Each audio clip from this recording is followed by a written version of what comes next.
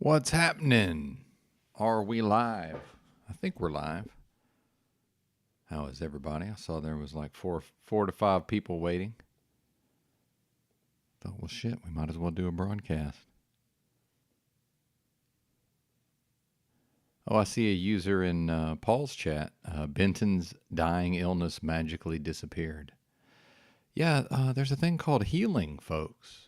We do believe in healing in these communities, right? I thought we did. Isn't that part of the ebb and flow of life? The health can be gone and the health can return. Now, I certainly would not declare myself fully healed, but doing all right.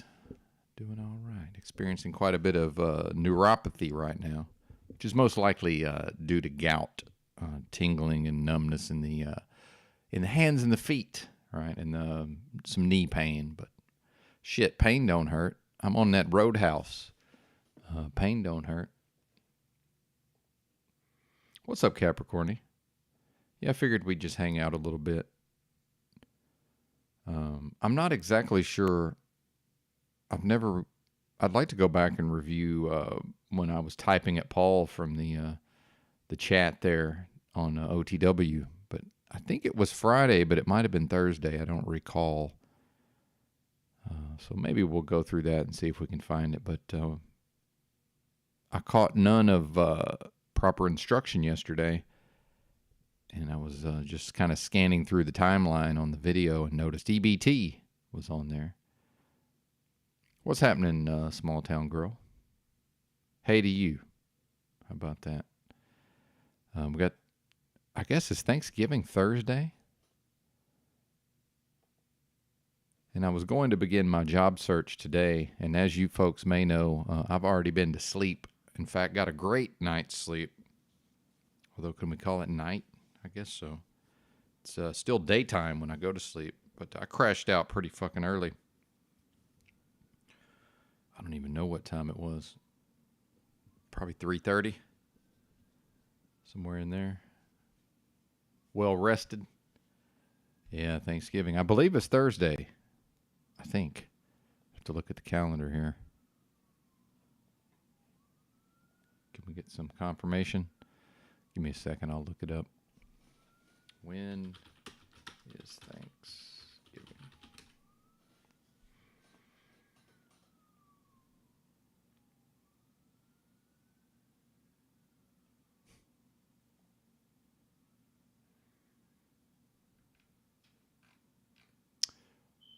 Yes, Thursday the 23rd. So this Thursday. So I'm assuming that will give me Monday, Tuesday, and then maybe the first half of Wednesday for the job search, or well, to be communicating with these companies. And I'm pretty sure my DOT physical expires in January. So I might as well go ahead and get one of those. Those are usually somewhere around $75 for the DOT physical. But yeah, I've no interest really in spending any time looking into truck driving companies. So, and I get up so early in the morning. I can start that Monday morning, and it's been made very convenient for long haul trucking. There's a website. You know, I have a profile in a website that has all my job history and all the information about my driver's license and these various things. So I'll just need to update that profile, and through that website, I'm able to apply to, within like an hour, I can apply to probably 10 different truck driving companies, and then probably start getting phone calls Monday morning. Although I would prefer emails, but folks, these recruiters are basically, salesmen that work on commission. So, they like to speak on the telephone. I remember one of my jobs, it was a lady recruiter, kind of a ditzy, blonde-sounding woman. I guess probably in her 30s, and I'm not exaggerating. She just talked for like an hour. And, every once in a while I would work a question in there. It was hilarious. And then she would just go back to talking. And I ended up going to work for the company. It was kind of funny, as I recall. So who knows? These recruiters, and that's another problem is, since they're salespeople, most of what they say is not really credible or believable, right? So it's up to me to sort of, try to glean whatever information I can, because I know whatever I ask them directly, they're just going to tell me whatever I want to hear. Funny how that works.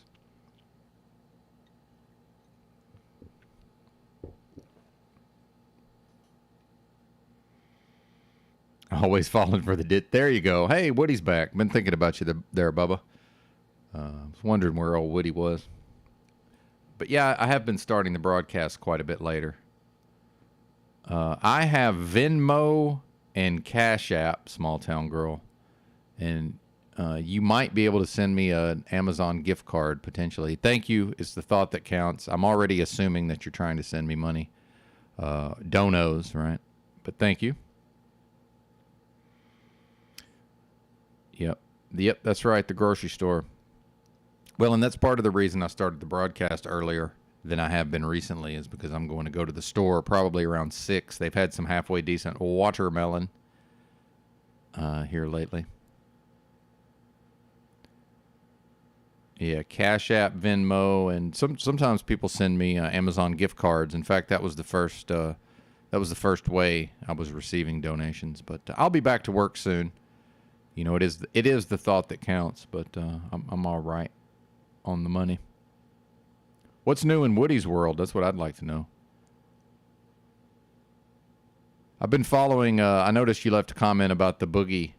What is it? I always forget his numbers. Whatever that is. The lolcow boogie has been, in the live stream news cycle here lately. I noticed you had left a comment about that. I still haven't watched the actual documentary, which I probably won't. Well, Amazon gift card, you can buy one through their site, but there's so much fraud that it will probably decline. It probably won't go through. So,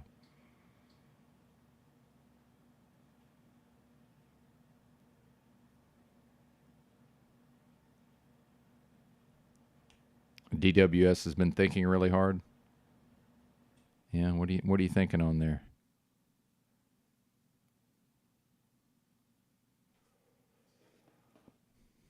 And I do like the early morning hours. It's like there's less pressure to do a halfway decent broadcast. Oh, really? Woody's doing day labor. Interesting. Oh, IT setups. I see. So you're talking about actual Mexican day labor? Woody's probably got building skills. Hey, what's up, BDT? Where are you at, partner? Big drink tea, living his best life. IT setups. Interesting. Yeah, work life is bleak, sir. Yeah, it's quite the dystopia we find ourselves in. Yeah, I can always exit the drama of the panel verse and just do an hour and a half to 2 hours a day bemoaning, the plight of us free thinkers in the present dystopia, zombie apocalypse nightmare. Yeah, nightmare. There you go. Big drink teas in Florida. Excellent, sir. Just touring the entire country, it sounds like. I know at a certain point you were talking about going to California.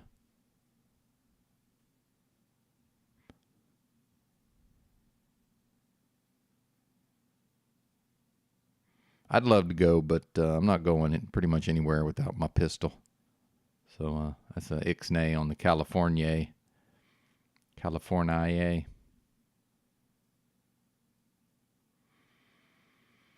Yeah, work-life bleak indeed. So, Mr. Benton here most likely going back to long-haul trucking and to be exploited and, work under poor conditions and get harassed by the DOT, potentially.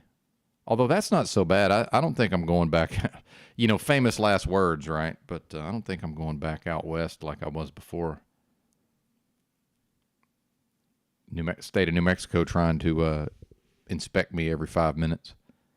It's too nerve wracking. Yeah.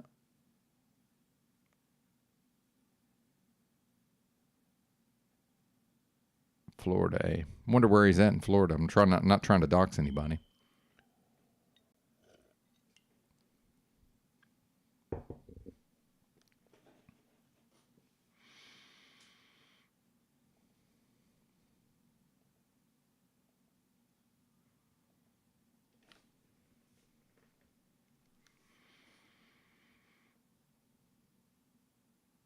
Yes, I agree. There's something about that, again, flow state, best branding since the situation from Jersey Shore. But, yeah, there is something about that open road. There's something about that environment that lends itself to the deep thoughts, right? And I'm going to toot my own horn a little bit. I'm pretty pleased with my overall performance, I'd have to say, here in the motel room. I've even managed to get on a couple of halfway decent rants here and there, although not too many. Oh, okay. Big drink tea headed west. Yep. Just not that you have anything to worry about, but if you've never gone west, I'm assuming if you're going from Florida, you're going to end up on I-10, right? And so you will encounter a U.S. Border Patrol checkpoint in New Mexico, right? And this is my going west, rather. So there's one in Texas going east. So from my own experience with this thing is I would find its location on your Google Maps first, right? Before you get there. And then so sort of be prepared for it. And then there's times where they just wave everybody through. But for a person who's never been through the thing, you might expect to be stopped no matter what. So then it looks strange, when everybody's getting, waved through or whatever. And, if you just like roll up there and stop. And then, if you're like the only car, what'll happen is you'll be driving up to just like a person in a booth.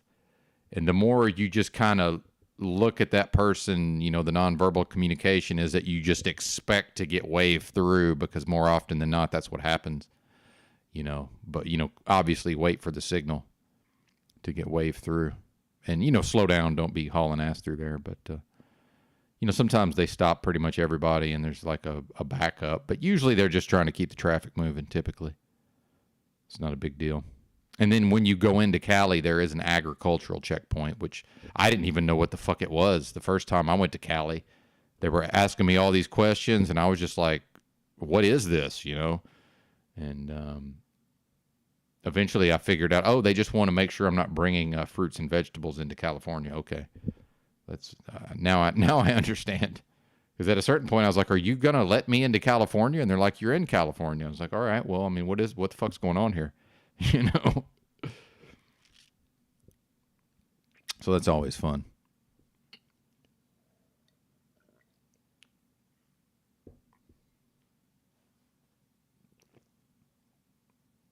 $64 degrees in Florida.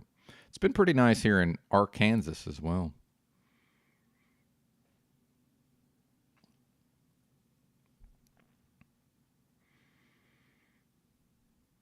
Yep, silver lining for the golden tongue. I like the way you put that, Mr. Woody.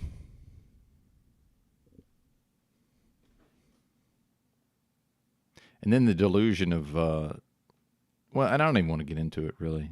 I'm losing interest in some of these, what we call that, inter-channel dynamics, OTW News, Proper Instruction, My Channel. I know Machine Lies is live right now. I don't even know how many people are here.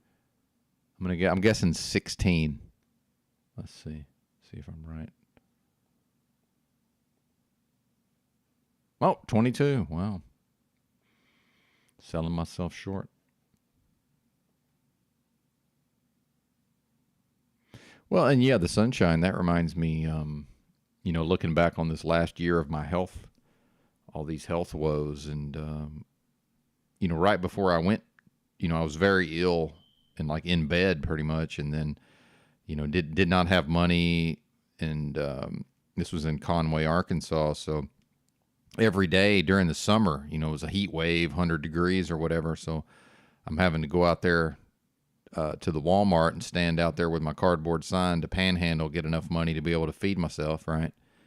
So I was doing that every day. But the upside of that is just there's something to, being outside in that sunlight for several hours every day. It was probably 2 to 3 hours a day on average. And, not that my health is poor now, but certainly haven't been outside, mostly just been in this motel room all day, every day. So, yeah, there's something to that, man.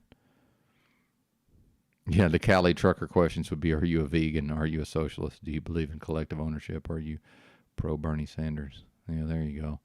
Well, and just for the record, I never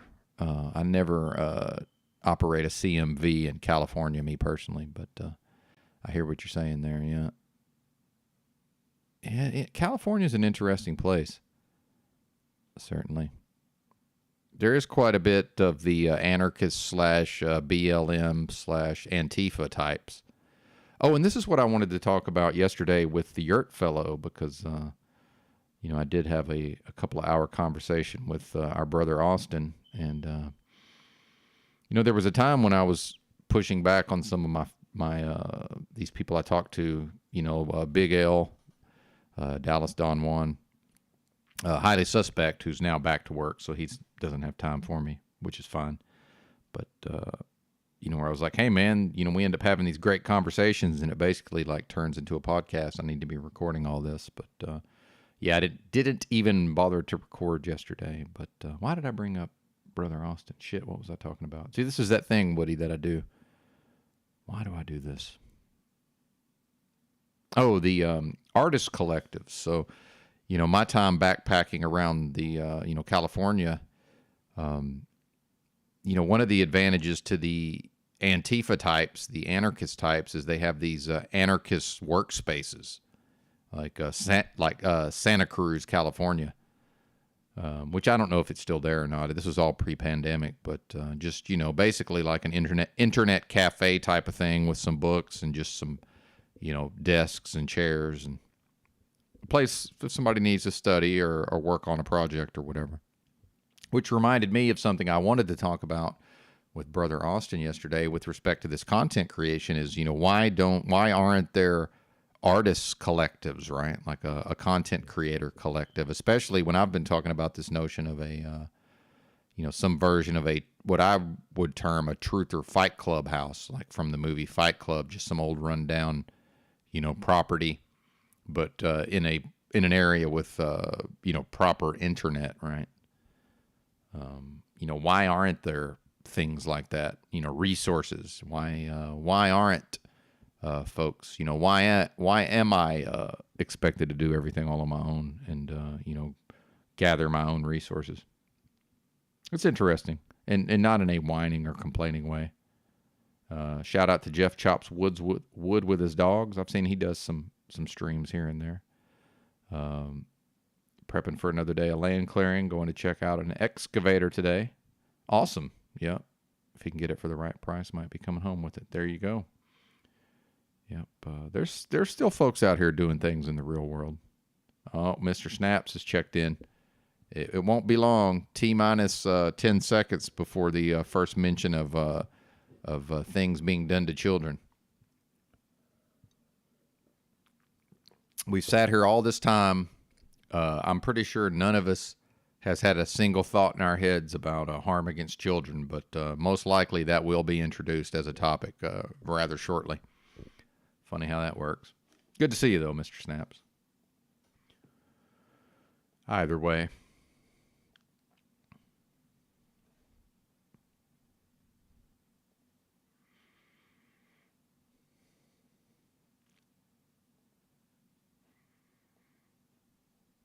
But yeah, now whether or not the broadcast continues through me going to the store, who knows? But I am going to be fucking off to the grocery store here in about 3 hours. Mr. Baxter. Was Hanem Padna?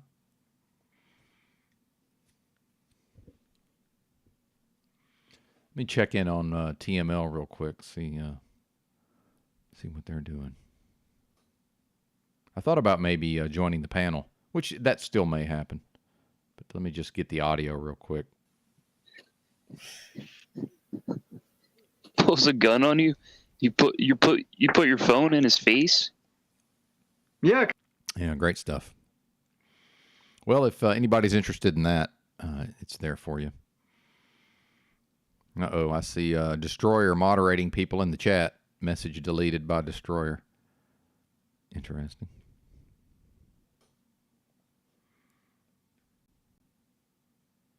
Oh, never mind. That's something else. Links.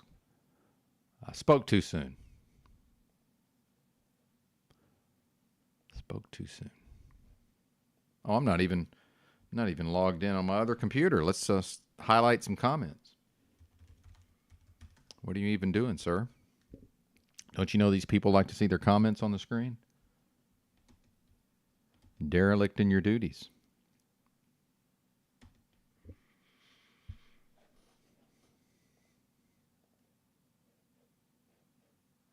Got a new Paul Enslaved addition to the soundboard, by the way. Let's see. Where is this?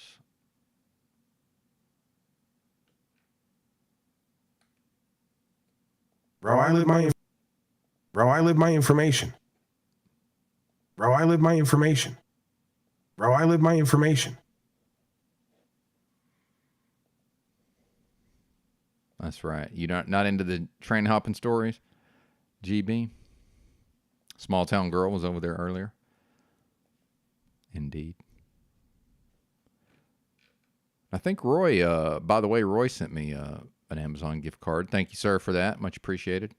We had some trouble initially where I wasn't able to get the gift cards because he's in the UK, but I think he must have figured something out, or they've changed their system because it appears like I was able to add the gift card to my Amazon.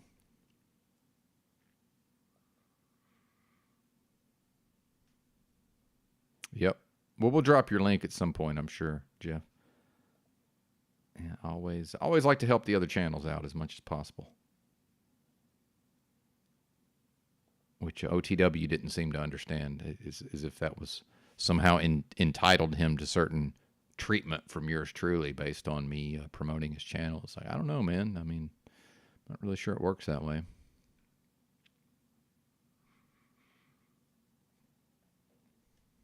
When I saw Jesse went up on White Rabbit yesterday, that lady with the southern accent. I didn't really get to see the interaction myself. And I've seen Bex has been going around to various panels as well. Oh, dude, yeah, the YouTube people are, yeah, exactly.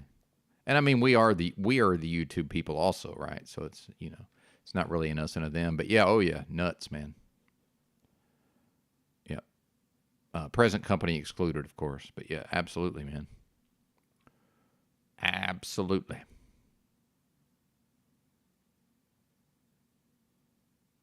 Where the fuck? I know I've got you on here. I've got this big list of channels. Oh, there you are.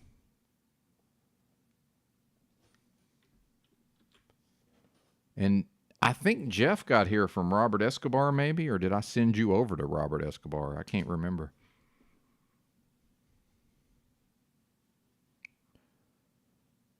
Yeah. No, I know what you mean.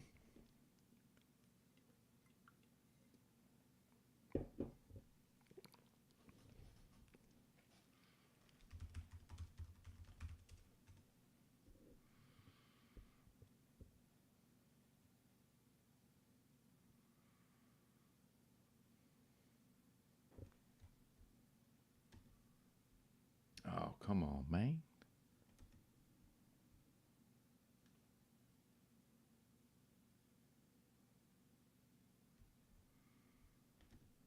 I'm just getting into StreamYard here on the laptop. Give me a moment. Completely forgot to do this. An error occurred, but it's not my fault. Well, good. Hate to be blamed for that.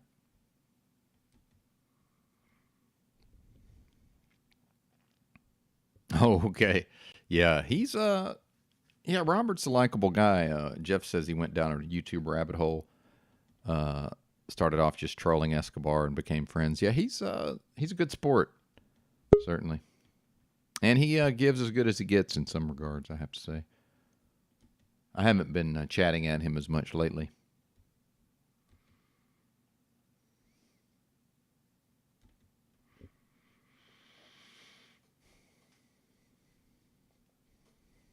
Oh, that's cool. Yeah, the convoy, man. What a bunch of bozos. The trucker convoy here in the U.S. And me and EBT and Chalk Body Outline, we all actually kept up with it in more or less in real time. And me and EBT covered it quite a bit, but just on the Discord. And then I know Drew did a few broadcasts where we talked about it. And that might have been right around the time me and Drew started doing. We had a Sunday night show we did on D Live for like 2 months. And I think that there was some overlap there. So I'm sure, and I have some of those somewhere. I have some of those shows on just the audio form that I downloaded from D Live. I have those somewhere. And that's another thing. There's really no reason I shouldn't have gone and organized all my files by now. But I haven't. It's more fun to come on here and chop it up with you folks. Snafu managed to control himself. He's probably over at Machine Lies causing problems. Ain't no telling. Let's pop back in and see what's going on. I could see why the 15 seconds would work. It's Hey, kind of right here under. melt the seams. Do the trainee voice.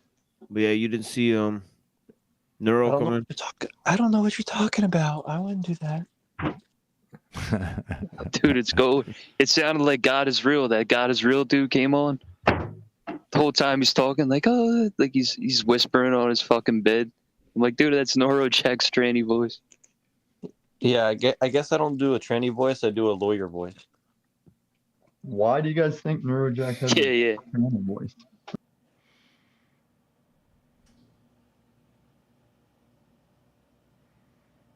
Oh, forgot what I was doing. What am I doing?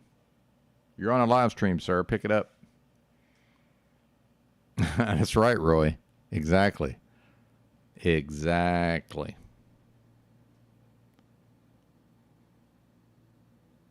Well, and Paul, I was on Paul's panel, and he said that about pushing P. I didn't even know what he meant at first. I was just playing along with it, and then later on, I was like, wait a minute. The more I heard people talking about pushing P, I was like, oh, shit. He actually meant that thing, right? Yeah, he's Jeff's still in disbelief that people will stream themselves sleeping well and that people watch it, right? That's another thing. But again, you know what? I'm sure y'all already know what old Benton's going to say. Is all roads lead to social isolation, or more correctly, lead to folks, attempting to cope and deal with their own, individual social isolation, right? So yeah, it's almost mainstream when it comes to live streaming. I know that Cali Muscle guy who's, he went on this watermelon fast, and then he's on an actual water fast now, but he's done a couple of sleep streams. And, he's been streaming for like 15 years or whatever. Yeah, this is truly what the Unabomber warned us about. Yeah, that's true in some ways, certainly. But, yeah, I've accepted that, most people are quite a bit more strange and bizarre than that would be expected in my experience.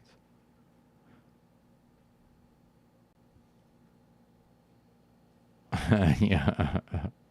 Yeah, that's right. Yeah, I can't watch people sleep obviously. But then, some of the folks, I guess, are there for the live chat, and then, oh my God, he rolled over, she rolled over or whatever. And I know that Amaranth, back on the old CBO Discord, this guy Legend on there was obsessed with this Amaranth, attractive lady, arguably attractive lady, streamer, young woman rather. Yeah, he farts in his sleep. I talk in my sleep. Fuck, dude. Yeah, that reminds me of being in the Salvation Army in Austin, and it's bunk beds and it's a dormitory and almost like jail. Although I have almost no experience with jail, but my first name's Jason, and so I overheard some people talking about, so there was two fairly well-known Jasons, and I was one of them. And I heard him trying to figure out which was which, and the one person was like, no, the one who talks in his sleep. And I was like, wait a minute, that's me. I was like, oh, fuck. Now I'm known as the guy that talks in his sleep. Like, that's great. It's just wonderful. So yeah, apparently I talk in my sleep. Well, and I'm sure I do. I just didn't realize it was so prevalent that everybody knew about it. Yeah, snoring. I'm not a snorer, thankfully. People are like, how do you know? I was like, yeah, I know. I know I'm not a snorer. Yeah, I can tell.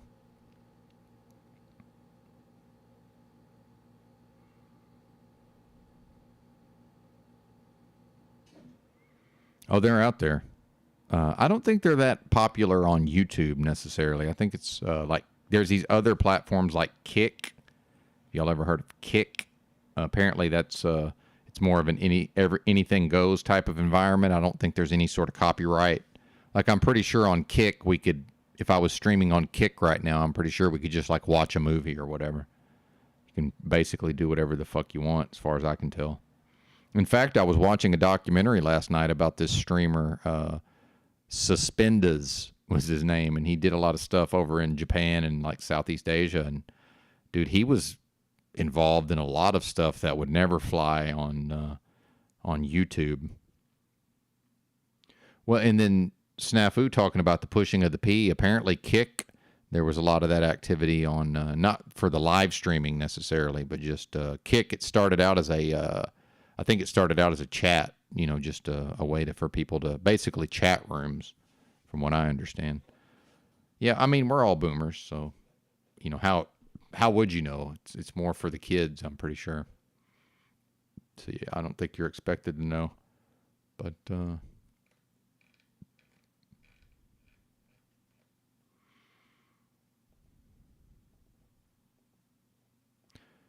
then I'm looking on the, because I said I was trying to find, a particular portion of OTW stream from the other day.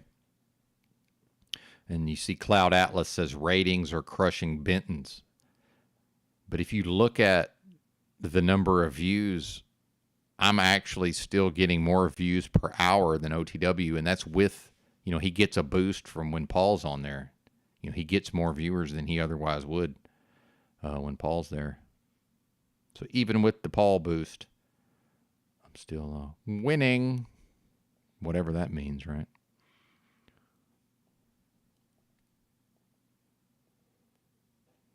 Yeah, real quick, let me, this is how much of a nerd I am. I'm going to go to the Wikipedia page for Kick. Disambiguation. Well, clearly we mean the social media platform.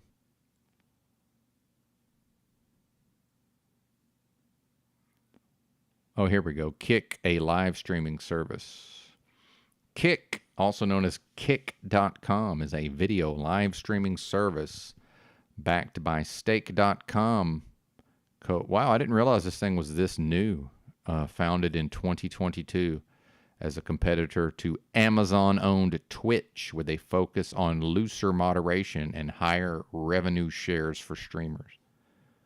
Kick is mostly known for its 5% revenue charge, the lowest among streaming platforms. as well as its 2023 deals with multiple streamers formerly prominent on Twitch, most notably including chess grandmaster Hikaru Nakamura, Nick Merckx, Aiden Ross. I've actually heard of that guy. Amaranth, heard of her. Ice Poseidon, I've actually heard of that dude. And XQC, of course, one of the big streamers. As of June 2023, Kick averages 235,000 live streams per day. Interesting.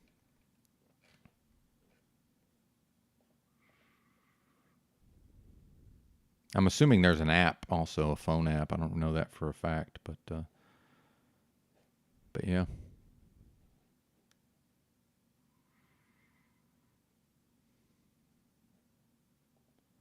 Let's see, what are the categories? And I figured out the other day, I noticed my when I stream through OBS, or I guess when I'm actually categorized under gaming. So I probably need to change that. That's probably not helping anything. I need to be under entertainment, I'm assuming, or vlogs or whatever. Let's see, yeah, browse. Browse by category. We got just chatting, and then we got a bunch of games. So a lot of this streaming actually started from people streaming themselves playing video games, right? There's a sports betting category. Let's see, bunch of games.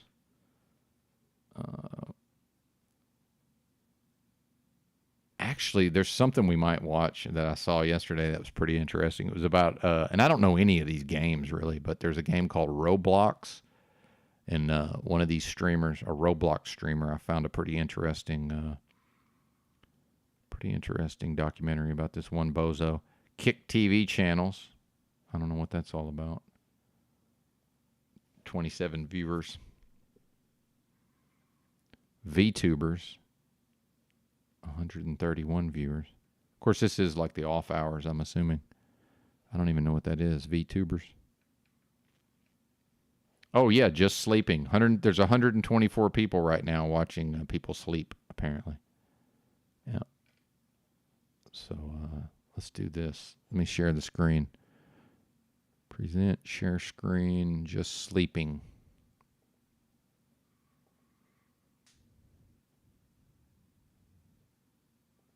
And if I ever forget to full screen, please remind me to full screen. Let's see. Who's got the most? 33 viewers right here. 18 plus. Oh, okay. We'll risk it. So these are people apparently discussing watching somebody sleep, I guess. See, I don't even know what this is. What are we watching here?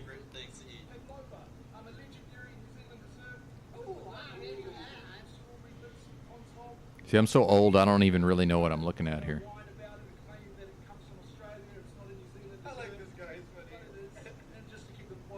So what's this inset? What is this? It's just a random video, it looks like.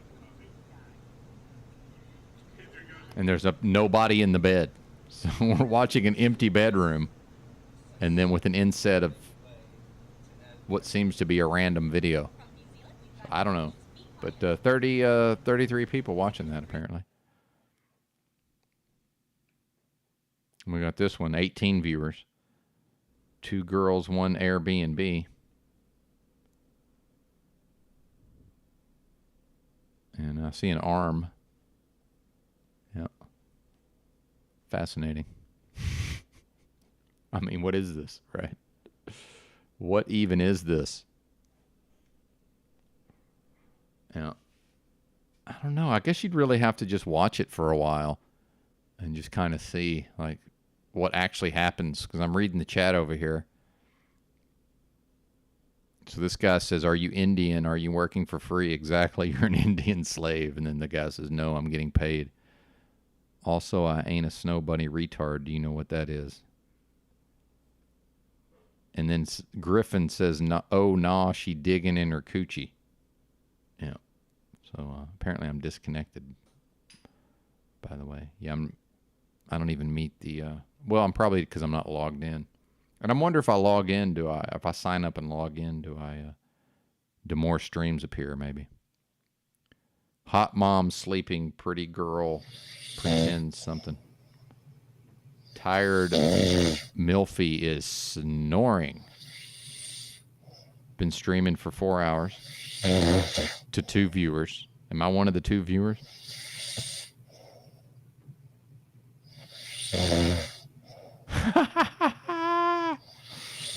No chat. Nobody's typing in the chat.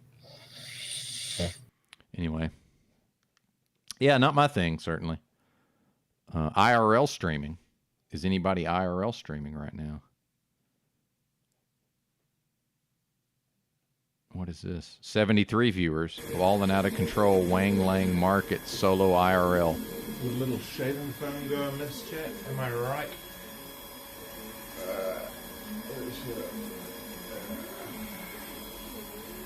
Benny Mac. Balling out of control. Wang Lang Market.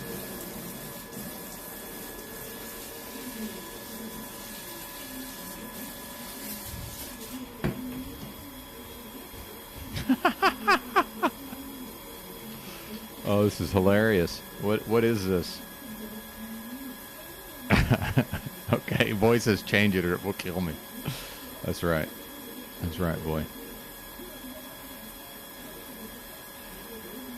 All right, what else we got? What else? This is a party or something? Diddy going to hell. Early bird gets Oh dorm. my god, what is he doing, bro? Okay, this is just somebody's. Oh, So you're not IRL, sir. You're not IRL. What are you doing under IRL? You're not IRL. Oh, this is just, okay, I see what happened. See, I'm not actually in the IRL category. So I clicked on the IRL, but they all say just chatting. What the hell, man? Podcasts, special events, travel and outdoors, food and drink. All right, let's just do this. So was that even live then?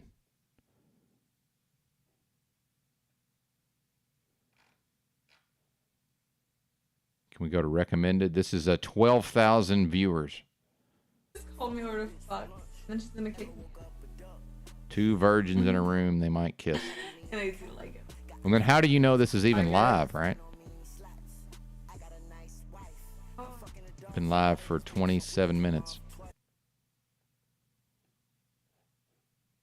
Buffering. Oh, interesting. Funny how that works. Is that so you go to their OnlyFans, maybe? Is that what the point of that? Yeah, I don't get it. I mean, I just don't understand most of this. Can we watch people gamble? Apparently.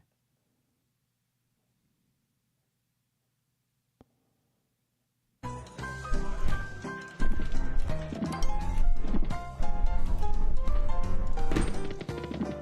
gonna buy it? No, we're not gonna buy it. Let's get the fuck out of here. Hold on, let me look at Pragmatic for a second. Let me see if I can see the game that I'm talking about. Take a look. Let me see if I can find the game that I was talking about. Slow it down. Let's take a look. Yeah. No, I'll cap. All right. Anyway, this is too disorienting for me. I like watching corn grow. There you go. Jeff says that he rewatches his own streams at 2x speed and skips through to see his own progress. Interesting.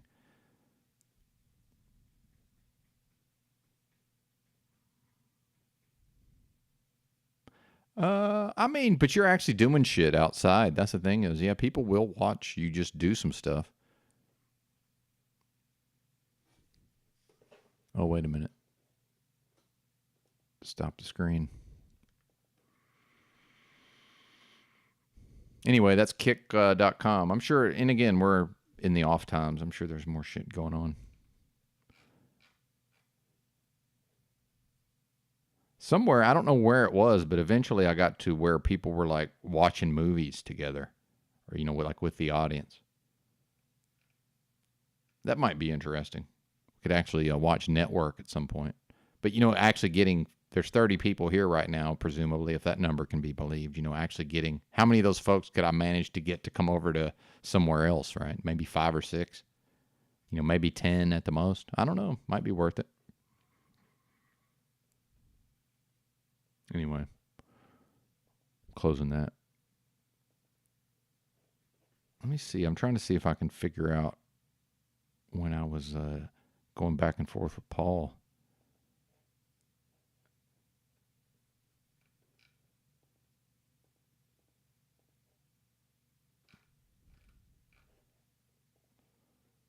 I know I was in the chat, so I'm just scrolling through the chat to see when did I show up.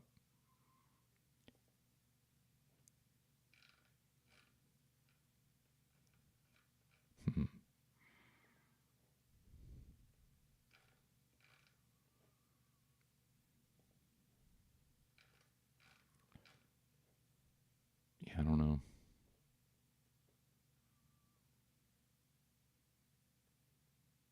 Oh, this might be it.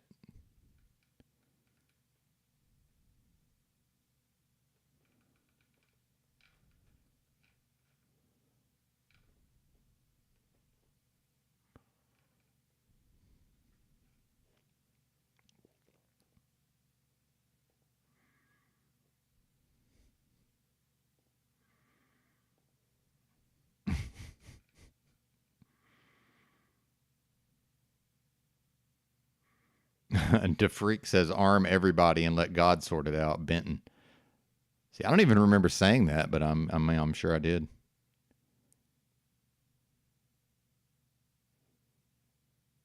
And then M. Davis, do I need to share this? M. Davis says, he be talking crazy.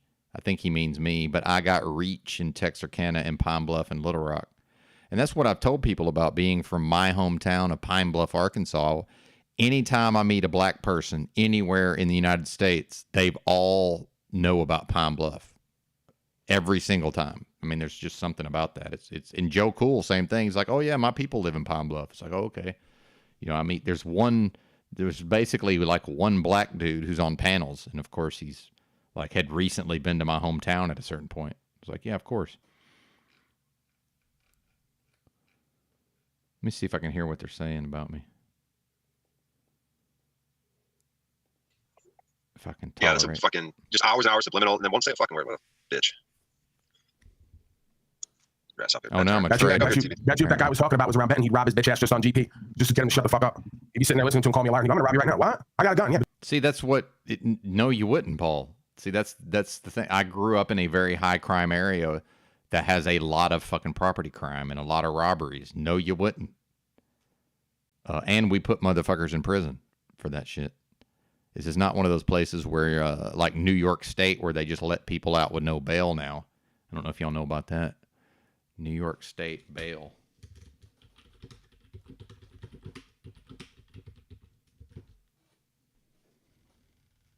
Yeah, New York's no bail law.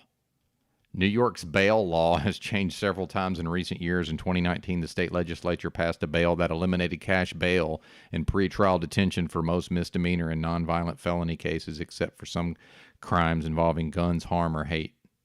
So yeah, you think you're going to rob me in Arkansas? It's like, yeah, you're going to, you will be locked up and you will not be out. In New York, somebody could mug me on the street, and they know that even if they get arrested, they're just going to be released immediately. It's a completely different world down here, sir. Completely different world. Yeah, born on the bayou in a time warp. That's right, I was. Yeah. State the facts. Don't rap facts about your state. That's Toilet Bowl Earth. Oh, look who's here. Fantastic. What's up, Mr. Tom? How are you? I can't hear you, and you're not vibrating, but... wanted to see if I could go ahead and barge myself on stage as well. I love that. Yeah, I love not knowing that that's about to happen. Awesome. Yeah. What were you saying? Oh, you were talking about black people understanding where you're from or knowing where you're from. Yeah, it's yeah, exactly. Yeah, I hate this chick across from me now. Like, she's always been like loud, spurging at all hours and just living her business out in front of everybody. But she always like overly reacts to me and my dog going out. Like if he remotely moves toward her staircase and she's not on the bottom floor, she's up a floor or two. If he just moves toward the first floor staircase, she runs back and gets inside her door and gets ready to close her door. And I mean, we've been cool. I've been cordial with them. And so tonight I was just kind of like, I say the same thing I say to every black person that gets scared of my dog. I'm like, it's funny how on the East Coast, black people have dogs and white people are scared of them. And out here, it's like white people have dogs and black people are scared of them. Oh, and yeah. now I'm as good as racist because I said black and white. She goes, you say black and white. I'm black. You're white. I get it. You racist. I'm like, no. And now I'm gonna separate from this interaction. Well, and that reminds me of playing basketball in my neighborhood, and it was me and a bunch of black dudes, and one of my white friends showed up with a dog, and this is not an exaggeration. At least a couple of the black guys jumped up on the basket and climbed up onto the rim to get away from the dog. That's not an exaggeration. So yes, many black folks indeed scared of dogs. It's a real thing. Yeah, and I know it does come down to the individual, but it stood out to me going from East Coast to West, or not East Coast to Midwest, I should say. Yeah, back east it is more like Baltimore pit bull dog fighters having dogs and white people being scared of them. Out here, it's like it is a dog state, but it's like white people caring dog state. So yeah, a lot of the urban people around here are scared of dogs. Yeah, absolutely. And I'm going to run for a bathroom break. If you could hold it down for about 5 minutes, I'd appreciate it. Well, your show is shit. Ah. I wouldn't co-sign on it if it wasn't. I know. We're here to poop on the YouTube tower. I see what you did there. I'll be right back. But yeah, guys, that's the thing. Well, I lost it because he said he was going to the bathroom. What was I saying? Fleeting. Oh, yeah, dogs. The fear of dogs and people owning guns. It's like you must make yourself aware of those things. Like, you're not scared of cars, are you? Because you know the lanes they're supposed to be in, and hopefully they stay there. And if they don't, you can notice. But you know how to stay in the best places to not get hit by cars. So there's things you can know about dogs and guns to further improve your survival of either. Even that fucking watery abyss of darkness and hell-like nightmare creatures, there's things you can know about it, but I prefer to just stay out, stay away. I have no business there. I don't move correctly. I can't breathe in it without assistance of more technology. Machine Lies ain't signing off on that. I'm out of the ocean. It's cool. I don't need to be in the ocean. Think Harris McGee will be making a showing soon. Obviously now, thanks to the fucking agent of chaos, brown-nosing reporter of channels, Snafu, Harris McGee will not be. Oh, I'm finger fucking the chats again. Harris McGee will not be hosting the live Armory rundown with Q&A because I don't know if that can happen now. Because now he's probably just gonna watch. And if I remotely show a fucking firearm, he's gonna report it. And shout out to Paul Enslaved. Even he was at least nah, Snafu. I don't even report these guys. Like I can't get down on that. I can't stop you, but I don't even report channels. And I agree, man. I only said it one time to get a rise out of him. It was more of that grab him by the pussy stuff. I forget. I think it was OTW's channel. Some channel I was there talking about like, yeah, reported Paul's channel because he's using my picture.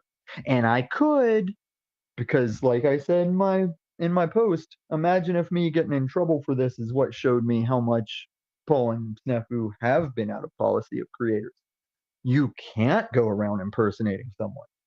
And we all know when Paul had my picture and saw how long he could stay quiet once he got on a panel, he was very much trying to come off as me.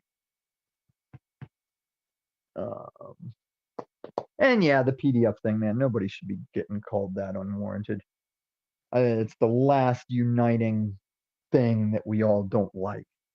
And even though I bitched Trek out and had Trek saying, it's my opinion, and I told him he needs to start saying it like it's his opinion, he's still saying even worse shit now, chatting even worse shit now. Now he's saying that association with me makes someone PDF suspicious. And I haven't heard any solid case for me being PDF or any of my associates being PDF paralleled, PDF adjacent. It's fucking ridiculous. And Chuck, I'm not going to share your chat where you're like, wrong, you blocked me, because I saw that chat. I can still see that chat. I like a lot of these people thinking that I have them blocked. It's like, shows me I'm ignoring them well. Shout to Mr. McGee, you're not blocked. I was just ignoring you so exquisitely, so surgically. No, I think Trek is like just another snap. He's a different flavor. It's like still the same sugary corn syrup content snafu. It's just different flavor. And like I said, once I met Snafu, I realized Paul was my first Snafu. I just didn't know what a Snafu was yet. When I found Snafu, oh, you're my second Snafu now that I've met you, making me realize that Paul was my first Snafu. It's all the same. Like bare false witness, false narratives, all the same tactics, just blah, blah, blah, spurg, spurg, spurg, shout it out. And that's where some of this spurg comes from, people. I have to outspurg my opposition spurg. Well, I see him, Chuck. And Flow State says I'm stupid or a liar, but something is afoot with this because some people I ban come back to the next show. Some people like you are still bitching about being blocked. So no one's told me about a chat or no one's told me about a list I haven't found. And we do know StreamYard has had its hiccups. I don't know. But I would say like don't worry about it because we're more leaning toward the chat's had too much sway and weight for too long. And while I do appreciate call out like a lot of you, it makes no difference that like the problem is the problem. And if we like you guys, that should be a sign that like you should at least vocal panel. I'm even trying to push Carl to like, dude, come to my panel. I won't go live. He's using this thing. Oh, I guess since we can't work our stuff out over text and email. I'm like, no, that's my point, dude. The issue you keep having with me that I am tired of typing out, like you need to come verbalize with me. It doesn't have to be public. I'll keep us offline so nobody hears your Carl voice or whatever. Dude gave his own full name online. Like on my Carl hit piece or fight back video, when I showed his full name, it's because he did that. And I know he doesn't care. But dude shared his full name online. Will not vocal, will not cam up. I don't care why. I can't even start to guess. But this back and forth of what he needs to hear and what I need him to acknowledge he's heard that I've typed a million times and he's not getting, I got to have a verbal with him. And he knows that. And like, I'll make the panel. I won't go live. It's how me and Henry used to have overseas phone calls. Yeah, man, I don't know what his deal is. Except the deal I do know he is. Like, socialist, gotta be late teens, early 20s, Canadian, troll. That pretty much sums it up. Betting you back? Yeah, I'm just eating real quick. Good stuff, by the way. So, I don't know if my computer will do it well.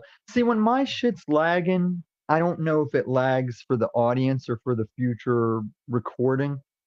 Because I've watched stuff lag live, and then whenever I went and watched it in post, it goes fine. Regardless of whether I shared that video with you or not, if I have your keys, I guess as long as I'm here, we could watch that whenever you want. Technically, we could watch my shot downstream. I'm gonna repost it, but I'm gonna go through and take stuff out, or maybe just go through and take out all the relevant parts and stick them together. Yeah, man. Whatever you want to show is fine with me. We don't even have to do it now. I don't know what you're doing with tonight's show, but I would like to. I even forget the show that you didn't see that I privated. But yeah, I guess as long as I'm here, we could just drop it like that too. Yeah, I'm mostly just hanging out. I didn't have anything really big planned, so I'm open to whatever. That's cool. No, Jeff, it's not even about pushing buttons. That's kind of how me and Carl were like aligned, is trolling together and stuff. But he has this way of like, he'll go against me because that childish logic, that socialist logic, sometimes he goes against me. And then sometimes he just walks up and starts talking like we're full aligned and fine. And the issues I keep having with him for those loops, he needs to hear verbally because I've typed it too many times. He's still going on and on about. He's always telling me he warned me about people, and then the people he lists off, I'm like, dude, they haven't done anything to me. There was not even a combat with us. Like all Jeff did was not know what to do when I came up and started wrecking everybody, causing him problems on his panel, and I made self-defense look like assault. So he was just like mad about it and kicked me out. And Carl thinks that's like some epic loss or some damage to my psyche. And it was just like, nah, the old boomer kicked me out because I wrecked G and other people for the morning. So Carl doesn't even see this metaversal reality correctly. And it's just one of them talks that need to be. There's something about the verbal back and forth. It's like the immediate response, the immediate processing of ideas back and forth. I hate a talk like that. Some talks I can email, wait a day or two while they respond. Certain types of subjects and contexts, that doesn't matter. But the way to get through to Carl, it's got to be like countering what he's going to come back. Nah, well, since you said that, here's why it's still what I'm saying. And that's what it is. But yeah, he was getting all pouty. Like saying he was all mad about that night I fucking banned all his sock accounts because he was showing up talking shit. And everybody that's bitching about not getting unbanned or not being seen, yeah, I'd like to make you visible too, but the core responsibility was you had to have shown up talking some shit. And there's a million panels you guys can go on and do it. You guys forget. You guys have been fucking with me for like a year and a half, and you think I'm not gonna like just go on to my new channel and have like tolerance? Like I have a zero tolerance policy for the year and some change fucking narrative. Even some of you I know have gotten past it, still just have to jump on it when you can. Like me and JG aren't friends, but he was going on meth hard tonight. It's like, yeah, JG still playing the meth card. And I've even quit pulling his homeless thing on him. I still sometimes go to Train Hopper because when I inquisitored him about that tonight, I was kind of leaning toward moral or not. You're getting kind of old to be. You're getting a little too old to be jumping trains. Even I'm glad you're not rolling ankles, skateboarding, or whatever you do. It's good recreation, but and it's good you've invested in crypto, that you're making moves. There's just something. I'm not even trying to be a boomer, doomer, or fucking harsher. There's just some aspects to JG that I'm kind of like, look, to each their own. We're all free. Blah blah blah. Do you think maybe it's time to grow out of some of this shit? If anything, like imagine being no vehicle, no RV, homeless through Koof lockdowns. I think that might have been a bitch. I was even telling homeless people around here when I knew they shut all the fucking services down. It was crazy. Yeah. Did you share that? Dude, I'm going to be I got to find my phone case. I'm going to be finger fucking chats. I even do that on my channel. If you shared that, that's fine. I was sitting here looking at it like my thumb's sitting there. I think you did that, but it's all good. I ain't worried about it. Oh, then that was a happy accident. It applies, but yeah, I did that on my stream all last time too. Like I have a centimeter, maybe a half centimeter between the screen and the edge of the phone. It drives me nuts. So without the phone case, my skin pressing against the side and overlapping by a small crease margin is touching the screen to share chat. Yeah. Well, and as far as your internet and the lag, you know, you might take a look at the T-Mobile home internet. There's some confusion because, you know, T-Mobile's a cell provider, but their home internet is a completely separate thing. It works great No, here. my internet's screaming. No, I pay like $100 a month for my internet. I get screaming speeds for a month. Well, that's I figured because I you was did. paying for that gamer. Shout to Simple Jack and Frank. I was paying for that gamer internet. Gotcha. So the issue is just my my laptop doesn't have that capacity. Okay. Yeah, because I think that's why even whenever I've had a panel of like 4 or 5 people and it was fine. Something about when random fan came in the other night, my stuff went to shit. Like it was dropping all of us. It was freezing up. It took a while to clear it. Yeah, I don't know what was going on with all that. And then the first time I've ever been dropped, I gave Cynthia the hijack, even though she didn't utilize it. Yeah, that was weird too, because my internet was paid, my electric's fine. It went out for a long time, where I was like, fuck it, I'll walk down to the bar, see if my bill was not paid. Like, but it was. So that was just some strange internet outage that I don't usually get. My neighbors still had internet, and they're with Xfinity as well. So come at me with it wasn't spiritual warfare, Tom, and I'll just take what you say and be like, possibly, yeah.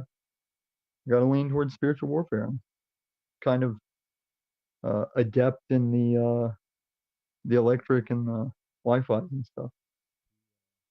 $224 for this little mini PC here. This is fairly similar to what I have. 16 gig of RAM, 500 gig SSD. It's not like screaming fast, but it'll stream the fuck out of some stuff. I can promise you that. Yeah, I'll look into it. Maybe even some other types of minis. Oh yeah, there's other brands too. Yeah. The laptop I got at that phone store, it was 125, and it is streaming much better than the laptop I do my video editing on. Okay. Yeah, so I think the only time it's even asked is to do the extra stuff, and I might be able to like stream me from the laptop and then share the video from my phone, but it's all still the same router. I don't know. I'm not that adept. No, DWS, I don't play that shit. That's I mean, the Ghost of Croco, I'd like to think would be boosting my stuff. I'm gonna use that Drew bullshit in that Croco hit piece when he was like, yeah, Ghost of Croco keeps fucking up my computer, so I need you guys to donate more money. Like, and that was after he told us that they were shitty to him and didn't reciprocate friendship where they knew he wanted it, and they left him hanging a lot. They punked on him a lot. And then I feel bad because I thought there was one time that I inadvertently punked on him and he thought I was punking on him. And in my time travel, I've found 2 times so far that I didn't even know one. I knew about the one, which was why I thought he said, yeah, good night, everybody, except you, Tom, fuck you, faggot. I knew about that time. That's why I laughed. I still have that footage. I take it so endearing. I love me some post-mortem Croco. But there was even another time I found that I was talking shit on Stephen David, and he thought I was talking to him. And I didn't even notice in the moment. Or no, I did notice in the moment, but I just didn't remember it. Because whenever he leaves, and I was like, God damn it, Stephen David. Now Croco thought I was talking to him. Now I got to find him and straighten that out so he doesn't know it was me talking shit on him. I was talking shit on you. Never saw him again. Never saw him again to my knowledge. Still a better situation than Dark Chameleon. Dark Chameleon and me were never cool. I never tried to be cool with him. Still down to hear that he died. Even whenever I have people against me, like even not internet, just in real life, even when I have enemies and opposition and I hear they've untimely ended, I always feel away. Like just like if you heard a friend or something died. I just never get off on hearing a human I know died. Might not lose any sleep over some of them, but I always get that hit of like a little tweak in the cardio or the stomach area of like a flinch or a bend. Yeah, I got a little lost in the chat there. No, that's all right. I was actually talking in the chat. I mean, you can always respond, but I don't know if this is a Chromebook. I think it's a Windows book. It's an HP. I think it's like a Windows book. Yeah, you'd I'm know glad. you'd know if it's a Chromebook. Yeah, because it'd have the Chromebook. I'm glad I didn't get some kind of refurbished Apple product because they had some phones and some tablets and things that were all getting just a little bit more than that laptop in price. And then by the time I got home, I remembered, oh shit, Safari doesn't even run StreamYard. I'm glad I didn't get one of them Apple things. Well, but then this is where it gets confusing. On a phone, you have to use Safari, at least according to the StreamYard website. On an iPhone? That's what they say on their website. I don't have an iPhone, so I have no idea. Yeah, and I have my Fossil. This is my Fossil Apple laptop, but I can't even go to some websites and emails with it because it's running Tiger 2 point something, and they're way past Tiger OS. It's just it doesn't have what it needs to upgrade to the new stuff.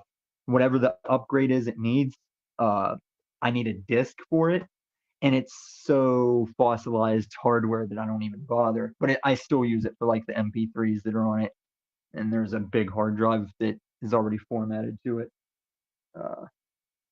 So it's still useful. It would still run my DJ stuff too, because that's why I bought it. When I bought it, they had just came out with the Pro, the MacBook Pros, and this was pretty much the beefiest laptop you could get without being a Pro. And I got it specified in the specs to run my DJ software properly. Oh, there's Harry. There's London Man getting in where he can give a piece. It's got to be awkward, man. I mean, he's not stupid. It's got to be awkward to just know that everybody knows. And I haven't even done a video on it. I mean, if they're telling Snafu that fucking chat was misinterpreted and it's been explained, then if they're really his friend, they need to tell him too.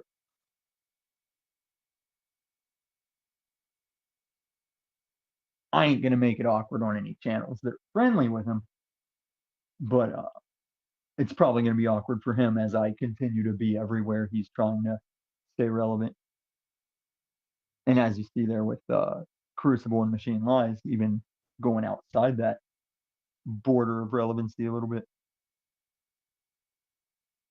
But London don't want to take it to the Crucible, man. Me and the Crucible don't get along. The Crucible will not sit on London's theorization of everything.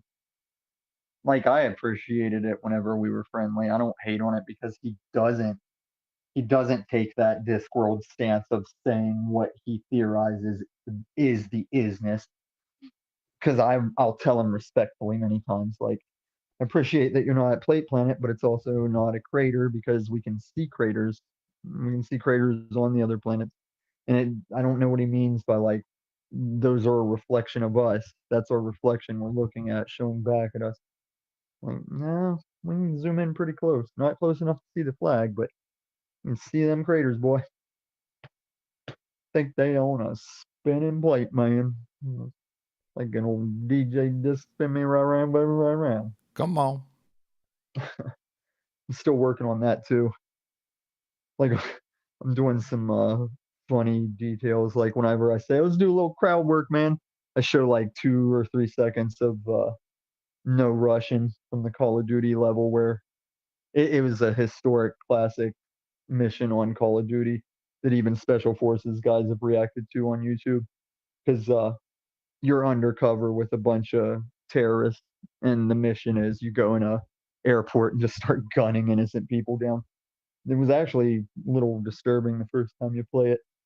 And even though it's a video game, I was doing like I would do in real life. I was like near missing people and just looking like I was lighting them up, trying to stay in with the terrorist guys. Yeah, and that But I think, it would. well, that was a good Go point ahead. you made over at Machine Lies about the Medal of Honor recipients. You know, a lot of those folks not, you know, going against what they were told to do, and then kicking ass and getting rewarded for it. Yeah, and usually you died doing it. I mean, as far as getting those big name medals, it's 8 out of 10 times you probably died going into those kick-ass orders. Oh, But 100%. then, Yeah. and that's what I was explaining to my neighbor's son back whenever we thought he was going in the military. Because I was always wrecking myself over like not wanting to teach his son in things that he doesn't want his son to be taught. But then his dad was like, I couldn't tell if he didn't care or should have cared more. I don't know. But one time at dinner, we went out to a Chinese place, and his son was like, he said the thing of like, yeah, but if you ever did do anything like bad, you were just following orders. So you could just say you're following orders. And I was like, dude, I don't want to disturb you at dinner, but this is the dichotomy that everybody is on about. It's like, are you doing something or are you not? Because you're following orders. And that's when I brought up, you know, you can get that Medal of Honor specifically for going against your orders. And his dad was like, hey, you know what? That's right. That's right. I forgot about that. But ultimately, he says I Morpheused him, or I Neo'd him out of that mind state, and now his son's like on some path of being just a paramedic here in America. And I guess he saw enough of that Ukraine, Russia stuff, and I told him enough about the politics of it all.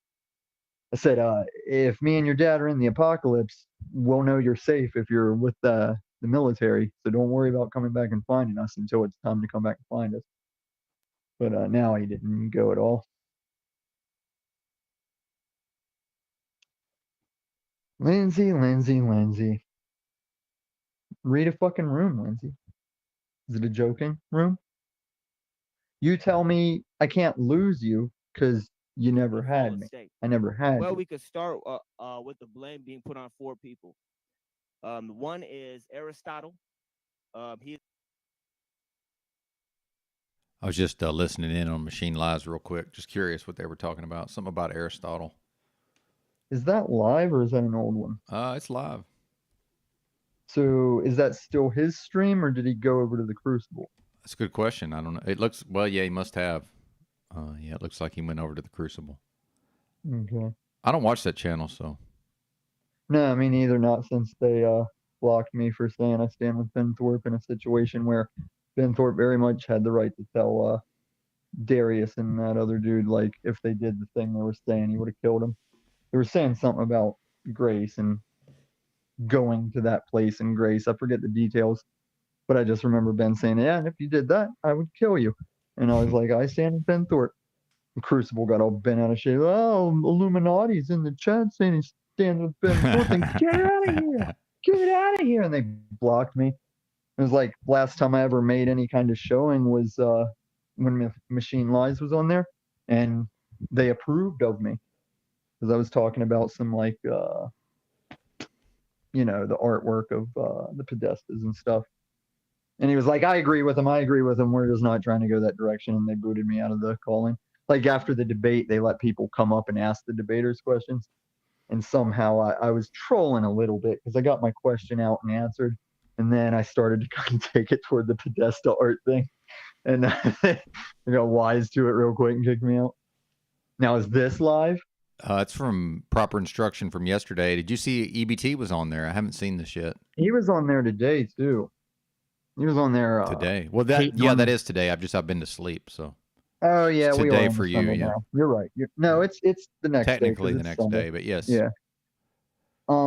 Yeah, I saw EBT on there hating on Machine Lies, hating on him for talking to his wife in Jack's chat and stuff. Like, dude, if your wife left and the only way you found her was in Jack's chat, would you not fucking chat to her in Jack's chat?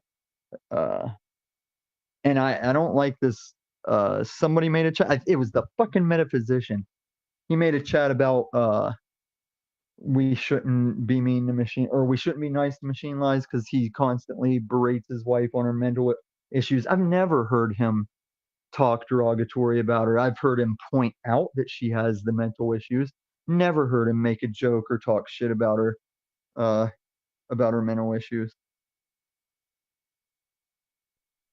But that's why the chat shouldn't have so much of the weight and the relevancy. Indeed, sir. Oh, fuck. I accidentally turned my phone off. Can you still hear? I think you broke up in the middle of that, but yeah, it's because I turned back. my phone off. Yeah. I hate where the buttons are. I hate how thin the edge is. And they're just going to stay like that, I think. Much love and good vibrations and...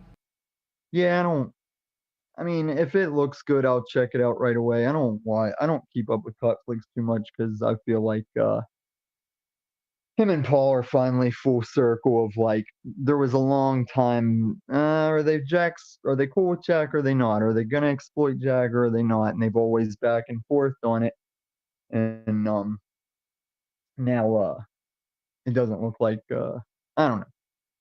Talcott clips can always turn around, I guess, but even being based on Talcott, I think limits him in the long run. And then being too aligned with Paul also will limit him. But I do have Talcott clip collection spaced if I ever need it. It really is an adventure, and it can eat us up, it can tear us down, but it can also, life is our opportunity, and our opportunity to discover who we are, what we are, and what it is we might be able to accomplish. I mean, have you ever really built that fire within your heart? Focus, the purpose, the commitment, the dedication, just absolute commitment to a goal. It's all about you, all of us. Many of the fans don't like me, so I guess it is all about you on the panel, but courage is abundant. Reach for it in the face of fear and go access the abundance readily available to you everywhere. Choose love. Overcome the fear. Have a beautiful night. Thank you. Oops. Wrong one. Motherfucker. Stupid egoic games of it. No one really gives a shit about what's really going on. All right. And that's where I kind of digressed off of Talcott clips and also with Carl. I get out here and make some like big swings and some aggressive stuff with my content, and I keep giving my voice takes out there. I keep giving my face because there's like an honor and a dignity among editors. I think it should be that. Like, what are you gonna make a bunch of fucking Fuck around and find out. big hits and offensive stuff at people and just hide and take that Carl approach of never paneling, never making your voice out there? Voy, you are just talking out your feels because all I do is talk stand up everyman neutral policy, and you sit there and hate away in the chat like a broken hoe. And I count on it because you've always been a broken hoe. You just have friends on these panels that say you're cool, and I disagree. I think you did what we're telling Moose to do. I think you left for a while, and you're trying to come back cooler, but you didn't for me, so I'm not going to let you rest on that. If I could stand listening to OTW's show, I'd go back and find that time that he meth PDF Jewed me all for like 2 hours, and then deal with it. Lizzo went up. Like, oh, trans woman, beautiful, brave trans woman, let us Q&A you. Let us Q&A you. See, I'll just hand you sound bites, Benton. Saying that, did I hand them to you? Is a sound bite. Indeed, yeah, you sir. tell me you're the same situation as Voy. I remember the time you tried to hug a buddy, cuck a buddy up with me, and I said some sharp words to you and put you in check, and because you're still a wrench pursuer either way, and you've been hating About other your things. I don't have to look at myself. But even if I liked you, I would still point out that you got that little league coach walking with the low 5 hands pointed out behind you with the cigarette centered in your mouth. That's very mini football, little league baseball coach vibes. You damn well could have been in that drinking group in the alley with Hank Hill.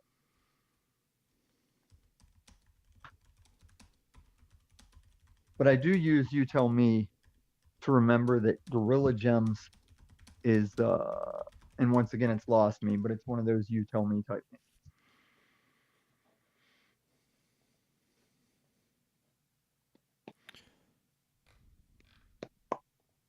I'm asking you to look at your behavior. Are you? And I'm telling you no. I feel like there was another reason I came up to see you. Oh, it's like I said, we're just hanging out. Yeah.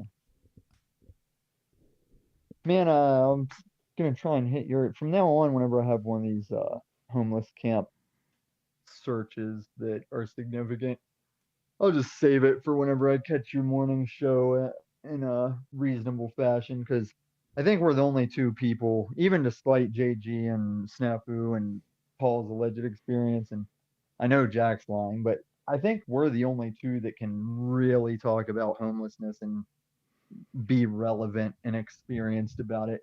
And I'm not saying those other guys haven't been. I think Snafu's halfway homeless in real time. Oh, definitely. Nobody else relates in any way except you and maybe somebody I'm forgetting that we don't see much.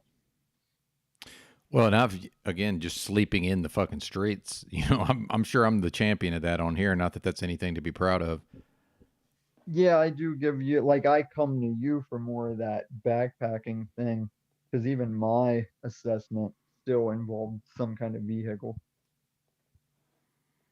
Well, and then a lot of what y'all were Yeah. talking about with the spiritual and the religious, over at Machine Lies, a lot of that I field tested. That's when I was talking about experience, is it's evidence, but it's only evidence to me. I field tested at a bunch of stuff, living that way, certainly. Mm-hmm. So, And Big yeah. Drink P says he just started his homeless journey, so he needs Hell to yeah. keep us updated so we can throw him learns that he doesn't have to develop on his own. We can just save him some time. Not advice, of course, but I would like to know his conditions, like what region is he going to be in? Because I could have stayed homeless a lot, or in the RV life, I could have stayed that a lot longer if I wasn't in Colorado. Like if I had been in Florida, shit, I might still be RVing it. But man, the winters in Denver, man, in an RV. Oh, fuck that. Yeah. Yeah. Even once I had the precautions done, it was still just such a pain in the ass. There was one day on the way to work, there was like snow and ice on the ground, and I was just sliding, and I there was nothing I could do. Like no brakes would work. I'd locked up enough that it's sliding. I could let off the brakes if I needed to change my direction, but it didn't matter. We were just heading for the intersection that a car was already stopped at. And I was like, this is it. I'm fucked.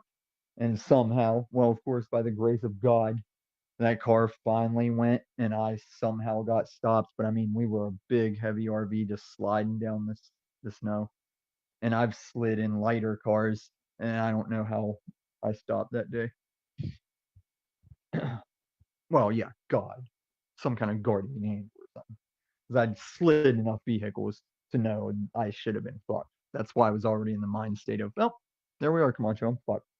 This thing's either going to be undrivable or we'll be financially fucked by whatever occurs from this rear ending.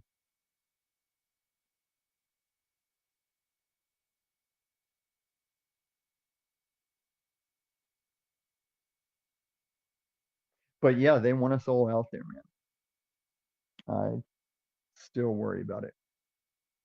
Like, yeah, I got heavy assets. Yeah, I probably have fiat I'm forgetting about somewhere, but they want as many people in desperate need and dire straits as they can. And they don't care what class you're in, what your life is, who you vote for. They just want the plebs broken and reacting and demanding a solution. Yep. Like, and there's no renter loyalty. It's like the longer I'm at a place, they still consistently raise the rent. They say to go with the status quo rises of the area, and I'm like, yeah, that's also a bunch of bullshit. But it is what it is.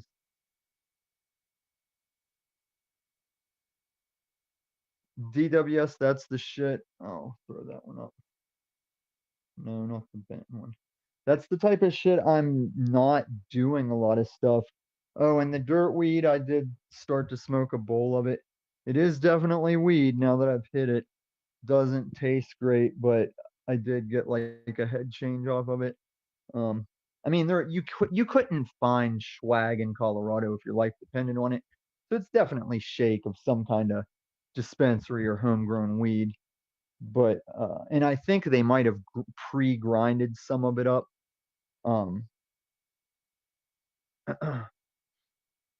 What region are you in, Gary? And I didn't see if Big Drink T answered.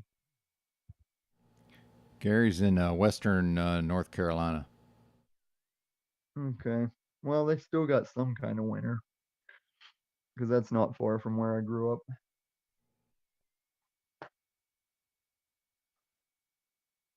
Man, I've had Venmo. I don't remember why I'm not using it. Maybe I just dropped it to make room on the phone. I definitely dropped cash or Patreon. What is it? Patreon maybe? I forget what it is. Might be Patreon. No, it's not Patreon. What's the other thing that you might take? Gary, you're in West Virginia? I've got Venmo and Cash App. Yeah, and then what's the other one that's common? It's like kind of an email-based thing. I can't remember, but I dropped them for something that I heard about them in the news, and I was like, oh fuck them, I'm done with it. And I don't remember what happened, but if I did want to get back on it, I would just need to figure out the email and password. It was one of the first pay things to like pay each other digitally. I can't remember the name. Well, you know, it's funny talking about the dirt weed, and you know, when I first started going out into the West Coast, where there was actual, you know, people growing flower and they knew what the strains were and all of this. Well, you know, Arkansas had mostly just been Mexican brickweed, so they were starting to get, you know, some actual, you know, mids, right? So I'd go back to Arkansas and people would have pot and they would say, like, it's this strain or it's that strain. I'm like, man, that's not even a strain. Like, you guys are just making up names. I said, no, like, you got to stop this. It's hilarious. Yeah. And I do remember middies are significant if all you had is Mexican I like mids. dirt and swag around. Oh, I prefer mids in a lot of cases. I'll just smoke a bunch of blunts of mid. And middies, for some reason, seem to more often come as those little tight beaster buds. Yeah, I like don't those know if too. it has something to do with the mid grade of it that makes it do that, but yeah. I had somebody gave me a pound one time out in Oregon that was like it was good though, you know, but it was mid, you know, the strength was mid, the potency, but fuck, I loved it. It was a lot of shake and a lot of those little popcorn buds, but then, you know, there was some actually bigger buds too. But yeah, that shit was awesome. The popcorn are good for like, depending on what kind of bowl you use and stuff, the popcorn are good for it. Yeah, some of that, if it's the right consistency, I could just put them all like in a blunt without even breaking them down, really. Like, you know what I mean? And it would burn fucking good too. See, there's this stuff. Turn my camera on. This stuff is a lot of shit, like it might have been from somebody's homegrown. There's even some or they might have just got a dispensary to throw it. But it does just have like, there's like a mild weed smell, and then is that grass? It almost smells like earth or grass, but there's enough weed smell that I know it's weed. And now that I've hit it, I'm like, yeah, weed confirmed. It probably looks better in better light. But it is weird, man. Like, I've come across a lot of shambled encampments. I've never seen so many I don't want to, I lightly use the term valuable, but I'll say usable things like that bag of shake that's got a good 10 blunts in it, easy probably. Another thing that was creepy is like, that's shit, where's my light? That's a brand new pair of loafers. There's no worn tread. None of the tread is worn. The things on the inside look like no foot have ever stepped and put weight on them. I only did once to see if they fit. I hate that fucking color, brown. We are quite well stocked in the color of coward.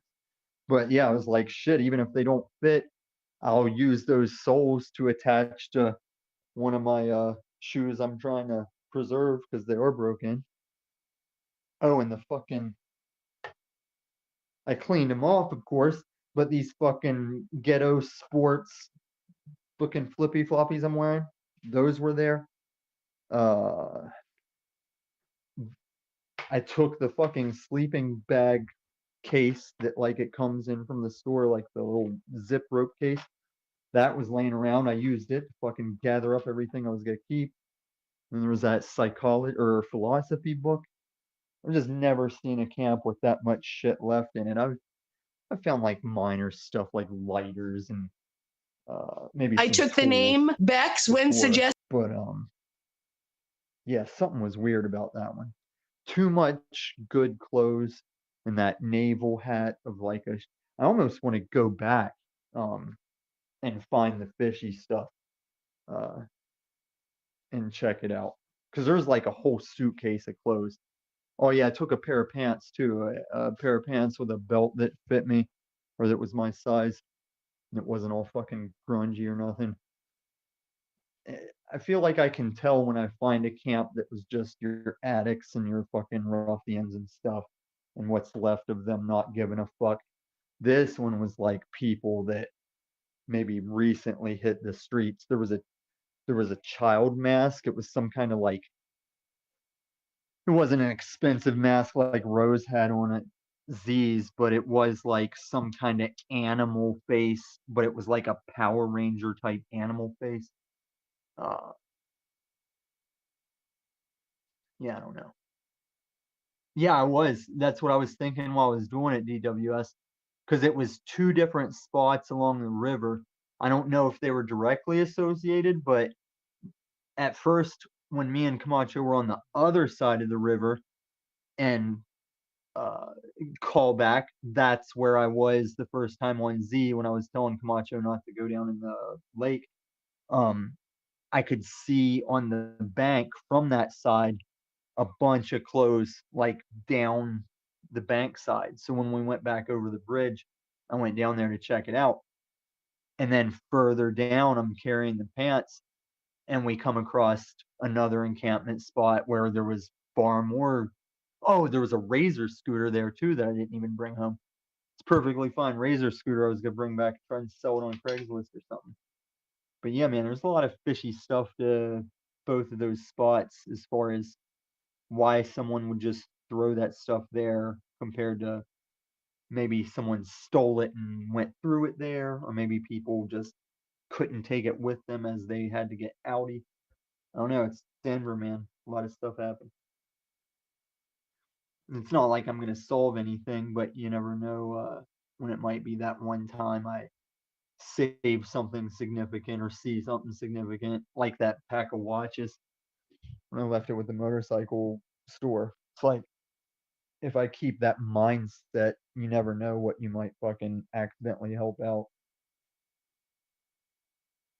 No, Lindsay, they didn't. I think this was like, it was definitely a guy and a girl because some of the shoes were female size. And I left those by the concrete bike trail part in case somebody could just find them because they were pretty new as well, just left there. I wish I had regular phone service and not my Wi-Fi app. I could take the phone and just show you guys and just go right back over there. But yeah, man, it's fishy. but I'm getting a knack for like I can tell when it's just a bunch of crap left over. Like there's this one spot where they were camped out, and there's like a pile of those little creamer cups for coffees, just different colored creamer cups. Like I don't know if they stole a box or what, and I don't know how much coffee they drank, but I'm starting to pick up whenever it was like just a leftover rummage trash spot, or if somebody's stuff is there and they're not anymore. And the cops aren't even, I don't know. I don't know what comes up to the cops in relevancy anymore. I feel like everything's changed since lockdowns, especially when I went and flagged them down the other night and they just drove by. It's not like they were coming up behind me. It's like we were going toward each other. I'm like beckoning a cab, waving for them to pull over. It just went right by. I thought that was fucking. Usually they're looking for any reason to fucking get up in somebody's business. So here's a guy waving at him in the middle of the night. Nope, just kept rolling. Yeah, I tend to agree. I'm sure being a law, especially for officers that worked through the fake pandemic, I'm sure, you know, they saw things. They probably see things much differently now than they did then. Especially, you know, the George Floyd stuff also. And they might even be getting different orders than they were back then. Yeah, that as well, certainly. No. They don't really fuck with people in this town, from what I've seen. I hardly ever see anybody just pulled over. You know, you can tell when somebody's pulled over and they're just getting harassed and fucked with. I almost never see that around here. Yeah. Probably don't need the revenue anymore. Probably either catching a break from the government or getting more from the government. Yeah, I think that's part of it. Yeah. Because a lot of moves are. I think they were trying to get us past 33 trillion even back when they were doing the stimmies and stuff. Because there's been some recent events of spending and loss and stuff where it's like they were pushing. Like now that it's this bad, yes, they're driving it in the dirt to emphasize taking it where they want to take it. Well, yeah, there's no point in even attempting to be fiscally responsible based on, you know, the totality of what's happening as far as from the government's perspective. It's the shit's already so fucked. What's the point of even trying to, you know, halfway rein in spending? Just meaningless. That's why I'm making the bare minimum payments on my debts because if it wasn't for keeping my credit score up, I'd just stop paying them until they deal with this. And it's probably going to have some kind of forgiveness to a lot of debt and mortgages and stuff. It's the only way they can get away with it. They have to let you benefit from it as well. So you're all like, yay. Because if they didn't let you benefit and you still kept all your debt and they did this kind of reset, you'd be like, hey, wait a goddamn minute, Rondell. Like they got to let you benefit from it too. So they get to ditch their mistakes and retain power. That's why these people are always jumping on me about AMC and stuff using that MSM narrative. It's silly. Like, I don't know how much I'll get from it, but it's gonna happen, or they have. It has to. And it has to happen. I think folks even don't if it was understand just that. American. It has. Right, and it has folks to don't happen. understand. It's all countries, all citizens of all countries that can access the market are holding AMC. There's retirement. What do you call it? The fucking the funds that hold company retirements are even holding AMC because they know this shit has to happen. It's just all this time they've been stalling it to figure out how they're gonna do it and save themselves and keep us from as much money as they can. But it is gonna be epic, and there's other squeeze plays besides GameStop and AMC that will play out too. Yep. I got my first motorcycle burn when I ran out of gas and had to push a motorcycle uphill, a gradual uphill, on the I forget what the name of the road is, but it was a main road in Colorado Springs. I think it was Academy. Yeah, I'm pretty sure it was on Academy, and Academy runs virtually through Colorado Springs as a main road besides I-25. And so since I had to push it in traffic and stay out of traffic over on the side, I was pushing on the muffler side and ran my calf across it, melted Freddy Krueger's spot off on my calf. Can barely see it now years later, but in the moment I had a Freddy Krueger chunk on my calf. Hurt like two bitches on a bitch boat. That's a new one on me. I never heard that expression. It was on Aqua Teen, that Oh, alien. okay. He got the tattoo on his lungs so his dad wouldn't see it. Had to get it on my lungs so my pops wouldn't see it. Hurt like two bitches on a bitch boat. This is like a fraternity alien or something.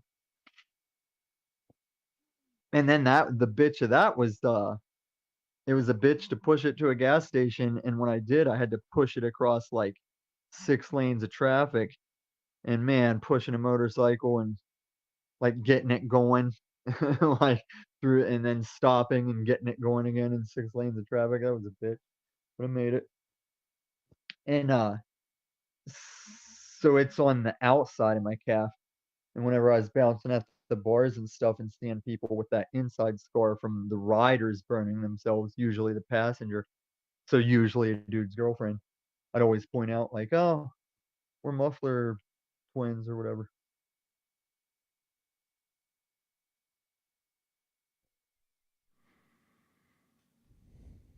Yeah, we know, DeFreak.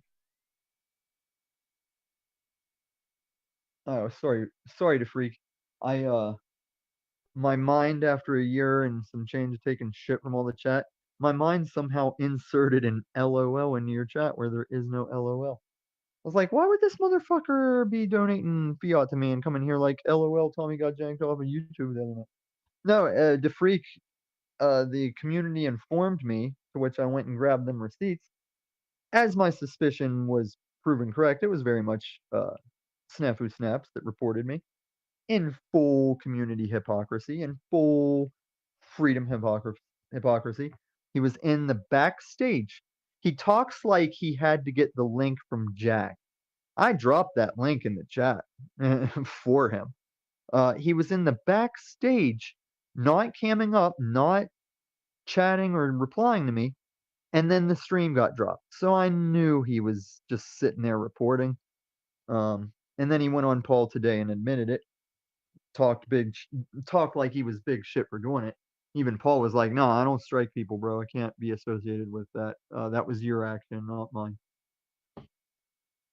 And I agree. I didn't strike Paul that time that I was saying I did to get him all triggered. And Cynthia even proved that she was the second one. Because he said he had 2 strikes.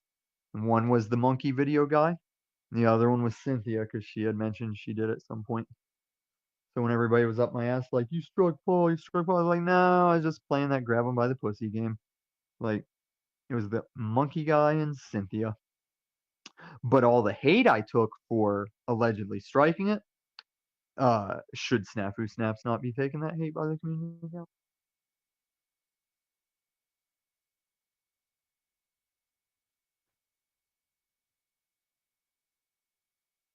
Shaunosaurus, you need hit in your face.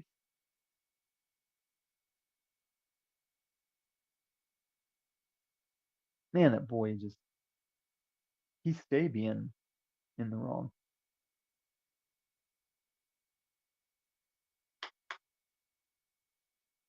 Yeah, it was funny when he was trying to give you shit for your avatar the other night. Yeah. And I mean, would you have known the time he used the private school mass bang bang as a background? No, I wasn't aware of that. It was funny because the same time he was using the mass bang bang private school trans boy as his background, and it was that picture the news was using of him stalking through the halls. That's the same time that Peniel was pointing his phone out the door out the window at the SUVs gang stalking and sitting on his street. I'm like, maybe because of the background you're using. Maybe they want to see if you're leaving anytime soon in like body armor with a rifle that isn't in a rifle bag. They're just carrying it and pointing it and pulling the trigger. Not the brightest boy. I wish he would have just said he's 19. I wish he would have just said he was 19 and stuck with it. Ugh. Yeah. Yeah.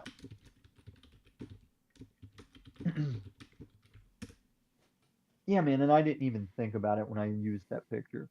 I mean, I even knew that on the show, I wasn't thinking about it when I used the picture, but I knew on the show that that was the pedo cult, or they had at least had a pedo aspect of kidnapping the kids. It wasn't until people started jumping my shit about it, I was like, oh, this is the closest thing I'm going to get to another police death night. This isn't going to get me disappeared for 2 weeks, everybody wondering if I'm dead, but we'll see how many motherfuckers will lean into this PDF thing now that someone pointed it out. And sure enough, even Paul himself did. Well, and, that's like Snafu's wet dream, because before all he could do was the threatening women and children, and then whoever you were dating and all of that. But then once that icon showed up, it's like, he's just it's like a month-long orgasm for Snafu.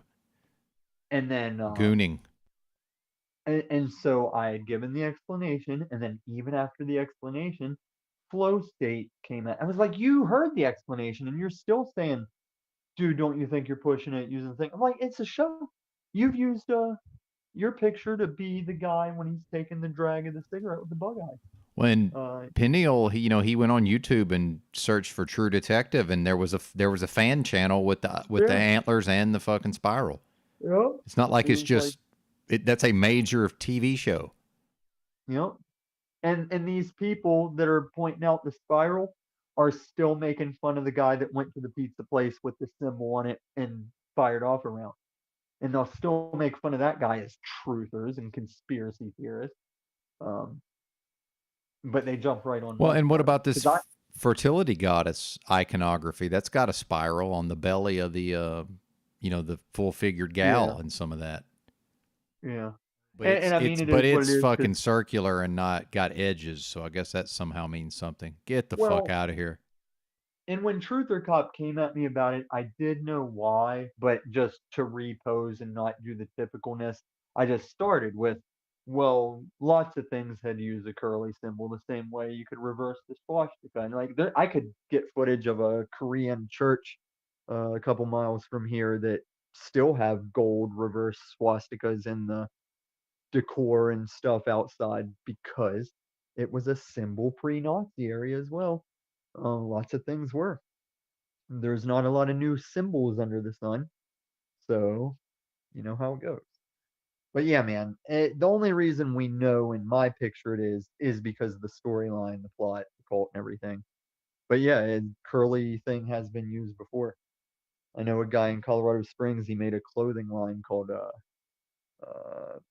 Candy Pop, maybe Candy Pop. It was like skater clothing line, and the logo was like a lollipop, and it was just like a line with a curly spiral on top.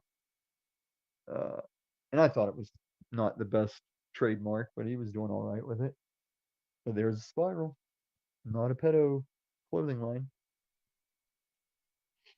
Yep. And guys, this is what I'm waiting for the community to also recognize themselves, because when I have to point it out, it makes me more pompous and arrogant sounding in the future. But now the dude started on the grab him by the pussy story and the threatening women and children thing, and had been debunked. But now he's so lost and oblivious, he's just blending details. Now he's straight up saying that I say I boink little kids and get little kids drunk, and it was never that. Like, even the closest I came to that is I had said that girl was already drinking, and I never bought her alcohol. She actually brought me alcohol sometimes. But hey, I can't control people. You guys can't control your significant other. Maybe a little more weight and leeway once you ring up and live in the same place. But a girl that I don't live with, that I'm just dating, I can't stop her. Like I said, the best I could do was keep her out of shit when I was with her. And she wasn't childish like that. I wouldn't let her drive drunk if she started to drive drunk, whatever. But yeah, they just add in that context of grooming, manipulating, and that chick was her own person. That's why she pursued me in the first place. But yeah, his details are so out of whack, even compared to what he used to say as the starting story. I'm offended. His existence offends me. Yeah, it's And pretty then, bad. yeah, and still rolls into this. He's part of this conglomerate, this tiered level system of teams, and like, yeah, Snafu Crew goes hard. It was out of my hands. I couldn't stop him from reporting. He was sitting there reporting. I really doubt there was maybe someone Slavia assisted, because I still hear Paul tell people that they need to get over there and Almost forgot. I had 585 pounds on. What was that? Sorry, random audio. Yeah, I thought it was me for a second. No. I was like, is that a recording of me? Misclick. That's one thing about doing the OBS and all of this the way I'm doing it. That's why I'm going to get a second computer so I can not deal with this so much. Oh yeah. What? Do you know a YouTuber named Nutty? No, He recently did a video about multi-streaming through OBS. You might want to check that out. I think it's Nutty. Okay, cool. Kind of looks Native American. Yeah, I think something about using OBS to stream like Twitch, Facebook, YouTube, StreamYard, or something else. He does good stuff.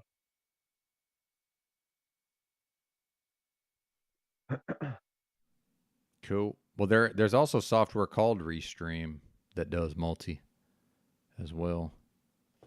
Yeah, and I think even with StreamYard, if you had more, like I only have YouTube that I have an account on. I think if you had more, it would give you more options to say also stream to where. But I only. Oh have yeah, I found YouTube. it. I found the video you're talking about. Yeah, I'll take a look at that. Okay. Yeah, interesting. Interesting. DeFreak, have you ever seen that? What was that Kevin Bacon movie where he goes after the gang that killed his son? Real downer, depressing movie, but it's a good movie. It's got John Goodman in it as a black market arms dealer. And his line is, "Go with God, the bag full of guns."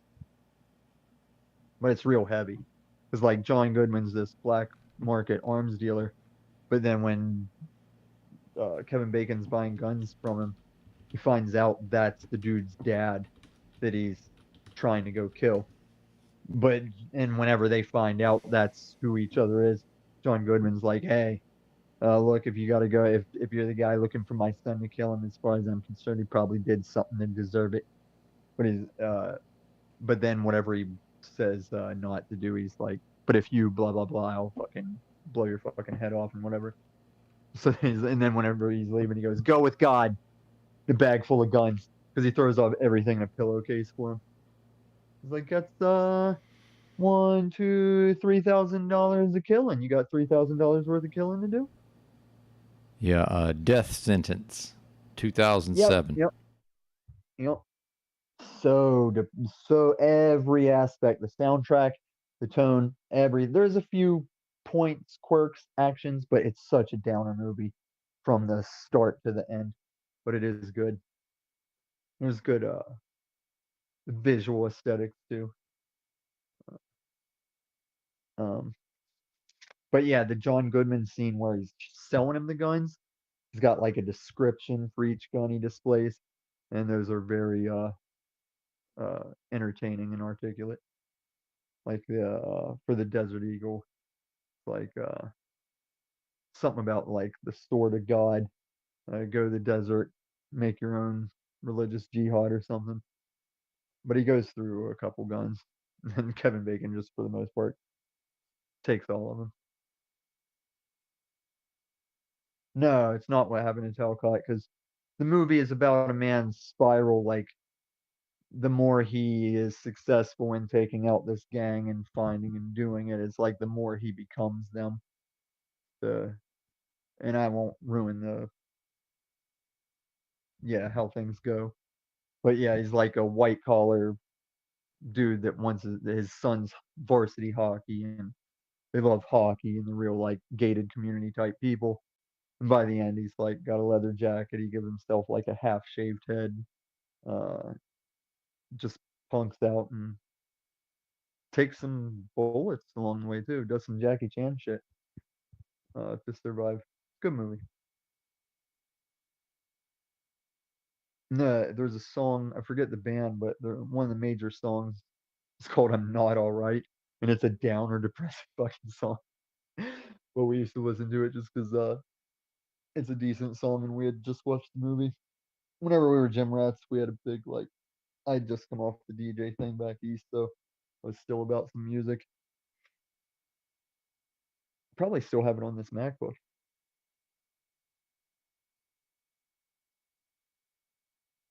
Oh yeah, no, yeah.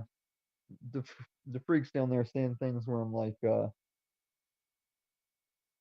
about to accidentally say spoilers from that movie, so I'll just leave it as this. Oh, you lost some monetary value with that Desert Eagle, the freak, but while it carries a big bullet and it's like known with a notoriety of our culture, I've never heard like exceedingly great things about them compared to like the efficiency of your 9s and 45s and stuff. I've always pictured a Desert Eagle as more of a notoriety pistol if you have men at your disposal that you're commanding, and you don't even need a rifle because they're numbers and doing, and you just kind of tote a Desert Eagle for when you need to get your point across, or whenever the shit gets that close to you. All right, man, I'm listening in, but I'm going to make some coffee. Yeah, whenever you get back, I'm going to go ahead and crash. I'd already told the universe I was before I saw you online. Oh, give me something, chat. Give me something to roll with till coffees are made. No, Talcott's not going to become anything but survived or deceased. A few of my boys went out last night, got themselves perished. He's one of the few people I directly called out in the moment. Like whenever, I don't know if he heard all of us talking about homelessness enough that he decided he had to add that to his repertoire or whatever. Or maybe he lived in hotels for a short time and called it homeless. I don't know. But when that motherfucker dropped the homeless story arc, I was like, no, sir.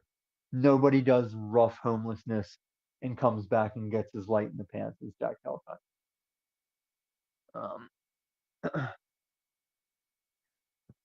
I believe the military time. I believe the broken family. I believe the job issues. Those are all things that can make you mad, that can mold you, give you an obstacle, something to deal with. Homeless in most type of areas, man, it's not gonna leave you a Talcott. I've never met a homeless person that was Talcottian. That was brother and sister. Even coming back. I mean, I hear a lot of people always trying to ask me, who hurt you? Why are you so damaged? Why are you so angry? On the contrary, if I really was stupid enough to run down this community with every minor detail of my life, you'd probably say, hot damn, that guy's pretty sweet and nice for all that. The ones that don't condescend it and still act like it's all nothing, as they do, yeah, you'd be like, oh, on second thought, maybe you're a pretty swell guy after all that. Like, I've eaten the type of shit sandwiches where I forgot that there could be an up or an out of it. That was just the isness. And then whenever it was, now I don't care. Like, whenever G or someone comes at me, why would you live in the ghetto? Well, I like to live in comfort. Why would you not live in comfort? Like, that's the thing. I don't try to go back up that high a rise. Like, why bother? Sitting in muddy water is not so bad if it ends after the first time. And I've been open to concepts of reincarnation, but I'm not really about it. especially in these times when I'm like so convicted by my faith that I also lean into that. Yeah, probably only lived this one monkey time. Maybe maybe you get to do other times someplace else, but for the most part, I think time is only time here. And then if this is just one existence you run and then eternity, yeah, there is no time. It was only while you were here on a globe that's spinning, going around a fiery star, that's where you get time from. Yes, Machine Lies is right that time is also motion. You were here, now you're there, and there was the process of getting from here to there. That can be a time, but it's not a consistent counter. It just shows you a time has passed. But this X amount of daylight, X amount of darkness, and coming off the times where we used to spend all night praying and making offerings in the hopes that that fiery, warm God would come back the next morning. Yeah, man, that's where we get time from. That's where we get time zones from. Sorry, not sorry, Discworlders. You only feel stupid because I've had to say this a million times and still don't get it.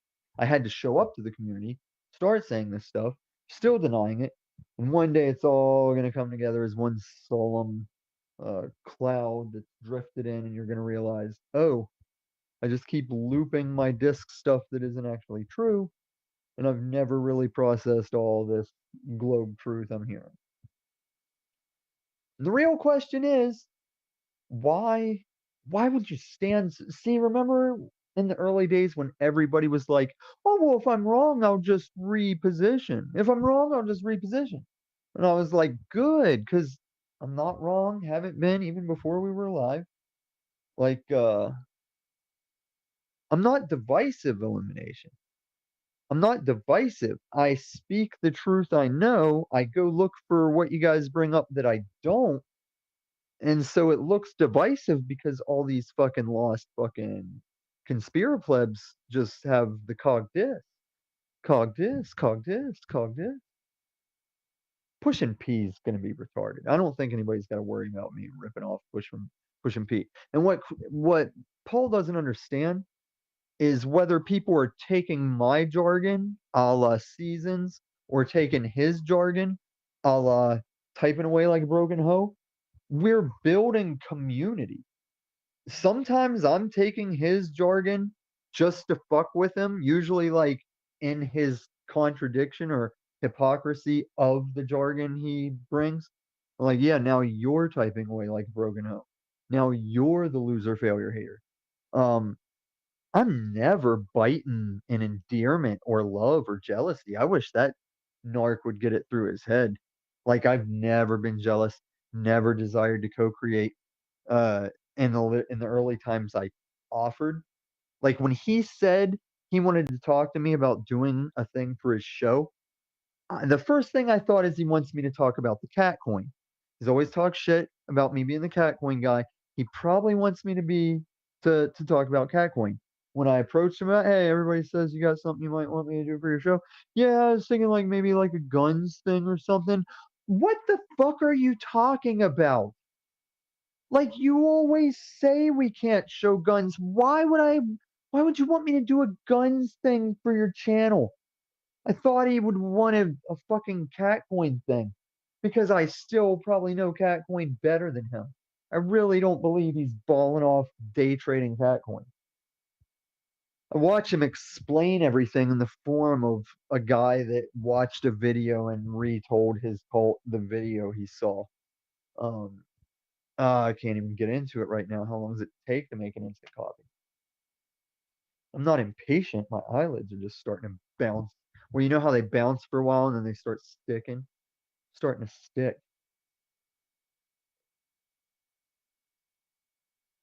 No. Illumination. YouTube is before Panelverse, and you are kind of touching on why the already established bigger name YouTubers don't get into Panelverse, because if you don't do it right, it is that chaos. You can lose control of it.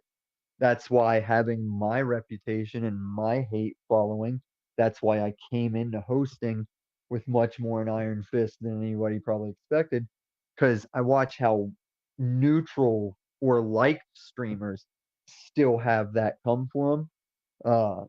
I'm on top of it already, assuming everyone's coming for me, and I justify it by that link ain't blocking nobody. I'll say this link is for this. Don't come up because it's not a casual night.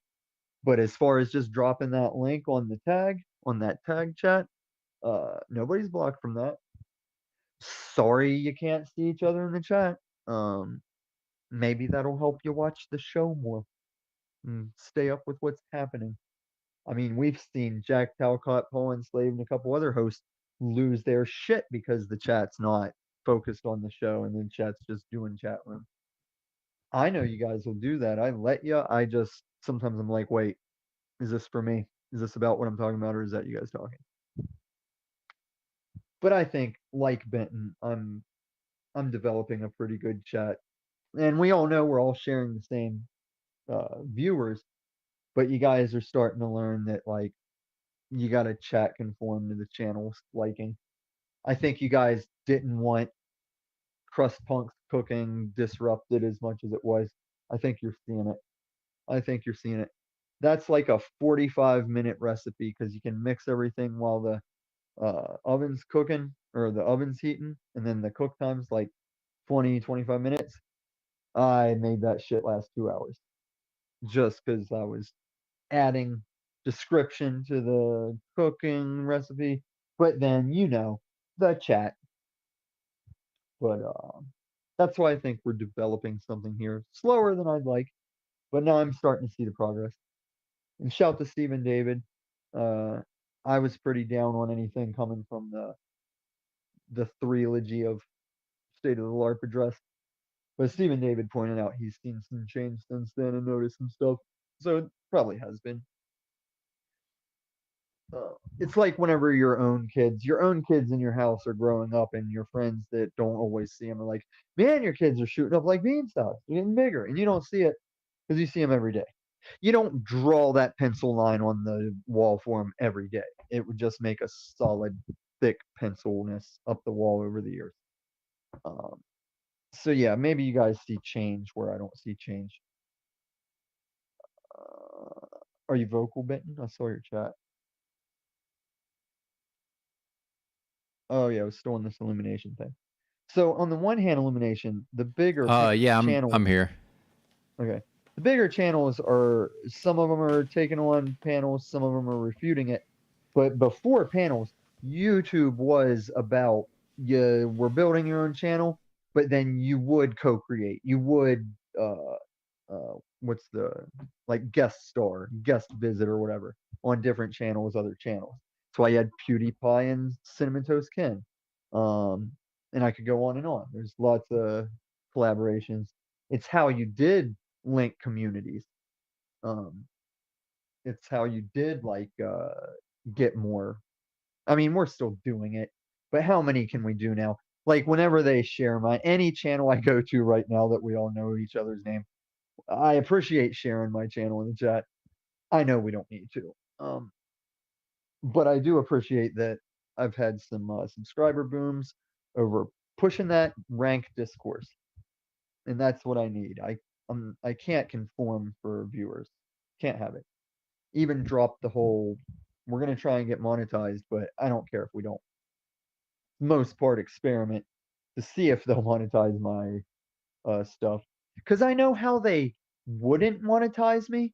But lest we forget, guys, they still get their cut. They're probably trying to monetize everybody they can because they'll still get their cut, and a small cut is better than no cut.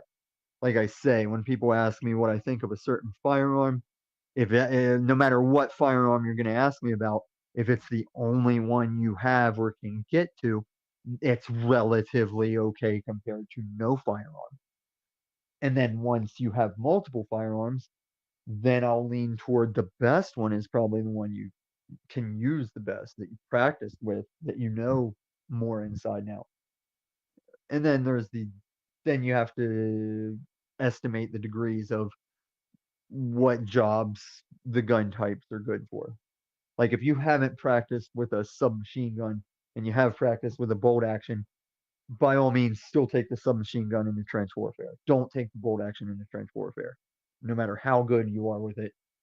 But that's just a good example of when you go against what you've practiced with.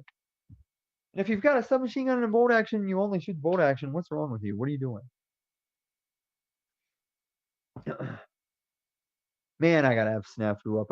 I'm not mad. I knew he was the one that struck it. It had to have been him or Paul. But I've gotta talk to this dude vocally, like we were gonna do on the panel. Like, you're okay with guns. I don't think you have a problem with me or you or anybody owning guns. And you knew I was asking you up to the panel to have a back and forth. Why would you fucking report that shit if not for being a little bitch? It's not bad enough you're spreading false information and changing it up over the year. Now you're fucking getting my channel. You're trying to get my channel struck while you're talking shit on me. That's like a bad person. Like, tell me that motherfucker would do the right thing when no one's looking.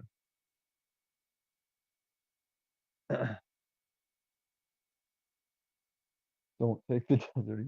Hey man, Sanford was just following orders tomorrow, Tom. What does that mean?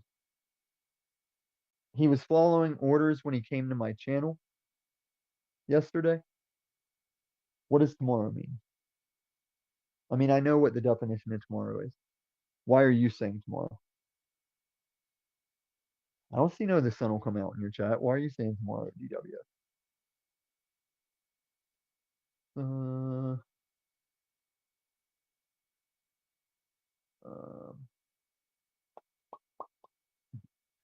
Did he? Is that receivable, DWS? I'm not in disbelief. But did you watch him tell him to do it? Because I watched him drop that news. And this, I'm not saying you're bullshitting, DWS. I'm saying if you, what do you mean pop up on auto type? I don't know what that means.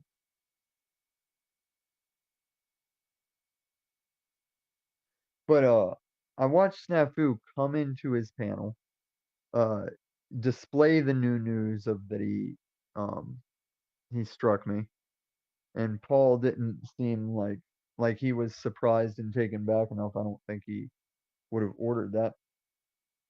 Well, I've seen it go down. Oh, I see. But hold on, let me back it up.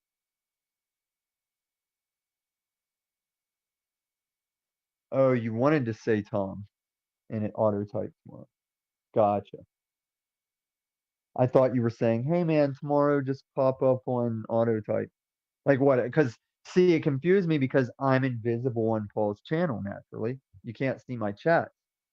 And so I thought you meant like, yeah, just pop in there tomorrow on auto type. Like what, I can auto type to have my shit seen? And this is how misunderstandings happen, people. It's why I'm telling Carl we need to verbalize up. This is a good example of why I want Carl to verbalize up. Because of auto type. But yeah, I've seen Paul do that nefariousness. I've watched him send people over to Jack and then show up and go, oh, Lubass was already here, so I don't want you to think that I would send Lubass over here. And it's like, no, you didn't send Lubass. He was already there. But you did just minutes ago send people over to start shit. So I know what you're saying, the freak or DWS, but I will give Paul he tries on some levels. I really don't think he strikes. I would put him as he'd probably tell someone to go strike for him before striking himself.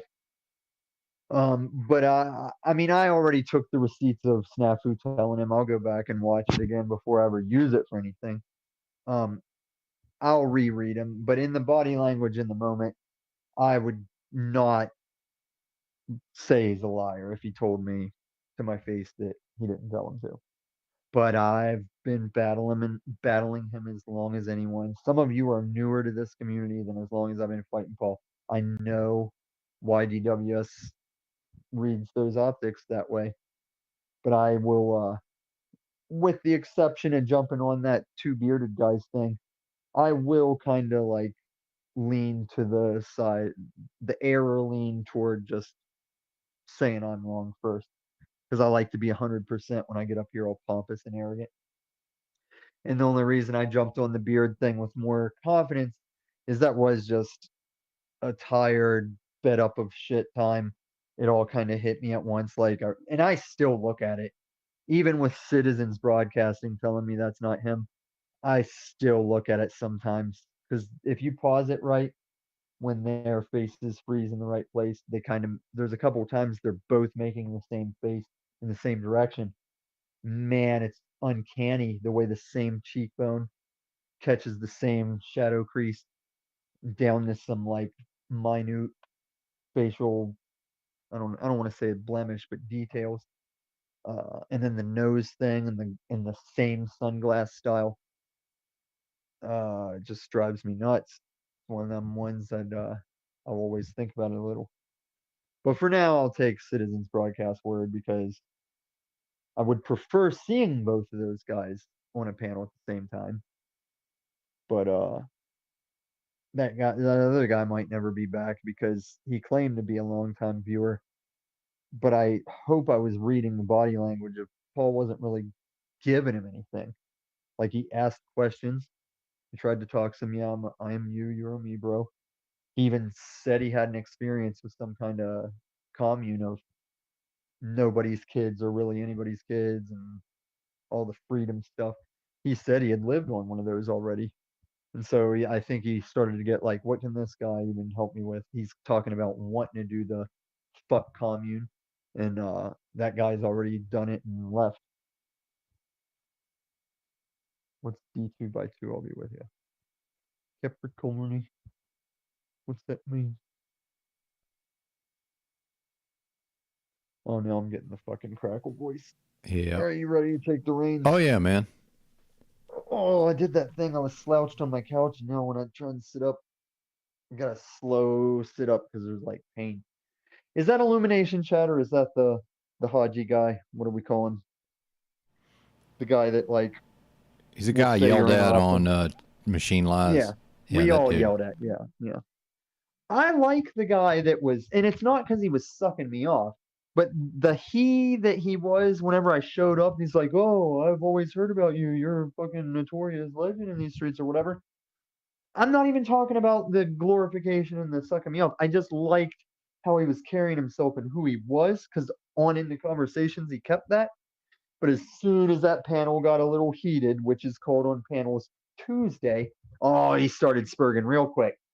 He started going to a lot of low-hanging defenses and strategies of these panel fights that I was like, man, how long you been hearing about me? Because I don't think you've heard much at all yet. And I think he might be newer. I don't know how long he was on Sob Soul's channel.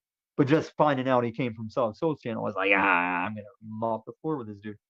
I think he's a good guy.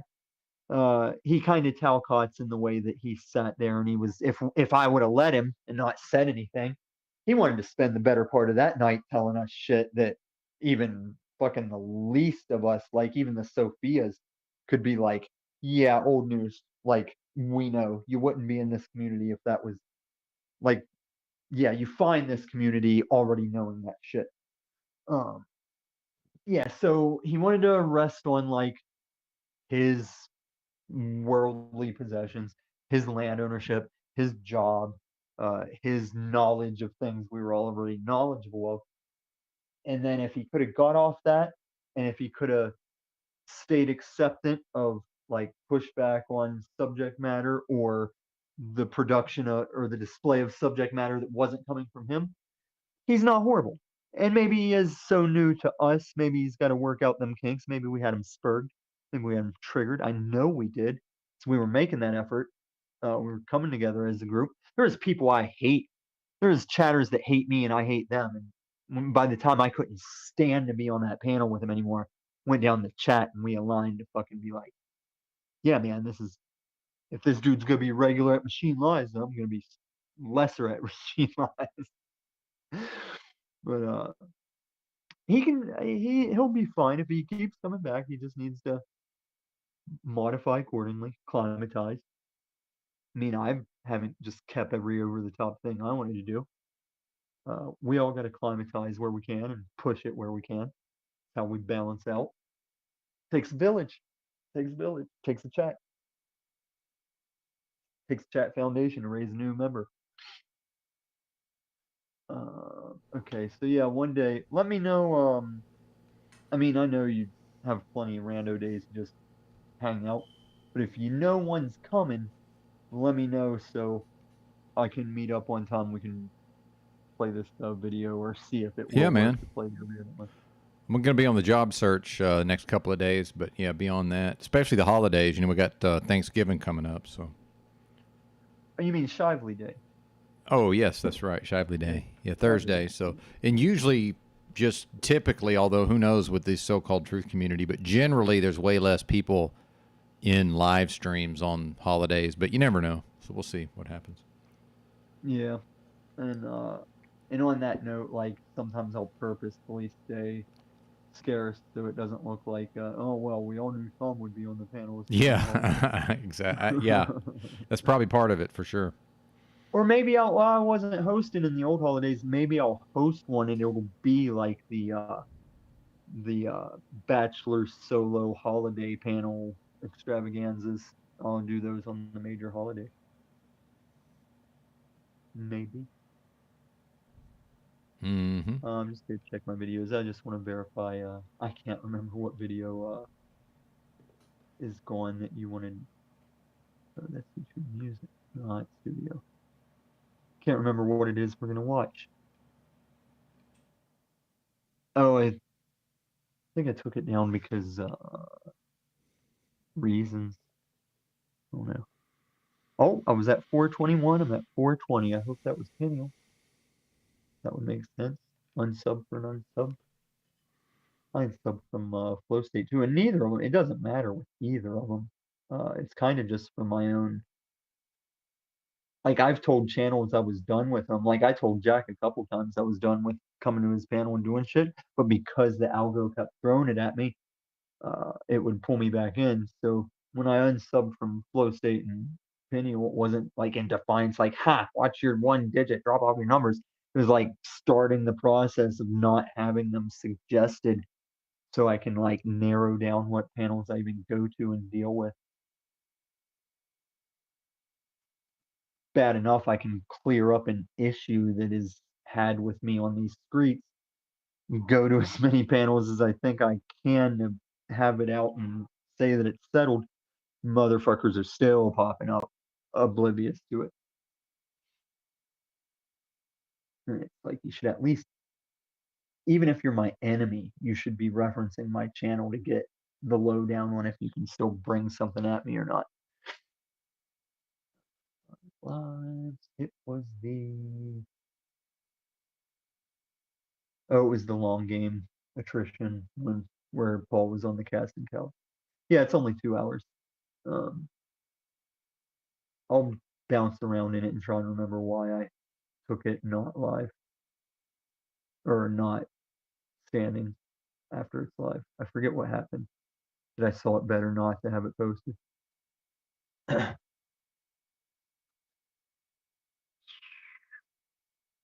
And I wanted to do that night I made us the Doctor and the Frankenstein.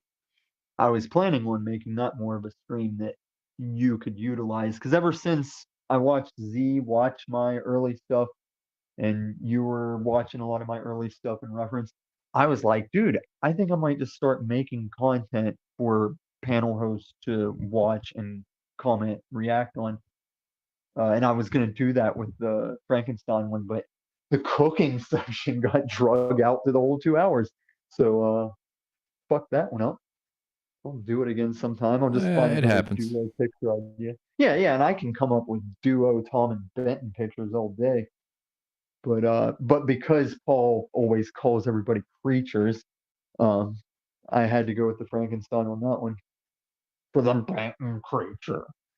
Aluma Tommy creature. That's so fucking elementary, if anything. Like, Reminds me of whenever you had that special friend in the group that would have his little trendy OCD thing like that. Oh yeah, he makes up a creature name for you. It's just a thing he does. He also touches every doorknob with both hands. Just let him do it, and we'll move right along. If you try and stop him, he'll spaz out for like an hour. All right. What time is it? It's 4. See? 4:07 your time. Yeah, at least it's the weekend, because I can just sleep in this Sunday. There isn't a lot of channels except the fucking culty ones that run 7 days. And yours is allowed because you're unemployed, and you won't do that when you're employed. But at least I can sleep in. Yeah, I'm not going to miss anything sleeping in a Sunday. But in the weekdays, it's like all panels aside, I got to be market alert. And sometimes the panels make me too sleepy to catch early market, and it's dangerous in this collapsing time. Stay vigilant, Tom. Yep, that's stay sober and vigilant, because your enemy, like a lion, is stalking you at all times. That's why I wonder if, just in closing, I wonder if I would take as much sin flack from God for my meth time as much as alcoholics, weed, pills, because those are all downers. Those all numb you, make your perception. Like weed, it's like, or on the go fast, I was like, I'm aware of things I don't give a shit about. I just have that much RAM space going on. And I'm just aware, too aware, where it's like, yeah, can I please ignore this more? So that's not really the context that God was telling us to stay sober, because I was very alert and watchful, probably of things that aren't even there. But I'm sure there's something I shouldn't have been doing about it, whether harm to the body or gaining an advantage and a power from something that wasn't God. I don't know. We'll talk about it sometime. I forget how to leave. How do I fucking leave? I think you just leave. Probably just close the window. Are you on a phone? I can do it like I'm a host and remove myself. Yeah, there you go. But yeah, if you're on the phone, you just close the window and it'll drop you off. Close the browser. Close the tab. Yeah, Tom's gone. Appreciate Tom being here. Doing some of the, I don't know if we could call it heavy lifting today or not. I just noticed that Yolanda was live for the first time. So let me drop her link. Maybe we'll see what this is all about. Looks like Ms. Bex joined her. So it's called Practice Run Mic Check. Mic Check.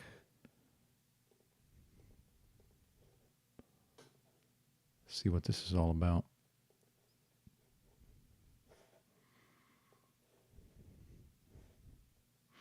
And Tom popping in like that gave me an idea about, whichever the next, it's like $49 a month, I think, for StreamYard. I'm at the $25 level, but you get, I think, 4 total administrator slots. So it's, I'm always one of the 4. So then it's 3. So you'd have Tom, then it'd be 2 more people that could just pop in and, host whenever they want to. Be kind of interesting, because I didn't know he was going to join, which is pretty cool. Yeah. But yeah, this is Yolanda, her first live stream.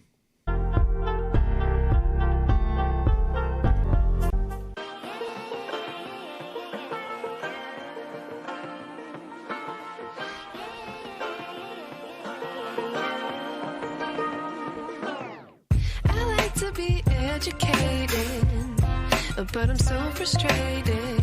Hello to my loneliness. I guess that ignorance is bliss. Take me back to before I knew. Rewind, take it out of cue. Innocence can be a young man's game. Signed up for the hall of shame. I wish I knew how much I miss not knowing that we're all screwed.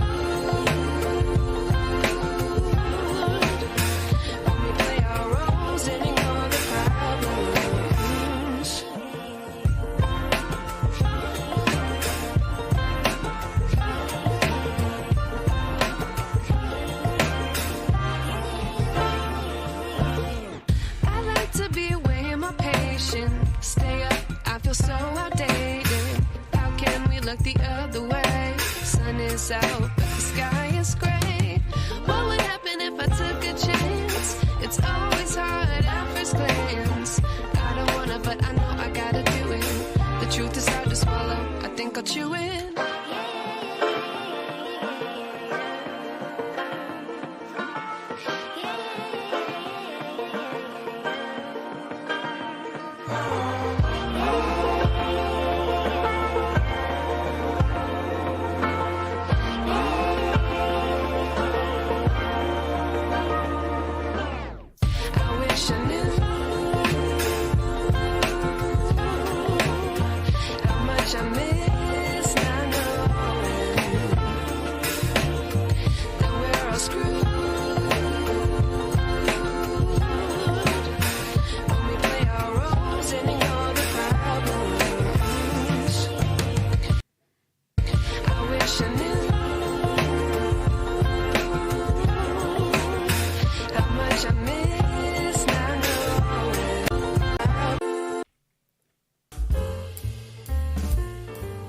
Welcome.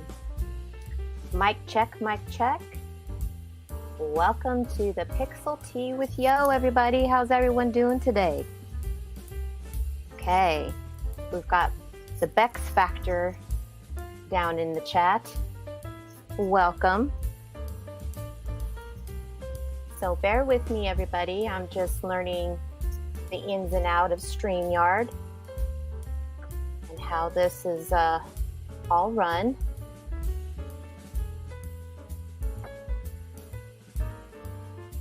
Hello, Venus. Thanks for coming to my launch party. I appreciate you coming to stop by. Okay, excellent. How's the sound? Is the background music too loud? Or can you hear my voice okay over the volume? Whee! All right, right on. Excellent. Okay, let's see if I can figure out how to pin. Let's see here. I'm a woman.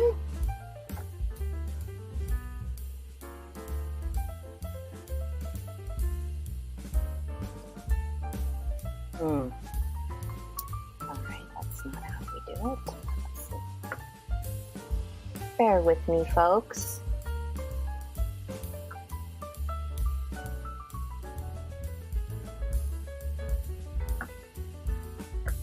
No dragging.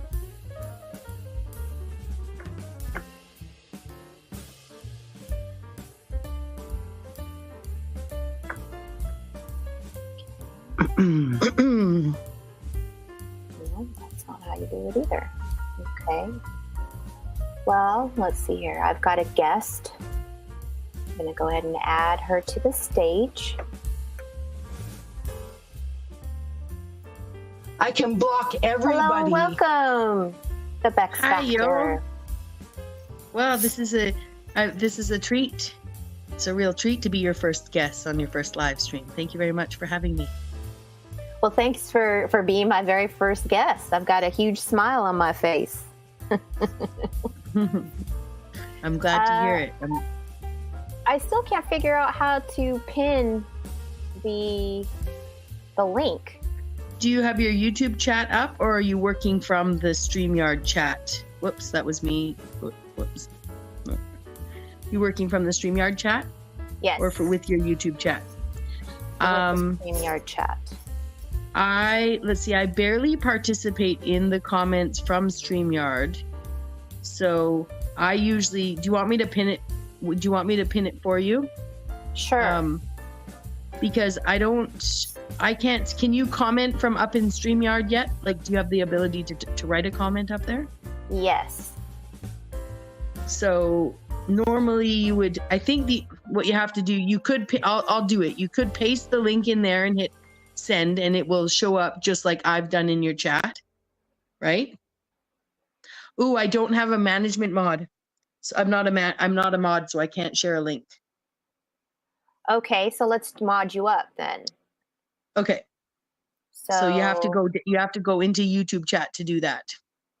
Okay, YouTube chat.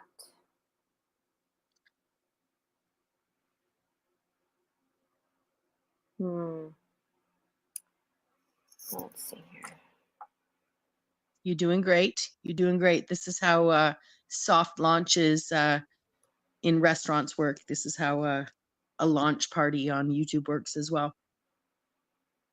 Okay, well, I still don't see, like, if I highlight your name back here in the StreamYard chat.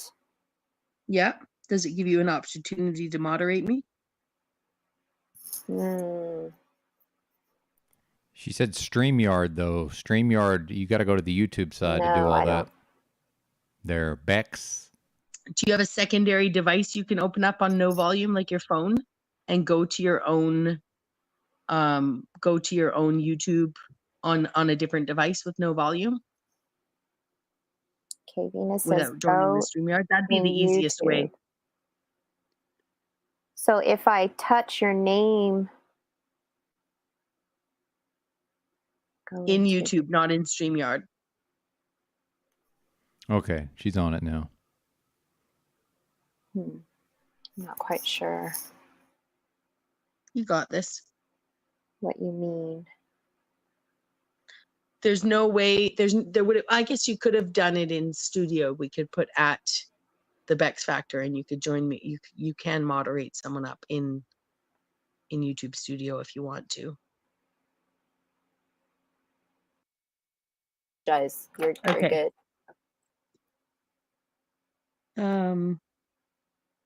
So it's just strange that you can't hover. So, here's problem solving. Hey, Yolanda, why don't you drop off the StreamYard, go do all this in YouTube, and then I'll just talk until you get back. Right. This is not rocket science, folks. Over and give a mod.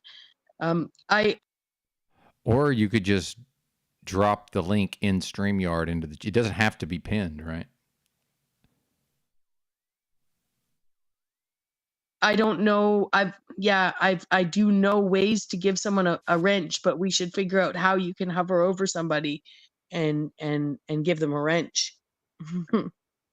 So I have no familiarity with anything to do with YouTube Studio or any aspect of the computer side of things. I operate everything on my phone. I just turn on my ancient computer to unhide people and to take away moderator wrenches.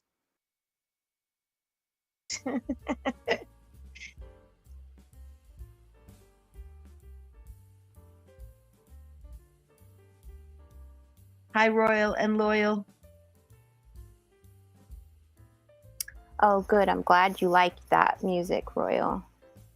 Yeah, it's I quite don't know soothing. why it won't let me do it. I just don't. Vlogcast is good.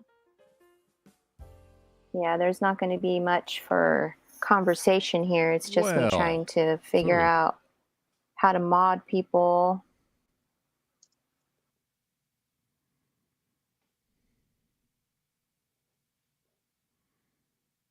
Come on there, internet. The stream. So if anyone would like to click it so that I can practice, please be.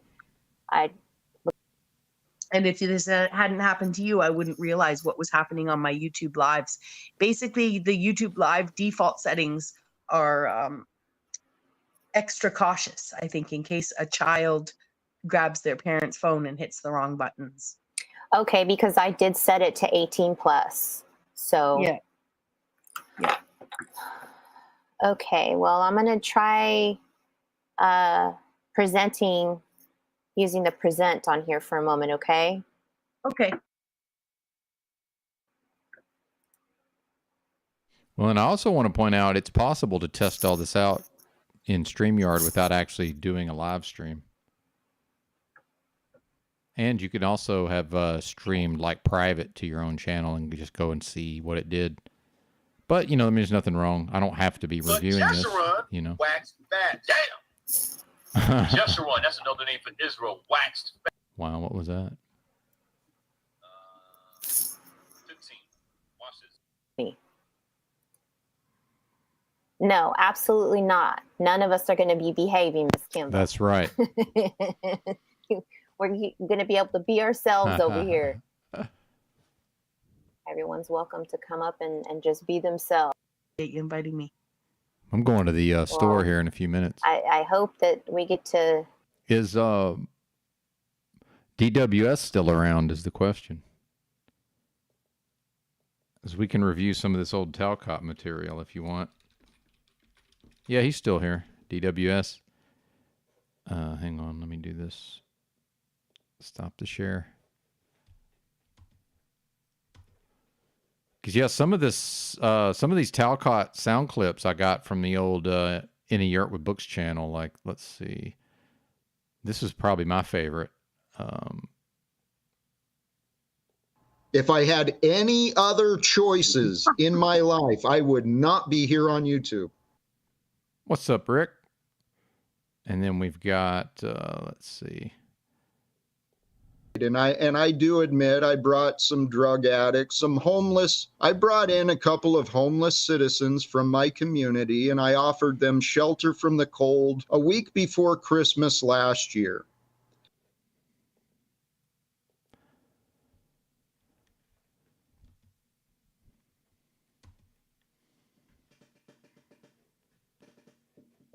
And since we're just hanging out doing not much of nothing, let's see. Have more experiences with one another. Wait a minute.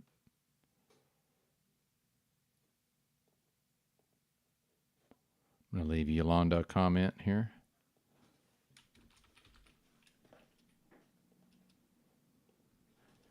Alrighty.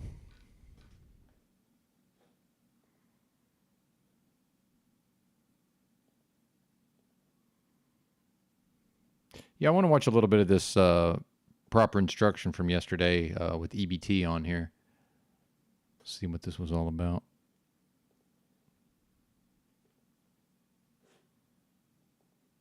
Move into and be, that works for us and everyone else. A lot of that's common sense, you know? Yeah, I think I kind of agree. I think that this and that is kind of the way to kind of negate the dialectic. You know, like it doesn't have to be a dialectic. It can be this and that. Well, DWS wants the Talcott footage. And yeah, when I leave for the store, I'll cue something up that you guys can watch while I'm gone. And there doesn't even have to be a synthesis between this and that. It could just be this and that, you know? Well, it's like the monk described yesterday. You need peace and tension to create this incarnation. Right. You have folks constantly seeking tension, controversy, conflict, folks constantly seeking peace, and both are diluted. You need both of them operating in harmony to create what we call incarnation and existence. Without one, the other doesn't exist, you know? Yeah, I mean, and this is like Talcott, right? Like he preaches love and light and peace and all this shit, but then he's constantly in his anger, you know, and it doesn't acknowledge his anger. I mean, like Jack would be more legitimate if he acknowledged his anger. Yeah, that's a good point, and I agree with that. And I think, I know anger's quite misunderstood by folks. And, you know, I don't want to get into a soliloquy on anger, but yeah, I would agree. Even Word Wizard doesn't seem to acknowledge how angry he is in certain ways. And I know I've got a ton of anger, but I have way less than I used to, and I'm way less controlled by it than I used to be. It's, you know, it's a progress. It's a path. It's not, you know, just overnight. Now I'm a fucking Zen Buddhist. It doesn't work that way. And acknowledge that that's a part of his existence, you know, but to deny it as if it's not a thing, where we all can see that Jack's anger is obviously a fucking thing. I mean, that makes you a joke, Talcott. That makes you joke, Talcott. Sorry to give a Lumitami fucking reference there, but yeah, that makes you joke. Well, and for DWS, what happened when Talcott started going on with In a Yurt with Books? I was one of Yurt's first, you know, fans in his live stream, me and JG and a few others. And then Yurt started hosting panels, and I have the first 9 of those live streams, the first 9 that he left up on the channel. He actually did several before that he did not leave up, but I don't believe any of them involved StreamYard or panels. And from memory anyway. And there was about 20, somewhere around 20 live streams when he deleted the channel. And I got busy with work, and I had intended to download, you know, the other 11 or so, and just wasn't able to, you know, did not get around to it. And then obviously had no anticipation that the channel was going to be deleted. And I tend I'll download material of people I'm fans of, knowing that, the channel could get deleted or YouTube could delete the channel. Those things are always in play. I'm trying to remember what I was going to say about Talcott. Talcott at the time had a website, so he was really pushing that Live Without Fear. And he referred to it as a website. And he even said that he'd spent several $1,000s on the domain name and the website. So I actually went to the fucking website, and on his own website, Talcott claimed that he was more or less like some kind of enlightened being that, had full control of his thoughts and emotions, which is, obviously laughable. So really, to do it justice, DWS, I'll need to go back, because I actually did an OBS live stream from my big rig many months ago. Probably late last year or early this year. And I reacted to myself, going in on Talcott, when I first talked to him on a panel on In the Yurt with Books. And I brought up his website and was reading from his own website. It's quite interesting, especially to juxtapose that with, how he presents himself now. And by the way, I don't go to his channel. I don't watch any of his live streams, just me personally, but I'm certainly aware of him from when Paul restreams or when he's on with Paul. What's up, Mark Basket? Good to see you. Choked out by it. Yeah, and I mean, again, I've done this in my own way, and I think we all have our own excuses or justifications, presuming I need a justification. I think there's a difference between anger that stems from fear and insecurity versus righteous indignation. Right. So again, I'm not going to deny that I've been frustrated and animated and loud many times here and said pipe up slave and all the rest of it. Well, yeah, see, I've never really tried to. But see, it's okay when Paul's angry, right? When Paul lashes out, when Paul's in his feelers, it's just, it's all justifiable and it all makes perfect sense when it's Paul, right? Or wished actual harm on anybody or had negative intentions. This is what I view as a righteous indignation. And yes, it's a natural aspect of self in this body when you see that this realm is cause and effect and we're generating the same things we're complaining about.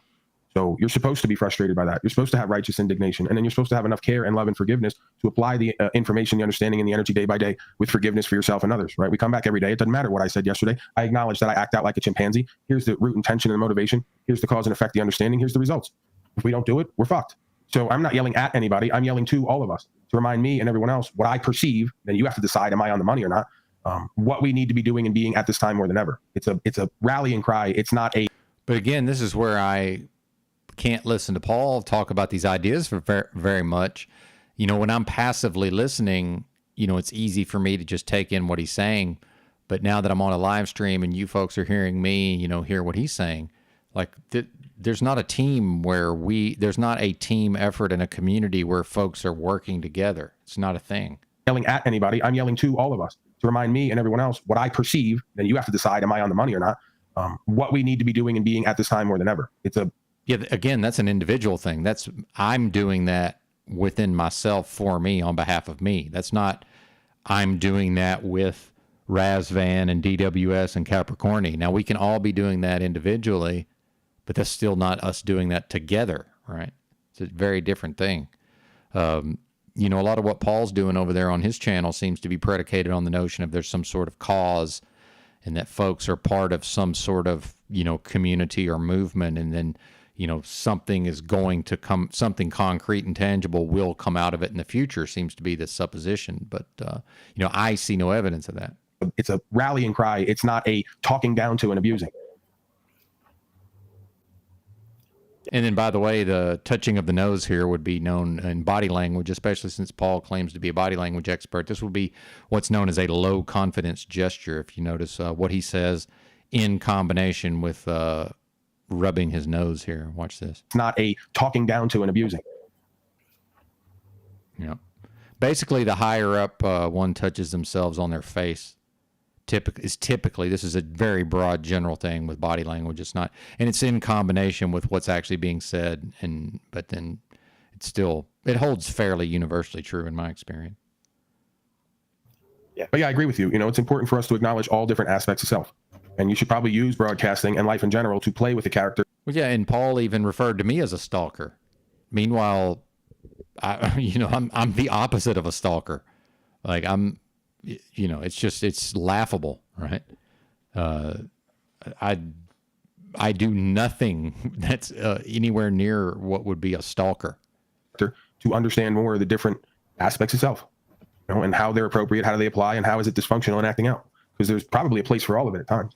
Right. I feel like a lot of these people think that they're narrow casting, and that's like kind of what Talcott's doing. He's narrow casting. He's trying to cast into this specific fucking lane about legal secrets, ending wars, all this kind of shit, but I mean, like, how long can we keep up this grift, Talcott? I mean, like, you would be a more well, but then I think that about Paul. How long can Paul keep up his thing? Because remember, folks, I've spoken about this recently, that everything. Well, I shouldn't say. Let me speak very specifically. What Paul's doing with his broadcast is in a specific context of a fake pandemic and lockdowns, right? So as each day passes, and as the populace moves further away from those events, there's an effect that starts to wear off. And I would say it's already beginning to wear off. And then I do believe that's where some of the, devolving into, personality politics and drama at times. And believe me, there's been just as much of that over here as there has been anywhere else. So I clearly don't consider myself above that at all. But, anyway, I think you folks understand what I'm saying. Convincing individual if you embrace all of your. What's up? Kiki's eyes. What's up? Are you a new person, or if you just wandered in off the street? That's always cool. Every once in a while, some folks just wander in. We're reviewing a live stream from a different channel called Proper Instruction Motivates People. One Paul Unslaved. And we will go and drop his link just in case folks need to check him out. But all are welcome, certainly. We require little to nothing. Your personality. Behavior-wise over here. Angry Cot is, I like that. I like when he gets fucking upset and, Because that's the only time he's actually being real, it seems to me. In that mode. He gets in that flip the tables mode, and I appreciate that. Dark Cot Rising, right? Like let's embrace that mode. Let's not try to negate that, and then act as if it's other people that are causing you to do that. And then also, Talcott is big into the it's not me, it's you, or it's not you, it's me, kind of weird fucking thing. That EBT, that is you. Okay, right. Everything that you just said is really describing you. Right. Any disagreement? Any disagreement? Oh, right on. Yeah, Kiki's Eyes is from White Rabbit and Dazed over there. Yeah, I enjoy White Rabbit and Dazed as well. So cool, welcome. And some of this stuff can be hard to wade through because we've got a lot of big personalities.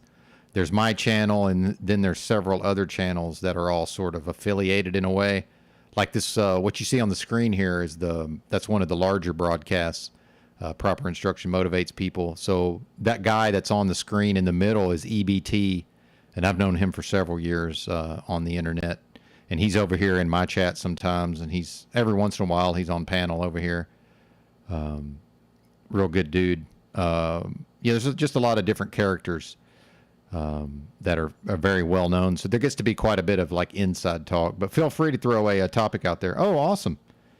Yeah, great to hear that. Yeah, Kiki's been watching for a while. Well, good. I'm glad to see you post in the chat. Anytime you've got any questions or anything, yeah, please let me know. And I know right about the time folks were coming over here from White Rabbit, there was a lot of even more drama than normal. And I know that first broadcast, I yelled at the audience for like an hour over donations and being cheap and stuff. So, which is kind of good because then, the new folks sort of realize, okay, well, this guy's, he sounds nice and polite most of the time, but he will fucking, jump out the window, as Paul might say.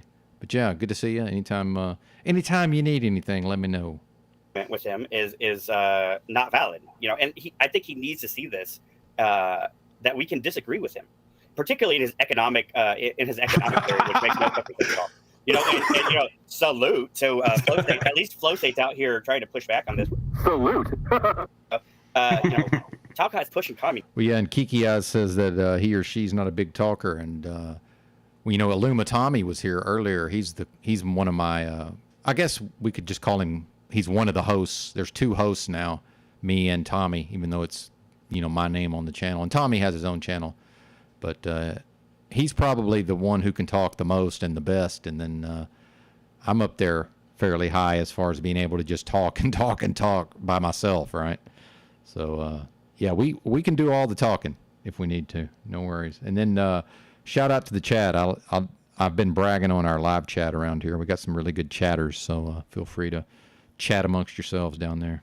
Communism. Come on, it's pretty fucking obvious that he's pushing communism. You know, the Venus Project Definitely bullshit that he talks EBT. about. It's like oh, and the person they're discussing on here is Jack Talcott, and that's this guy. Let me play one of his sound clips.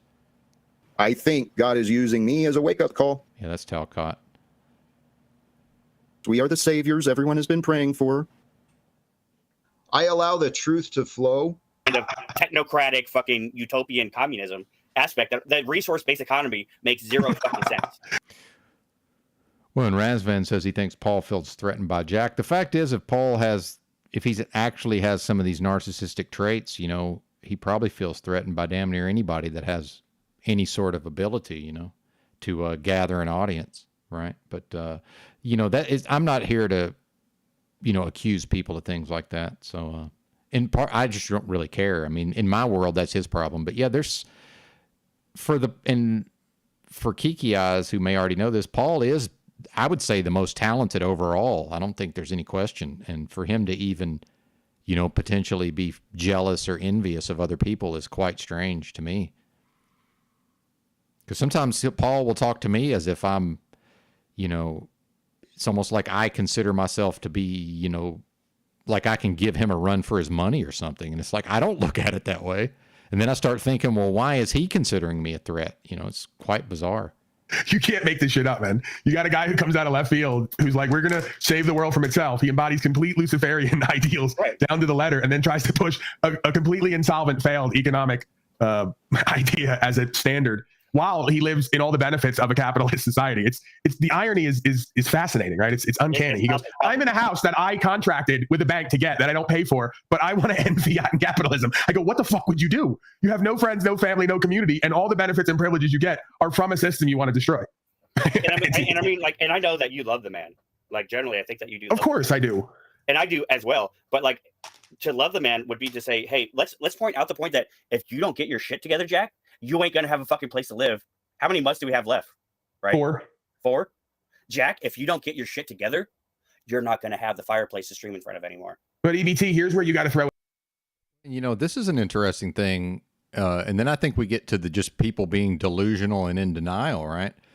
You know, I can't speak for Jack, but you know, I'm going through my own version of that, which is I'm paid up through the 27th in this motel, and then hey, I got to get the fuck out of here, right? Like, I technically have enough money to do another month, but then I will be actually broke. Like, I'm not trying to just run out of money completely. So, you know, tomorrow it's going to be, you know, back to looking for truck driving jobs, which is fine. You know, it's thankfully, it's part of the reason I went and got my CDL and got my experience driving a truck, because it's easy to get jobs and I can live at my workplace and all of these things. But, you know, it's not necessarily my preference, but, you know, what the hell is Jack going to do?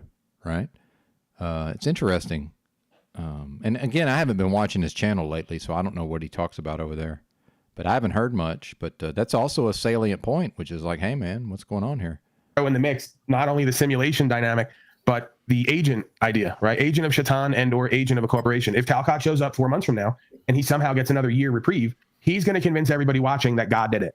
And he's going to get more people to be like him. That's the grift, right? That's the some might say how he's living and getting by is for whatever reasons. Well, it's basically like a law of attraction at that point. You know, it's damn near The Secret, you know, the book, The Secret. Somebody's paying his way to sit on here and obfuscate from this understanding and get people over to that new world order, new age idealism. I mean, who even are the Talcott followers at this point? I mean, I guess like TML is cut to him now.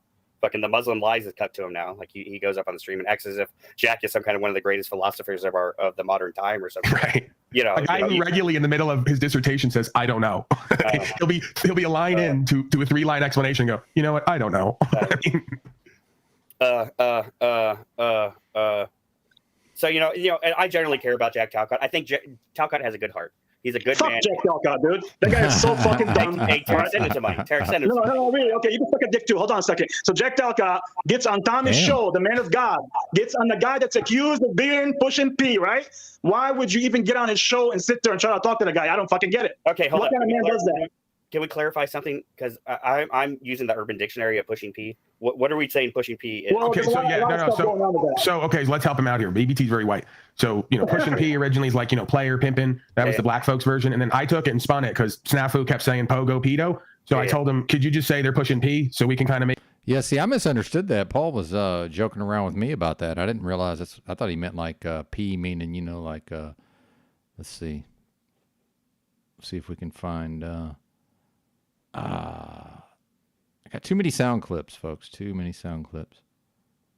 I thought he meant this. It means penis, penis, and more penis. Make it like attractive to the urban youth and also get away from the pedo, pogo kind of lingo narrative because it was getting old and boring. I wanted to freshen it up, right? Spice it up.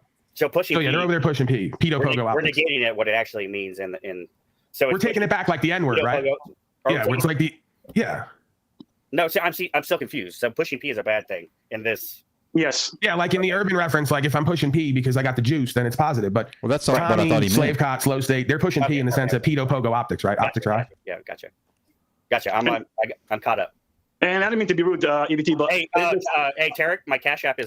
Well, and I've got a screenshot of that, Sterling Ray, because I don't think it's up there anymore. I was looking for it yesterday in his live tab. I don't think it's there. But yeah, they had Paul's head on the Baphomet in one of those thumbnails, and I was so, that was probably like the height of my, going on Paul's panel and kind of just being somewhat enamored with his show, right? Not him as a person so much, because I'm not as into the people and the personalities as some other folks may be, but certainly was sort of swept up in the whole zeitgeist of the thing. And I remember that. I just really remember thinking like, wow, I'm surprised that he even allowed this. And I know immediately other people are like, oh, well, he didn't make the thumbnail. It's like, yeah, but it's his channel, man. He's the one that, he's clearly the one deciding, or he's supposed to be anyway, the one deciding what the thumbnails are. He's presumably picking between, as far as I understood it, I think it's Salty Siren. I'm not sure exactly, but somebody, or maybe Salted Seed, or there's somebody that sends him thumbnails, and he uses a lot of those thumbnails. So I took a screenshot of it. I've got a screenshot of that somewhere on my computer. I'll have to go find it while this is playing. This $ is Slave by Truth. Sure, I'll send you a dollar. Don't worry, I'm sure you need it. But well, that's what's interesting, and sorry for all the pausing, but he doesn't know what he's talking about. Razvan.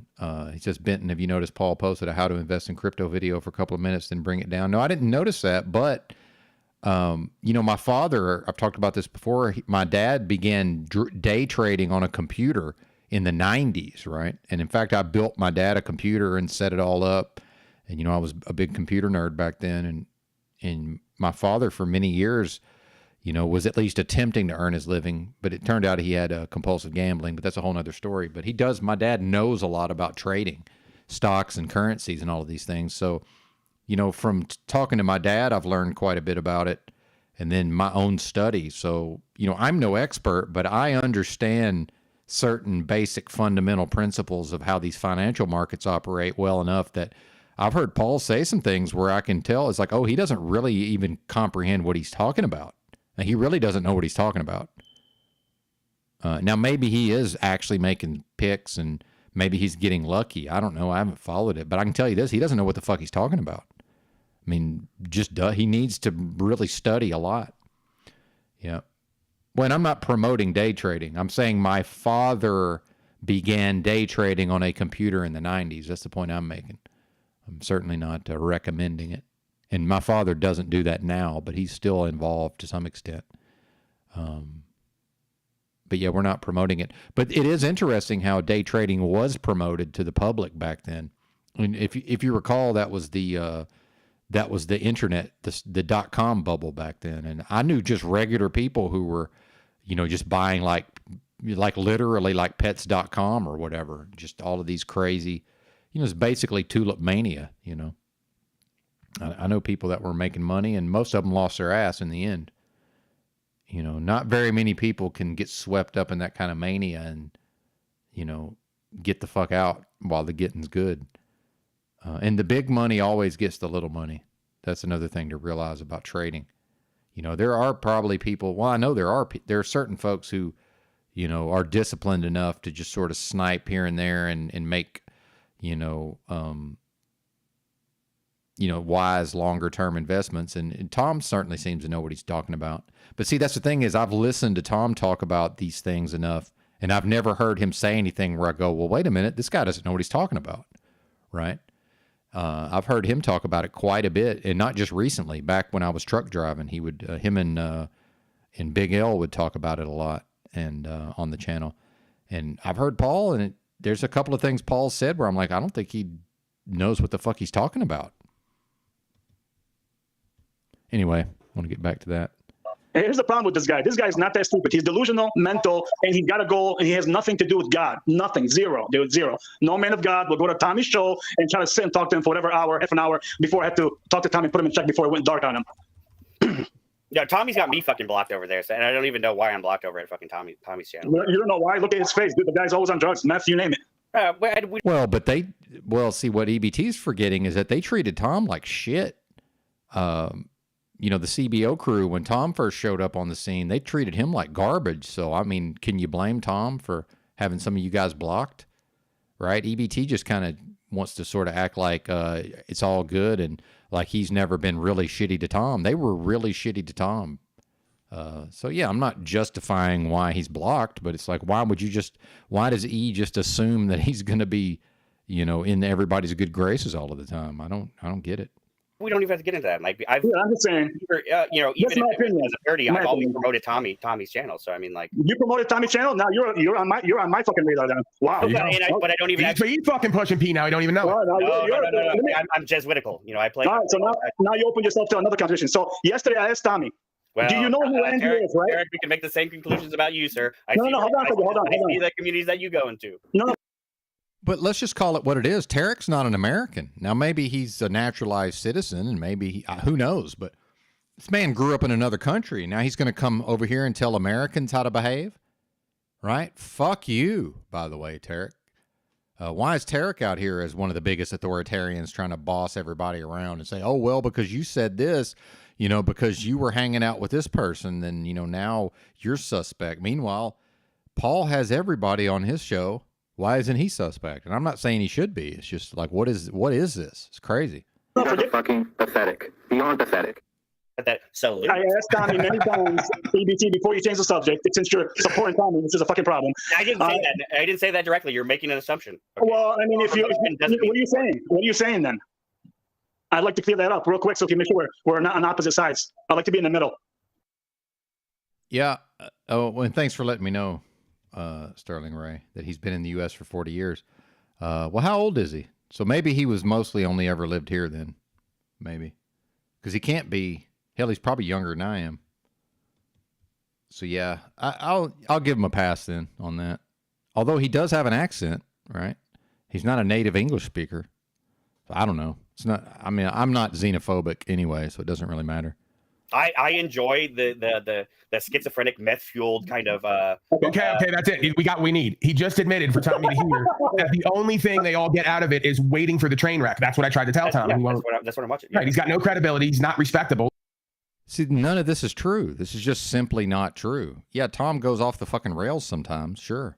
I would say Paul does sometimes, although maybe not as often. Hell, I'm off the rails some of the times, but I don't agree with this assessment here. Well, there's no point in trying to take me down because I'm way more credible and respectable than you. It's never going to happen. And there's really nothing exposed about me, so you can't get it done anyway.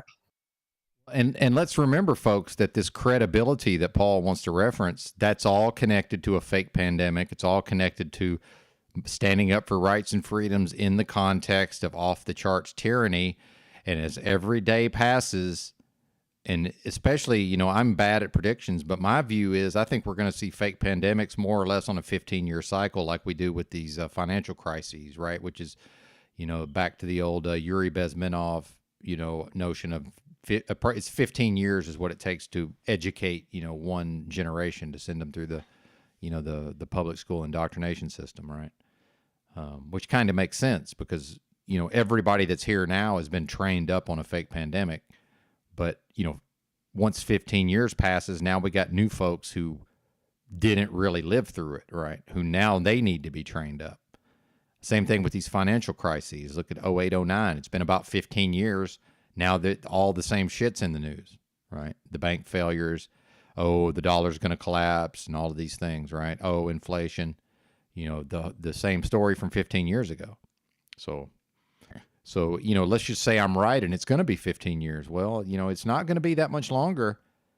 A lot of what Paul's talking about with this credibility, what's unspoken is that that's tied to these notions of, going in, being able to deal with the courts and deal with policy enforcement, in a time of off the charts tyranny, right? So it does become, with folks, it does very quickly become, what have you done for me lately, right? How long is he going to be able to credibly continue to cite things that just really, the time has passed. The time, the environment in which that happened is going to just be completely removed pretty soon. The context is gone. So it's like, okay, who's this person talking about rights and freedoms all the time? Even with the recent stuff with me and Paul, where he's, trying to say that, well, I already done that, and I already did that. But at a certain point, it does become, what have you done for me lately? All you exist for is another carnival freak for everybody to, in between their mundane, mediocre life, wait for your train crash of a life. Yeah, for me, like Tommy's like this little petri dish of my internet experience. Like, I'd like to see how this petri dish is evolving. But let's be clear, you never want to be like. Well, and by the way, I want to go ahead and say this, since I see what Razvan's talking about. This is where I'm a little different than the rest of you. I'm beyond fear of these things, right? What I went through in the last year with almost drinking myself to death, and then, my fucking organs were failing, and, I basically chose to continue living at that point. I have no fear of these things. None. No fear. I have no fear of any of it. But the fact is, even as back as far as, the 08, 09 crisis, and listening to Alex Jones every day, and the fear of, the dollar collapse, the fear of a Mad Max, the fear of a fucking, food shortages and all of these things, right? Meanwhile, there's not going to be food shortages, folks. There's not going to be food shortages. It's not going to happen, because that would create a strong America. If the best thing that could possibly happen, in my view, would be to starve about 75% of these people out. Get rid of all the weak people. 2/3 of the country is obese, is overweight or obese, right? They say make America great again. You can't. Not with this populace. You got to get rid of the dead weight and start over. But, supposedly China, by the way, where Razvan's from, these are areas that have supposedly, according to the official stories, gone through widespread, protracted famine. And what that results in, all the weak motherfuckers die. And all you're left with is the strong people. And look at this Russia-Ukraine thing, right? I followed none of that. But I know this about the Russian people. You got to kill about half of them before they even notice anything's happening. Those people are off the fucking charts, man. So all of this promotion in the media over here that, Russia's losing and Putin's tearing his hair out. Well, what did I see this morning? It's a New York Times article or a Wall Street Journal article about how basically it's time to admit that, Russia's won over there. Well, of course, So, but what happens is in the media in the United States is people see what's being promoted, and they predict what they would react like. It's like, yeah, you people who are 2/3 of you are overweight, you're on TikTok all day. Not you, the listener, but these people, they're eating fast food, McDonald's, nobody's exercising, their brains are dulled, they can't think for themselves. They're projecting what they would be like in a war. That has nothing to do with what these Russians are like. I'm serious. You got to kill about half of them before they even realize something's happening. It's just a whole nother way of looking at things. So, yeah, of course, it's all a scam, as we know. It's all a scam also to get people over here to feel okay about having a bunch of money sent over there, right? One of my favorite novels, Joseph Heller's Catch-22, by the way, about war profiteering. If anybody hasn't read that, that's an excellent read. But I have no fear of these things, man. Take the cash away. I guarantee you I'll still find a way to eat, you know. Make it the mark of the beast. I'll say no, and I guarantee you I'll still be provided for. You know how I know? Because I've lived those beliefs. That stuff that people were talking about on Machine Lies this morning, I've lived it. I lived in the streets with nothing for many years, right? I've tested it. I am spiritually guided and protected and have been provided for. Why would that change? Now, obviously, I've been tested, and, you know, we all have in our own ways, and, you know, we've all been through the fucking ringer by now, right? It's like I'm not special. I'm not even implying I'm special. I'm just saying that I'm maybe a little ahead of the game and realizing that, you know, it doesn't matter for me. Like, the shit's already bad. Okay, well, it's going to get worse. You know, I just don't have any, I can't have fear of that. And it's not a delusion either. I think you're right. I think you're absolutely right. Yeah, there's not going to be cash. But that doesn't mean I'm not going to, and look, if I starve to death, I fucking starve to death. You know, it's not even really, it's beyond my control on some level anyway. Like them, you'd never want to. Oh, shit, I got to go to the store. All right, I'm going to leave this playing and come back. I'll be back shortly. Present like him, you'd never want to. Right. Okay. No, never. You know, like, he's not somebody I'm looking up to. It's just like, this is a super interesting individual. Like, this motherfucker. Interesting in the sense of, if you live near an asylum and you were walking by one day and you heard something through the window, you might want to peek in. Right. Yeah. No, it's like we're being at this is a zoo. You know, we're right. The animal zoo experiment. What's the psychologist that has that? But yeah, you know, so I'm looking through the plexiglass. All right. Did you get a chance to watch yesterday's Tommy or no? No, because I was on a different stream at the same. No problem. And I can't chat in the fucking. He's got me blocked in the chat. So, like, if I'm blocked in the chat, He's very emotional and sensitive, Tommy boy. He blocked me the day I went on. He blocked me the day that I went on the panel, and I was on the panel for like 3 hours. But he blocked me the same day. So, like, the next time we went live, I couldn't even chat in the fucking live chat. And I was like, dude, what the fuck, dude? Like, if I can't chat in I'm not watching a live if I can't chat in it. I'm just not gonna. Yeah, it's weird. It's a really weird psychological dynamic where he can't figure out why he has no friends or family or mates in his real life. Comes online to replicate that, can't get it done because he acts the same way online he does in life, and then thinks he has a community and friends of people who just stop by to watch him crash out every night. Well, and he's mod godding hard as fuck, even though he says he's not.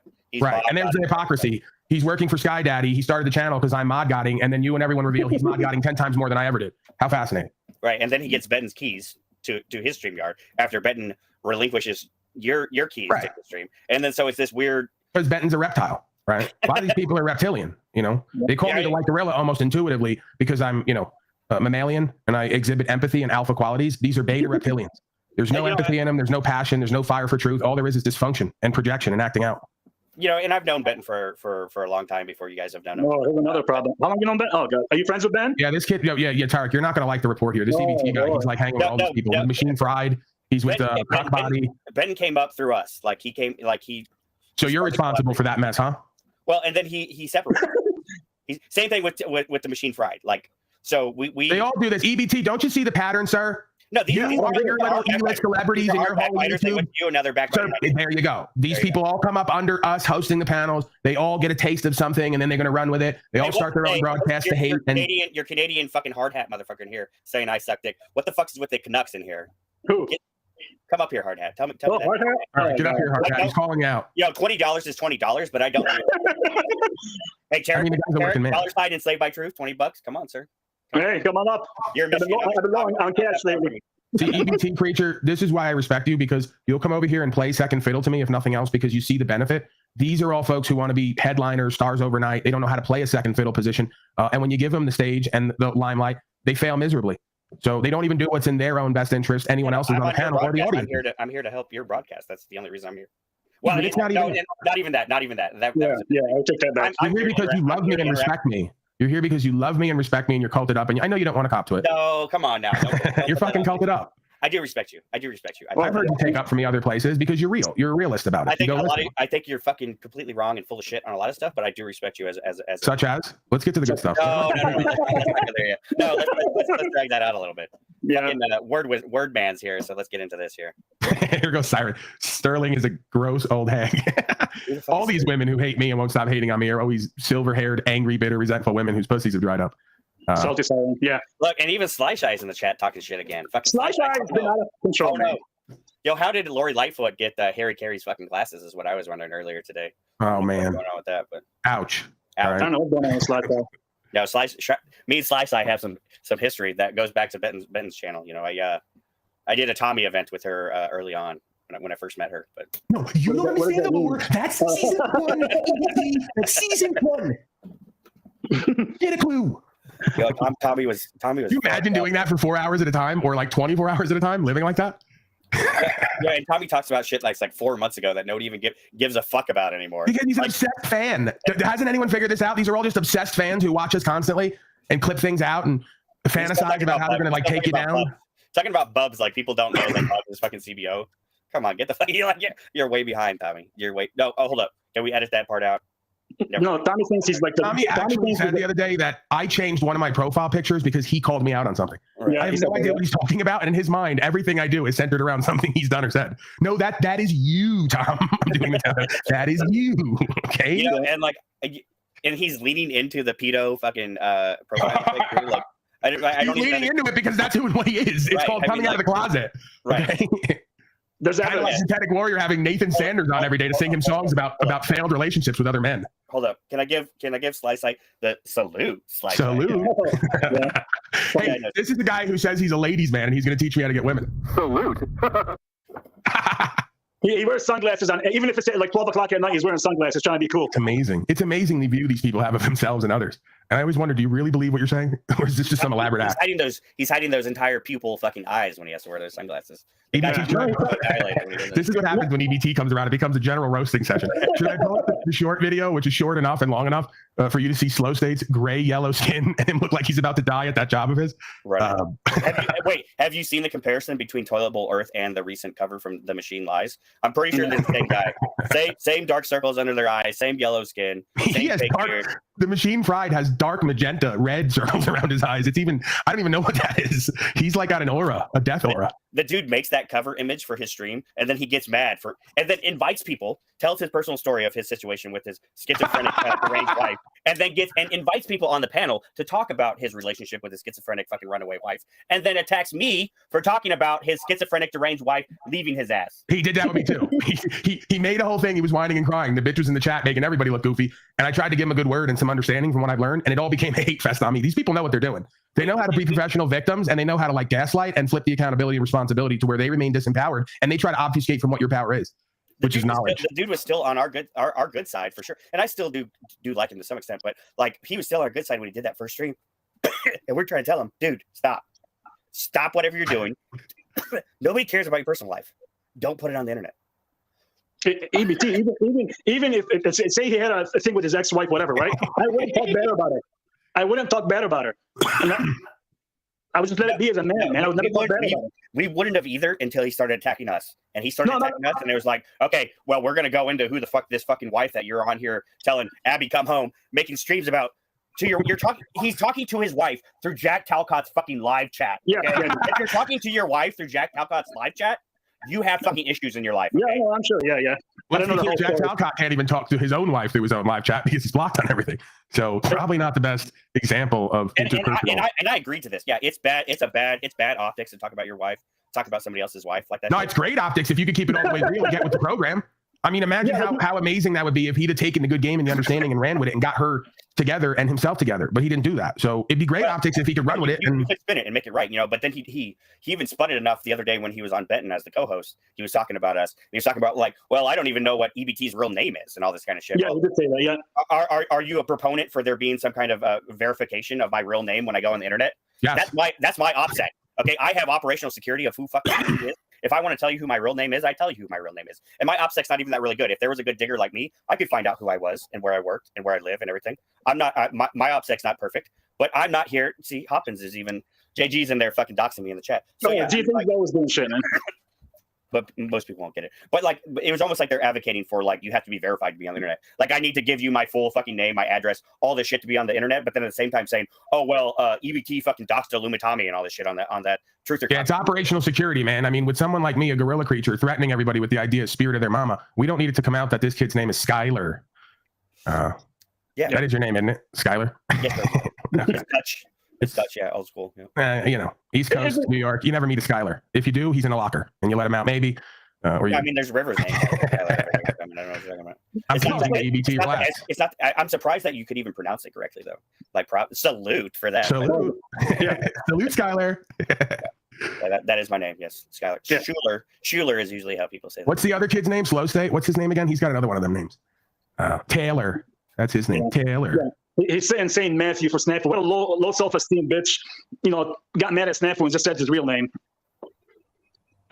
Yeah, but EBT, that's the difference. I could tease him about his name, but he seems to be somewhat of an upstanding man, respects, you know, the truth. I actually appreciate my name because it had a whole lot of letters in it, and I think that adds to being a child being able to advance in their intellectual evolution when they have to write a bunch of letters out to spell their name. I think. No, I agree. Yeah, I agree. I just think Flow State's intent was bad because he got pissed off because Snafu was picking on him. Sir, please use the proper moniker here. It's Slow State, Slow State as well. Fucking slow as well. Yeah. Right. You know what? I don't know. Did you know? What's his name? Slave Scott has got a meme of you on his thing. He's that at? Oh, look at it. Oh, it's on his. 6:30. It starts. It says something about you're the only one or some shit. He's got your face on it. Oh man, because he wasn't going to go live today, but I was talking shit about him. Him neglecting his responsibilities. So now he said alive just to be oppositional and prove me wrong, right? That's the game. Doubling down, dude. Doubling down. That's cute. You're going to compete with me in a non-petition?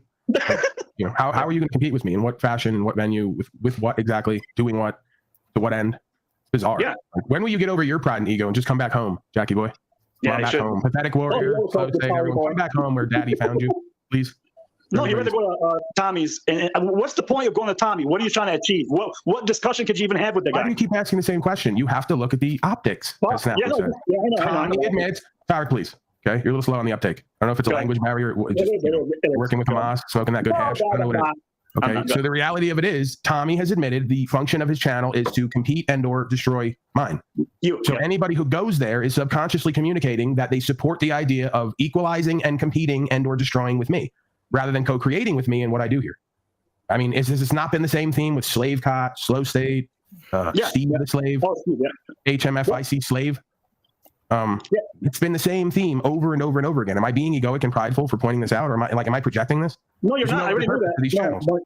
No, you're not, Paul. I already knew that. I just thought he went on all these other channels enough. I didn't think he would take the other step to go to Tommy. Hold on, I'm being really. I am. See, you didn't catch me, or you didn't hold me accountable. I'm being really egoic and prideful right now because that's just the main goal, to try to destroy me and aggrandize their ego. Then there's 2 and 3: attention, fulfilling their desires to be seen and heard and feel important, and make a few bucks doing it.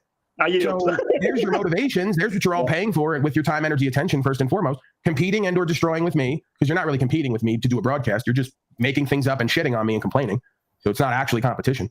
But yeah, and/or get attention, fulfill, and aggrandize their fragile egos, and make a few bucks doing it. Why not? Which is, again, another indirect form of competing with me, because none of these people had the idea to do it till I fucking showed up for a year and a half. They were all sitting in a hovel waiting for their next come up to be dropped off in their lap, like all loser failures. I'm speechless. I yield. Yeah. Did you watch how along the way I told you that they were buying pieces of equipment? They all denied it. Slow State showed up like 4 months ago with a new microphone. And then one other, I go, dude, you're obviously preparing to go do your own broadcast and you're buying equipment one piece at a time. And you're starting to set a narrative of breaking away from me and hating on me. No, I'm not doing any of that. There's no benefit to me to broadcast. It'd be a waste of my time. You don't make any money. You're poor and broke. 4 months later, he now has his own panel. He said yesterday, he's the biggest panel on Jack Talcott's panel. He's bragging to everyone's face and he's charging $1 a month to sell his soul. So who was right again, even when the person who you could ask them directly for what they're doing, they'll never tell you, or they may not be aware because it's all subconscious. So Pauly Boy has to read between the lines, amalgamate, and recommunicate what the truth is, because they'll never tell you. They'll show you at some point, and then you got to believe them. Yeah, the sermon is on point. Well, can I provide some levity, though, and a little bit of pushback? Absolutely, sir. That's what you're here for. So I remember early on when we were interacting with it, you were making fun of us for having professional microphones, making fun of CBO for having t-shirts. And well, now you got a microphone, a boom mic. You even got the. I don't even have the mount for the thing. You got the isolation mount for the thing and all that shit. Got t-shirts. Now, can I be clear? Can I be clear on my explanation? I looked around and I said, "This is also ridiculous. You guys all have this shit. You're nobody and nothing." So then I said, it would only make sense if all the nobodies and nothings have all this, that a god of all media would have that and then some. Exactly. It was pure logic. There you go. Right? I'm stuck with this. Not even that expensive. Okay, here comes that. Land the plane here. Exactly. I'm stuck with this pilot headset. I don't know, guys. Yeah. Tower to Wizard. You have clearance to land in runway 349. Over. 349 over. 349 over. Yeah, I mean, and two, it was an idea that I had to relook at it, right? I had to look at it again and go, hold on a second. I do this every fucking day. I put so much time, energy, attention into it. It's become a living for me. It would be almost an insult to the people and to myself to not upgrade the quality where it was prudent to do so. You know, and when listening back to some of my broadcasts, which at the time I rarely did, I go, this is not acceptable. If I could do better and be better, why wouldn't I? Right? It's not about looking the part because I need to look like somebody. It's about bringing a better quality for something I put so much time, energy, attention, and passion into. It's really, again, a logical idea. It's a common sense idea. You know, most of these people I've seen that come on here do it to try to look the part. They ain't got no content to bring. Who gives a fuck what the quality of the audio and video is? You suck. It's just my perspective. I don't even use mine because like the way that I'm set up, like it's actually worse than just wearing a headset. So like I don't even use it. Yeah, it kind of works for you, man. For some reason, it's Stream Deck and all this kind of bullshit. Like I don't even use any of this shit. Like it's. But that's the thing. It kind of works for you. At the risk of maybe identifying with what I may see in myself subconsciously, it kind of works for you because you don't seem like somebody who comes on and tries to act like, you know, Mr. YouTube guy broadcaster. You're just kind of a regular guy talking about whatever you're talking about. So it just kind of hits different, as they say nowadays. You know, when you see these other guys, I like tech, so I just like to buy tech, but. Yeah, when you see Provo Child with a light up microphone, I don't even know how to language it out, but it just, you know, you want to vomit, right? Yeah, shout out to Provo Kid though. Salute. Oh god, you're doing a salute really good. When you see Slow State with a microphone who can't afford a pack of cigarettes, it just makes you want to vomit. Well, I can't afford a carton. He's got to buy them. I can't afford a carton of cigarettes. I was in Kansas City. I'm gonna pause the stream. I gotta go buy cigarettes. I'll be right back. Hold on, guys. I'll be back in an hour. I gotta go get cigarettes. I gotta get changed out of the couch. Hold on, my daughter just called me. I have to pick her up and get her a soft drink, and then I'll be back. This is his idea of parenting, right? He can't understand why I say they're all loser failures, right? They have children and spend all day and all night on panels or at work, and then like try to virtue signal because they picked up their child and got him a soft drink and went back to a panel of miscreants. You know, it couldn't be any more of a stark, embarrassingly clear indictment of who and what they are and how they live, and then project onto everyone else. I go, I'm like, I have no family and no children, and it's not acceptable for me what you all do regularly. You know? Right. Yeah, right. For sure. Yeah, definitely. And I'm not saying you because I see, you know, I've seen EBT. He's a working man. He kind of does his thing. He's not on here all day, every day. At least it doesn't seem so. And it seems like he's somewhat involved with his children. He's an active father, you know? Yeah. So no, you wonder why these guys grow up to be saluting on panel is because their daddy was just like they are with that daughter right now. Completely inactive and disengaged in that being's life, you know? Yeah, my dad was a badass. That's who I got my name from too. So there you go. See, every one of the men who somehow, whether they agree with me or not, resonates with me and is able to work with me on some level and reconcile, had strong male role models in their life. They didn't come up under a mama with no daddy. That's the beta males. Yeah, my dad's also hardcore. Roll your fucking eyes at me, wizard. Get up in here.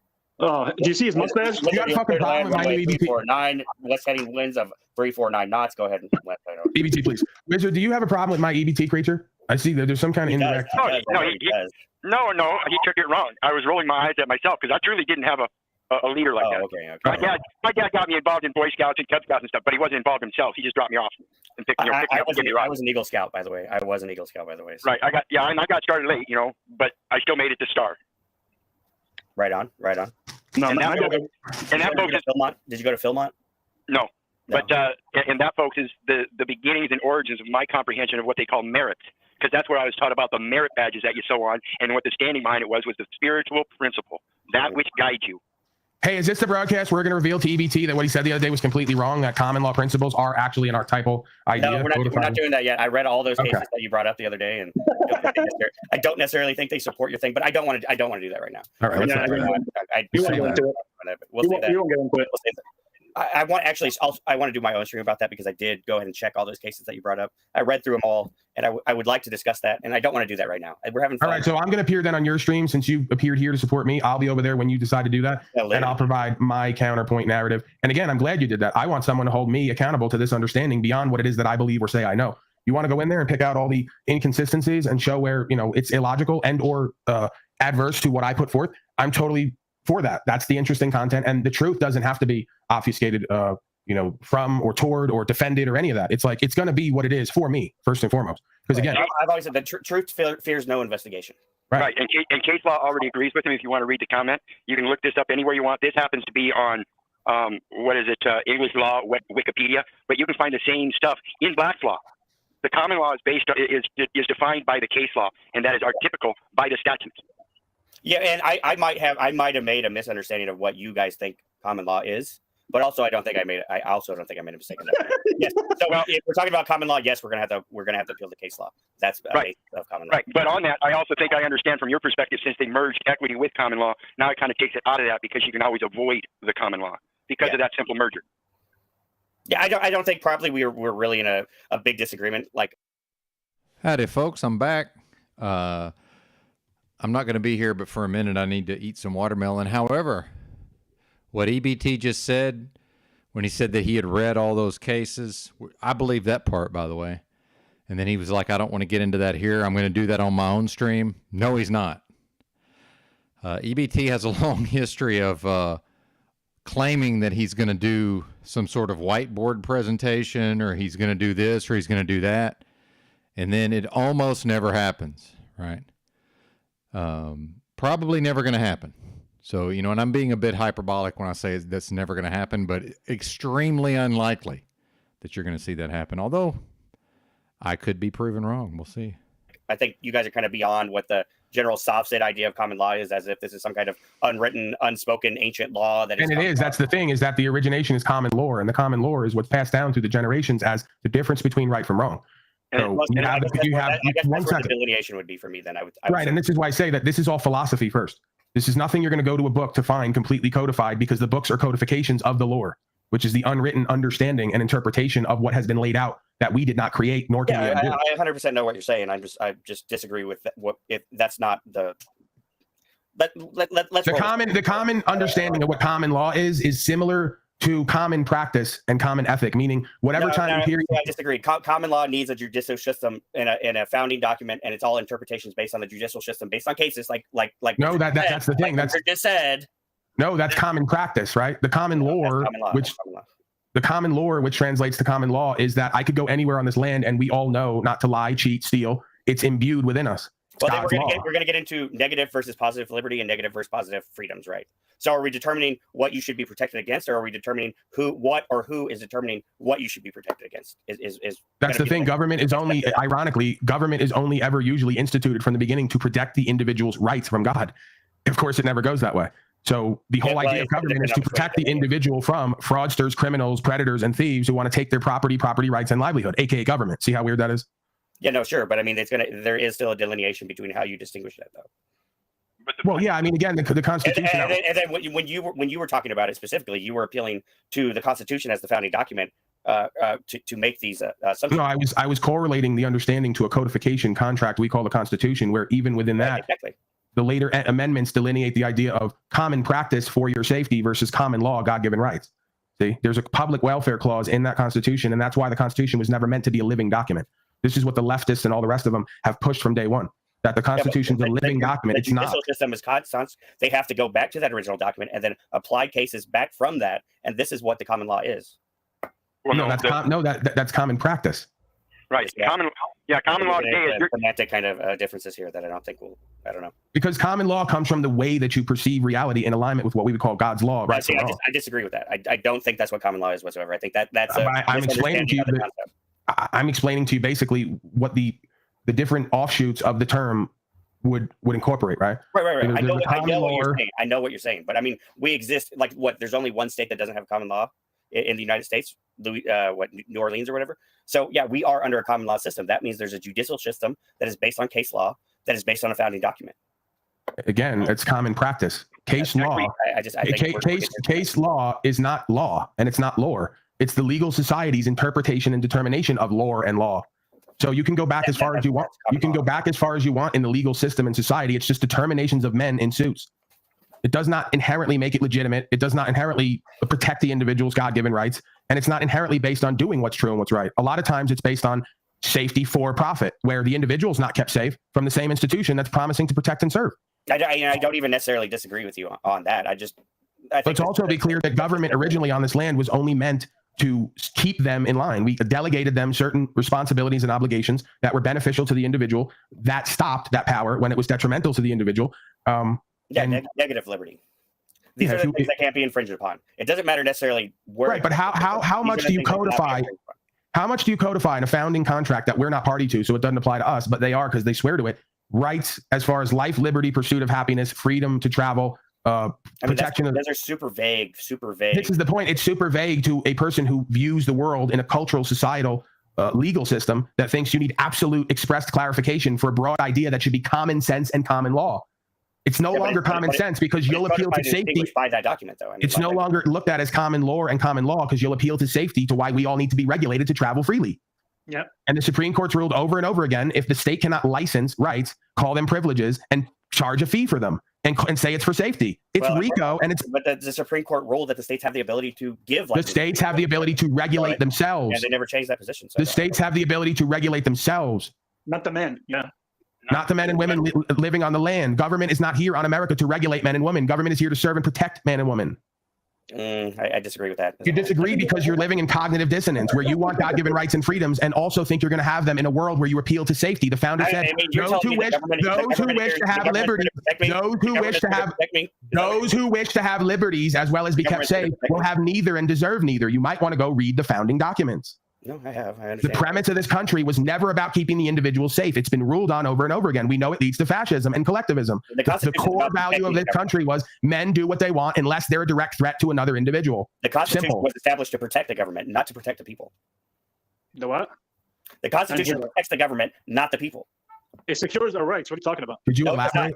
No, it does not. It implies negative rights for individuals, and in a sense, it protects the government. The whole reason they established the Constitution was because we had all these guys fight this Revolutionary War, and they were promised to be paid for their service to the military. And then after the war was over, there was no money to pay them, and none of them got paid. And then they rebelled against the government. And then the same government that said, we need you to fight against this other government, decided, well, you no longer have these rights to be able to rebel against the government. We're going to establish this Constitution to protect us from what you want to do as a people. No, you don't understand the powers then, because the militia, the people of the nation, commands the commanding general. The president. Don't interrupt me. Don't interrupt me. You had your piece to speak. Shut the fuck up. LOL, shut the fuck up. LOL, ... Well, and by the way, EBT's been interrupted repeatedly. They're not hearing him out. And, EBT is, he's pretty fucking sharp when he studies up on something. So this is going to be interesting. Explanation, shut the fuck up. So, if you understand the Constitution, the commander-in-chief gets his powers directly from the people. The Ninth Amendment. Yep. The Constitution also gives provisions for a set out specific provisions for the people that are subjected. Well, sorry I'm eating, but Dan Calloway on his channel has covered how the people does not mean us, by the way. But then you guys will still say that the DC is outside of the Constitution. Well, the Constitution gives power to DC. So I mean, I don't even know what you guys are appealing to. Yeah, it's corporate powers. That Constitution is a literal contract. It's an insurance underwriting. No, I am not. No, I am not. No, I am not. I am telling you that Constitution applies. No, I am not. I am telling you the Constitution applies to the people that apply the Constitution to themselves. You have to have an oath of office and a license. No other way. Resident, no person shall reside within the zone except federal, state, or municipal officers or agents whose resident presence is deemed necessary by the board. Wait, so are you agreeing to my original premise that the Constitution... Yeah, right. So we'll meet the middle ground like always. We'll meet the middle ground like always. The contract, like usual, is meant to protect both parties. It's about how it's applied. Yeah. So the same Constitution that can protect the governmental body who swears to it can be an indictment for them if they act outside the boundaries of that established contract. So it can absolutely protect both sides in its own way, depending on how it's moved and interpreted and what the guidelines are and what the agreement is. Who the co-signer. It's implied. It provides protection for... requires a judicial system to be able to interpret that, though. Correct. And it like he just said, it provides it actually doesn't. I don't know why you're agreeing with that. We had sheriffs on this land. It provides... You have to be able to come in equity. That's the only way it will work. Equity was merged with common law. If you want to call... Go ahead, sir. I don't want a long, drawn-out etymology and explanation that nobody's interested in or can't understand. I'm trying to make it simple, but nobody will let me speak real quick. And I'm telling you, you're fairly intelligent, and simple for you is complicated for others. I've learned that about me as well. Yep, I agree. So where the common law does not provide remedy, what is a remedy? Equity. Equity was the ancient judicial system of the English courts to provide remedy where the common law did not. That's why they merged them. They are still working on common law because they presume they have a remedy. Just sue us. That's not your remedy in equity. You have to create your own remedy because you are not involved with that law. You are not party to it as a contractor. So what I get from what you just said is, if I can translate for all the stupid people, you can't have a country that operates on self-governance if the individuals don't know how to govern themselves. Fair to say? Absolutely. That's the only way you can bring the equity, because you have to know you are the creator. You are the people. That is what that document was created for the people, by the people. Right. So it protects both parties against incompetence and intransigence and corruption. of which we have equal, if not greater parts on both sides, if not on the part of these citizens, because there's way more citizens than there are governmental agents. And I contend that we get the government we deserve. So by that logic, there's way more corrupt, incompetent, and capable citizens than there are agents of governare mente, which of course means mind control in Latin. So yeah, of course, judicial systems and governments are necessary for a race of beings who cannot apprehend objectively right from wrong and govern themselves. It'll always be here, as long as there's a lack of consciousness and awareness, which seemingly has been here from the beginning of time and is present now more than ever on these panels, if nowhere else. Yeah. Well, I just think EBT, it's the first time I.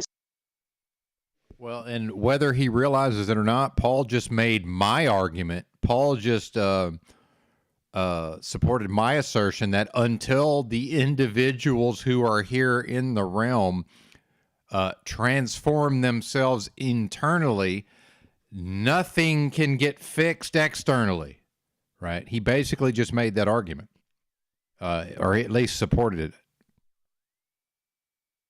I see him and see like face expressions and everything else. I just think he's comfortable with his comfort zone. He does not want to accept it. Just my opinion. Except what? Except what? Except the fact that you may not be comfortable if you live a man on the land. You live in as. See, this is what I always find so fascinating. All the folks who claim to be religious, godly folks are so uncomfortable with God actually being in control, but so comfortable with corrupt men being in control. No, does that make sense? You're making all these presuppositions and assumptions that really are not valid. I mean, I don't even know where you're coming to that conclusion. I don't know how, Tarek, you're any different from me. I don't even know where you're coming from. Well, I'm a man on the land. I got no ID, nothing. But Zero. you see, you're using some kind of catchphrase that means nothing to me. Well, that's to you. To me. But whether or not I have an ID has nothing to do with whether or not the beings around me have transformed themselves and fixed what they need to fix about themselves, right? Just a basic level of being able to comprehend, focus, concentrate, listen, entertain multiple ideas simultaneously. Just that, a basic comprehension level is missing. To me, it does mean a lot. It means okay. I'm a man on the land too. My feet are on the ground. I don't think so. The man on the land terminology is an idea. I know what it is. So then you're purposely being obtuse. I'm not, though, because I think in essence it still doesn't mean nothing to me, though. Right, because you don't understand. None of this is new to me. It's like I'm not. Because you don't understand. Because you don't understand the common law or the contractual system. You don't understand status, entitlement, standing, the record. I mean, this is again why I started all off with legal and lawful. I understand the claims. I just. You don't accept them, okay? Well, I don't know how much evidence you can pile up that should be self-evident, like the Constitution says, for all the folks who say it's so vague. Well, because they could never imagine that folks would look around and not be able to conceive of what to them was self-evident. That we don't need 10 million statute, policy, and codes to rule over. I hold by natural law. I'm not opposed to any of that. You're not opposed, but you're not comfortable with it, so you're taking the other side. That's what you're doing. You think I'm not comfortable with it? I can tell from your voice and the way you're defending the other side, you are more comfortable with being a citizen. No. If I think that you're not making a legitimate point, that means that I'm not comfortable with it. You're sounding like Talcott. If I don't agree with you, that means that. No, I'm not saying you have to agree with me. I don't know where we're. No, let me tell you something. BT, you all have the same tone and language. You all defend the same entities. So I'm not saying just based on what you said, that's exactly who you are. I'm just saying, my opinion, that's what I feel. You are. You like your comfort zone. You've probably been a corporate guy all your life, and that's where you're at. You like to defend that side, even though you know probably it's wrong. What do you mean a corporate guy? I mean, like you've been a corporate guy working for a corporation, right? What's I'm assuming. What do you mean? What do you mean with your job, your entire life? What have you been doing as well? Working for who?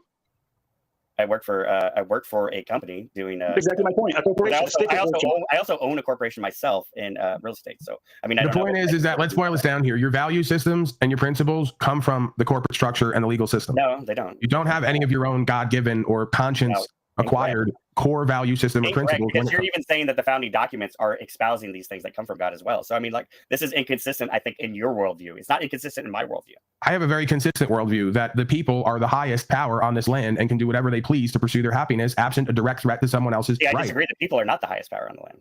I know, because all of your core value systems and principles come from a corporate structure and corporate people. I just said that. No, see, that's not what I'm. That's exactly what I said, DBT. I don't even know what Paul knows. I don't even know what Wizard knows. I don't even know what you know. But I can tell from your tone, you're a corporate bitch. How's that? Is that better? A corporate bitch. See, here we go. We're going to go into this loop again. Is what I prefer the term hoe. Well, it's a front to his masculinity to call him a bitch. It's more of a hoe. Why am I a corporate bitch? We're going to go into. We're just going to start slinging these catchphrases that are supposed to mean something. Because here's the problem. Here's the problem. Because you are intelligent enough to know both sides, and I don't think you're dumb. You know exactly what side, like the interpretation. You choose to be on the comfort corporate side. You don't want to be uncomfortable. I You don't don't even know how you're making this assumption because I'm not even claimed to be on. My opinion only. Okay, well, your opinion is bullshit, and I have the ability to make that. I have No the ability problem. to make that assessment. You just said it. You've been a corporate guy your whole life, so you've probably been a corporate hole your whole life. You're living in what is that, a corporate hotel that you're staying in? What's that? Sorry, sir. I don't live in a hotel. That's Bentard. That's not true, Tarek. I'm going to stop everyone right there. I'm not going to have that type of talk. Benton does not live in a hotel. He lives in a motel. Go ahead, fellas. I mean, we're talking. That's a good point, actually. Although technically this is a hotel, but it's a whole nother story. But yeah, it's certainly the level of a motel, I would say. But guess who's most likely going to be back in the big rig, for better or for worse, quite soon, most likely.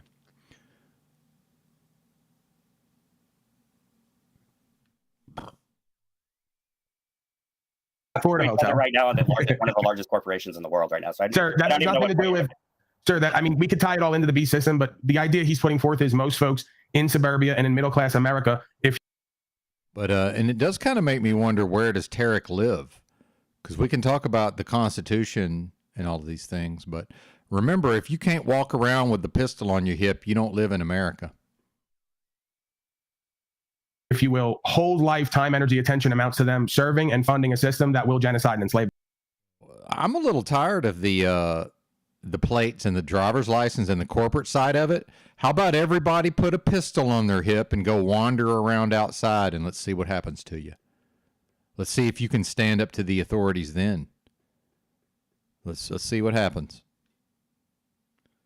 Because supposedly you got a Second Amendment, and Paul wants to talk about a Constitution. Let's everybody fucking put a pistol on your hip and go walk around and see what happens. I'll be just fine here in Arkansas.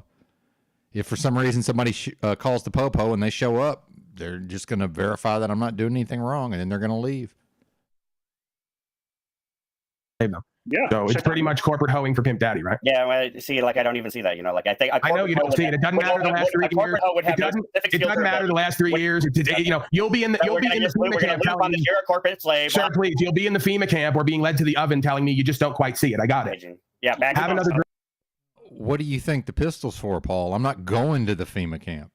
I did 56 episodes of a podcast where I talked about this. That's what the pistol's for. It's so that they can't take me to a second location. I'm not going. You're not going to have to worry about me being there unless they sneak up on me. We're going to do the backstaging now, okay? Well, because again, the more you drink, the more belligerent you get, and no.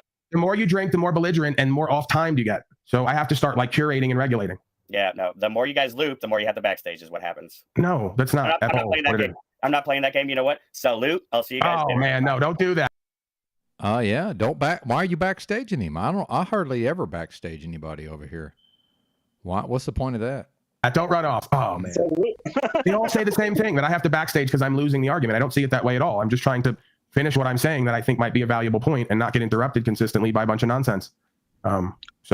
Except Paul did interrupt a whole bunch of times when EBT was trying to talk earlier. You think that I can't notice that somebody's countenance and presentment and timing changes as they get more intoxicated? I do notice it, and others notice it as well. I'm not demeaning you or insulting. Well, isn't he? But he's also free to drink if he wants to, right? He can destroy himself if he chooses. This is freedom, right? Don't people get to choose how to behave? Insulting you, I'm pointing out the obvious. So again, it's like I'm not backstaging to take power or to try to obfuscate from a loss. Whether there's a win or loss here, I don't know. And in my world, I prove that I believe in freedom by respecting other people's freedom to choose and to do what they choose to do instead of what I think they should do. Just communicating the understanding.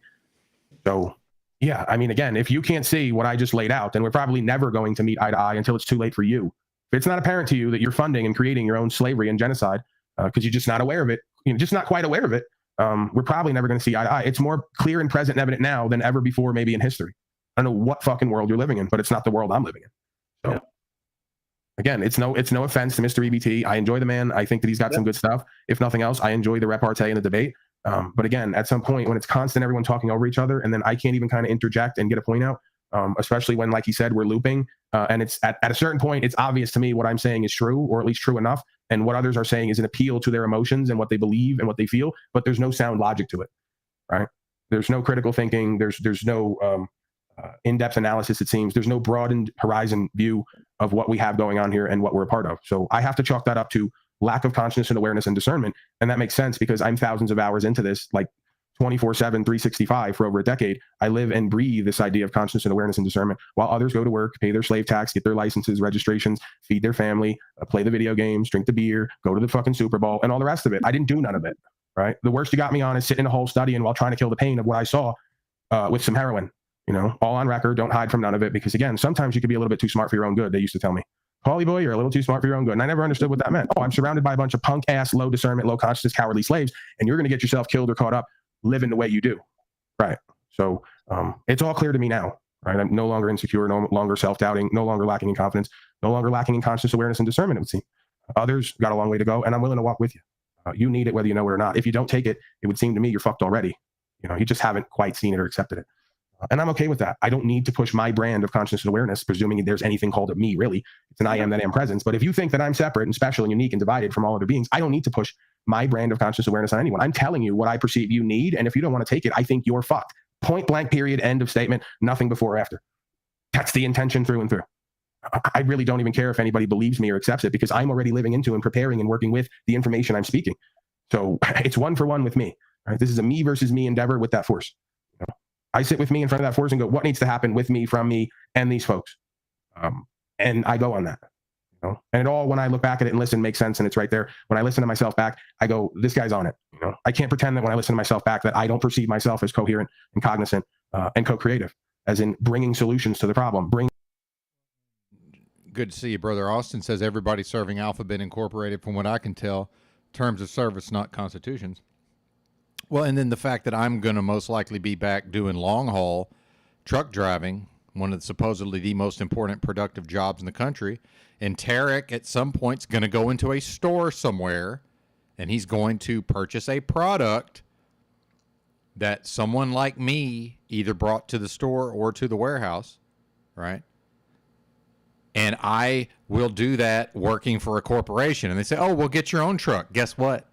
Guess what? That's all corporate. All those truck drivers operate as corporations.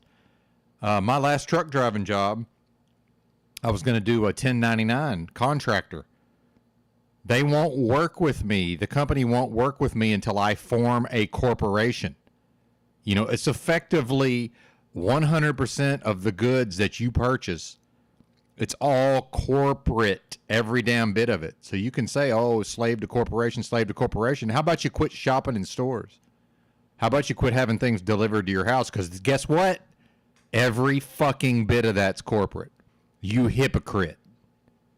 And I'm not talking to Yurt, by the way. I'm talking to people like Paul and Tarek. It's not possible to opt out of this corporate beast system. It's just not. Understanding to confusion. Your thoughts, expert panel, on that rather interesting interaction? Hold on, my Snaps creature's down there. Thank God. Snaps creature. Get the hell up here, man. I've been calling for you for hours. All right? The fucking optics are through the roof around here. Folks are pushing P. They got the balls to sit here after the last 3 years especially and tell me they just don't quite see how everyone's going into slavery and genocide. And I go, well, stick your head between your legs like they used to say and kiss your nutsack goodbye. I was born into slavery and genocide. Meanwhile, because I'm an American, I've been here 48 years. Effectively, nothing has happened here in the United States. Nothing. You've had Mount St. Helens, Katrina, 9/11, Oklahoma City, financial crisis, you know, whatever went on in the 70s, you know, with the oil shortages and all of that, inflation. What's actually happened, folks? Nothing. Nothing. Yeah. And, you know, the funny thing is with like EBT, respect him, you know, I think he's intelligent and everything else, but you know, he reminds me with the same argument you had with Art, with the guy with the glasses, whatever. They seem, as soon as you get them at a point, they won't have an open mind. That's it. It's a closed-minded issue and that's done. They're not going to move, no matter how you explain it to them. Yeah, I mean, I had one of the military people tell me at work when I used to do construction about 2 years ago. I said, bro, I'm not doing none of this. This is pathetic and embarrassing. I don't give a fuck if I lose my job for all this shit. Matter of fact, I'm going to walk out soon and go to a tent. Furthermore, what's your excuse? Because you're like a special ops person. He said he killed 15 people. It was all on record. And, you know, like I have reason to believe him because there was record of it. So what's your excuse, special ops agent who is now manager of the project of the corporation? Because a lot of these military folks, they come out of the wars and they go work as project managers. You might be next to them all the time and not know it. He goes, yeah, I did all that, and I know what's going on, but I'm going to continue to do what everyone tells me because it just makes me feel better to go along. I said, you're really that much of a slave and a follower that you have an ability to kill or be killed, but you will continue to follow along what you know is wrong because it makes you feel better to be like everyone else. It's the most pathetic embarrassment that one could put forth as a man, and I just have to walk away and shake my head. So you must have no integrity, credibility, self-respect. You must have no connection with spirit to not only live that, but then I go, and then I tell them, I got to commend you. Most of these slaves would lie to my face. You gave me the real deal. You know, I should kiss your feet. You gave me everything I needed. You're the biggest, most powerful man here, and you gave me everything I needed, what's right in your subconscious. Thank you. So I respect them for that. If you're going to throw in with Shaitan, throw in all the way and just call it as it is. I'm a punk-ass coward follower. I'd rather do evil and wrong to feel a part of something than to stand alone with the Christed spirit and energy. Stand tall and walk alone. I bet you would. And that's where we part ways. I wouldn't live like that for $1 billion. Never have, never will. How are you, Snap Creature? I want to say everything you just said is what I'm going to say, but I'm going to uncupcake it for these fucktards. It's funny that Mitch is sitting right next to you when he was cupcaking over on Ian's. So, and it's funny that NJ and all these other people are saying, leave Ian China alone. Why don't you bring up Benton when they're cupcaking with Ian? So I'm fucking sick of you. These motherfuckers are on the same side. They're cupcaking with the devil, period. Ian, Benton, you name it. Did your boy Ian last night? Did you see your boy Ian last night? He's got a new move now. He's now pretending to be like Christian and cite scripture. I love it. I put a couple shorts up. One, he says, we could get to heaven by being good men. By being good men. And the second one, the second one is he's bitching how he quit and gave up everything because he wasn't getting views. Bro, they leave on a completely different philosophy, come back 6 months later, and they start to incorporate what they hear from everyone else and don't even really believe it. That's how fake this shit is. I go, bro, you guys stop studying me and trying to do what I do, because I could talk manifestation, I could talk counting numbers, and I could talk Christian scripture, because it's one universe and one truth. And one love as well. If you want to like cupcake a little bit, there's reality that absolutely, because with the one truth, you experience the one bond and the one love. If you embody it, that's the faith. That's the fellowship. So, you should put Derek right next to you and fucking put Mitchell on the bottom. How can you feel comfortable having him right next to you when he's cupcaking with you? Down in the corner. There you go. Hold on. No, I got an even better setup for you. Since you asked, asking me shall receive. Snafu creature. You know, and let's just not mention what happened with Steve over on DD's. Did you witness that? Yeah, I witnessed it. Tarek, it's all corporate. The motor carrier is a corporation, sir. That's what I'm telling you. It's all a corporation. The individual owner-operator formed a corporation, sir. How is that any different than what you guys are talking about? So Mr. Flo and all of them were giving me shit about old Monty, right? And I sent Flo some information, and he actually publicly apologized and said, "Oh, maybe Snaps is onto something because these fucktards don't look at shit; they just assume shit." He made. And what did he say right after it? Now I know what you're talking about. What did he say right after? Guess what happened? So these pogos follow me wherever I go. This is nothing new that we've seen before. All of a sudden, Steve gets 2,000 viewers, over 1,000 viewers during his live stream, all bots from foreign countries, and we keep telling them, motherfuckers, it's because of what was said publicly, and they're following certain people around, and they're all sitting there. Well, maybe it's this. Maybe they don't get the digital experience. They're a bunch of fucktard idiots, and that's what I'm trying to prove. Ian, Bentard, all these motherfuckers that are supporting these people, you're on the side of Shaitan. And fucking, so Mitch, it's kind of sad you're sitting next to Daddy, fucking cupcaking with Ian. And all you fucktards in chat are trying to tell me, hey, tell Daddy that Benton, or Tommy got Benton keys. I ain't even too worried about that shit. We all fucking know. Wait a second. Let me help out here. I gotta stop you. Because this is what's causing all like the support, all $30 a month for these folks. I don't care if they do well. I don't even care if they do bad. I laugh at it. Even if they do good, I laugh at it. I go, this is what your public wants. I laugh either way. Stop believing them when they try to make this dynamic that I'm against them, they're the underdog, support them so they can rise and equalize. No, I've promoted them all indirectly. I've shown up there and given them energy conversations. I've restreamed them to give them an audience. Cut the games. Hey, when I dance for Daddy and I go to other places, I still fucking tell them they're all piece of shit. How come you guys are fucking two-fence riding dancing for Daddy? You're dancing on Ian's table, and then you're dancing on Daddy's table, instead of dancing on the table saying, fuck you, Shitons. Because we're not all complaining little bitches like you. Some of us. And when we had that 12-hour Bash Paul session over here, guess who was dancing on the tables? Snafu. Yes, he was. No, you're just cupcaking with pedophile supporters and criminals and frauds and traitors. Good for you, Mitch. Good for you. You're saying that word you around pretty wildly there, brother. Wizard wasn't there. Tarek isn't cupcaking. No. Honestly, Snafu. I need you to use the proper lingo that we've established here that we're going to make famous, like we do all the phrases. Do you notice, by the way, every panel you go to, everyone incorporates my lingo all of a sudden? In the way that I speak, everyone's calling people broken hoes and beta males and this, that, and the third, and looping, and they just incorporate all the aspects of my personality while shitting on me. But please, the new phrase is pushing P, pedo pogo optics. So please use the proper phraseology for the branding. Yes, sorry. So Mitchell is supporting P. There you go. He's pushing P. Basically, if you're sitting right next to him, cupcaking and acting like, especially when you talk about God, especially when you fucking talk about God and acting righteous and stuff. Bro, what did 50 Cent say? What did 50 Cent say? When he was going to war with Ja Rule and Fat Joe went to go do a record with Ja Rule, Fat Joe got attacked too. Because you're hanging with him, you're supporting him, you're giving him, value. It's like, when it gets like that, that's kind of what it is, But I stay away from doing the whole... Hey, I was kind of sad to see Mr. Singer up in there cupcaking it. I was sad seeing all these little fuckers. I want to send Eon off for another 6 months, right? I kind of felt a little bad for that last time it happened. Oh, you know what? Once I interviewed some people about him sniffing gas, and then we're going to make some calls. You went and interviewed the gas sniffers now? I told you to just let it go, man. You're not going to get off the story. He's ragdolling this story. He's got Chad coming out of the woodwork. He's got military guys. Down to wheat and tear. And Wizard's right. I didn't see Wizard. And Tarek actually, when he's going over there, he's uncupcaking now. He's actually standing up for what's right. So Mitch and all the others are just sitting there interacting. And That's fucking pathetic. Beyond pathetic. Yeah, I've had two Christian, godly men. Yeah, you're hanging out with the gas sniffing pee pushing standing next to another man. Tell me how it feels standing next to a guy who pushes pee, man. That's great. Tell me how it feels standing to a guy who does ritualistic rituals, acting blood and all the other fucks. Tell me, Mitch, how devil worshipping satanic fucks like them turn you on.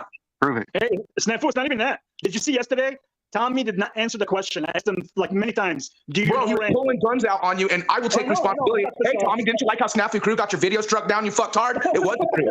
No, he's taking credit again for hitting people up. You got the video. Pulled the guns out on some motherfuckers. I don't support that.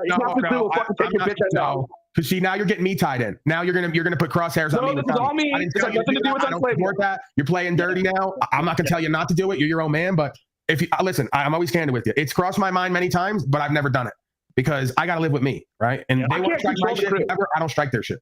I can't control the crew. The crew is deep. All right, the crew went wild last night. Snafu's alternate personalities is the crew, by the way. Yeah, the crew went wild last night, and they struck down Tommy's channel, and he's like Hamas, taking credit for it right now, like ISIS. He goes, absolutely, I blew up the car in the village with the women and children, and I'm not ashamed. So there you go. We're learning. And I didn't even have to go to Denver to get him handled. Interesting, huh? This is why I don't want the crew on my bad side, right? This is why now. You had issues before, and you came up. I don't think Tommy could come up like you did. We kind of went heads, and you fought back, and we both learned lessons during that time. Yeah, you learned that the crew is no match for my paper, pen, and ink, as the cop said behind the scenes, or my Twitter fingers with the legal team, right? I learned we would have to go a little more, right? A little more into it. It's a little bit harder to kill. But you know what? Honestly, you should play my 2 clips about how Ian said he gave up and how he said. There we go. You got to play the 2 clips just to pacify you. To make you feel I'm gonna say, Snafu, let Stepdaddy read you a bedtime story. And I say, at least I'm not sitting next to a pee-pushing satanic fucktard talking about Mandela effect. My Mandela, and then acting like I know the Bible when he simply says, "I'm a good guy, so I'm going to heaven." You think he's gonna be sniffing gas with Noah and Moses? Snafu, let me read this quote. This is a quote by Supreme Court Justice. Hold on. First, let me get this first, then go into it while I get this. What's the channel, Snafu? What's your channel? Snafu Creature. Yes, Daddy.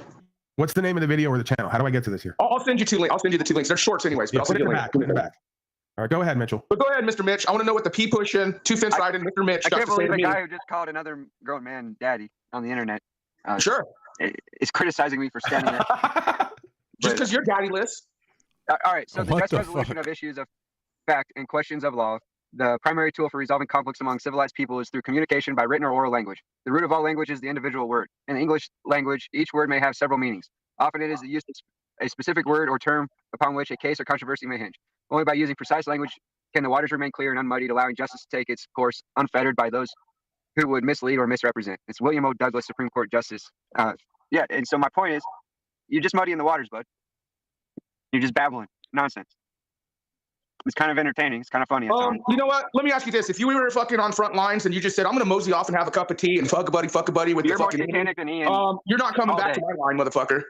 You're more satanic from my perspective than Ian all day. You are showing fence riding, two-faced, peace supporting, criminal supporting, traitor supporting, devil supporting politics. Obligation or duty. Your obligation to the devil is more important. You don't serve truth. You serve your narrative. Mitchell China.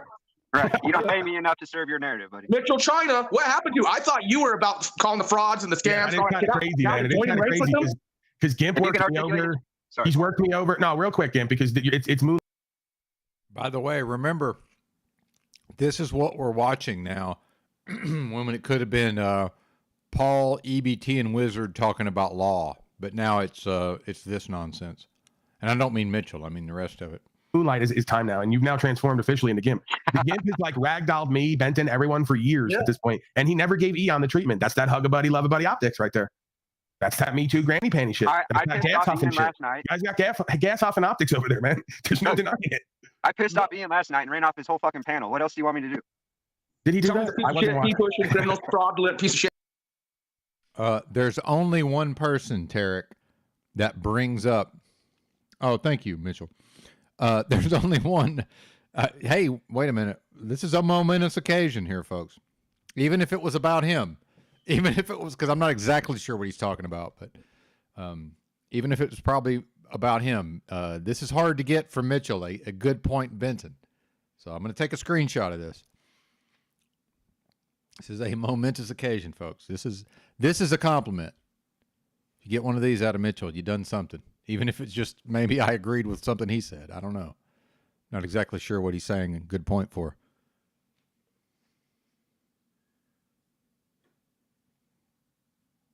Yeah. Yeah, but yeah. The only person who brings up harm to children is Snafu. If Snafu wasn't around here, it would never be brought up and never be discussed. He's the only person that pushes that idea. He's the pusher. Snafu is.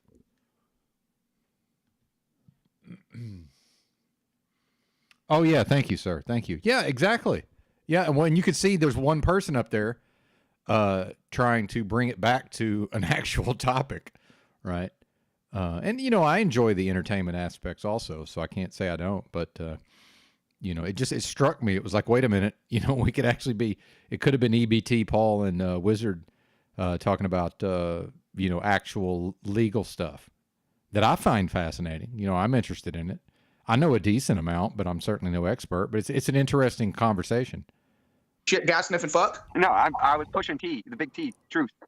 Like sitting there while they're talking about Mandela effect and how you get into heaven by being a good guy. And yeah, you cowards. You act like you're doing shit. You ain't doing shit at all, but standing by the shit on, side by side. And it's not even that. He was sitting by Cynthia, you know, and Rocky. And all of them. And that's why I said, even when I saw Mr. Clinton in there, I was surprised as fuck. Is literally in concert against me.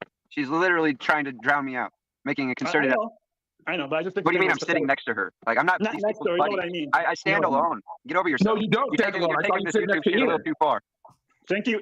I think that was his last word. Thank you for having me on the panel, Eon. Yeah, thank you. I would have told him, fuck you gas, sniff, and fuck, and we got backstage. And that's why nobody. That's how you do it. You don't cut it. That's why you can't sit up there. That's why you get kicked off every time you go. Do you think I care? Well, and you know, it's interesting now that they're talking about Eon, right? Ian. But, you know, a lot of these folks that, you know, I was first introduced to by Paul, you know, having a negative, basically speaking about them negatively, right? Folks like Jesse, Ian, and others, they're actually halfway decent, cool people, as far as I can tell. You know, so it's funny how that works because, you know, even I am susceptible to some negative propaganda when, you know, I'm pretty hardcore version of, well, I'm going to observe and make up my own mind, right? And even the stuff about Tommy, you know, not having friends and all this, I don't know. I'm his internet friend, you know. I'm sure Tom has people on here other than me that he's friends with. Carl, to some extent, sounds like, right? You know, anyway. I can sit up there for hours and say whatever the fuck I want because I communicate effectively using precise language. Mitch, keep making excuses like all of them why you support Shaitan and these fake pogos. Keep making excuses. You are in the same. Again, I live in the world, Tarek, where everybody gets to do what they want, right? If Tommy gets to talk to whoever the fuck he wants, I'm not, you know what I mean? Like, I don't need him to behave specifically, right? Every once in a while, he starts tripping and I have to check him, but I think he probably doesn't respect me if I don't. You know, I think he probably needs that on some level. I mean, I don't know. Fuck Paul. Not that he respects me necessarily, but, you know, I'd like to think I've gone at him a couple of times recently and, you know, certainly he can handle it. And, I don't know, some people they sort of just need that on some level. I'm not saying Paul does, but you know, just to even see, hey, this person's got a little bit of fight in them, right? But, yeah, I don't need people to behave in certain ways. You know, I'll just roll with it. You know what? Yeah. It's like Benton fucking making excuses. Fucking why he fucking all of a sudden is not dying. All of a sudden Benton's not dying. You're making excuses. You're not dying. Right. Mitchell, anyways, well, but see here, Tarek, this is where I don't have to worry, man, because I have no involvement with children. It's never been a part of my life. I'm not, you know, I was married a couple times. We didn't have any kids. I'm not involved with children. So I have nothing to worry about. If somebody else does something, I'm not involved. So there's nothing for me to worry about. Those things to your short. I sent those to your private chat, Paul. All right, we got to take a look at these optics. Yeah, we got to take a look at these optics. Serious gas sniffing optics lately. Mitchell's like hug a buddy, love a buddy optics with Eon. Didn't give him the same treatment he gave everyone else. I don't know. It's kind of looking a little sketchy. Very sketchy. Seems to be He some nearly kicked favoritism. me off yesterday. Luckily, through It my doesn't rigorous matter. training here, I was able to maintain my control of my emotions and communicate effectively. That's All all. right, we got Snafu Snaps on the case, straight from his channel. The title is Ian China from We Are Asleep TV, changing God's words to fit his anti. All right. Anyway, I got enough, and I'm done eating with the watermelon for now. So, what's up, Huge? Huge. What's happening, partner? I still wanted to find this.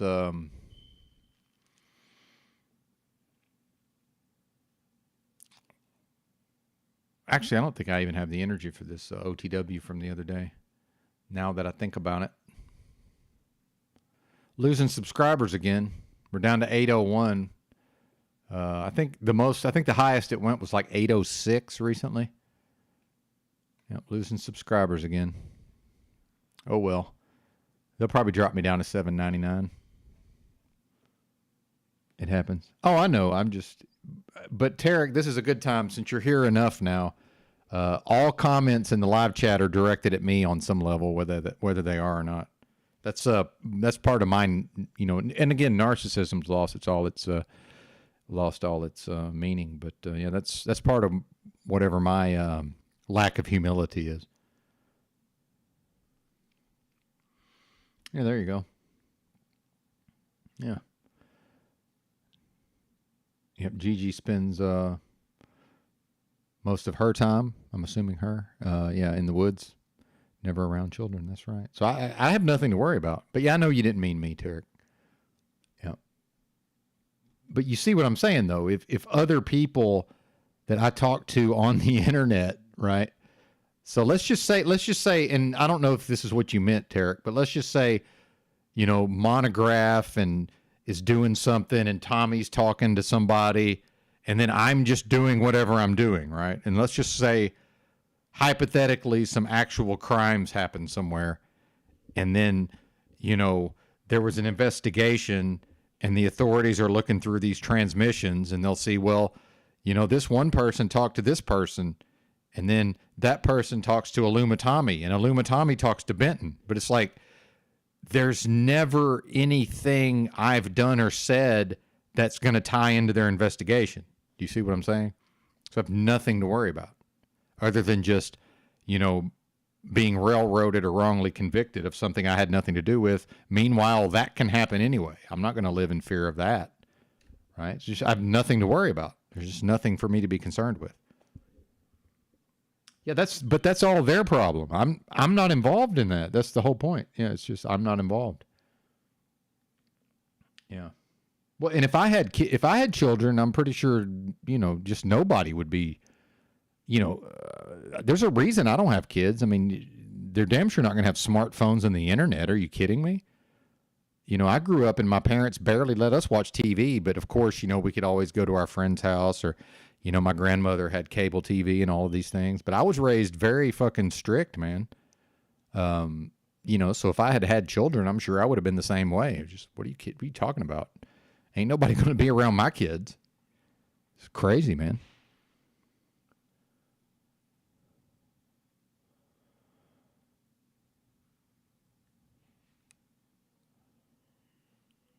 Oh, 8:02 now? Yeah. There you go.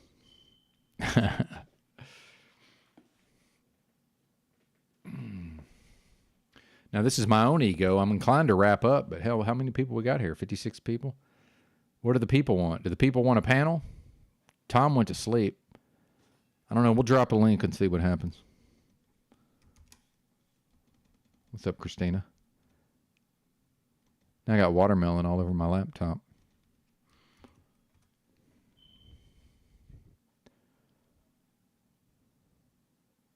We'll see what happens.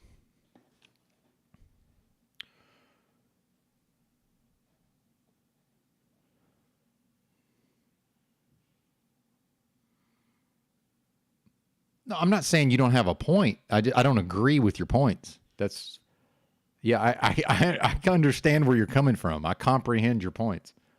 I think you have trouble with, I think sometimes Tarek has trouble with people, you know, I'm understanding you. I just don't agree. Right.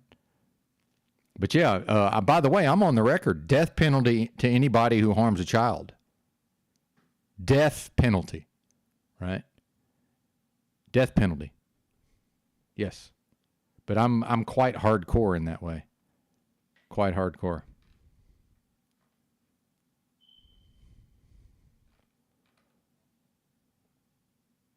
There's a few things that makes me more angry than a child being harmed, I can assure you. In fact, I don't even like to think about it, which is, once again, why is Snafu running around? That's all he thinks about. You know, just imagine what's going on in Snafu's head. It can't be pretty. It can't be good, man.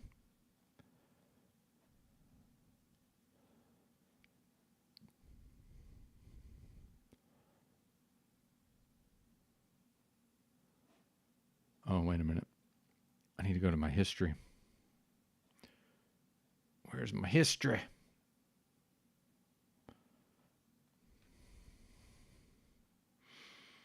This will probably get everybody to leave, actually. Now that I think about it. Let's see, where is it?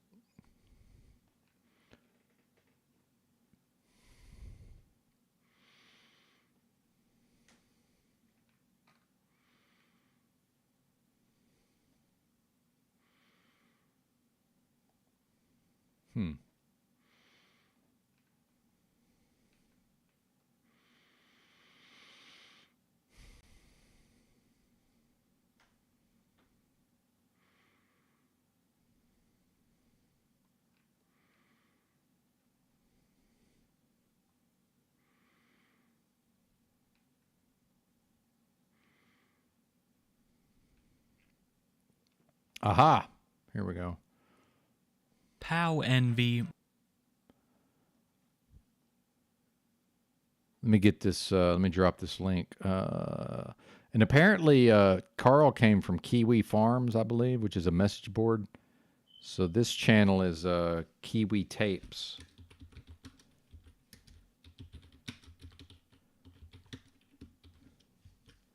It's mostly just like lol cow type of material, like that King Cobra guy. But this is world's filthiest Roblox streamer, which apparently is a video game. I don't play video games.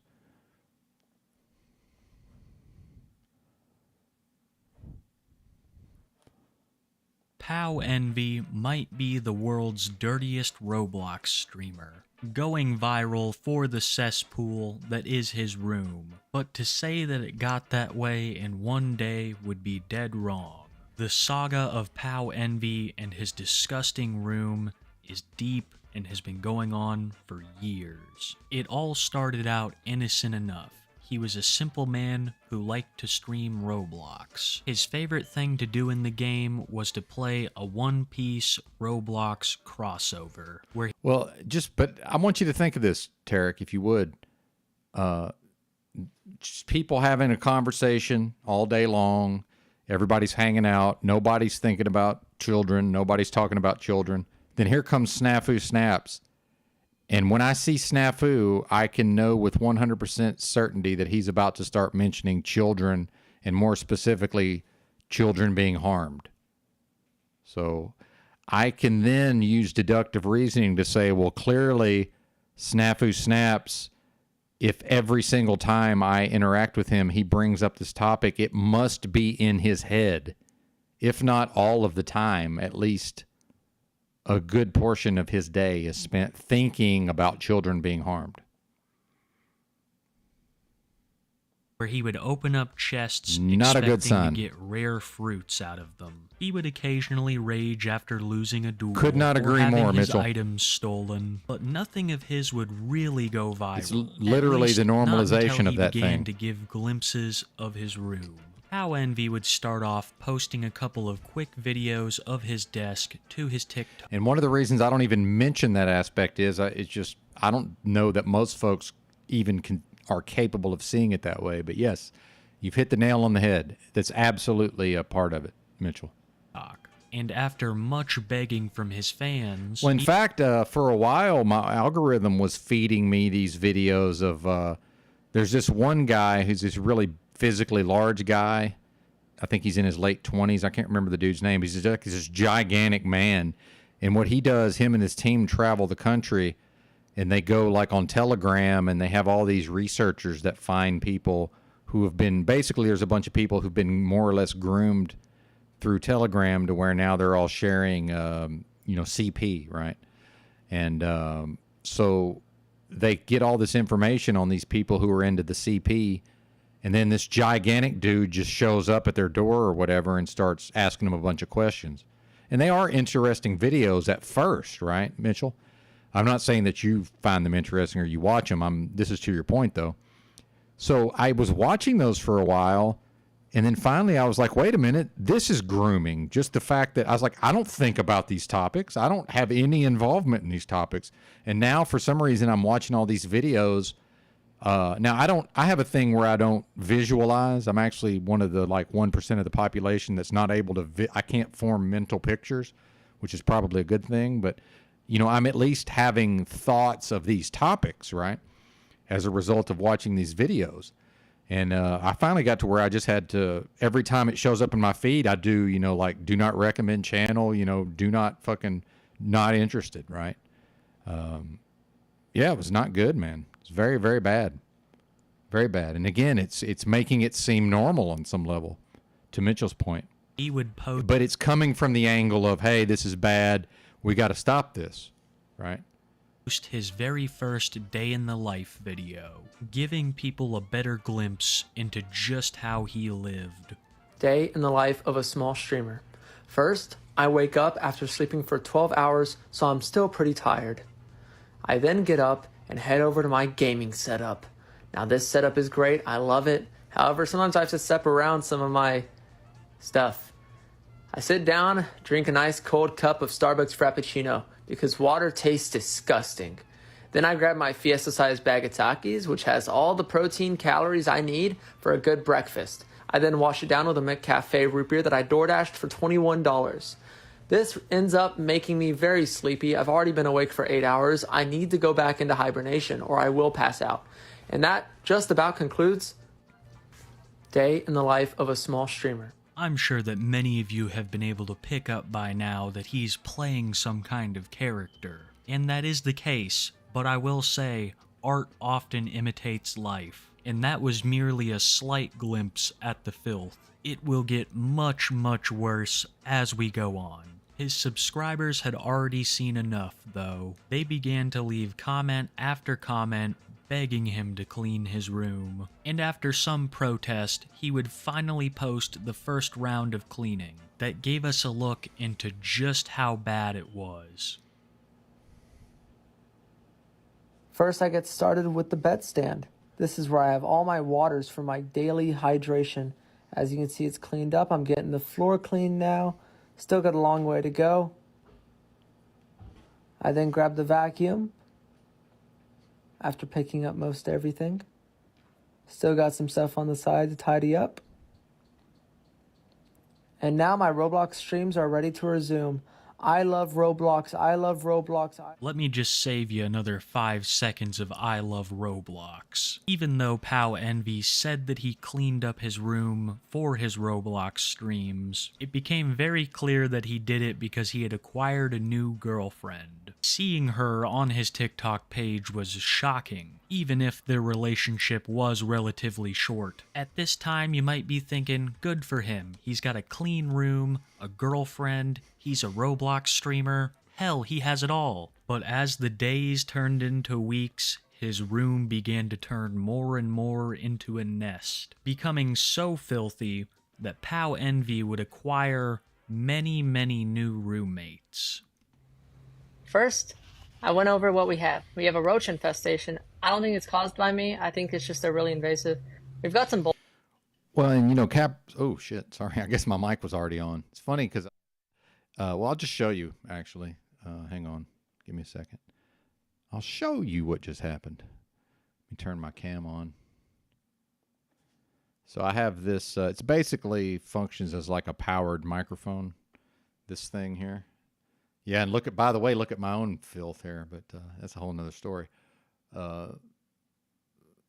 So this is my, basically, this is how I typically turn my mic on and off, is I just reach over here and just reach over and, see. So it was already, I thought it was all the way down, but so it was already at its normal volume, and I turned it up even more and started talking. I was like, whoa, wait a minute. So yeah, that just happened.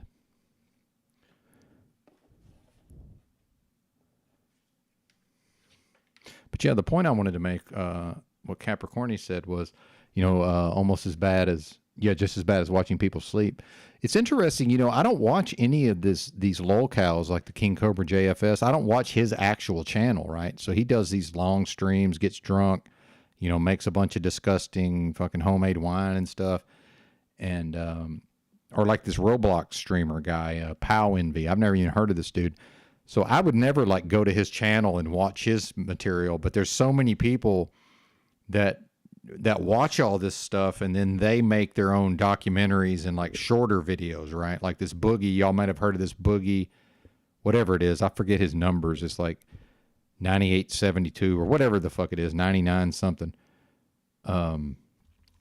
You know, I don't watch any of his actual content. I watch like all these other people who make like shortened versions of talking about him, if that makes sense.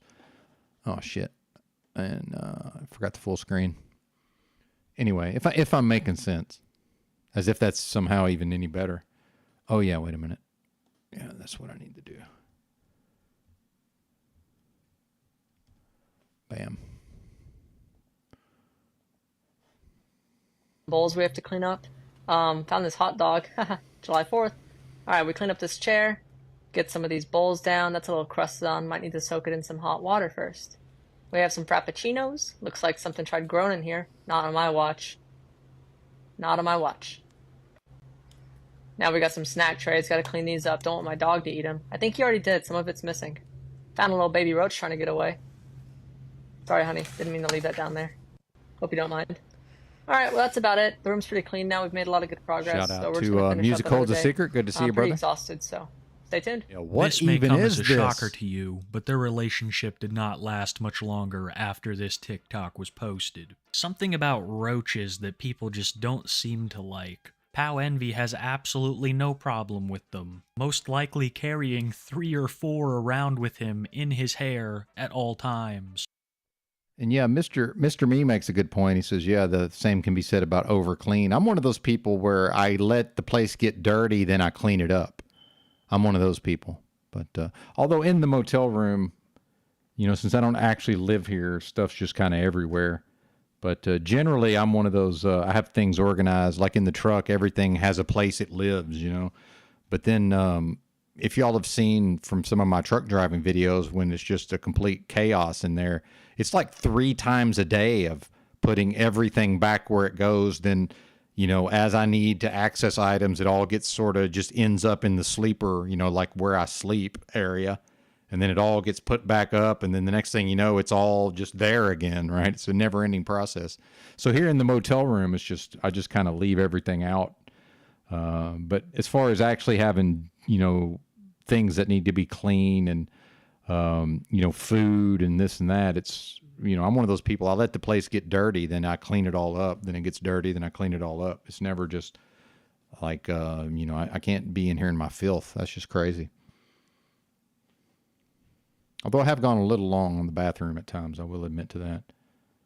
But again, I'm literally the only person that uses it. So if there was other people involved, I would certainly be, it would be cleaned on a more regular schedule. Know what they say about roaches? If you see one, there's 100 you can't see. Yeah. I think Pow Envy Definitely had been disgusting. hiding this fact for quite some time. And that's one thing I've noticed about a lot of the folks in these communities are very easily disgusted. And I'm kind of on the other end of that spectrum. There's, what I can tolerate is fairly high, but again, I couldn't tolerate this. That's for fucking sure. Because based on the varying that's beyond what I sizes would of be these willing to roaches, tolerate, I can assure you. I would say they've been there a while. It was only just now at this point in the timeline that he stopped caring if everyone knew. Made all the worse when you realize this is a boss man Jack style situation. How Envy still lives at home with his parents. This is not an apartment that he's trashing, that he's infesting with roaches. It is his parents'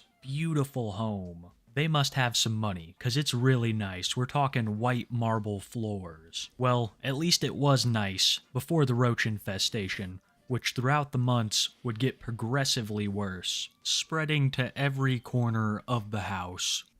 I saw him hiding behind the toaster oven. Where'd you go, buddy? Oh, there he is. All right, he doesn't know what's coming. I have fingers of doom like Thor's hammer.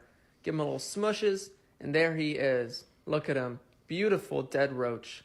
I wonder if he misses his family members. They're all in my glue traps. They never know what came. Thanks for watching. First, when I wake up, I kill any pesky roaches that were trying to eat my leftover dinner. That's so mean, but I got my pizza back. My roach infestation has gotten pretty bad. Someone said it's because I left food out, but they eat plants, so I don't get it. But I got my trash can anyway. And yeah, guys, my chair is dirty, but don't worry, I don't use it. Oh, yeah. Yeah. Christina W. says it's almost impossible to keep your semi-cab spotless when you're living in it. Oh, yeah, absolutely. And I would usually just, as far as actually like cleaning everything with like cleaner, because again, I'm the only one in there, right? So now, obviously, if it ever has to go in the shop or whatever, I would clean it, just being considerate. I would, make sure it was relatively clean in there before I knew some other people were going to be, maybe having to road test it or whatever. But that was just usually if I got stuck at a shipper or a receiver like way longer than normal. At some point, I'd probably get bored enough to be like, fuck it, I'm just cleaning this motherfucker. That's usually what I would do. What's up, Yolanda? We noticed you're doing live streams now. Looking forward to the next one. Well, we tried to watch your first one, but it did end up mostly being troubleshooting, which fair enough. I mean, that was obviously the intended purpose was to work out the tech kinks. So let me drop Yolanda's link here real quick. Where is she at? Pixel T. I need a better way to organize all of this.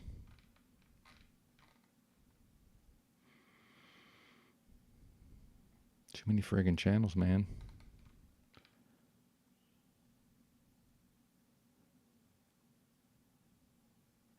I think I put you near Ian's channel, probably. Yep, there you are. No, actually, I didn't. Yeah, you're in the wrong group. That's what it is. Yeah, go check her out. She's got somewhere around 50 subscribers. So that's our girl Yolanda here. If y'all want to go subscribe.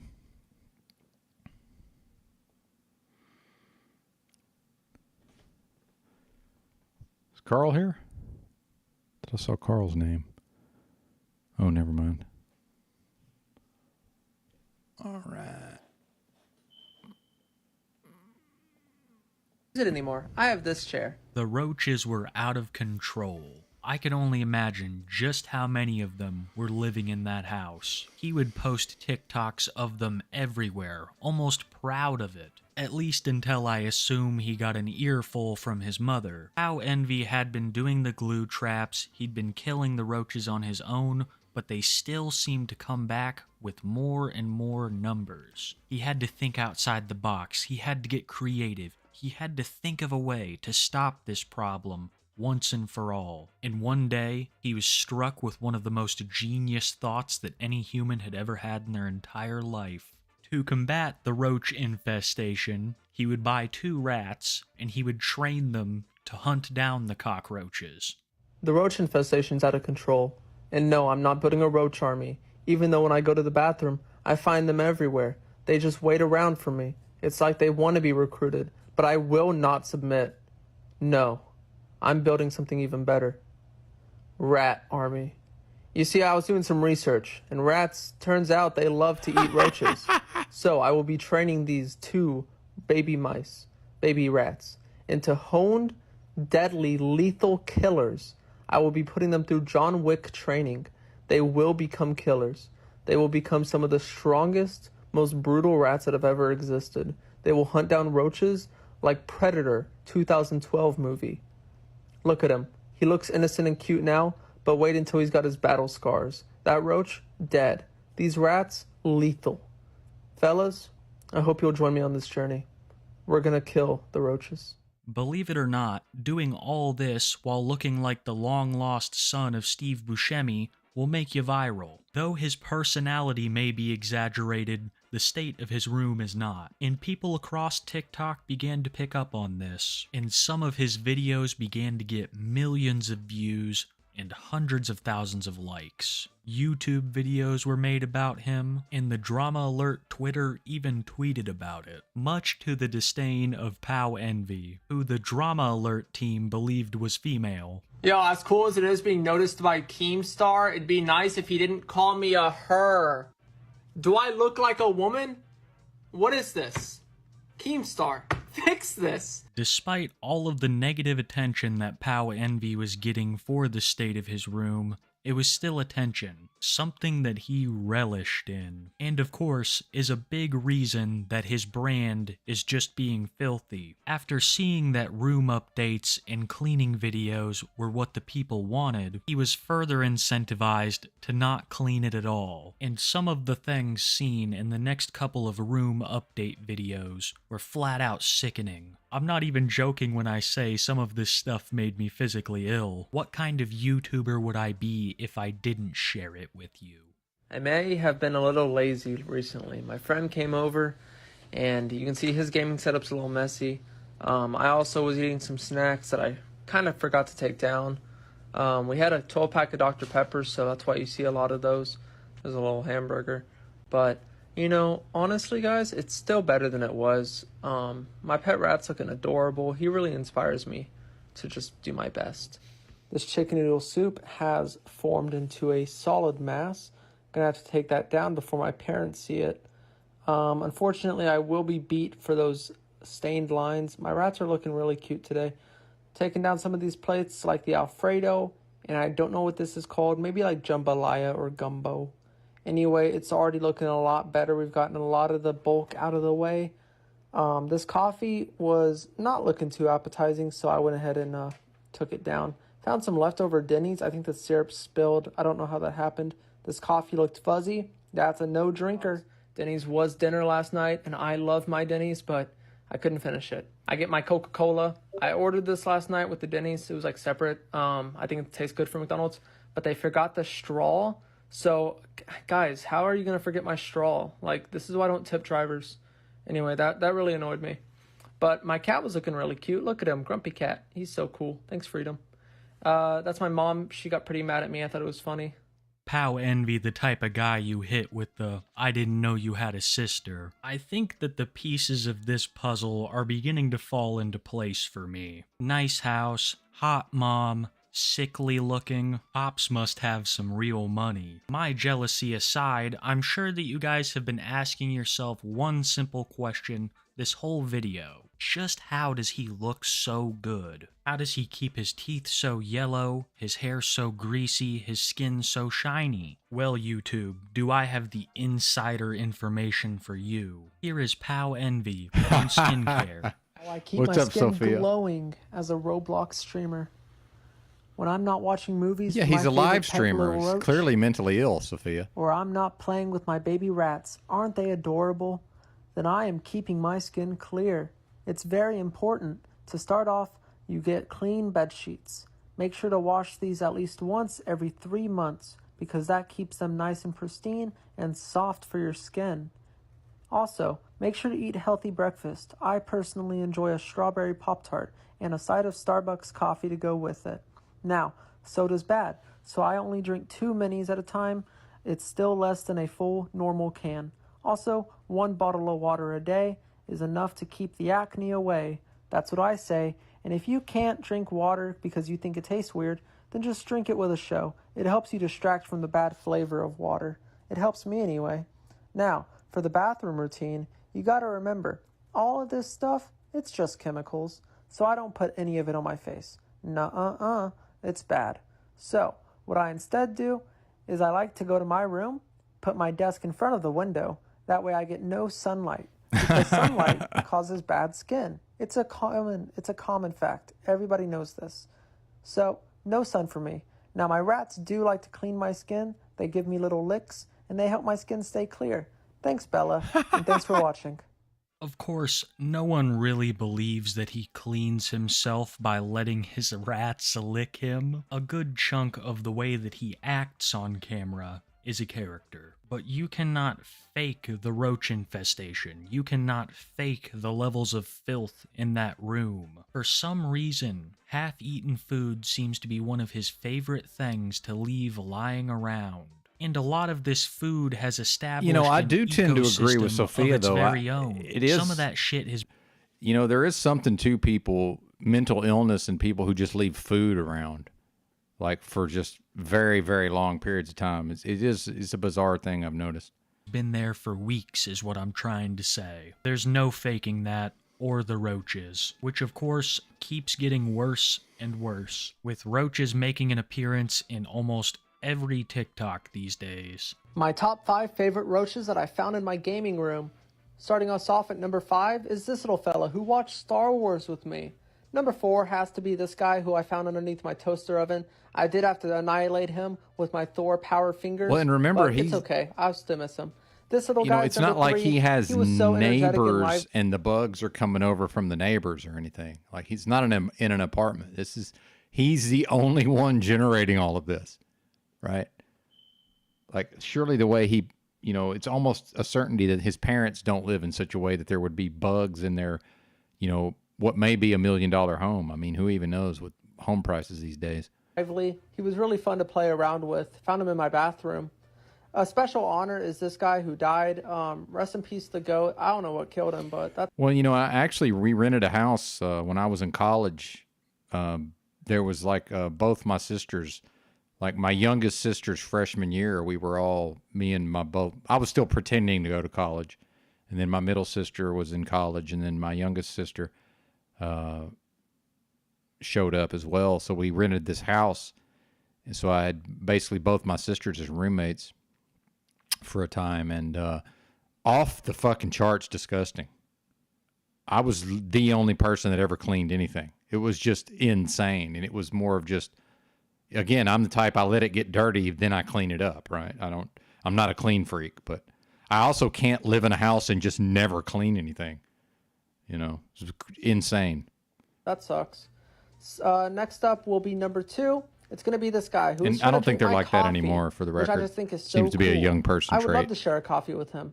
And number 1 is my dear beloved Albert. Albert did, in fact, become one of my favorite roaches of all time. I put him in a little bottle, gave him a nut, some water, and I had him for a few days. We became really good friends. After playing with my favorite little roach, I call her Maeve. She's Queen Maeve. She's also pregnant too, so I'm taking good care of her, making sure she's fed. But moving on, I head over to my local Walgreens because I got to get me a new toothbrush. This thing was $70. I used my mom's credit card, but hopefully she won't even notice and I don't get in trouble. But it's like a lightsaber. Wow, wow. Isn't that cool? Hygiene's important, guys. I like to brush once a week because of how many chemicals it has, but I made an exception for this girl. And look what I found. I found another roach. It's so much fun. They're like Pokemon. Also, I need a new creamer for my coffee that doesn't mold as quickly because it molds too fast. I can't save it for later and continue What's up, drinking Ms. it. Blanche? Good to As see you. the TikToks get closer and closer to the current date, the roaches get bigger and bigger. While in the past his mother had probably seen a roach here, a roach there, now it was getting out of hand. And so, Pow Envy was given a dilemma. Either clean his room or move out of the house. Yeah, Of my mom course, did we all don't my know laundry exactly until if I his moved mom out. made these claims or if it I was think just I started for a doing it TikTok myself probably, though, when title I was due like to Pow Envy 16, playing I'm a character assuming. 95% of the I'm time. just guessing. But the fact of the matter is I had that a for the stay-at-home mom. first time in a long time, that room got cleaned. But not by Pow Envy, by the group of maids that he hired to do But it I've done all for my him. own laundry since I then. hired maids to come clean my room. As a Roblox streamer, my room gets really messy sometimes, so I decided to finally hire some Yeah, maids. no, this is not medical before the advice. cleaning.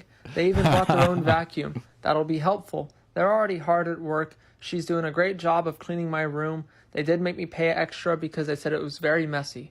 However, I'm finally getting rid of this chair, so if you're driving by my house and you see this on the street, guess his go mom's ahead and pick it up. It's all recording yours. all this for him, My bathroom's all presumably? clean now. Look at this. They I even mean, the got stuff rid of that that little he's- orange circle in my has a toilet. camera person for I kind of anyway. want it back, though. I might purposefully create one again. Who knows? We'll see.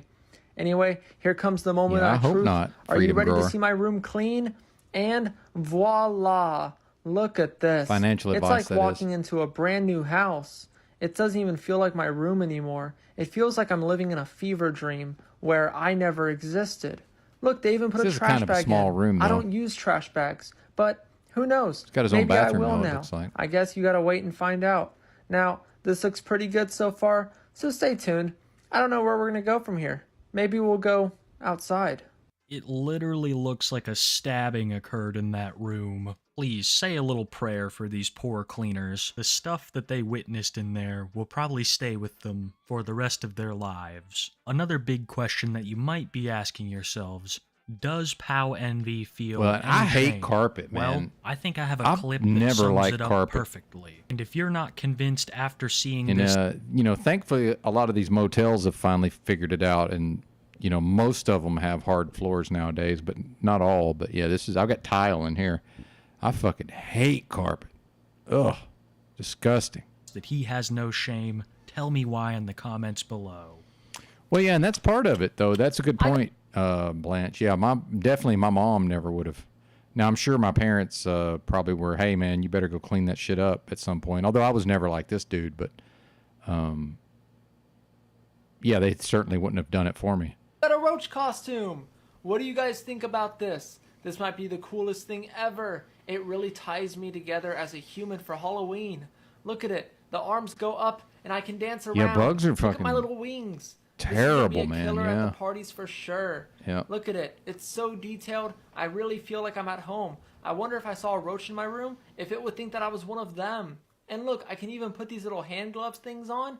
And then I've got even roach claws. No fingers needed, of course. Just roach claws. Not only is he embracing being known across the internet as the filthiest Roblox streamer, but he's also profiting off of it, using all the hype to launch his Twitch streams and, of course, his TikTok page. And this seems to be the direction that he's sticking with. The room is already getting messy again. The roaches never left, they're still there, of course, and it seems like the only thing that has really changed is that Pow Envy shaved his head. Though what he is doing is absolutely disgusting and disrespectful to his parents, he's not really hurting anyone. He's just playing a character that's a dialed up version of himself. And while that might be fake, the roaches and the mess certainly is not. And if it is true that his parents were threatening to kick him out before, I wonder what will happen in the future if he maintains his ways. But rest assured that if anything happens, I'll keep you guys covered right here on the channel. That's about all we have for Pow Envy today, guys. Thank you so much for watching, especially till the end. This video was really fun to make, despite it being pretty disgusting. I'd be lying if I said that some of the videos I make don't bum me out after making them.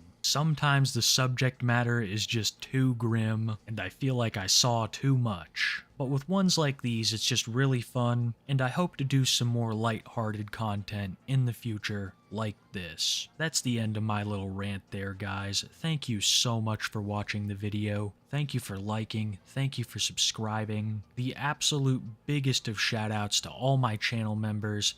Thank you guys so much. I'm gonna sound like a broken record, but it's true when I say that the channel would not be the same without you. And to you watching this video right now, I hope that you have a wonderful day, night, afternoon, wherever you are, whatever time it is. Yeah, just go have a hopefully. good time. I bet Be he sure doesn't drive, Sterling Ray. I bet you he doesn't drive. A lot of these kids nowadays don't, you know, that was a big thing when we was young. Everybody wanted to get their license as soon as possible. Yeah, probably doesn't drive.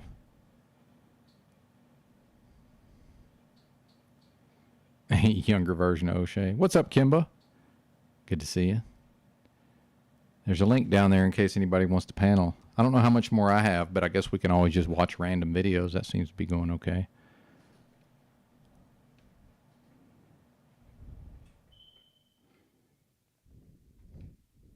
Oh, there was a guy who thinks he doesn't have to have a driver's license video. That seemed pretty interesting. I haven't seen yet. Those also seem popular with the audience here. We'll go to Benton's watch later. Boom, boom, boom. Oh, man. It might not be on here.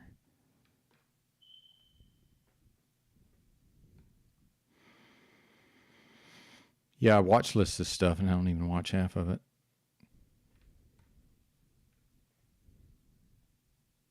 Yeah, here we go. This is what we want.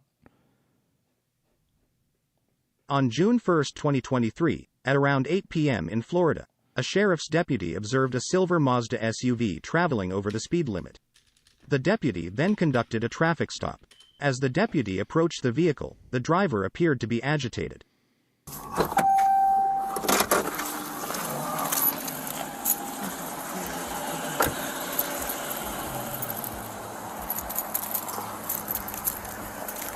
Hey, you mind lowering your back window, please? Huh? Can you lower your back window? It's dark, I can't see. There's nothing, nobody here, it's just me. Can you lower it? Yeah, that's a good point, Kimber. That's what actually don't go down here. I can like unlock it. That make you feel better, but what's the problem, sir? There's nobody here. Perfect. That's all I need to know. But yeah, there's nobody here, sir. All right, just let you know this conversation is being recorded, okay? Yeah, that's fine. I would like that. License, registration, insurance, please. What are you pulling me over for? The traffic stop. Traffic stop? Mm-hmm. That's not a proper cause. I'm not trying to mess with you. I'm not trying to be As soon as you give me your license, I'll let you know everything why I stopped you. Okay, but you just said that, right? What's the reason? Because you're speeding. I was not speeding. What was I doing? What's the speed limit? You tell me. You tell me, you're the one driving. So how do we know if you're speeding or not if you don't even know what the speed limit on the road is? What is it, like 45, 40? The speed limit changed on both zones. Listen. Do you have a license? Do you have a license? I don't need a license to travel. You don't need a license to travel? Yes, sir. Okay. Do you have ID with you? Can I piss? I just want to step by the car. Can I piss? Look, stay right there. You see my hands? Stay right there. I'm not being rude. Okay. You're not gonna get out of the car. You're telling me I cannot get out of the car? You're not gonna get out of the car to pee here in public. You're a public servant. Well, this is the public. You're right. You're very right. Do you have a license? God, these people are always idiots. Do you have ID with you? I don't need ID. Yeah, exactly. Better to just shut How up. can you prove that you is a public servant of the law? Motor 3. Update 1022 to Wildwood Antique Mall. And can I have another wanky? I would like to get some paperwork. Just make sure that you is a law enforcement officer. I'm the sheriff. Have my name, badge. Have a car with lights on. Why? I would like to get it right there in the trunk. Is this even real? Is this even real? Like for what? I mean, this seems like it's fucking fake. Stop reaching. Put your hands on the steering wheel.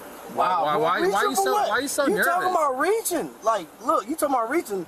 What am I reaching Well, I mean, for? Like, clearly he's not free to You go, keep but yeah. moving in the car. You don't want to I like this. identify Wipe my yourself. face and Always say, good to That's all I clarify. did, sir. So what's your name? I don't want to be disrespectful, but look, you what is it? What is your reason Listen, for messing with me? so sir? I'll What is let your you reason know- for pulling me over? Because you're What speeding. crime has been committed? You're speeding. What crime has been committed? You're speeding. It's a That's traffic not a infraction that I could pull you over Traffic for. infraction is not a crime. But look, before this escalates, if you don't have a license, you don't have a license. You can be out And of here with his a ticket. initials, PP, is Not a comply. wiener I don't have a reference. I Yeah? don't need a license. You don't need a license?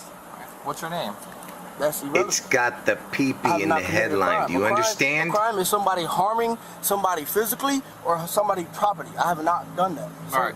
Listen, all I'm trying to get, I want to understand, sir, I'm not trying to be disrespectful to you. I'm not trying to be rude to you. Correct.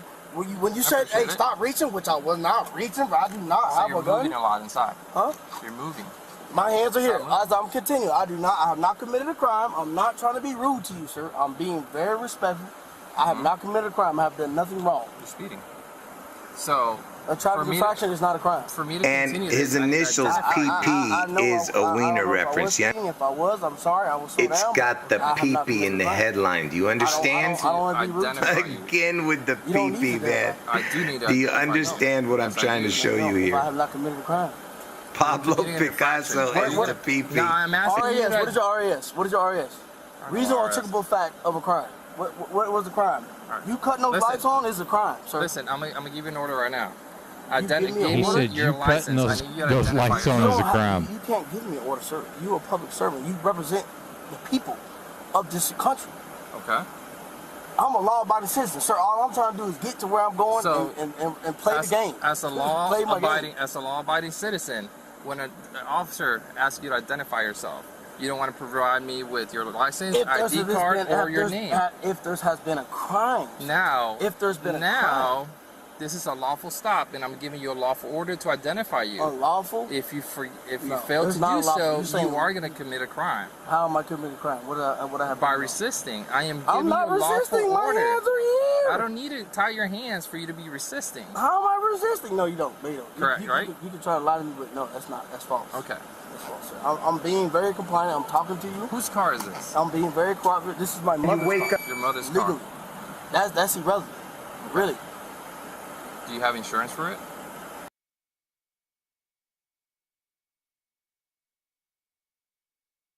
Up every morning and you're sick of the same old grind, waking up and figuring out a way to fool the masses.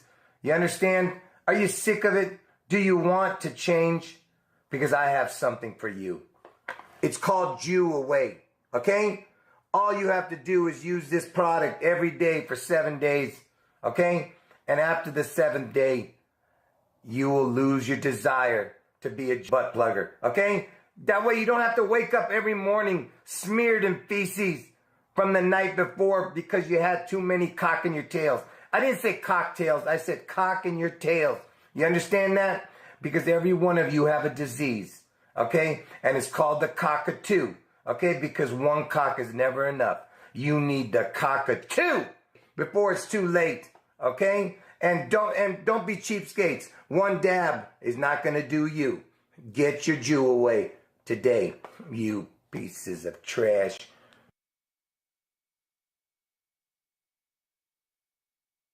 She has, yeah. It's registration? it's all legit. How often do You you drive run the it. car? I know you ran it, How sir. often do you drive the car?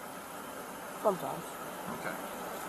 So, But that's irrelevant. I'm being very compliant. all right. Do you have any guns in the car? No. Any weapons? I Nothing have like no that in the car? guns. No, I do not do Nothing. guns. No, I don't. No?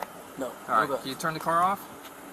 You don't have to search this car. Why have to? In your hands. Hold on. Whoa. And his initials, Hold on, man. What are you doing? PP, is a wiener See my reference. You hands sticking out, understand? sir? All right. Listen, what are you doing? What are you doing? Don't reach for anything, I'm not reaching for nothing. Step out of the car. Oh, just let go of me, sir. Step out of the Let car. go of me, man. Step out of I'm the car. being compliant now. Step out of What the are you car. doing? So, step out Hold on. What's in the door? What's in the door?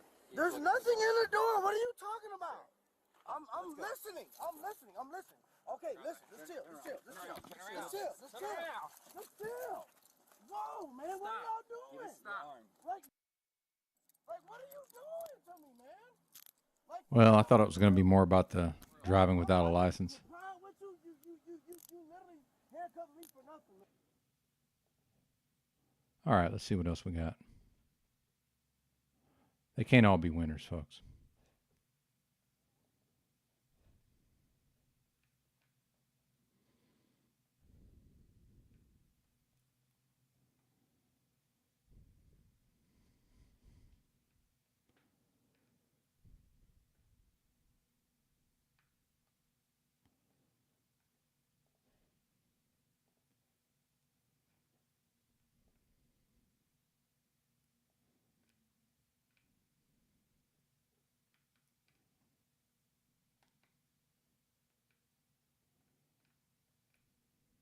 Benton says he's out of content. Yeah, apparently so.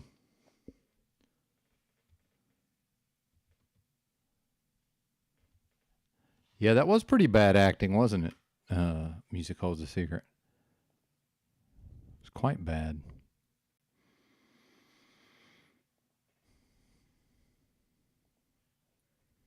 Might have to go to some Dane Calloway here. See what he's been doing lately.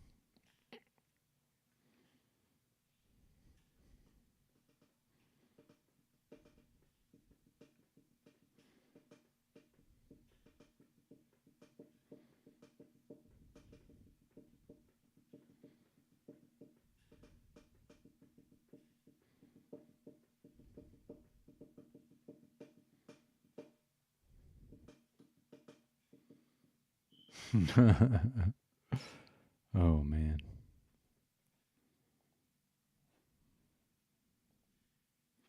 Oh, entitled. Oh, dang it. It said something about entitled Sov Sit Refusal. Yeah, these most of these videos got to be fake, right?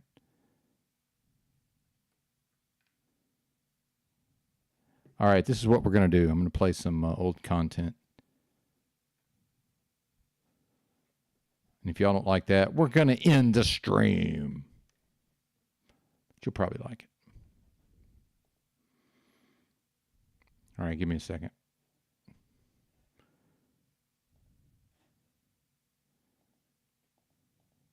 See what happened on this first one.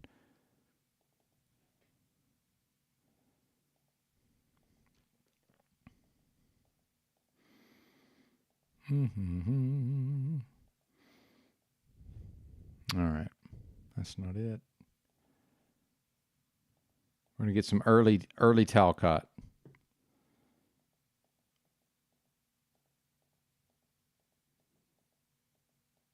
Oh, shit. No panel on that one.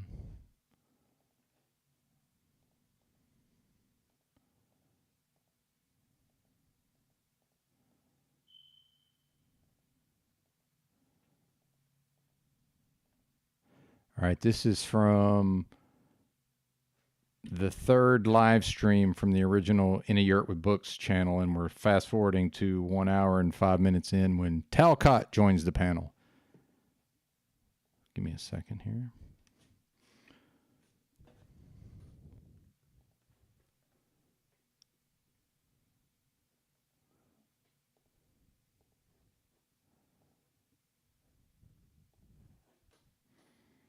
You know, the Mayan calendar says at 2012 we were supposed to be at the end and beginning That's of an right. age. We got 60. And Well, we that, had 70, so that maybe was. if an alien We're trending race was downward, way but that's more okay.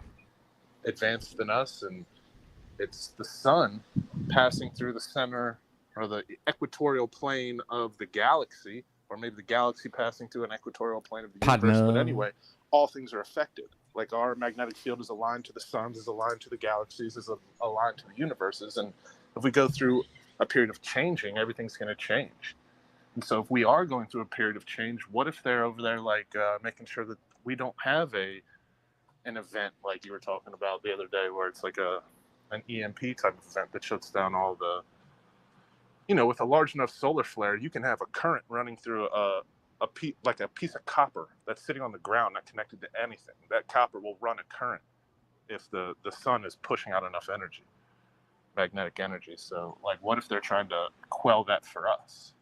Because the flip side of the theory, if aliens, they are that much more advanced than us, if they are hostile, like for example, we would be dead already. Like if you wanted to take out a hornet's nest, or you wanted to take out an anthill, you don't go have a meeting with them first, or hang out with them first, or talk to them about it, give them a date in the future so they can figure shit out. No, you just go blast that shit. So we'd probably be dead a long time ago if aliens are real and they're not You know what I mean? If they're trying to hurt us, we'd be dead a long time ago. If they are real, I think it's the case that they're helping or otherwise laying back. Yeah, or just watching it. So we want to welcome Jack Talcott here. Welcome to In a Year with Books. I'm so glad you're. I'm so glad all of you are here. You've rejuvenated my spirit and soul. I was tired. I was doubting whether or not I even should do this, and I'm so glad we got some new people up here. So Jack, what do you think about octahedrons, aliens, regression therapy? Whatever you want to talk about. Yeah, I saw you were on and just a few minutes ago, and you guys are talking some deep stuff, astral, out of body, and some experiences. I'm on the I'm not sure exactly. I missed kind of what Thomas was talking about, but I'm of the belief there are ETs. I believe we are just beings of consciousness within an infinite space and an infinite. Apologies for the pause. Thank you very much for the generous donations to Cash App. Much appreciated. If y'all would like to be recognized in the chat, please post in the chat. Rather, I err on the side of not doxing folks, and some folks would like to remain anonymous. But thank y'all very much. Time, a realm of infinite possibilities, and I kind of think Star Trek is real. Maybe even Star Wars too, right? There's good and dark. It's an eternal battle between light and dark. It makes sense. And I do think there's enough people sharing their experiences. There's a lot of supernatural stuff that's going on, man. Hey, Thomas. Yeah, dude. Fire. That looks nice. That's an actual fireplace. Well, and that is one of the common UFO stories, is that the shutting down of nuclear facilities. That was a popular one. I forget exactly who popularized that idea. That is if you ever want to look that one up, it's called the Mendelstrom Air Force Base, UFO phenomenon incident, but it's an actual Air Force base that is a joint base between UK and the US, and I think it's in UK or somewhere near the UK. Yeah, I don't know all the details like that. Have you heard of Stephen Greer, whatever his name is? Yeah, he's a shill, but he's kind of who got me into it, because he does put out some decent information, but also he kind of aligns with the government powers to be. But it's counterintelligence to feed you half truths with half lies, but he does give you, at least half the time, or seemingly so, some truths. I think he's on the right path, but through his experience, he's been around those, who believe in the illusions of authority. And so... Yes, he does. And I can give you some UFO gold. Like, if you want to go find some people that are... Like, they don't censor this type of thing in Mexico or Argentina if there's a UFO event. Like, it goes right on Channel 4, right on Channel 5. Yeah, the Stephen Greer was interesting. He was leading workshops where he would get people and collectively meditating, and then they would seem to call in. He got a little crazy, and I forget which documentary it was. And crazy, not crazy. I mean, who knows? It's all crazy. So we're just talking about. He had a picture where in one of these recent documentaries he did that alleged to show like a brown entity creature floating among the people, and that make of it what you will, right? As always, I'm not. I shared some of my personal experiences, so I'm obviously quite open to these ideas, but I remain also very skeptical. But when you have an experience like that is super hard to explain, it sort of opens the door to all this. But I think you still need to be fairly critical. Our friend Dogma Free down here in the chat was saying, I don't know, ... So he's a little skeptical of these things. So I think it's perfectly all right for folks to be skeptical. There's a video out there that purports to be a literal autopsy on the Roswell crash. But the video, I could link to it. It's fucking weird. In the video, they pull the black contact lens off of the man, and it's like a human type eye. You can see the iris and the pupil, and the white, it's brown eye. There's black and white videos. So I don't know. And your audio's coming in a little garbled there, Thomas. But Magus, what do you guys say about all this, man? Share some of your information with us. On aliens, I studied a bit of, like I said, the Dolores Cannon work. I looked a little bit into some of the footage online too, but I kind of just, I don't know, I feel like I grew out of it a couple months ago. When I discovered sonoluminescence, how, I don't know if you guys have heard of this. So it's basically how if you have a gas bubble in water, when you pass a sound wave through it, it will make a bright star. And when I found that, I just to me, a bunch of things clicked in my head. So in Genesis, maybe verse 1 through 6, they talk about how God separated the waters above from the waters below with the firmament dome. And then I was like, oh, okay, so the stars are just gas bubble in the glass firmament, and you have the sound wave coming through, which is making the gas inside expand and creates this light, the light of the stars. And when you zoom in on a star, there's a bunch of YouTube videos, you see it actually flickers, it changes colors, and you see sacred geometry pattern inside of them. So then I was a bit skeptic on the whole UFOs from outside coming in, but I wouldn't be surprised if there was like extra land masses outside of what they show us on the generic world map, and that there would be other conscious entities. That I'm definitely open to. Yeah, from my study, the whole idea that we hear in Genesis of the sons of God finding the women attractive and making the heroes of old, those sort of well rolled out passages, from what I understand, that was always a spiritual descent, not a literal reference to aliens like many have construed it. And sort of a lot of the ancient alien hypothesis, I think, is founded on those things, the Nephilim and all this. So were they talking about a spiritual descent or literal aliens? Jack, take it. I think it's both. I think it's a physical and a metaphorical spiritual descent. And when I came up, Thomas was talking about the solar cycles, and I bring this guy up all the time. I mean, it's Ben Davidson, Suspicious Observers, is his YouTube channel, and he studies. He's very rooted in truth, and he's you know, he ain't giving you any weird shit. If it ain't rooted in truth, something that you can back in, you can talk about it. He's a very strictly scientific mind, but he studies this, reports on the sun and the cosmic energy. All the magnetic fields and everything are changing, and that's what we are. We are divinely created, energetic, or beings of energy and consciousness. So, I mean, Paul says that we're like trapped in a fucking body, a fucking primate body. I never understood that, but it is physically true. I mean, the energies of. You gotta think like But your body is light too, what you though. vibe to, that's your aura, your vibration. Light is a frequency, it is a flicker. What is light? It is a frequency. What does something as simple as a candle do? If there's any bit of movement and air around it, it flickers. Just like a guitar string. God is basically the motherfucker that plucked your guitar string. Give thanks. That's true. We vibrate until we stop. Yeah, and another one, if we want to get out of the Judeo-Christian references, even the Silmarillion, J.R. Tolkien's, and his portrayal of these different realms sort of line up with all this stuff very well. And of course, the Indian texts, the Hindu texts, have just, I mean, that we could go on for hours about all that, about the connections there as well. It's all symbolism, and I posted in the chat, the YouTube chat. Sorry if my mic's fucking up. I can't post a link, but I posted the information that's past the backslash. If you just go to youtube.com/ and hit that, not only is that a gold mine of UFO information on that channel, but that is a video that kind of really breaks down how Christianity is just a model on all types of other sun god religions that all have the same symbology and allegories play out in the same exact way. Tells you things like the reason why there are the three kings, the same reason why there are three main pyramids of Giza, the reason why almost every set of pyramids in the world is the same exact like ratio of distance as the constellation Orion, which is also known as the three kings. Like why there's the southern crux, which is a cross that is basically where the sun usually is in the sky at nighttime around this time, Christmas.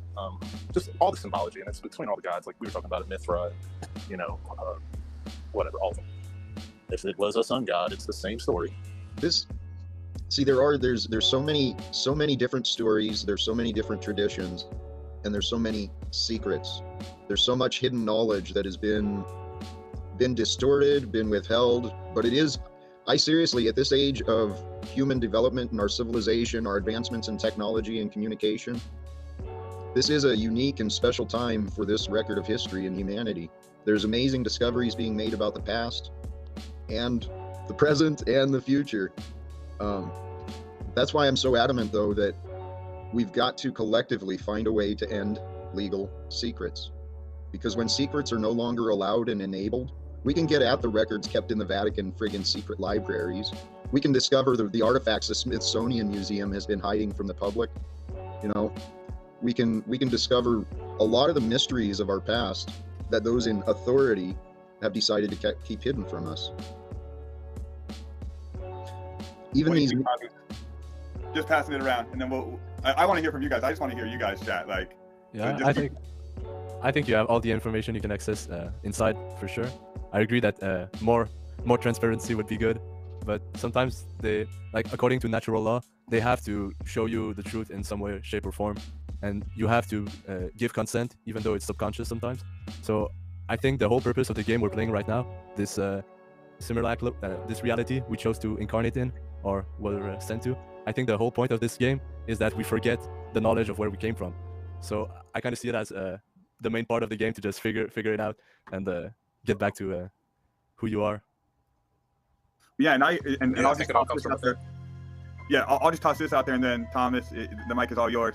And just to be the ordinary free thinker, and I know what you're saying about state secrets, but sometimes a lot of this stuff has been hidden in secrecy, maybe for a reason. So maybe its popularization is actually a bit of a problem in a way, just to turn that. Sometimes all secrets aren't necessarily bad. I don't know, just to toss it out there, but go ahead, Jack. Well, the etymology of secret is tied to secretion, and basically it's to the secret is to collect the little bits, you know what I mean, of the secretion, or that which is bleeding out from certain places, the slow gold comes slowly, the rendering. I don't know, it's, you know, we could go deep with that, I'm butchering it, but the etymology of secret is very close to secretion in that they are related. Like I don't know, we could obviously lens this from different angles. I'm familiar with what he's trying to say, the secret secretions. But and yes, what if there was a reason? I believe there was a reason. There was a divine purpose that secrets were kept. It's because this is all God's story being revealed. This is his story being created. And so the past has been whatever it was, and the past brought us to here. And it's my belief. I mean, I said this elsewhere, but it's my belief there is an eternal battle between the light and the dark, but I believe the light has already won. And in the realms of the spiritual control over humanity, I believe that we are free. Where we're at now is just a matter of everyone waking up to the fact that we are free and that we break the habits of the past. And the habits of the past are what has built an economy where certain individuals are billionaires while many others sleep in the streets with nothing. And it's a bunch of bullshit. So enabling secrets is, I mean, look at our history, you know, between the religions, the Rosicrucians, the Templars, their secret societies, then it transfers into the illuminated ones and gets distorted from there. They create the Freemasons, the other secret societies, and then they create, between the secret societies and the mafia organizations, that's actually what our government is. That's the structures it's built upon. The inner circle and the outer, it's just layers of secrecy. I mean, I'm thinking we're in a place in the world where like all this evil, all the bullshit that's been perpetrated. Thank you, Sunshine Time, for your generous donation. Much appreciated. On mankind for so long, all that negative energy or whatever, that side of the yin yang, was necessary for us to have the strength to remove the shackles that we put on ourselves and suck our own fucking oranges, as opposed to always waiting for Jesus Christ to come save me, or fucking Donald Trump and QAnon to come save me, or whatever. You know what I mean? Thinking somebody else is gonna do it for you. Oh, brother. Yeah, I just had this realization like 2 days ago.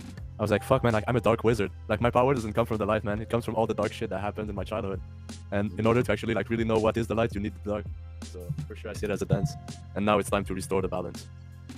I mean, if it weren't for things being so dark now, like, think of when we overcome. A lot of people see it as an if, but when we overcome this fucking battle, this clear, like, for example, in the last 2 years, it seems from my perspective that it kind of backfired. And a lot of people woke up as opposed to it turning into a military police state across the globe. Because maybe that's happened in places, but around where I live, nobody puts something on their face where they go. If you're putting something on your face when you're going somewhere, you're getting laughed at, which is weird because I hear these other places in America, out in the wild west of New Mexico or Arizona, they're seeing everyone slaved up. And it's like, damn, I'm in the motherfucking military capital of the world and no one's buying that shit.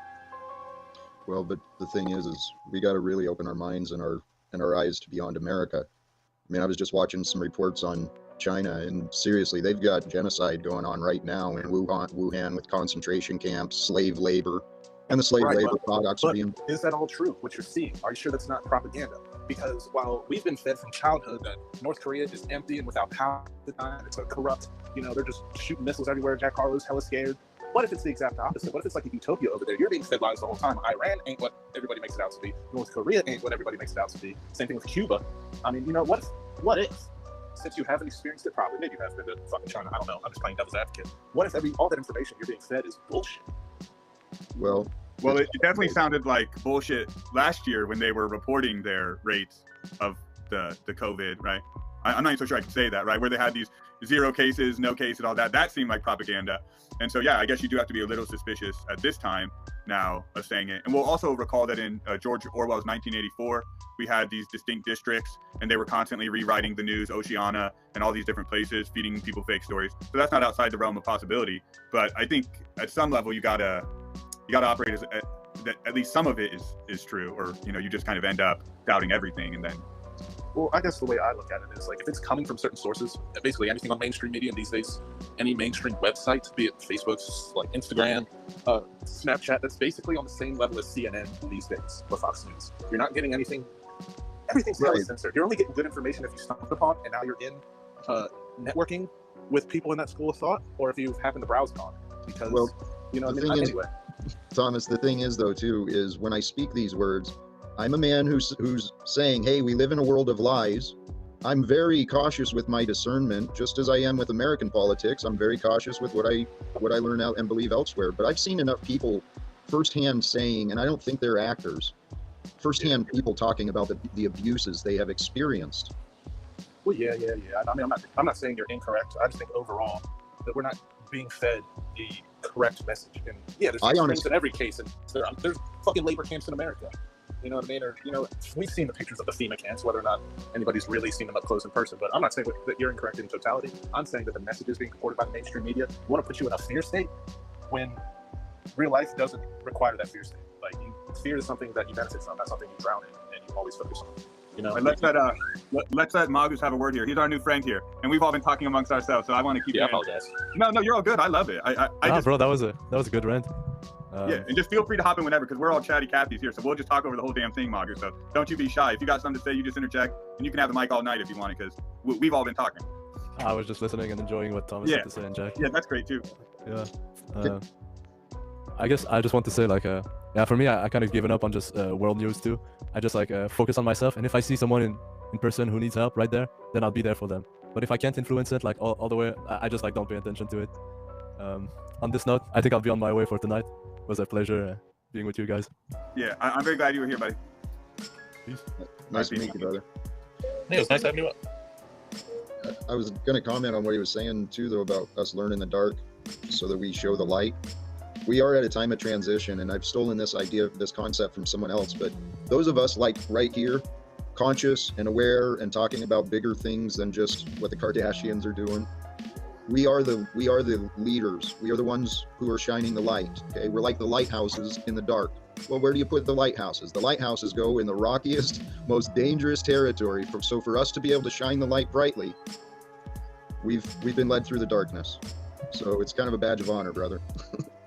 But isn't that also the case? Like, don't fucking fish love the shoals, but it tears up anybody who doesn't know how to navigate those areas in the waters. And that's just how it is. Those tough to be spots tend to bring out the best in everything there.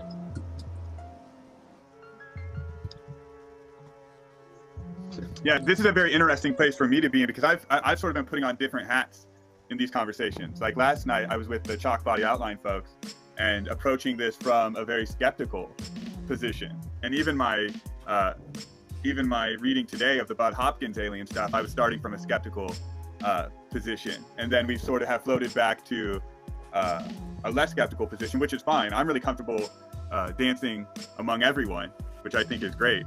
But it's interesting.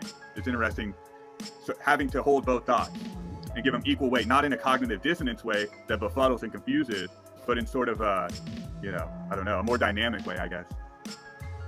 I love what you're describing, what you're trying to describe.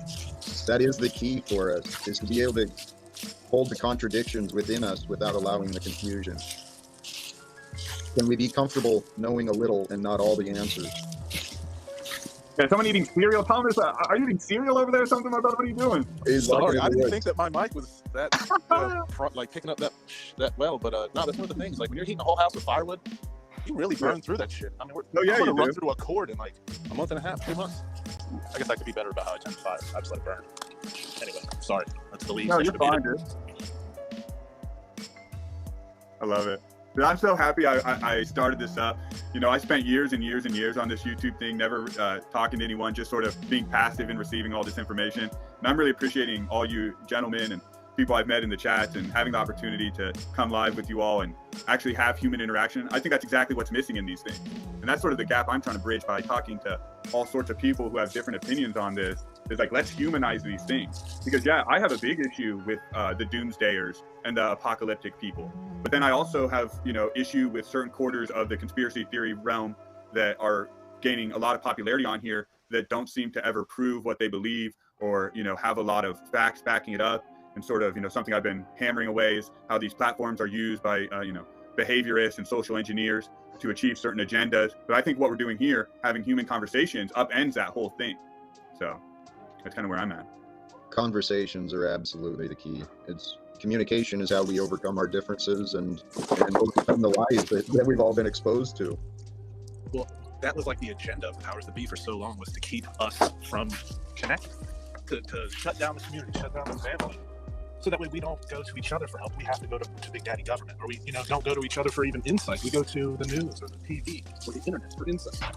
The internet does have great insight if you know how to, curtail your intake and find good sources. But coming together is it's a necessary step, because we are a communal being. And I do agree with Paul in that you gotta, be your own person, be able to stand alone before you're gonna be any help in a group. But at the same time, community is what has kept us in such a great place for so long, and now that's destroyed. We think we have community because we have Facebook, and that's just not the case. There's not the same connection, Everyone's hating on someone online. It's a cesspool of negative energy, when really you're supposed to accept the differences of your neighbor. As long as they're a good person, you're always there to help them out. We have a society that's built on enabling.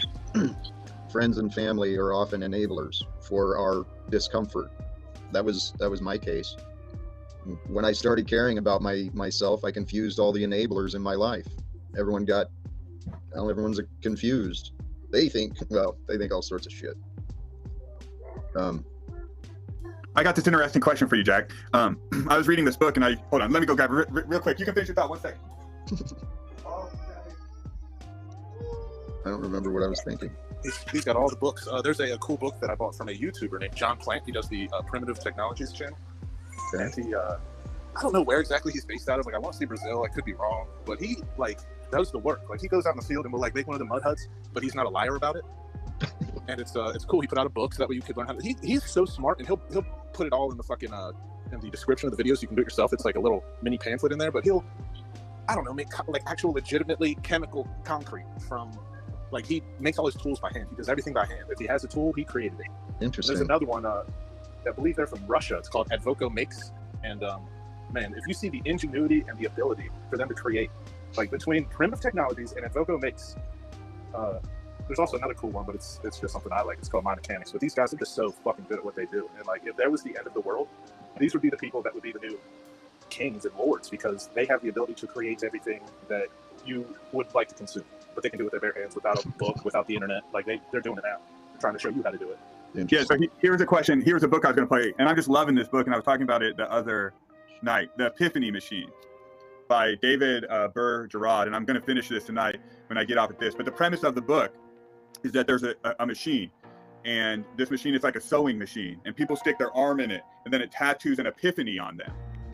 Okay, something about themselves that they need to know. And there's a guy, and they don't know if he's a huckster who runs it, and they tell you the origins of it in the book, and I read passages from it on another stream. But and these are things like doesn't respect the boundaries of other people, is concerned too much with the opinions of others, right? And I asked Thomas the other day, and he can share what he thought his was. I could phrase it for you again, but I will allow you to if you want to, but we'll let Jack go first. But I'll share mine. I think this book, too, just why I'm bringing it up amongst us, is that I think this is like a total allegory for what goes on Paul and Slay's channel. In a weird way, I think that whole process is like an epiphany machine on this thing. But I felt my epiphany will never reach his full potential, would be my epiphany that would be tattooed on my arm. So I'm just wondering, Jack, because these are things you talk about a lot, going through your own epiphany process. I know this is kind of like a left field question, and so if you want to take a second, go ahead. But what epiphany do you think would be written on your arm? Well, I've already had like a harsh truth. Sorry to interrupt you. I thought. Yeah. It doesn't have to be harsh, but I've had many of them already. Hey, it looks like Magus is in the back. He's in the back, but I thought he was saying goodbye. But he just put in the chat, may I jump back in? Oh, hell yeah, you can jump back in, dude. I want to kick you. I thought you were leaving. Yeah, I thought too, but then I was like, oh no, man, it's too interesting. Fuck it. Well, good. I want to hear your epiphany too. Did you get the premise? Did you get the premise of the book? His internet's going in and out, but my interpretation of the premise of the book is I haven't read it, and I think I'm gonna look into it. But you put your hand in your arm or whatever, you get a tattoo that you may or may not like, that the truth is being put on you, but it's the one that's gonna benefit you and resonate with you the most. whether or not it looks good on you. Yep. And people are embarrassed to have other people see their tattoos, and the whole they get labeled as being part of a cult and all these sorts of things. And but yeah, so Jack, what would your epiphany be? And then I would love to hear if Magus has a personal epiphany that he thinks the Epiphany Machine would tattoo on him. And anyone that's watching in the chat, if they want to toss up their personal epiphany, I would be interested to hear what people cook up. I'm actually not sure that I understand the premise as much, along with the fact that I've been through many, many, many epiphanies about myself already. So I've overcome many of, since 2018, my purpose, I've consciously gone within. As I was studying the Jungian shadow integration and neurolinguistic stuff, I was going within with all of my memory banks. So the only thing that comes, so the epiphany would be a truth that you've not accepted, right? Yes. Or something that, yeah. Maybe you have accepted it, but it's something that it's hard for you to focus on, or whatever. Well, and I can give you a few more. I can give you a few more just of the ones from the book, like closed off, dependent on the opinion of others. Let's see. I know this is a bit of a challenge. I'm not trying to put you on the spot. It doesn't have to be some brilliant thing. Just say what comes to your. For most of my life, it would have been not good enough. That was the belief inside my head. And so even today, if I was going to say one, it would be that I am loved, or that I'm worthy of love, or something like that. Because that's the one, I don't have evidence of it. So that's the one I got to tell myself without evidence. Well, that's weird. So I really focused on people that had near-death experiences after my son's mom passed, and it's crazy the amount of people that supposedly went to the other side and they came back, and I could give you all the references, so you can make your own conclusions. But yeah, it's like everyone said, why the fuck did you bring me back? I just came from a place where I was fully loved, fully accepted, and nothing was wrong. And here we are in a world of hurt, or whatever. You know what I mean? But basically, the number one first question is, why did you bring me back? But a lot of people, when they try to describe that feeling, it's like I finally felt accepted for the first time. No matter what I felt like I've done wrong, I knew that it was okay. Like the message, like if I could give a message to the rest of the world, it would be just let go and breathe, smile. Like it's okay. You are perfect. You're not perfect because you do need to grow and do better. But you know what I mean? Like as long as you are an appropriate path, don't beat yourself up. Just breathe. Just let go. Just be. Hey, Thomas, you are loved. Hey Thomas, sorry. I want to hear what Magus has to offer too. Yeah, bro, Thomas, I love that these last words, man. That's like that would be my thing. Like just fucking gives way too many fucks, Like no one cares about you. Like chill out. You don't need to be perfect. Relax. Just breathe and be yourself, man. And what you said about just be the way you are, man. You don't need to try hard. You don't need to put on a fucking fake personality or whatever, man. People just gravitate towards you when you're yourself. Can I jump back in on what Thomas was saying about why'd you make me come back? So I don't remember where I heard it. It was a fairy tale or a lesson from a story, but it was about, a man on a spiritual path, and he reaches his ascension, and he starts to leave.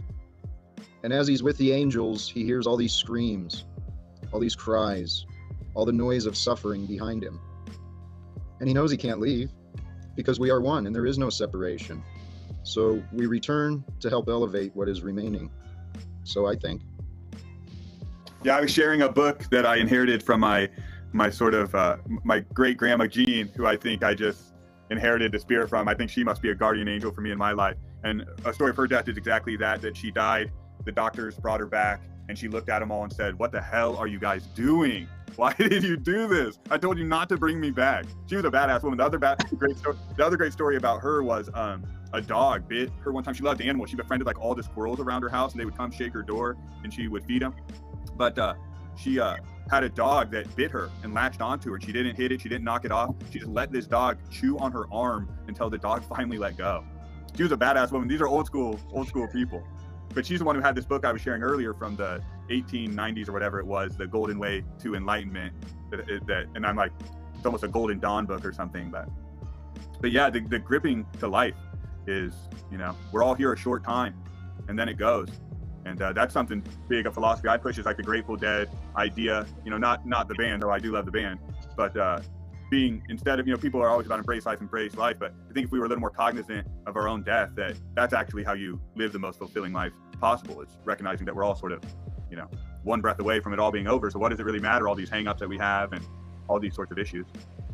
Right, and our society, the way it is today, death is bred out in a holistic sense, but focused on a symbolic sense.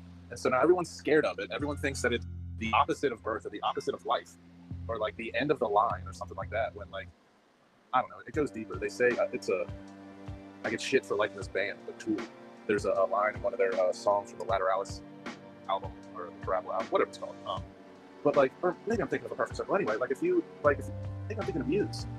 Anyway, like if you fucking dial it in, my brother. Sorry, no, you're good, dude. You're totally good. If you could just open your third eye, you would see that you should never be afraid to die. And that, I mean, it hits on so many levels. Like if life truly is cyclical, just like an analog clock on the wall, it hits 12 twice a day. It's a circle. It's not a straight line. It's going in circles. The end touches the beginning. Death is like a birth. It's a different dimension. And what's to say at the end of that dimension, you don't come back to this one in a different format?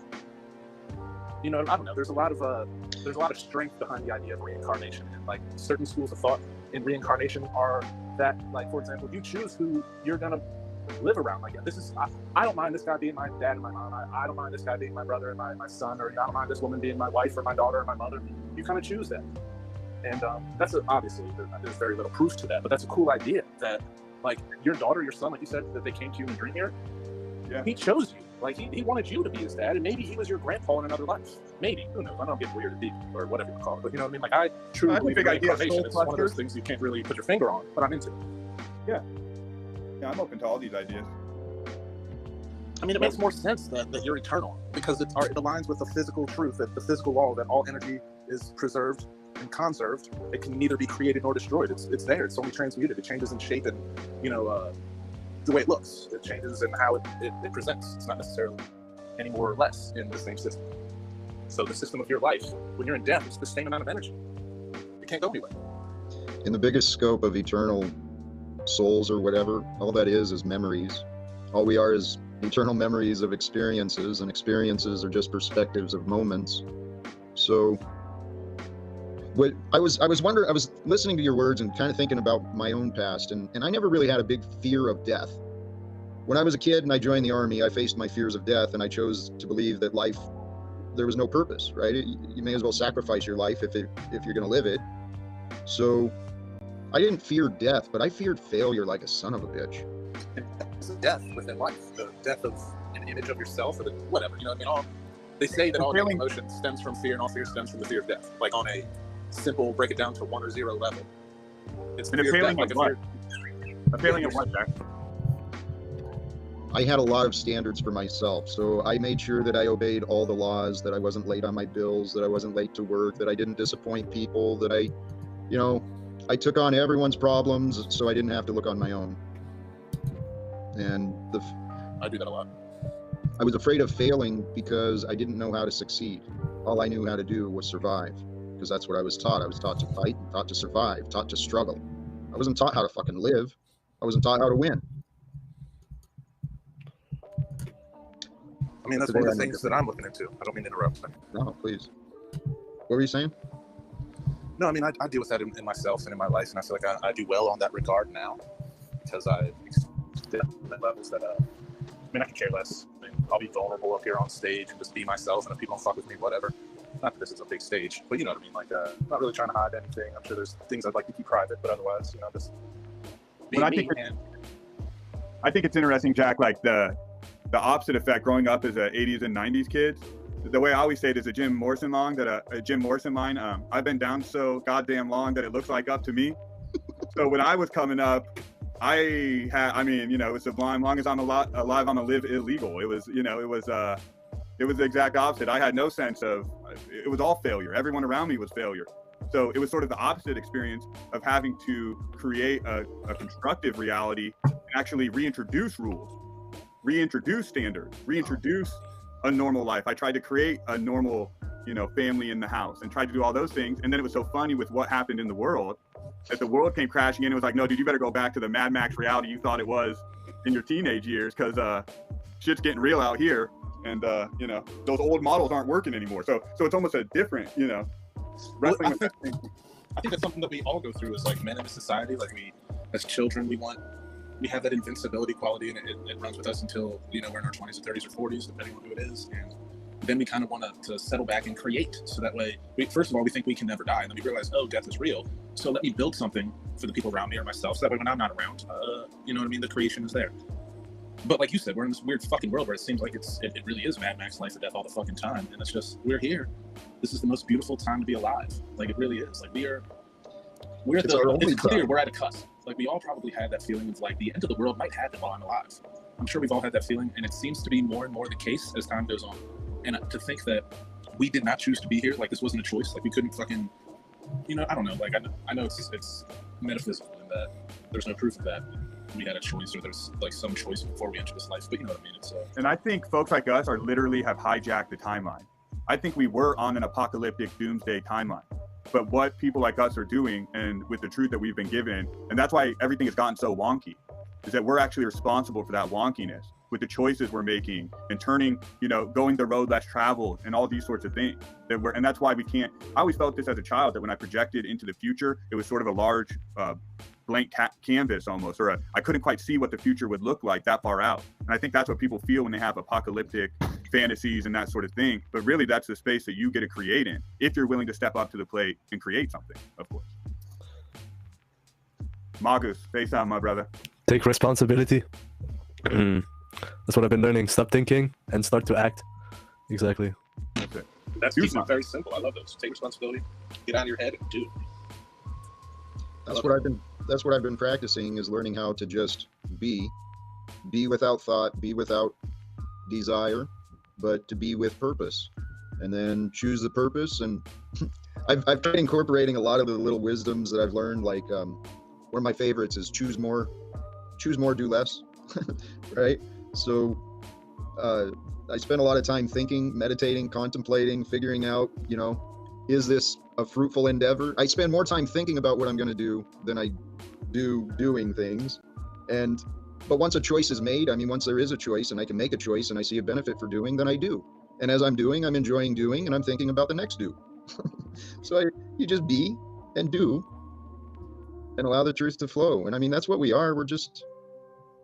Humans made human life very complicated. I used to complicate the shit out of my life. Like I said, worrying about bills and debts and everyone else's rules and opinions. We got to learn how to be comfortable as us. This is our lifetime to live it. And doing a simple act is better than a complex thought. Usually in your life, maybe you're the type of person that all you do is weird actions, and maybe you should sit down and think.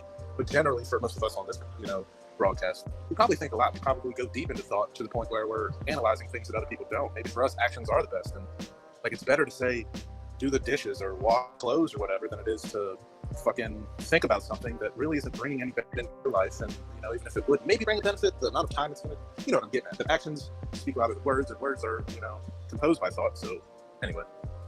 I just started hiking mountains in the last year as all this stuff went down. And I did my first 14,000 foot mountain, Mount Quandary in Colorado. You live in Iowa? Yeah, I live in Iowa, but we took some family vacations and time off. I went to Colorado, and I had nothing. I had like a broken Carhartt coat on. I had no sunscreen, no water, just nothing. And there was people on this trail that had all the gear and snowshoes and sunglasses, and they're just looking at me like I'm crazy. And the sweet couple, they like forced water on me on the way down. They tried to get me to take some of their water the whole way up. I'm like, no, I'm good. But that experience and it's there, a desert out there. That's dangerous. You do not be hydrated. Oh yeah, no, it was definitely dangerous and crazy. But to connect it to the doing, just that 1 foot in front of the other, all the way up to that mountain. And I saw people that were younger, fitter, well more prepared, that didn't make it up. And I wasn't even I got to one of the false peaks or whatever they call them. I was standing there exhausted, looking up at this huge mountain, and just like, dude, there's no way I'm making that. That's impossible. I even make a video, I could share it, where I'm like, oh, well, there's a peak, and there's absolutely no way I'm going any further up this mountain. Like, I got to turn around. I have no food, all this. But something just kept driving me to get to the top. And when I came down that mountain, my skin was peeling, my lips were peeling, my whole face. There was snow melt going on, so I kept falling 3-4 feet deep into the snow. Jack's laughing. I love it. Where'd you start? You said a 14,000 foot mountain. Where was your base? Oh, I did 2 others. I did Mount Bierstadt and Mount Snicktu, and I did those like 6 months previously. And I got to the top of Mount Snicktu, and that's 13,000 feet. That was my first one ever. My second one was Mount Bierstadt, and same thing there. I had no gear, anything, and I got pushed back there because the wind and snow was whipping so hard. It was like razor blades blowing into my face. And other people had ski goggles on and all this shit, and I had nothing. And then I came back 6 months later and did the 14er, as it's called. And but yeah, I was coming down, I'd fall in 3-4 feet, and then the snow would refreeze all around my leg. And so like it would be this awkward where you're pushing up and you're falling in. But the point of all that is I came down off that mountain a completely different person. with the confidence I'd never had before, with a different perspective. I mean, just willing to talk to people, you know, it puts things in perspective. So that's the power of doing, right? Is we have to do things that push us right to that limit and might even be stupid, might even be dangerous, might not make any sense on paper, but you have to do those things to make this world valuable to you. You know, that's the NPC phenomena and all that, right? Is that people get stuck in the same patterns of behavior, looking for safety, and then they never grow. You know, all these sort of cliches, but they're true. But, you know, you have to do them. You have to do the things that you're uncomfortable doing. Well said. Thank you.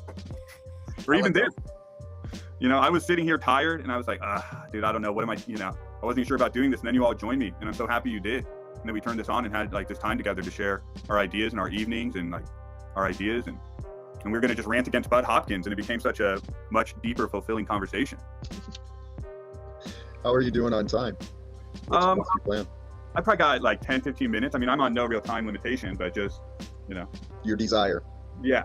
Well, and getting the kiddos to bed here in a little bit and that sort of thing. But I got a little bit more time here if people want to kind of toss out any final ideas that are rolling around in their hearts or minds. I got something. Let's go. I was reading a book called A Brief Tour of Consciousness or something like that by Itzhak Bentov, and he talks about how this unity divides into three, and this three is love, wisdom, and creation, and it's all like Hebrew letters, which are just like vibrational signatures, kind of. And when you in Hebrew, you can read you read backwards and forward, and when you move from love to wisdom, it literally means to put one step in front of one another. So just as you were saying, and when you move from will to love, like when you read it backwards, it's like it's destruction and it's creating like destroying something. So I think that's interesting. And that's the keep going, brother. So that's the stuff that's a bit advanced. But when you look at the pentagram, it's looping. If you draw another pentagram inside of it, you'll see that the length of the sides are all looping. Pi. So like the small arret is 5 to the -3, then the bigger one is 5 and I wish Americans would get out of the sickness. 1 to the 2 to the 3, and it keeps going. So this is related to levels of consciousness, and that's what the ancient Pythagorean school was teaching. So if you look at Ken Wheeler's work, they taking your energy. Found this incommensurability proportion of the phi ratio, and phi to the power of 1. Okay, phi to the 0 would be 1, so this would be the monad. Dude. And then at phi to the -1, you would have matter. Phi to the -2, the psyche. Phi to the -3 is agnosis, which is kind of like a lack of knowledge. Wow. Phi. Like pi. And what? Wow. What is it 271? What is 5? So phi is like the golden ratio, the golden proportion, the golden Fibonacci, mean. okay. Yeah, Fibonacci. Exactly, man. Exactly. And so like 1, 1, 2, 3, 5. It's n. You add the last one to the one they're on to get the next one. What was plus what is becomes what will be. That's what the Fibonacci. Right. Okay. All right. So phi is Fibonacci. I just wanted to get it clear because like pi is 3, 14. It goes on forever. You also have I. You're saying I think I in mathematics, not I, but there's one that's maybe it's a natural log. It's 271. Also been The words create what we are. The numbers reveal the geometry reveals the form, and the words reveal the explanation. I'm not buying it. You're not even buying it. Don't you get it? Yeah, and so phi. Series and sequences. And phi to the power of 1, which is what I was getting, is just being. So when you just are, you're in that spiral. You're in that spiral growth. Bozo. You're taking one step outside of your comfort zone, outside of your. Let's cut the bullshit. Known experience. So how do you thoughts? Expert get panel? the squared or the the cubed? And what does that do for you? Like, I don't know. So Your thoughts? Expert panel? Hello? Talks about semen retention. No, I'm not trying to talk shit. No, you're good. And I want you to I live my information. So we all met through this guy on here called Paul Enslaved, and he's sort of Hello? running his own version of this sort of thing, sort of. And there's a character on there, this guy named Brian O'Shea, that is a bit of a hard case. He's a bit of a diamond in the rough, maybe just a rough in a rough. But just so you know what Thomas is talking about. But go ahead, and I don't mind calling out names because Brian O'Shea can come on up here too whenever he wants. But I got some words. What the fuck is your problem, dude? Well, I've got. I don't want to say nothing but love, but I find him endearing. But he talks about semen retention. He's a little creepy when he talks about it. But You it comes know back it. to a sacred science of your pineal gland or the other pituitary glands. The glands are up in your brain Right. to create this thing, and it's the whole symbology of Santa Claus going down the chimney, the colostrum, on the spinal column, and it sits in your sacrum or whatever. Yeah, and if I remember correctly, this is Thomas Aquinas here, or whatever his name is. I've seen like Jim Carrey breaking all this down. I've seen, you know, a YouTube video, like a 30-minute video dissertation. Like, it seems to me, if this is the part I think I'm remembering, it's like Thomas memorized one of these videos. I mean, it's fairly impressive.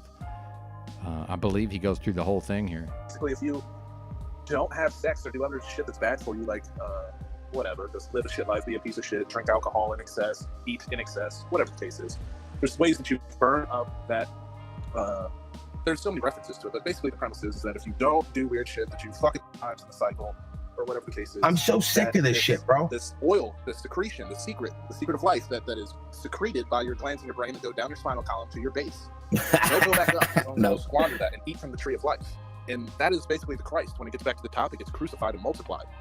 If you haven't squandered that tree of life, and you maybe I guess what I'm perceiving might be applied to what you're saying, Magus, is you might get to the next step in the Fibonacci sequence if you don't squander your tree of life in the time that it takes for it to multiply. Dude, your secretion. That was a key explanation of the concept, man. Nice. Who knows? I mean, I haven't and I'll play that. Well, yeah, go ahead if you have anything to add on that idea, Marcus. I'm not buying it. You're not even buying sure, it. like, Don't you get it? I feel like everything comes in due time. Sometimes I try way too hard, but then when I just let go, dude, and I just like stay open, I just get the opportunity that comes to me, and that makes me evolve and take the next step. Wow. So sometimes like people want to force growth, while in reality, like nature doesn't hurry. Like the plants just grow by themselves. That's such a more beautiful way to say what I was going to say. Well, hello, Ben. Oh, man. I love that. It's not forced. So whenever you're forcing something, you're going against the natural. I love law enforcement doesn't make any sense because laws are what are proven to be unbreakable. I love those. So like that's a fallacy in and of just the language of it. But Much nature love flows, it's not forced. and It can't make the river go vibrations faster. and- And if you make the river go slower, it's just going to create a strong force phenomenon. I don't co-sign on that. You know what I mean? I don't know. You got to go with the flow, and it's going to be. I don't co-sign on that. And really, the only time is now. So if you just know how to be, you know how to be the I am. That's the best place you can be because future is a concept, past is a concept. It's fucking crazy, man. You've got a weird view of time. The spirit is eternal as well. The spirit is patient, and that's what I've been learning patience myself. Our ego is the one that knows its time is going to come to an end. Our ego knows our experiences are finite, and that's why we're always seeking more. And so the ego is in a rush. But the spirit, the observer, the divine doesn't give a shit. It's got all the time in the world. Yeah, and I would just say anytime I have experimented in a practical sense with those ideas, and maybe I'm just, I don't know, hyper masculine or hypersexual, but to me it had that complete opposite effect. And I think when you're in a loving relationship with a woman and in a partner, there's a mutual exchange of energies that go on, and all that thing, and in the intercourse at all levels with that partner, that I don't think you want to be saving any of that up. It's a give and take, it's a back and forth. You will always be replenished. Now, of course, the people that are engaged a lot with Ben's a fed. That's sort of it. dysfunctional Ben's a sexuality fed. with pornography and to an excessive degree and these sorts of things, it's a backlash to another something else that's out of balance, and you're trying to wrench it back to a balanced level. And it's like, well, if you just start out with the healthy And then I balance, heard him say you won't need to Benton's do name, that. so I was like, oh, let me My go see intuitive Benton. feeling towards that. And I would just point out on an esoteric level too that the people And then that I heard push him that say stuff, Benton's name, so I was like, don't oh, let me go always see have the Benton. best track records in life in those practices. And then I heard him say in a nice way. Benton's name, so I was like, oh, let me go see Yeah, I totally Benton. get where you're coming from, but I think the philosophy is on this, not that I've ever really tried to do it this way, is that so your secretion, it tends to start generally at a given time, and it only takes 30 days or like 33 days for it to finalize and multiply for the crucifixion to take place. And so if you are having your periods of intercourse while allowing that 33-day period or 30-day period, whatever it is, to take place at least 2 times in a year, then you haven't eaten too much from the tree of life. And again, this is a theory that I've heard recently. It's not something that I've ever put into practice. Can't speak from experience. Dude. I'd be down to try. Fuck you, Venus. But I guess what I'm getting at is that, Dude. it's not purporting that you shouldn't have sex or Fuck whatever. you, Venus. It's just that, you're only supposed to allow the tree of life to thrive at least 10% of the time. So that's 2 months out of the year. 2 months out of the year is actually a little bit more, but 1 month is less than 10%, so it's just math. Yeah, I'm not sold. I gotta be honest. I'm not sold. Yeah, I don't know anything about it. Fuck you, faggot! You're never getting a piece of pussy in your fucking life. Propagandists like Mr. O'Shea, you know, maybe I'm missing it. Maybe if I met a person who was better. Fuck you, faggot! You're never getting a piece of pussy in your fucking life. When I was talking about the spirit, my mind totally drifted from the semen retention and the sex. But I think I kind of lean with you in that, especially with a couple. I mean, sex and intimacy, it's part of the divine experience. It's bringing the two into one. And but I'm personally exploring that, what Thomas is talking about, when the moon enters into your sun sign is when that seed is supposedly planted within us. And so, you know, a focus for a week on some pure thoughts and, you know, with the hope of raising my spiritual energies. Yeah, I got no other options, so I may as well. It's interesting. It's interesting how these ideas are popularized, and we got almost like little alchemists in their own little worlds, like experimenting with these different ideas that they're encountering in books and all this. And Well, the other side of that, though, is I've also learned of. If I had any other choices in my life, I would not be here on YouTube. Mystical power in the sexual energies that we possess, and there's a lot of knowledge out there, and that. Tantric massage is one of the things I do hope to learn about, especially if I end up with a partner eventually. So what is that? What do you get into? What's a tantric? I can block everybody. Sex. It's I guess in my thought, just do fucking and not coming. But I have nothing to say about it. You know what I mean? I don't know. That's part of it, and I'm certainly not an expert, but as I understand, the idea of the Tantra is beyond just the sex. It's using that sexual energy that is within us, and the sexual energy can be increased by thoughts of arousal or physical arousal. So that is part of it. As I understand it, the idea is to incorporate the life force, the semen retention, along with there's a sort of a sexual element to it. To like activate. There's a sort of a sexual element to your root to it. chakra, and then on up into your desires. People in the chat are saying it's an aphrodisiac. Can be done in an act of sex and intimacy as well, aphrodisiac. but you're bringing those energies to within for the purposes of raising your spiritual frequencies. Yeah, and from my exploration of this subject, it's about slowing down. It's about maximizing small movements and behaviors. It's about eye-gazing, right? All these, being a true romantic and truly connected with the person that you're involved with, and not so focused on the actual specific. Do you want me to kick this fucker right now for doing that? Massage and going, you know, just slowing the whole process. Do you want me to kick this fucker right now for doing that? Like, first of all, I think it's really weird when someone averts eye contact too much in real life. Do you want me to kick this fucker right now for doing that? But you know, do you want me to kick this fucker right now for doing but, like, that? why is it that there are people that are competitive with it, like that fucking Fuck, I'm girl or guy stumbling in on my words. that, like, won't break eye contact with you and like makes a weird face, like they're gonna fucking bite your ear, or like there's meditations where you sit across eye contact for long extended periods of time, and that's that concept of doing that in real life. If you're not What the fuck is your problem, dude? Just in passing, that you hold eye contact with them until they break away, not because it's complicated. And you don't even know you're being like, dragged this is a until the serious connection end. we're making now, and let's see if you shy away from it, because I don't intend So to. I might not be hearing properly. That much of a flow has happened between you two, and you might have to play it off like, nah. I might not be hearing properly.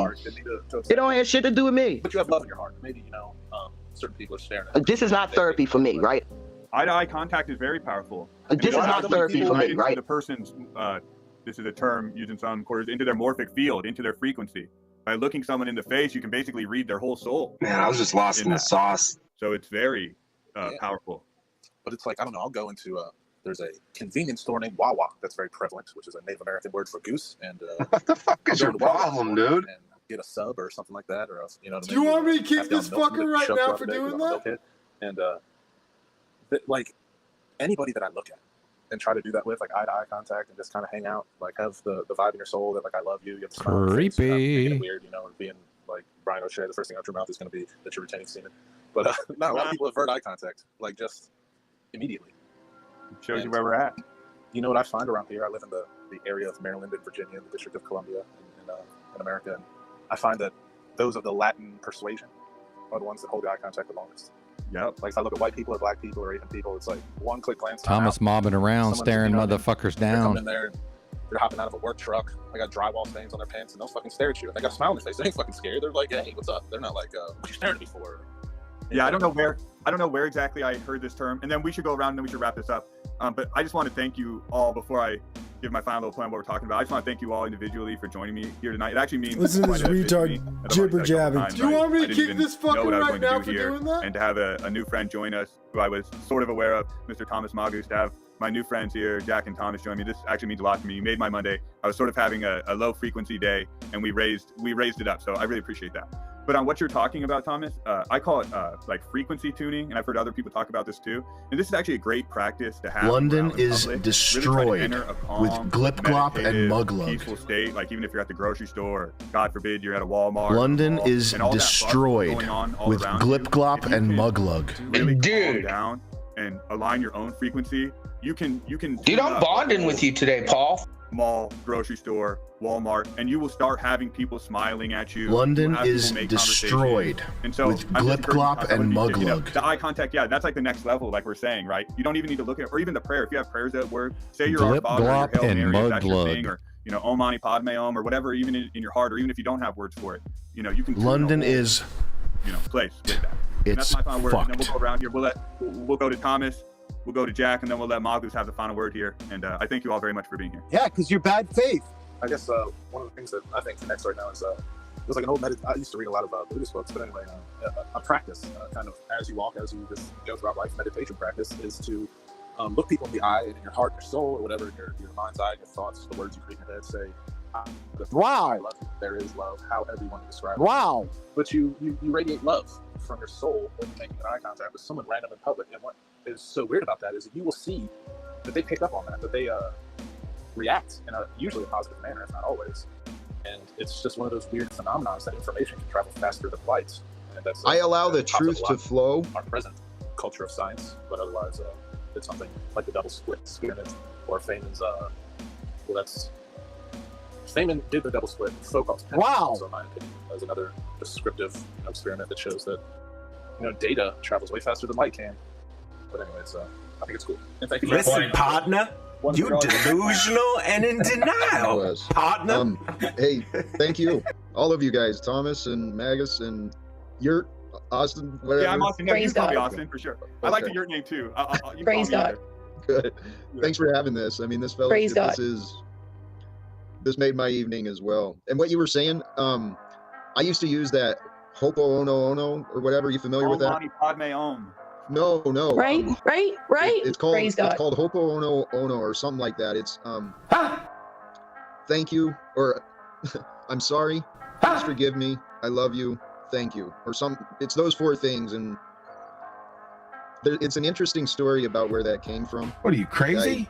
Use those to mentally help others heal. What are you, crazy? It's a way of cleansing, what you were talking about. Yes. Sharing our aura, sharing you our are energy, crazy. Our vibrations. And what you said is so what are you, simple. Crazy? It's such a brilliant suggestion. When you're, what are you, especially crazy? This time of year with all the hustle and bustle and what are you, everyone's crazy? stressed out, if you're going somewhere, just you ground are crazy. yourself and then go in with the love and the best wishes for others, right? So, hey, thanks again, guys. Right. Have a great night. Peace. You too.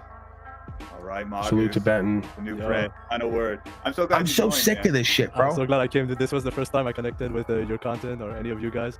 Yeah. I definitely learned a lot today. It's amazing. Yeah, I can tell. I can tell we didn't even scratch the surface with all the info you got. So I hope you come up here and school me on some more stuff, dude. For sure. Okay. Any final thoughts after all that? Yeah. Just to touch upon what you were saying about like being in a Walmart and being calm and meditating.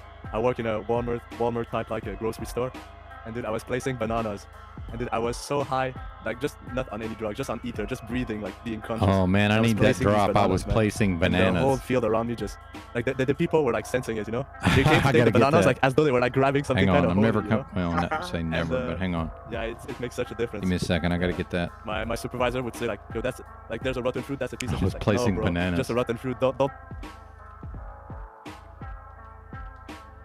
Work in a Walmart type like a grocery store, and dude, I was placing banana. All right, hang on.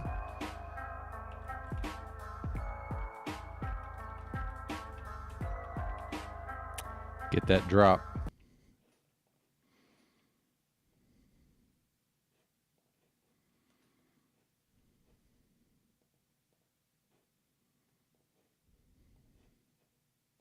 Being calm and meditating. I work in a Walmart type like a grocery store, And dude, I was placing bananas. And dude, I was so high, like just not on any drug, just on ether, just breathing, like being conscious. And I was placing these bananas, man. And the whole field around me just, like the people were like sensing it, you know? They came to take the bananas like as though they were like grabbing something kind of holy, you know? And yeah, it makes such a difference. My supervisor would say like, yo, that's like, there's a rotten fruit, that's a piece of shit. It's like, no, bro, just a rotten fruit. Don't put that vibration on the. Hang on, I just gotta grab this real quick before I forget. I need that for the soundboard.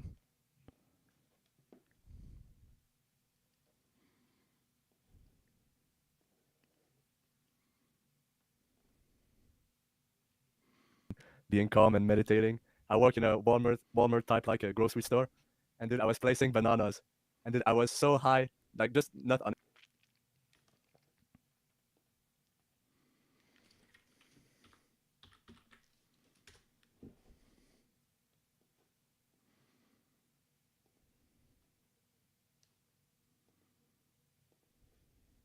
And dude, I was placing bananas.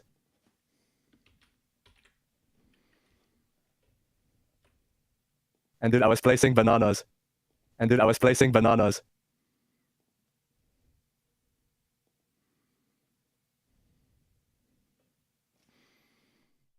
What's this guy's name? Thomas Magus?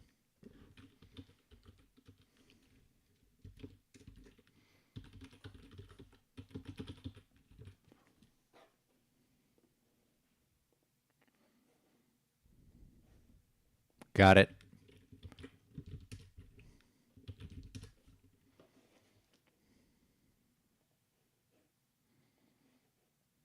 Food, man.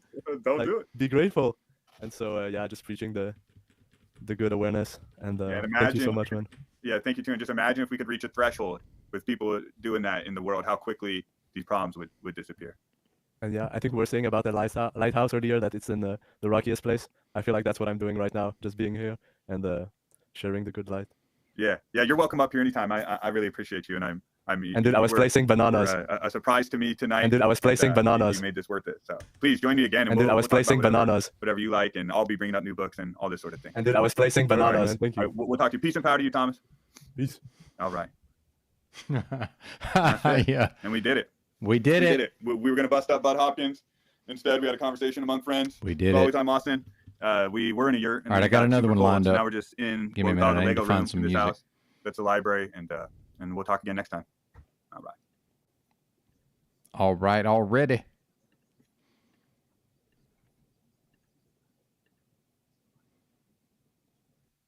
Try these beats here.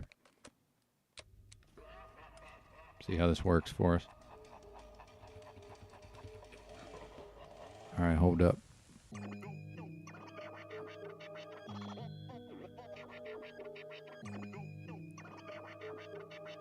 Where are we at here?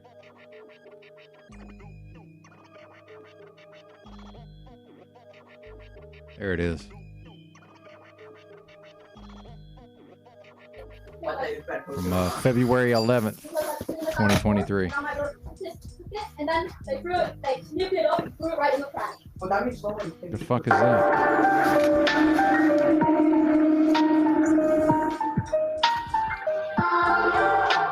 Hang on, what the fuck is this?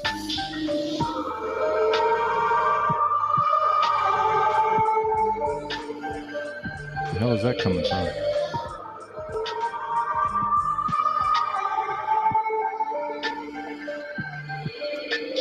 Some rogue audio. Give me a second.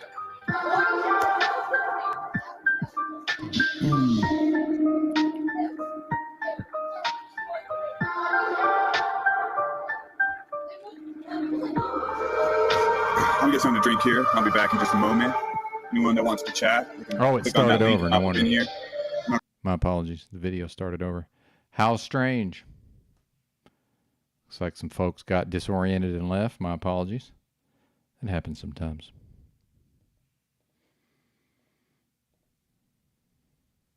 Yeah, I'm going to have to worry about who placed them and why. That's right. All right, let's try this again.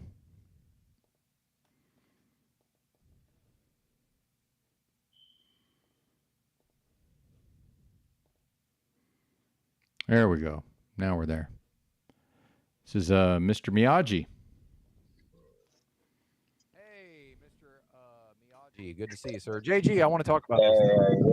Oh, you Might brought be him his up. first Here we go. appearance. I'm not exactly sure. Yeah, I don't know this guy. I've never talked to him. Have you talked to this guy before? Wow, first ever Mr. Me on the channel. He said he wants to do a show called what? What was it called? Choose Your Illusion. Choose Your Illusion. That's right. Yeah. Is this Mickey Rourke? Oh, it's Mickey Rourke. What's happening, Mickey? Good to see you, brother. Welcome to the stream, by the way, and thank you for watching. Jeez, do I look that Mickey, old? man. Like Mickey Rourke? Mickey, man, you were great in Barfly. Great fucking acting, man. Rumblefish and Barfly, two of your greatest movies. And me and JG have plenty of time to get into why I'm not real, and I'm probably not. You know, JG, you're very finely attuned to these matters, so you're probably right, JG. But I do want to explore. Yeah, you're choosing not to see my perspective. Oh, you're right. Yeah, you're correct. You're right. Yeah, I'm choosing not to. Violence is a universal language. Everybody respects it, whether they want to or not. Yeah, I'm choosing. You're right. I'm choosing not to see your perspective. That's true.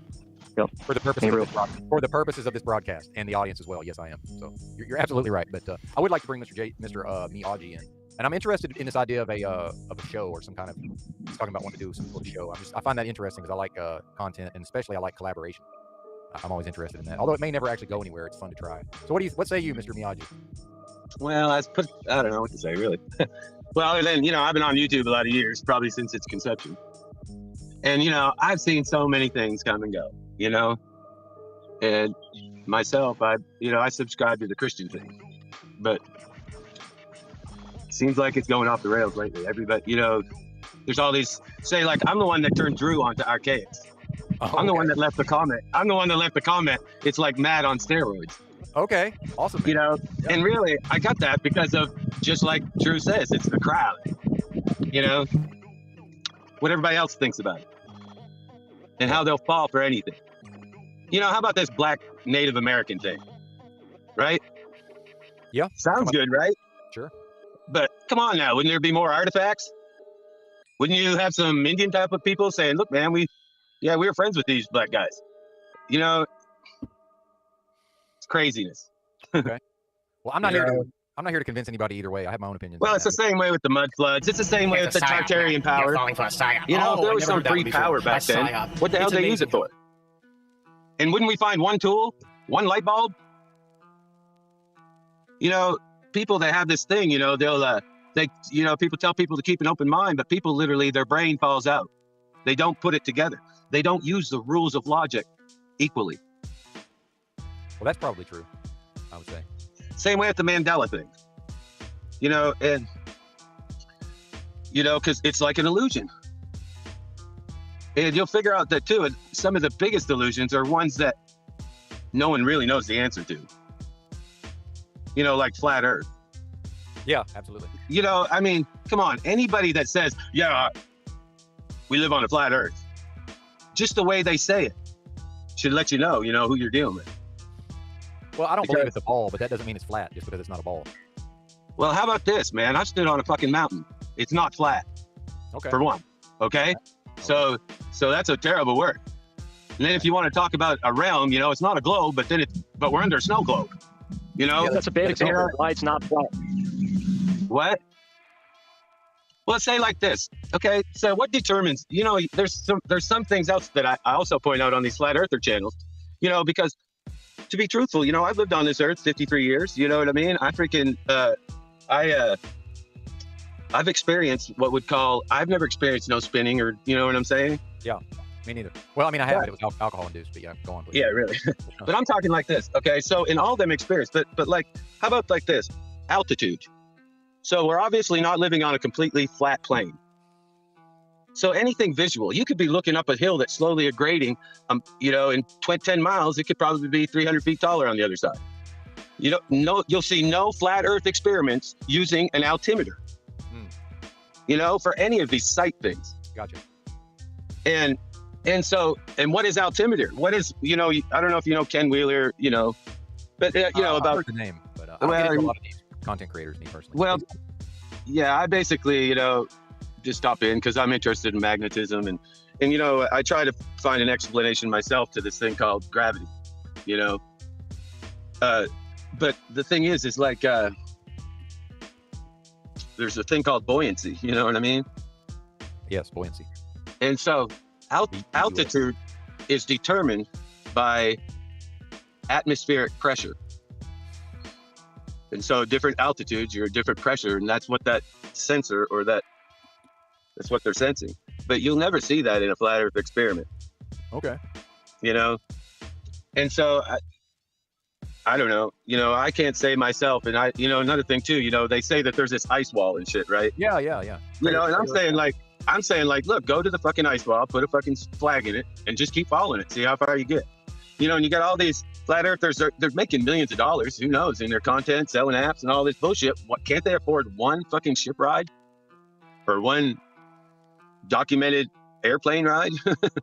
Yeah, you know, I never really thought about it that way. You know, it's just like people protesting. You know, you got these people protesting Monsanto. You got 1 million people protesting them. They all go together, and they could all spend $100 fucking dollars. Shit, they could buy Monsanto out with what they just spend on the weekend protesting. Yeah, that's an interesting perspective. You know, never thought about it that way. Well, you figure 1 million people show up, and everybody spent at least $100. Yep. You know, it's 100 million right there. Yeah, and be part of a solution. I have never seen any protests that have ever came to anything. Yeah, me neither. No. Except that serves the beast system itself, of course. Yeah. But I'm just rambling on, man. I checked out, Drew's stream this morning from last night. I never catch him live because, I go to bed early. Me too, man. Yeah, very important, especially as we age, I found. Yeah, I still sleep good though. I still get 7-8 hours. Right on, man. But it's, I have a lot of peace in my life.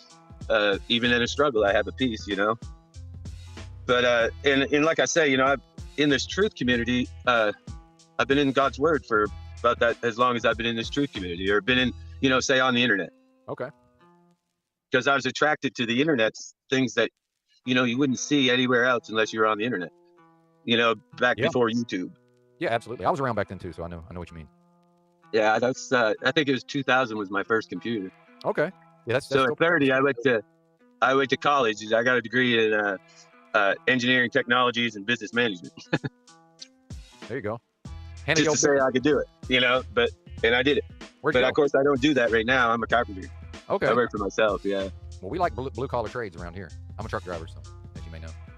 Yeah, I did that when I was young in my teenage years. Yeah, it's yeah.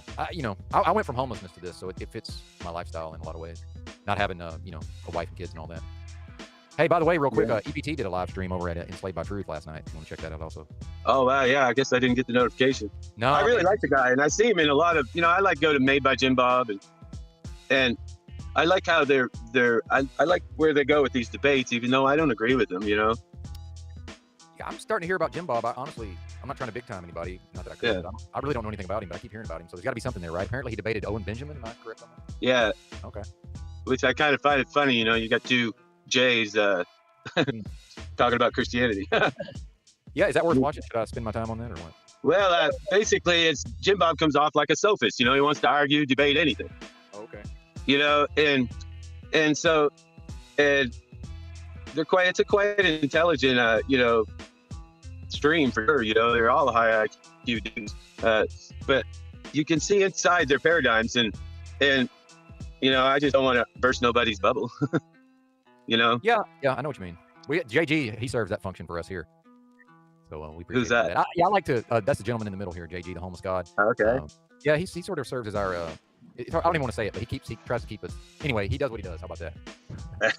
I check you out too, Ben. Sometime, I get questions. I know. He's doing it right now. But yeah, thanks, brother. I appreciate you watching, man, even if it's only every once in a while. And I do think it's cool that you were the one that told Drew to check out Archaics, because I never would have heard of Archaics channel if not for Drew, because a lot of this stuff I literally find because of Drew. So JG here is not a huge fan of Drew, but some of that Drew brought on himself because I was there when that all happened. So.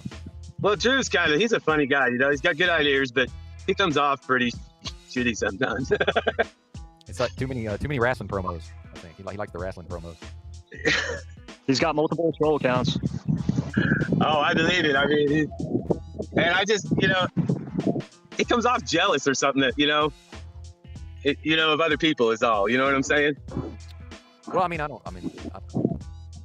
enjoyed my collaborations with Drew. He's in. I'd like to get that. What's that, JG? What'd you say? You're frozen. Oh, his stream last night, man, was I love that topic. Yeah, I mean, you know, and I've brought it up many times, and even with black people, you know what I mean, just to try to figure it out. Yeah. Well, you saw what I just played, right? I streamed that like 2 nights ago. No, what's that? Oh, you missed that? Well, if you rewind, dude, it's not going to stay up. But when you get a chance, rewind this live stream. At the very first, I played one of my live streams, and Drew and EBT was talking to this lady, Sly Shy. She's a 60-year-old black lady, and they went back and forth. They went back and forth. Oh yeah, I was watching that. Yeah, I was watching that with that. Yeah, that's what I'm talking about. Yeah. And she wasn't as triggered as much as the guy on Drew's last night, you know? Yeah, man, he was freaking out. And then he came over to listen to this. He came over to EBT stream, and I shared my screen, and I played that video of Sly Shy and EBT. And dude, that TK went nuts. He lost his shit. It was hilarious. Really? He was talking over it. It was almost like if you ever watch Paul Enslaved, it was kind of like some of the style of content he does sometimes with just, dude, it turned into, I was just laughing my ass off. It was hilarious. But you know what? I like Paul Enslaved too. Yeah, I like the show a lot.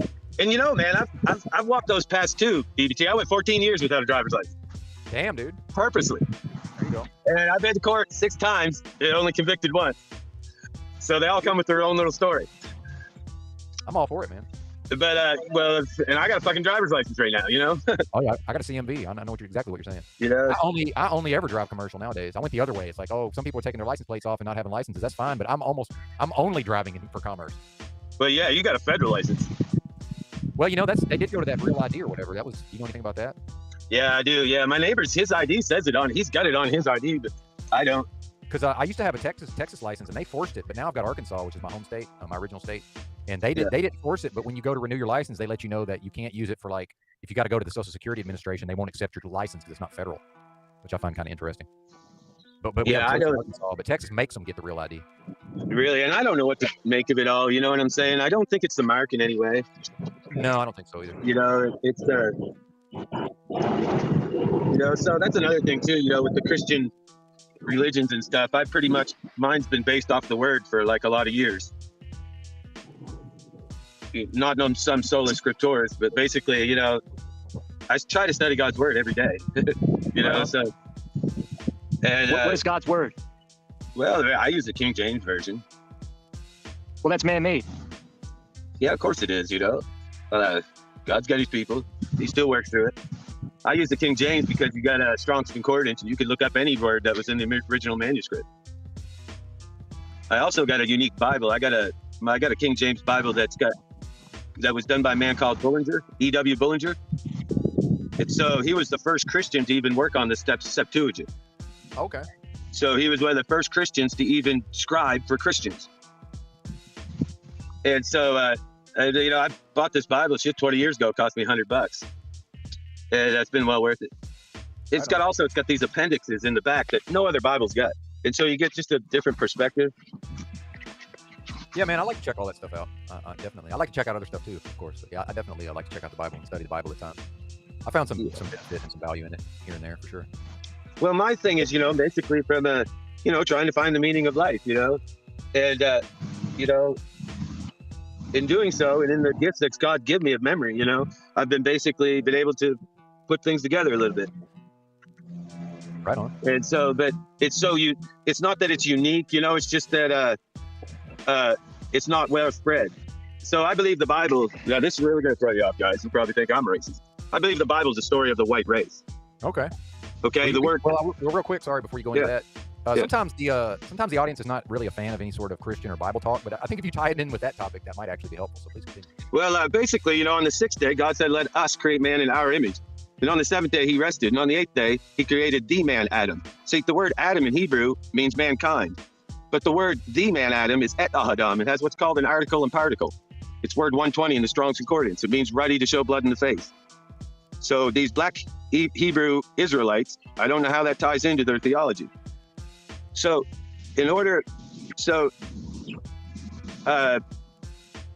it ties into the whole scheme of everything that's going on right now, guys. In case you didn't know, it's probably the best logical explanation we have to this place on Earth. And I've heard them all, man. Really, I've been into aliens, you know. So way before the internet, I was privy to know my cousin was adopted by a man called Stanton Friedman. Stanton Friedman was a UFOologist. And so I was into UFOs and knew about UFOs way back in the early 90s. And so it gives you a perspective of how how no, it's not a theology. It's all theology, guys. Everybody's thoughts are all theology. No one knows what happens after death. Amen. You know, and so it goes to right down. Do you want to believe someone else's theology, your theology, or the theology that served mankind so well? And you know, and I think the only theology that encompasses it all, in all peoples, in all the paradigms, is the Bible. And that may be offensive to some, and I can't make people see it because it took me a lot of years. You know, lots of. Well, I don't watch TV. Ain't watched TV for years. You know, I'm not that type of person. This is TV now. Now you are the television. Yeah, it's kind of crazy. I'm even on here. It's kind of weird. I didn't plan this. That's right. Say hi to the Pooch, by the way. What's up, Pooch? But this is Scruffy. He's a stray dog that come my way. They're such a blessing, man. Yeah. What's up, Scruffy? Yeah, I live in so I'll show you maybe around my place here. So this is I live in a country setting in Tennessee. Oh, nice. That's my neighbors. I got a creek down here. Got me a couple trucks, of course. You know, you live in fucking Tennessee. Yeah, obligatory pickup trucks, yes, sir. Hey, old RV. That's my old RV. Nice. This is my toys. We're getting a tour. Yeah, so I'm just one of these people that lives like everybody else does in this world, but no one hears their voice. You know, I'm not a content creator. I'd love to be, but I don't talk to Oh, man. Yeah. I hear you. Really out here. A little bit today. For showing us around, that's pretty cool. Yeah, it's nothing big, dude. I choose to live this way. It took me a lot of years to become off grid. You know what I mean? I'm not on the power grid or nothing. Oh, right on. That's good. Yeah, I do have a phone, which sucks. Yeah, not technically off the grid, but off the power grid anyway. Yeah, but even Monograph. How everybody's always like doxing people. Oh yeah. Yeah, you can't fucking dox me, motherfuckers. Okay. Well, hey, don't lay down that gauntlet. Don't challenge me. No, they can't. I don't give a shit, man. There's no GPS. Hey, dude, I ain't even on the GPS to get where I'm at. So, good luck. All over Tennessee, I know, man. Yeah, it's yeah, so it's like I don't mean truck driving either, by the way. But yeah, it's I hear you. Hot and hollers, man. Yeah, that's the thing is it's but I'm right. You know, it's like I live in Clarksville, Tennessee. Okay. Yeah. Yeah, and it's we lost AG. He might be back, but please continue. It's supposedly like one of these great places to live. You know. Well, that's what they say. And, it's really. I mean, don't get me wrong, it is, but it's cheap to live around here. You know, labor's cheap. Yep. And no, I make pretty good money, man. I make $25, $30 an hour. You know. Sweet. Yeah. If a man's got skills and is willing to work in the trades, there's money to be made. That's for sure. Yeah, I pretty much do all the trades, actually. You know. Okay. I've done nothing but the trades. You know, I've worked since I was 16, and I've never been on a welfare check or unemployment check or nothing in my whole life. So, and I've never had to steal. So, nice. I've never really had a lot. But shit, I can't complain. Well, you know, the way I grew up, these bozos, because I'm nerdy and I like to read books and I like intellectual ideas, they decided that it would be ridiculous for me not to go to college. But looking back on it, dude, they should have just sent me to fucking vocational school, man. It's kind of ridiculous that I didn't just go and learn how to be a plumber and an electrician and a carpenter. I could have learned all that shit in my 20s. Like, you know. But you gotta go to college. What's that? Did you go to college early? No, I'm not even that smart, man. Like, I don't have a high IQ, but where I grew up, it was very easy to seem intelligent compared to the locals. So, and I really like to read books. I was always in the library. I love information. So, and I was good in school as far as taking tests and shit. So to them, it's like, oh, of course he's gonna go to college. And my dad got a college degree in business, and his dad got a college degree. So that was just kind of the thing. And I was just kind of following what, you know, I didn't know or care. You know, I was just some kid wanting to go out and meet girls and play sports and have fun. But in retrospect, if somebody would have been like, hey man, forget about college because I didn't want to go in the first place. Why don't you go down to the Votech and learn how to be a plumber? But that's it's funny how society kind of looked down on that at the time, especially with my dad owning a small business and having a pretty high income, you know, and being college educated. It was just like, well, of course you're going to college. But like, man, I would have rather learned to be a plumber and an electrician and a fucking carpenter. And obviously, I could have learned how to do all those things. So I feel like they did service in a way. I basically fell into to me, you know, so like I grew up in northern Maine. And so actually, shout out to the Mainers. Go ahead. Actually, so like, you know, my family had a dairy farm, but we lost it in '86. My uncle did. Okay. And so out of necessity, you know, basically you had to work. It basically, you know, it was the trades. There you go.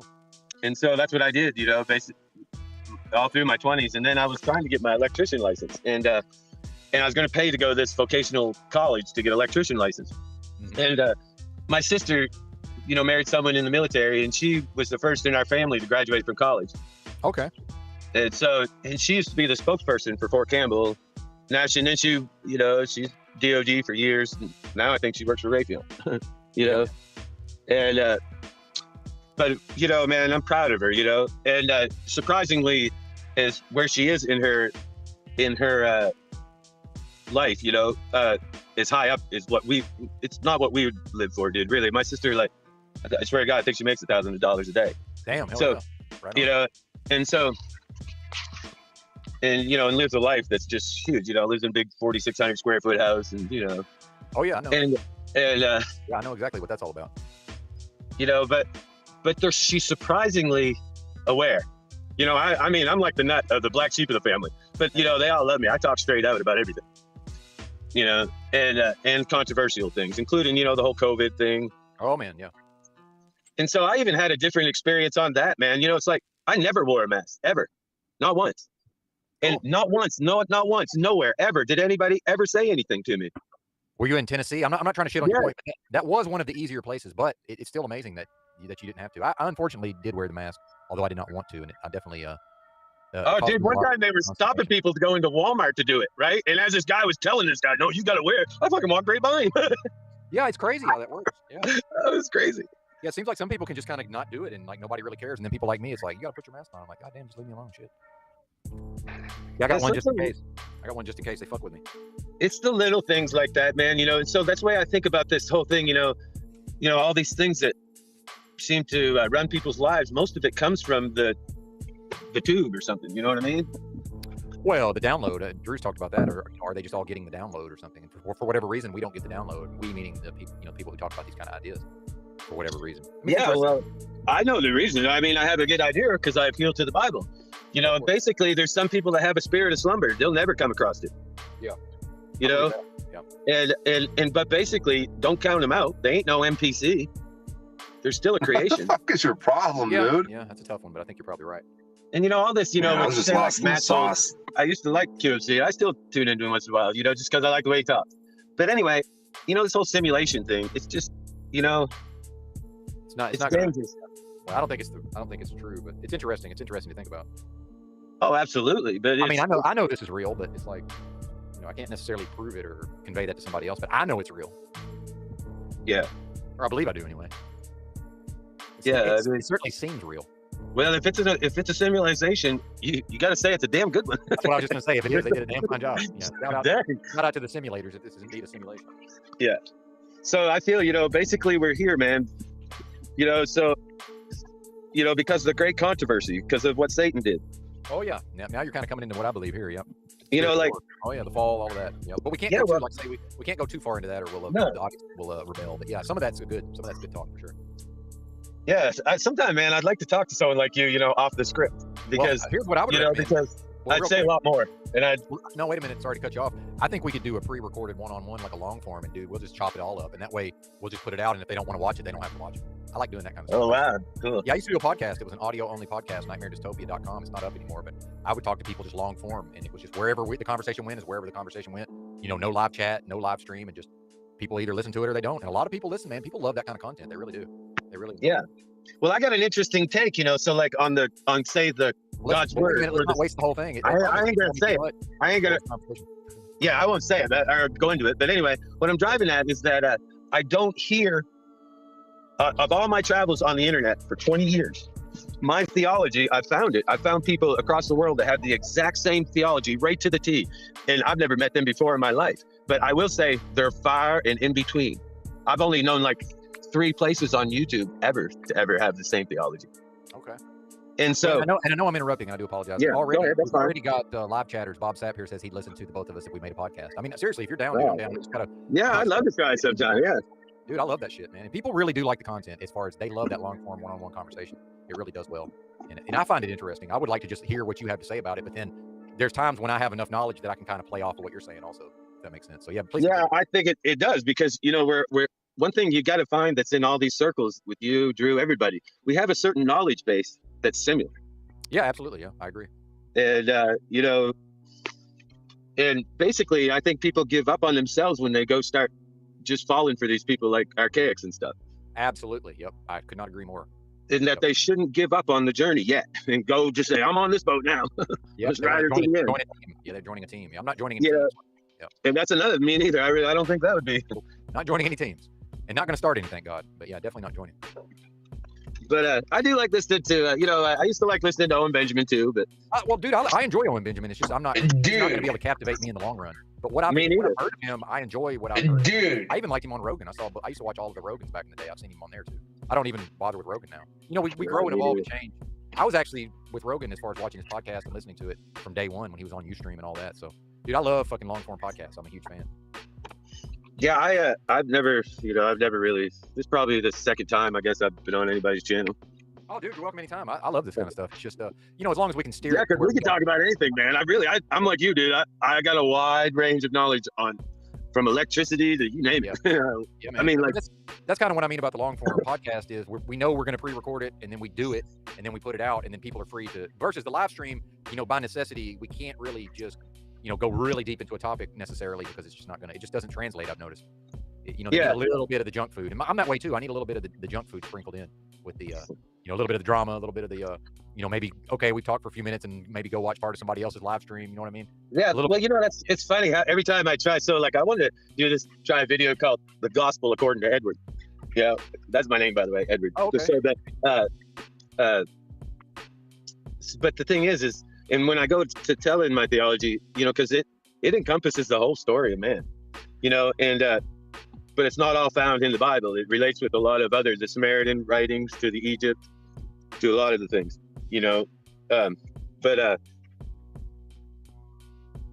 it's like it always gets like you can never get it all in, and I never really do that to anybody anyway.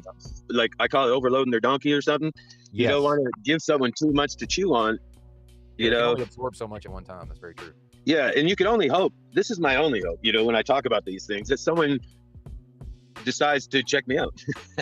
Well, but that's what I believe they will. Man. Like, not me as a person, but to see if I'm bullshitting. Where am I getting my info from? You know what I mean? Oh yeah, do your own research. Yeah, that's what I'm saying. Is like, so because I'm just a man swimming in the same shit everybody else is. But amen. I wouldn't want to squander the blessings. I don't have to take. I do smoke herbs, but I don't take no pills. Nothing wrong with that. Yeah, it's a terrible habit, I think. Well, it's not benign. There's certainly some negative effects, but I found it beneficial in many ways. I actually used high amounts of marijuana, specifically Rick Simpson oil, as we were talking about in the chat earlier. I had 3 full weeks of nightmarish alcohol withdrawals. Dude, that's what got me through without having to go to the hospital. Yeah, I've been an alcoholic before too, so I know what you mean. Yeah, man. I've been hooked to them damn pills 3 times, because of accidents. Yeah, but nothing for long. I have a thing where I can't take them, man. They make me sick. So basically, it's just. But still, I was on them for like over a year because of accidents and shit, But thank God I never stuck with it. Yeah, no shit. I'm glad you got off. Yeah, and don't get me wrong. I've been, way back in my 30s, I smoked crack for like fucking 5 or 6 months. So I'm no angel. But obviously, so like rehab is never an option to me, you know what I mean? Oh yeah, no, I hear you. It's like I'm like you, dude. I'd be on the streets, even though my family is who it is. I'm still a man. You know what I mean? Yeah, man. At a certain level, that a man just got to figure it out for himself. I would say, yeah. That's what I subscribe to anyway. So and one of the reasons why I'm drawn to you, really, man, it's because I like to see good things happen to people. You know what I mean? Yeah, it's crazy. I mean, it like blesses me to see the world bless somebody, or someone, not necessarily the world give them a handout, but someone work for it and achieve something. Yes. I agree, man. I'm on that too. I'm very positive as much as I'm also a doomer, and as much as I am negative in certain ways, I'm very positive, in other ways also. So yeah, I agree with all that. And I don't think there's enough focus on that these days. And there is some, I will say this, from being homeless and living outside for that many years, I just feel better when I have a job. Even if, irrespective of the money aspect, just being so-called productive, which I don't even like that term, but just actually serving a function, I feel better. I just do. There's something to that. I'm sure you probably know what I'm talking about. Building something, seeing the results of your labor. The fruits of your labor. And I'm gonna lie to you, it's been harder and harder, man. To find, I've seen so many jobs and things. I've spent a lifetime, doing things like that. And as things get harder in the economy, oh yeah, the squeeze. Yeah. And I still like to find my own little things. Like that dirt bike out there. It's like I had to work like fucking 60 hours on that thing to get it going. What was it? It's a Kawasaki 650. Oh, motorcycle, yeah. Yeah, but I get more out of that, I think, fulfillment wise, and that's why I'm kind of drawn to this YouTube thing because I feel that I have something to give the world in perspective. But the thing is like as if anybody would even care to listen, because I wouldn't expect them to. But it's just an interesting perspective. Right now. They're listening. Right yeah, no, it's just an interesting perspective of really of how this realm works. It's how much God is such a part of it, even though he seems so far away. Yeah, I would agree with that. Yeah, I know I've been, my life has been guided in some ways, and I've certainly been protected throughout the course of my life. I have no doubt of that. Not saying I'm special or anything, but I've certainly, I believe in guardian angels and all that stuff. But for me in my life, I'm not telling other people that, but I certainly have experienced protection, and I've experienced spiritual warfare, and it's all very real as far as I'm concerned. But it's not for me to go out and convince other people of that.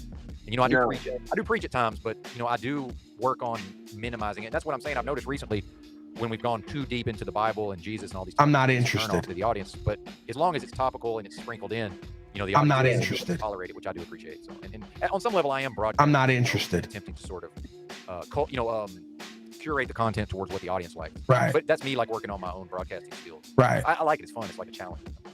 And it's also, go ahead. Sorry. You actually get to me. I don't know. You're getting easier to understand. I don't know if that's either because I'm been listening to you. What are you, crazy? Basically, I think it grows to get when you're talking. Citizen Slave of the Year award. Yes, it's definitely a practice, and I'm a bit of a slack-jawed yokel, so some of it is just literally not being lazy with that's why I make some of these contortions with my face. I'm trying to properly enunciate. But growing up in Arkansas, man, it's not, it's not really, enunciation is not a thing, right? Yeah. It's just that, it's funny just feeling those muscles. So yeah, but I enjoy it. It's fun. Like it's I've talked about before without making it too personal. My path is progress, and that's what gets me out of bed in the morning, is that I can work towards some kind of goal, getting to be just like slightly better than I was yesterday. Like, and this is a super interesting experience. I can be full doomer, and I can be doom and gloom about the state of the world and all this. But dude, this is, as a human, I would say it's inarguably a very interesting experience or series of experiences.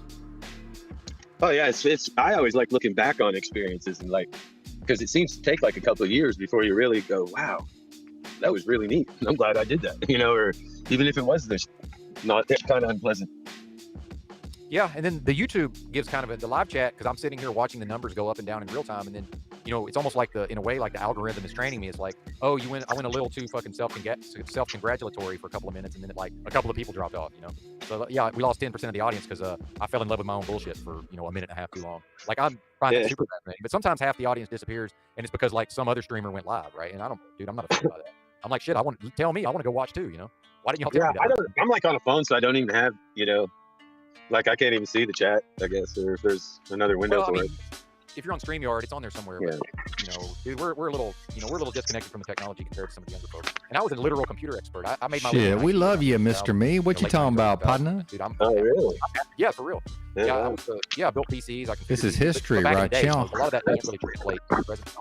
But I struggle with the technology now, so I recognize this is not all because we didn't grow up with it or whatever. It's just kind of the nature of the beast. Because basically with me, I've had so many laptops in the last few years, just Oh, and it's sped up. It's 1.5x too, by the way. Yeah, I know what you're saying. But I've done a lot of, like Facebook. Like before I get off Facebook, I did my own social experiments of being on it for a couple months and off it for a couple months. And I would talk about it to people because I never fell into the Facebook thing. I actually never used it to spy on my ex-wife, but go ahead. I didn't like the idea of people using the memes. There's something about the memes just fuck with me. They're putting thoughts in people's minds, or people passing thoughts on that really ain't their own. Facts. Yeah, facts. And so in any way, that can't be real. You know what I mean? Because they may pass something on, but they never thought about it. And so, so my thing is I would every day. So my pen handle on that's where the Mr. Me came from. from what, a meme? No, it was like a pen handle I had on Facebook. I'd make my own memes up. Yeah. Oh, okay, I got you. Well, I put wanting more than you need is greed. Mr. Me that's what I put, shit like that. So I had all these sayings that, and I come up with them all the time, different ones, throughout the years. I try to make I've even thought of it. It's kind of like a modern proverb or something. Just I try to like to have a frame of thing of truth that's universal through many, many things, you know? Yeah, that's an aphorism, by the way. The technical term. Oh, really? Yeah, that's what that's known as. Aphorism. Sorry, it's hard to say in my accent. Aphorism. It's a short, true statement. Aphorism. Oh, yeah. That's what that is. Yeah, I'm actually, I actually come up with those as well. It's one of my talents. Two talents is I come up with aphorisms a lot. Like surrender is a valid tactic. That's one of mine. Oh, wow, that is a good one. Yeah. Here's another one. Correct philosophy is the absence of incorrect philosophy. Wow, no kidding. That was even good. Well, I mean, it's not special. I wandered around. No, but basically, yeah. So that's exactly what I'm talking about. Now you're making me try to think of one. Yeah, aphorisms. Well, no, you know a bunch of them. You just don't have them memorized like I do. Yeah, I just don't. Yeah, it's so I don't know. I live by the fly. My memory works weird, dude. It's really good. Yeah. You know, like exceptionally good. Like, you know, and I don't know why, because I smoked weed for like 36 years. You know, but it sure is. Yeah, man. You ever get off of it just to see like what the difference is in your brain? Oh yeah, sure did. Yeah, so like last September I did 30 days, and then the time before that I've done 90. I've never been in, you know, the longest I've ever been in jail is 16 days. So that's the longest I've ever been forced to go without it. Okay. Yeah. That's because of the judge playing unfair. I pissed the judge off, you know. Yeah, that'll do it, man. The only time I went to jail when I was homeless is because I literally just pissed the cop off. I wasn't actually breaking the law. I got a little too cute with my speech, and he took me to jail. Oh, you wouldn't believe what I did. Listen to this one, man. So I stood up in front of the judge, and he goes, "So you're not the name on that?" He goes, "Are you Clarence Edward Swim?" I said, "No, but I'm the legal representation of that trust." And he goes, "So you're not the name on that trust?" And he put his hands in quotations. When he went to say name, he put his hands in quotation on that trust. And I pointed at the clerk of court and I said, "Did she appoint you administrator of that trust?" And he goes, "Yeah, she did." And I said, "Well, then you're me." I told him, "You're Clarence Edward Swim." He fucking was like, "Man, I'm going to charge you with practicing law without a license." Snafu, we're not talking about that, man. No, you're not going to charge me. You're the only one that brings that up. I'm a Christian man. Here. I said, I'm not practicing law or using legalese. I'm a Christian man standing here under compulsive force. That is threat of terror. Well, it pissed him off. I bet. And so, because see, I got 2 other cases before this same judge thrown out. Oh, nice. Well, one thrown out, and the other one, he charged me because I tried to get the jurisdiction right, and so he charged me in a civil jurisdiction. And so the last end of it, he goes, "Mr. Swim, if you plead guilty, I'll give you a $10 fine." And I said, "No, I can't plead guilty." And he goes, "Why is that?" And I said, because I wasn't driving, I was like, because before I said the word drive and the word motor vehicle are words with definition that are strictly reserved for commercial use only. And I'm not involved in any commercial use. Well, then he tried the jurisdiction thing. I said, "Well, what jurisdiction am I tried under?" And he goes, "Well, it's the statutory criminal jurisdiction in Tennessee." And I said, "Your Honor, that's what the previous judge says, but Article 1, Section 8, Clause 17, the United States Constitution grants this court 3 jurisdictions: a civil, or civil, criminal, or military tribunal, which regulates contract law." But anyway, every fucking time. So at the very end, he goes, "Well, I'm going to charge you a $50 fine in a civil jurisdiction." And so I did get busted for that, but I didn't do no jail time. I didn't pay the fine or nothing. Well, good. But yeah, I'm planning on studying all of this, by the way. That's my plan for the near future is to I love to study and research. So I'm finally my plan, I shouldn't say that I'm going to, but my plan is to do this, to learn as much as I can about these matters. And it seems to me like everything you're speaking on, what the legal system does is it all comes back to you consenting, whether you know it or not, to identify as what Paul and Slave would refer to as a corporate slave, where you're identifying with being engaged in these various mechanisms, versus somebody like you who seems to understand it well enough to at least be able to somewhat operate outside of that. I find that all fascinating personally. And, yeah, but go ahead, Larry. Go ahead, sir. The real thing is to keep, there's so much to learn. You're better off to just learn where it touches you. But you got to learn from so like, if you're a person, that's not a people. If you're a resident or a citizen, then you're not a people. They all have specific definitions. Yes, a person is in a specific context. Exactly. Unless you're impropria persona, which is improper person, then you can only claim that as if you're saying I'm improper person, impropria persona. But it's like, this is what I've noticed when like Paul and slaves, how he says you got to fight your battle and you'll always get them different. But look, once you fight that battle enough times, I'm telling you, the realm will leave you alone. I've noticed that in my life, but not with respect to the legal system. But yeah, it's like I continue to encounter this challenge, and as soon as I master it, it never happens again. I've had that happen so many times. Yeah, it's so. I wave the cops. I'd be waving the cops.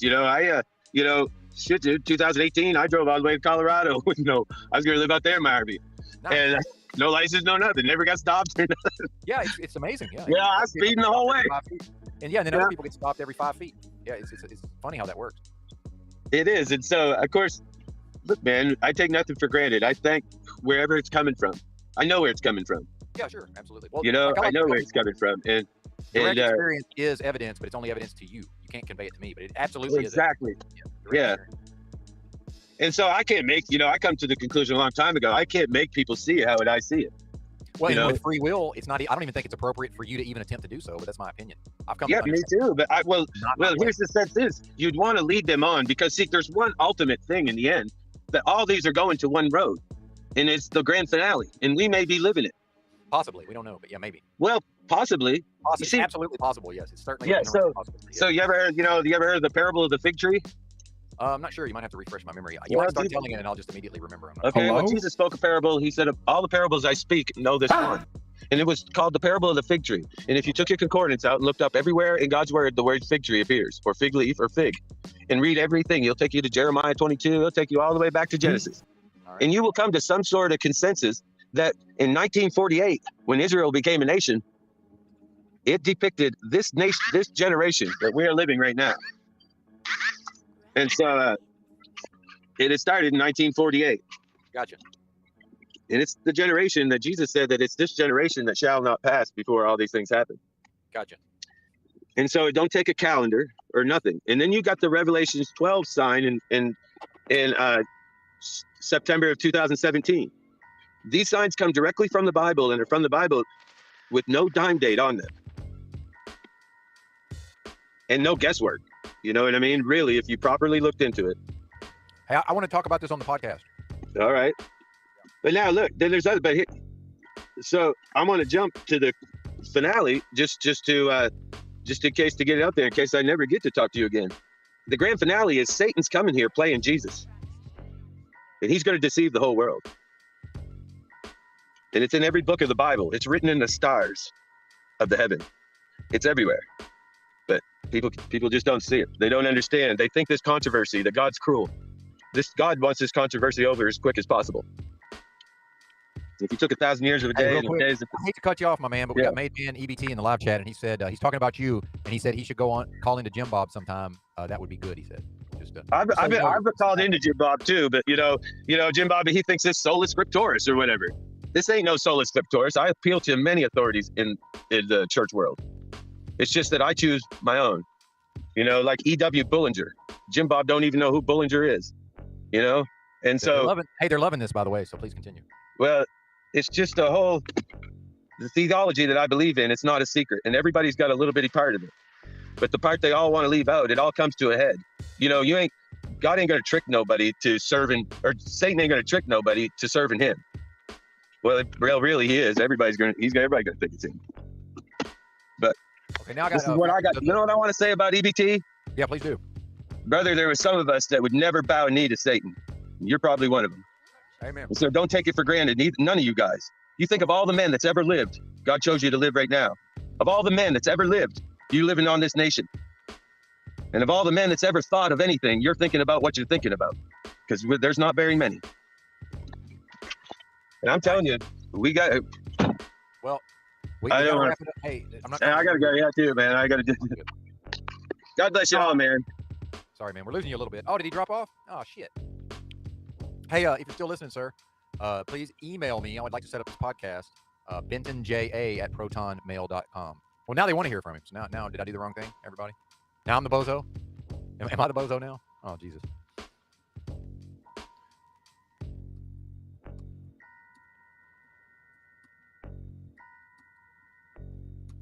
Good Lord.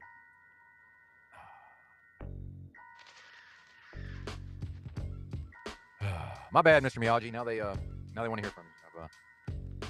I got all insecure, and I got to looking at the live chat numbers, and now it's just left for my fucking personality to carry the day, and we're gonna be half the audience will be gone here shortly. So I'm glad you came on. I hope you come back. Is your nemesis today? I feel like you have things to say. Lynn is not cooperating. Anyway, go ahead. If it's pissing you guys off, I'm kind of winning then. You know, it's kind of awesome. Oh man. Just joking, man. I know. Yeah, that's good shit, Land of the Blinded. Shout out to Land of the Blinded. Satan and Lilith run this place like a hive. She is a queen bee behind it all. That guy, Steven Tyler, is very credulous. Credulous, yes. I thought he was good, personally. I'm too much in my head trying to manage the fucking broadcast, you know? But the numbers are blowing the fuck up right now. I mean, but less is more, right? So we left him wanting more. See, now the only thing I can do is just hope that man emails me, right? It's like, please email me. I want the long form podcast. Look at all this heat. Yeah, put him on blast, expose him. That's your angle, right? No, man. Well, I don't know. Is it? You tell me. You're the. Is that my angle? You tell us. Be honest. Well, honestly, dude. Duda? You've been. Well, here's what I believe, JG, is that you don't always enjoy the God and Jesus and Bible talk, but I do. But I don't want to talk about it all the time, and it also kind of wears on my patience. But then, whenever somebody like that comes in who makes it very interesting, now I'm kind of reacting based on people not liking it in the past. If that makes sense. Versus just. Do you understand it? Here, so go ahead. Nice. About Steve owner now? Yeah.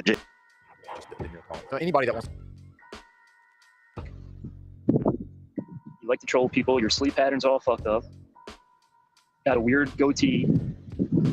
All right, you're corny.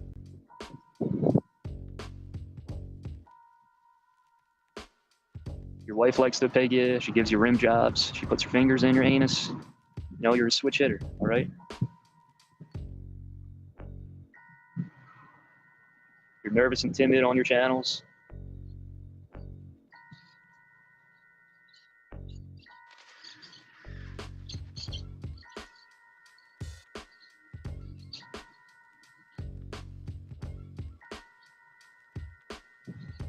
Allah is a fictional fucking thing.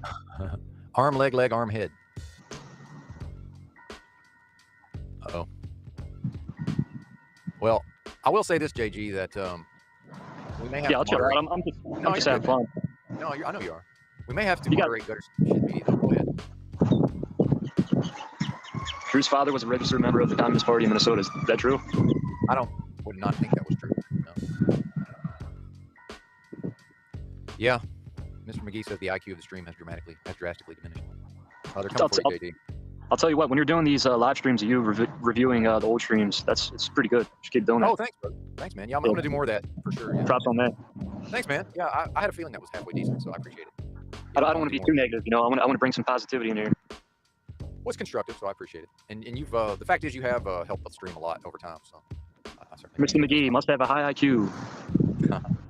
Well, and you know, I'm never going to put people, you know, I'm never going to challenge people to get out of their comfort zone as far as coming on the show. But you are actually calling in. So that goes a long way with me, also. Just that you're calling. So anybody that wants to call in. Oh, Drew's here. Hang on. What's up, Mr. Barrymore? Yeah, JG, you little bitch. You're a little bitch. He's got that fucking mask. Yeah, that's your fucking head on a stake, motherfucker. Yeah. That's what I'll do to you. Fucking put you in a headlock and wrench that shit till I hear a pop like a motherfucking great bitch. Nice one. Yeah, I hear you talking shit, boy. Are you a slave owner now? I hear you talking shit, boy. You corny, dog. You've been corny your whole life, dog. You corny, dog. Nah. Talking shit about Razvan. I hate that motherfucker Razvan, but even he got enough sense to not be sleeping in the fucking field. Like a fucking dog with fleas. Nice. Talking shit, boy. Let's talk your shit now. I'm here, so go ahead and talk your shit, boy. All right, I challenge you. I challenge you to bring it out like a man. And you tuck your fucking dick and backed away slowly. Dude, you're so gung-ho, you come down here. Do you understand that? I gotta drive all the way down there. Mop the floor. You keep saying that. I gotta drive all the way back. Well, of course. If you're so gung-ho, if I'm telling you, yeah, drive down here, then of course you have to drive down here. All right? Does that make sense? I don't have to do shit you say. If you want it, you can meet me halfway. You're gung-ho, you come down here. If you want it, you can meet me halfway. I'm willing to to put in half the effort. You got to meet me halfway. I don't even care, man. It's comical to me, man. If you're gung ho, if you're gung ho, you come down here, I'll hurt you, and your wife's gonna be sad. All right. Yeah, that's not gonna happen ever. You like to talk about my wife pegging me and shit. Why are you thinking about my butthole, man? What kind of thoughts going through your head? You thinking about my butthole all day? You thinking I'm a motherfucking every sock account in the motherfucking chat? Drew, I'm toying with you, just like your fucking wife does, right? Look, you get confronted and you're backing down like a bitch. You got that dick tucked between your legs again right now. Dude, Drew, if you want to fight, dude, if you want to get hurt, come down to West Palm Beach, man. If you're so gung ho, come down here, man. We're at an impasse then, because I'm willing to meet you halfway. Meet me halfway. Shut the fuck up. Come down here, man. Drive down here. Spend your money to come down here, and I'll fuck you up. You know, it'd be worth it to me if I knew I could beat you up and steal your money, but I know you ain't got shit, so you ain't even got the gas money for me to get home. I got money, man. It's all good. And then I see this little bitch, Muslim Bokura in the chat, hiding under his alt account, Better Shit Media. Listen, Allah's a demon. You worship a motherfucking demon. The same demon. Drew, you're Christian. You're credulous. You're retarded, man. You're calling Allah crazy? Come on, dude. You're a Christian. Look at you, man. Not very Christian of you. Not very Christian of you, man. You're not being very Christian-like right now. Who says Christian is supposed to tolerate a demon? The credulous religious kook. The same demon. Look at the fruit of the evil's labors over history. Muslims and Jews, and you can see who they work for. Yeah, Team Christian. We're horrible people, and we're in denial. Woo! Yeah. JG, you have a demonic parasite in your soul. That's why you deny anything to do with religion, God, anything like that, because driving your avatar is a motherfucking demon. Well, look at you. You're a Christian manipulator now. You know, this is what everybody watching. This is what Christian people do. This is what religious people do. They manipulate other people.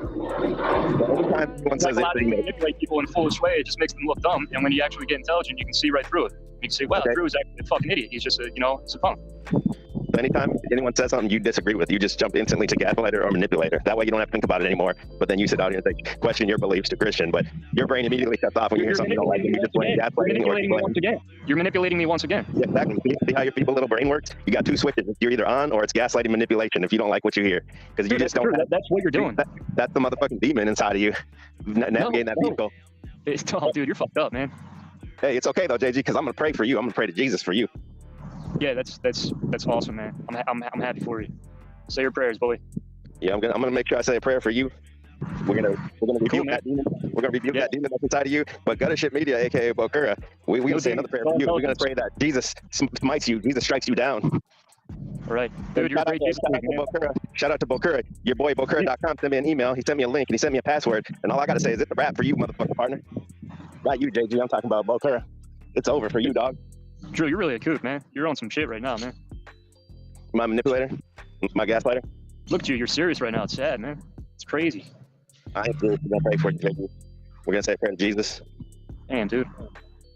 You're in your second childhood, and you never grew up. There's a lot of people in your life that probably say prayers for you too. Maybe someday you could be delivered. Cool, man. Awesome. You keep praying to nobody. That demon that's infesting you. It has full control of your visual, of your auditory. You can't see your demon. Ain't got no demon. Yeah, you do, man. It's in your psychology. I ain't got no demon. All right, Drew. So when we gonna box it out? I'll knock the motherfucking demon right out of your ear, boy. Dude, you're a kook, man. You're corny. BBC, this guy's corny. Look at this guy.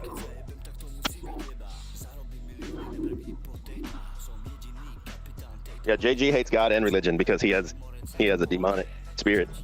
I hate religion, but if there is a creator, this energy, right? I don't hate this energy. What energy? You're gonna say I. What energy don't you hate? You're saying God, right? The creator, the energy. He's preaching up in here now. Y'all go ahead, please. What energy are you talking about? That's why we're here, man. The energy, the creation. So this God you believe in, right? Is it a guy in the sky, right? You can envision it as that. So you believe what is God to you? I'm asking you a question first, though. You said something about some energy. What the fuck? You sound like a yoga mom talking about some energy or something. Well, if you can answer my question, I'll answer yours. What is God to you? The problem is I asked you a question first, and now you're answering my question with a question. So you were talking about the energy. You were sounding like a yoga mom energy or some shit to me. You were talking about some yoga mom, some spiritual shit or something. You got some Florida water down there or something? You gonna mop the floor?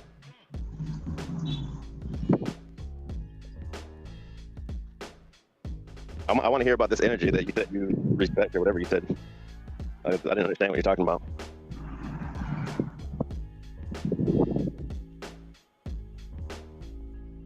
The Patel at the gas station's telling him his time's up on the charger bank.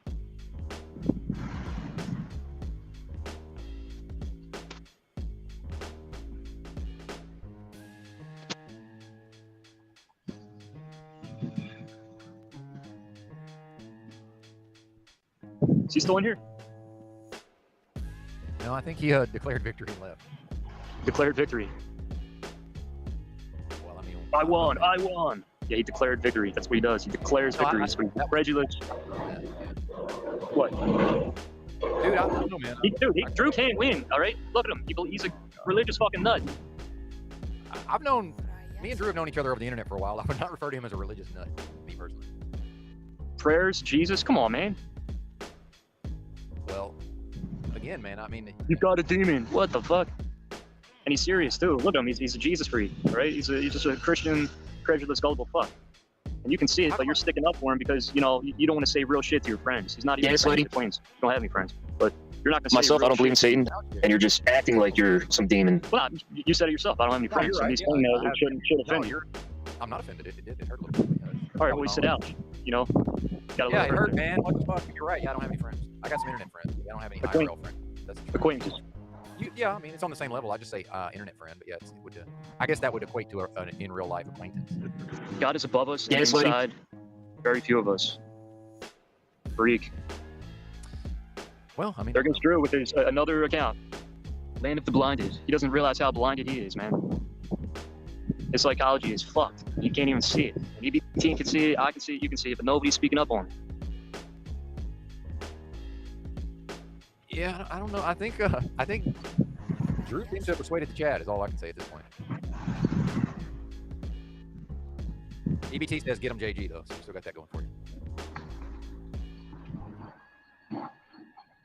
Well, he's Christian, right? So him talking about God, he's got the Christian beliefs of God. So fuck that. Yeah. He's a religious fuck. Christianity fucked up his whole psychology. Religion got to him. I don't know. I think maybe he wasn't. I don't know that he was raised up with them beliefs. I'm just guessing. It seems to me like he actually came to this later. He fell for the bullshit. He's been sold it and he bought it. He's gullible. He's credulous Drew. See it that way. All right, I got to get that drop. Hang on. Where are we at? Well, what are we to do now, JG? How do we move on from here? Gullible. He fell for the bullshit. He's been sold it and he bought it. He's gullible. He's credulous Drew. See it that way. Credulous Drew. Seems to me like his Christian beliefs of God. So fuck that. Yeah. He's a religious fuck. Christianity fucked up his whole psychology. Religion got to him. Yeah. He's a religious fuck. Christianity fucked up his whole psychology. Religion got to him. I don't know. I think maybe he wasn't. I don't know that he was raised. Psychology. Religious fuck. His Christian beliefs of God. So fuck that. Yeah. He's a religious fuck. Christianity fucked up his whole psychology. Religion got to him. I don't know. I think maybe he wasn't. I don't know that he was raised up with them beliefs. I'm just guessing. All right, I'm adding to the soundboard. Give me a second.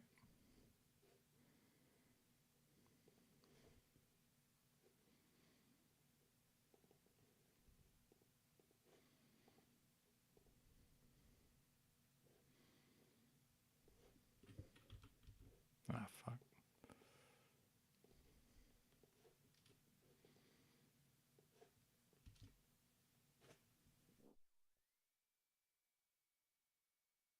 Christianity fucked up his whole psychology.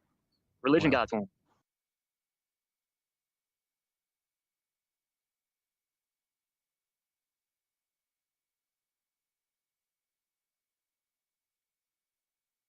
Christianity fucked up his whole psychology.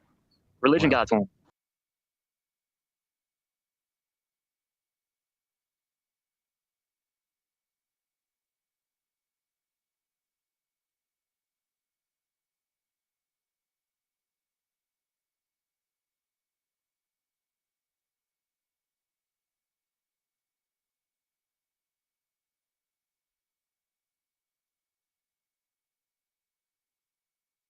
It seems to me like he actually came to this later.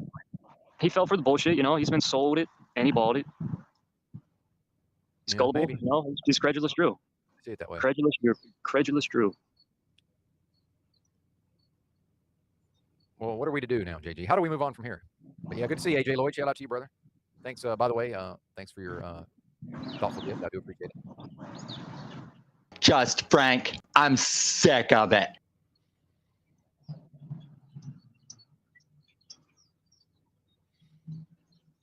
Yeah, Drew, I have to say, Drew, he represented himself well from my perspective. I will say that. Drew doesn't always necessarily represent himself that well in a head-to-head, but he did pretty good. He did pretty good there. And not that I do either, but he did pretty well. I'm just calling it like I see it, brother. I'm calling it like I see it. You're not gonna. You can't throw me off, man. He I'm did good in what? what? I'm not trying to throw you off, sir. What did he do good in? He did well. And speaking nonsense? Are you really gonna fucking stick up? Well, are you gonna stick up for his nonsense? I don't have to. It spoke for itself, man. But you're saying he spoke well? He spoke for himself. He doesn't need me to. There's nothing for me to. No shit. But you're saying you're giving him props, saying he spoke well. Well, I was contrasting that with times when I didn't really feel like he did that well head-to-head. He's just as crazy as Steven Tyler that was just up here, right? Steven Tyler that was just on here. He's just as fucking psychologically crazy as Steven Tyler, right? Drew and that dude are on the same boat. They're fucking. Where you were before you even said it. It's because you're a copy-paste of an individual. You're not. You think you're being unique. You think you're going against the grain. You think you're going against the grain, and you think you're doing some fucking like revolutionary shit. But it's the same making an assumption. Teenager does when they fucking die there and think they're being different. She made an assumption. I'm in West Palm Beach, or all of Florida. She already made me talk about me being down here. Drew, you're not gonna get me fucking pissed, man. You're not gonna have me rage quit, all right? You're not gonna fucking get for weeks. You're not famous. You're a drug addict. Blah, blah, blah. What the fuck is that, man? I'm not a drug addict. Easy to manipulate. All you do. That's all you do. That's all you do is manipulate, man. That's all I hear you talking about. You must be easy to manipulate. You clearly can psychologically think, all right? Seriously. You're being serious now. I'm being serious. You got to fucking get into psychology, man. Fuck religion. Fuck the gay Bible you love. Fuck your prayers. And man, fuck up and get into psychology, all right? Smarten up. Get into psychology. And stop playing games. Stop fucking with people. Stop being a little bitch. You drive down here, right? You pay that money to drive down here, and I'm going to fuck you up, right? And I might have some brothers around. I might have some people around, right? You really might get worked, man, right? So I'm going to drive down there for you to jump me at my own expense with other people. Hell yeah. You're so dumb, you come down here. But I need to learn how to think. But I need to do that also. Make up your motherfucking mind, little bitch. You're corny as shit. Dude, you're just a little punk ass bitch, a whiny little bitch, a spoiled little brat bitch that got his whole way, his whole life, and now once it started getting a little tough, he took his ball and went and slept in a field like a fucking dog with fleas because life got fucking hard. There you go again, man, trying to play me. Look at you, man. Yeah, look at me. I got wife, I got kids, I'm blessed. Facts. I've done this shit, but you want to sit and say, "Oh, I don't know how to think." Fuck you talking about? Dude, you don't. I don't know how to think. I don't know how to think like you, like a motherfucking retard. Okay? You're the retarded one, right? You can't see it. I'm the retarded one. 44 years old, 4 kids. I got a wife in her 20s. I'm in a house. That doesn't mean shit. I'm doing my thing. I'm working on my art. I'm doing what I do. I got a wife. I got kids. That means I can think. Get the fuck out of here, man. You're psychologically hoodwinked. You're duped. You're fooled. All right. You're gullible.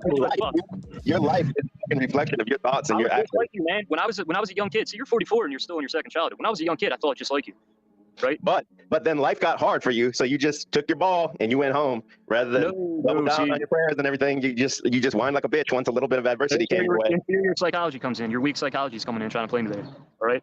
No, I actually got intelligent. I psychologically figured out how to think. Right. Thinking, oh, the way I'm thinking about Jesus and all this shit, I'm just delusional. I'm just fucking hoodwinked. All right. And what happened? What happened to your life when you went away from that type of thinking? It got way better. That's what happened. Better by you lost everyone and lost everything is better. And all these fucked up people like you, my life got better, and I found great friends. I had great people that actually cared about you and were telling you were being a fuck up, and then you think that they're like against you or something, and they said that because they actually cared about you. And now you're great friends. The people you got great friends. These are the people that want to see you fucking do drugs or whatever the fuck you're doing out there, drinking, sleeping in the motherfucking field, whatever the fuck dumb shit you're doing. You're not contributing anything to fucking society. Yes, I am. I work every day, dude. You don't know what I do, all right?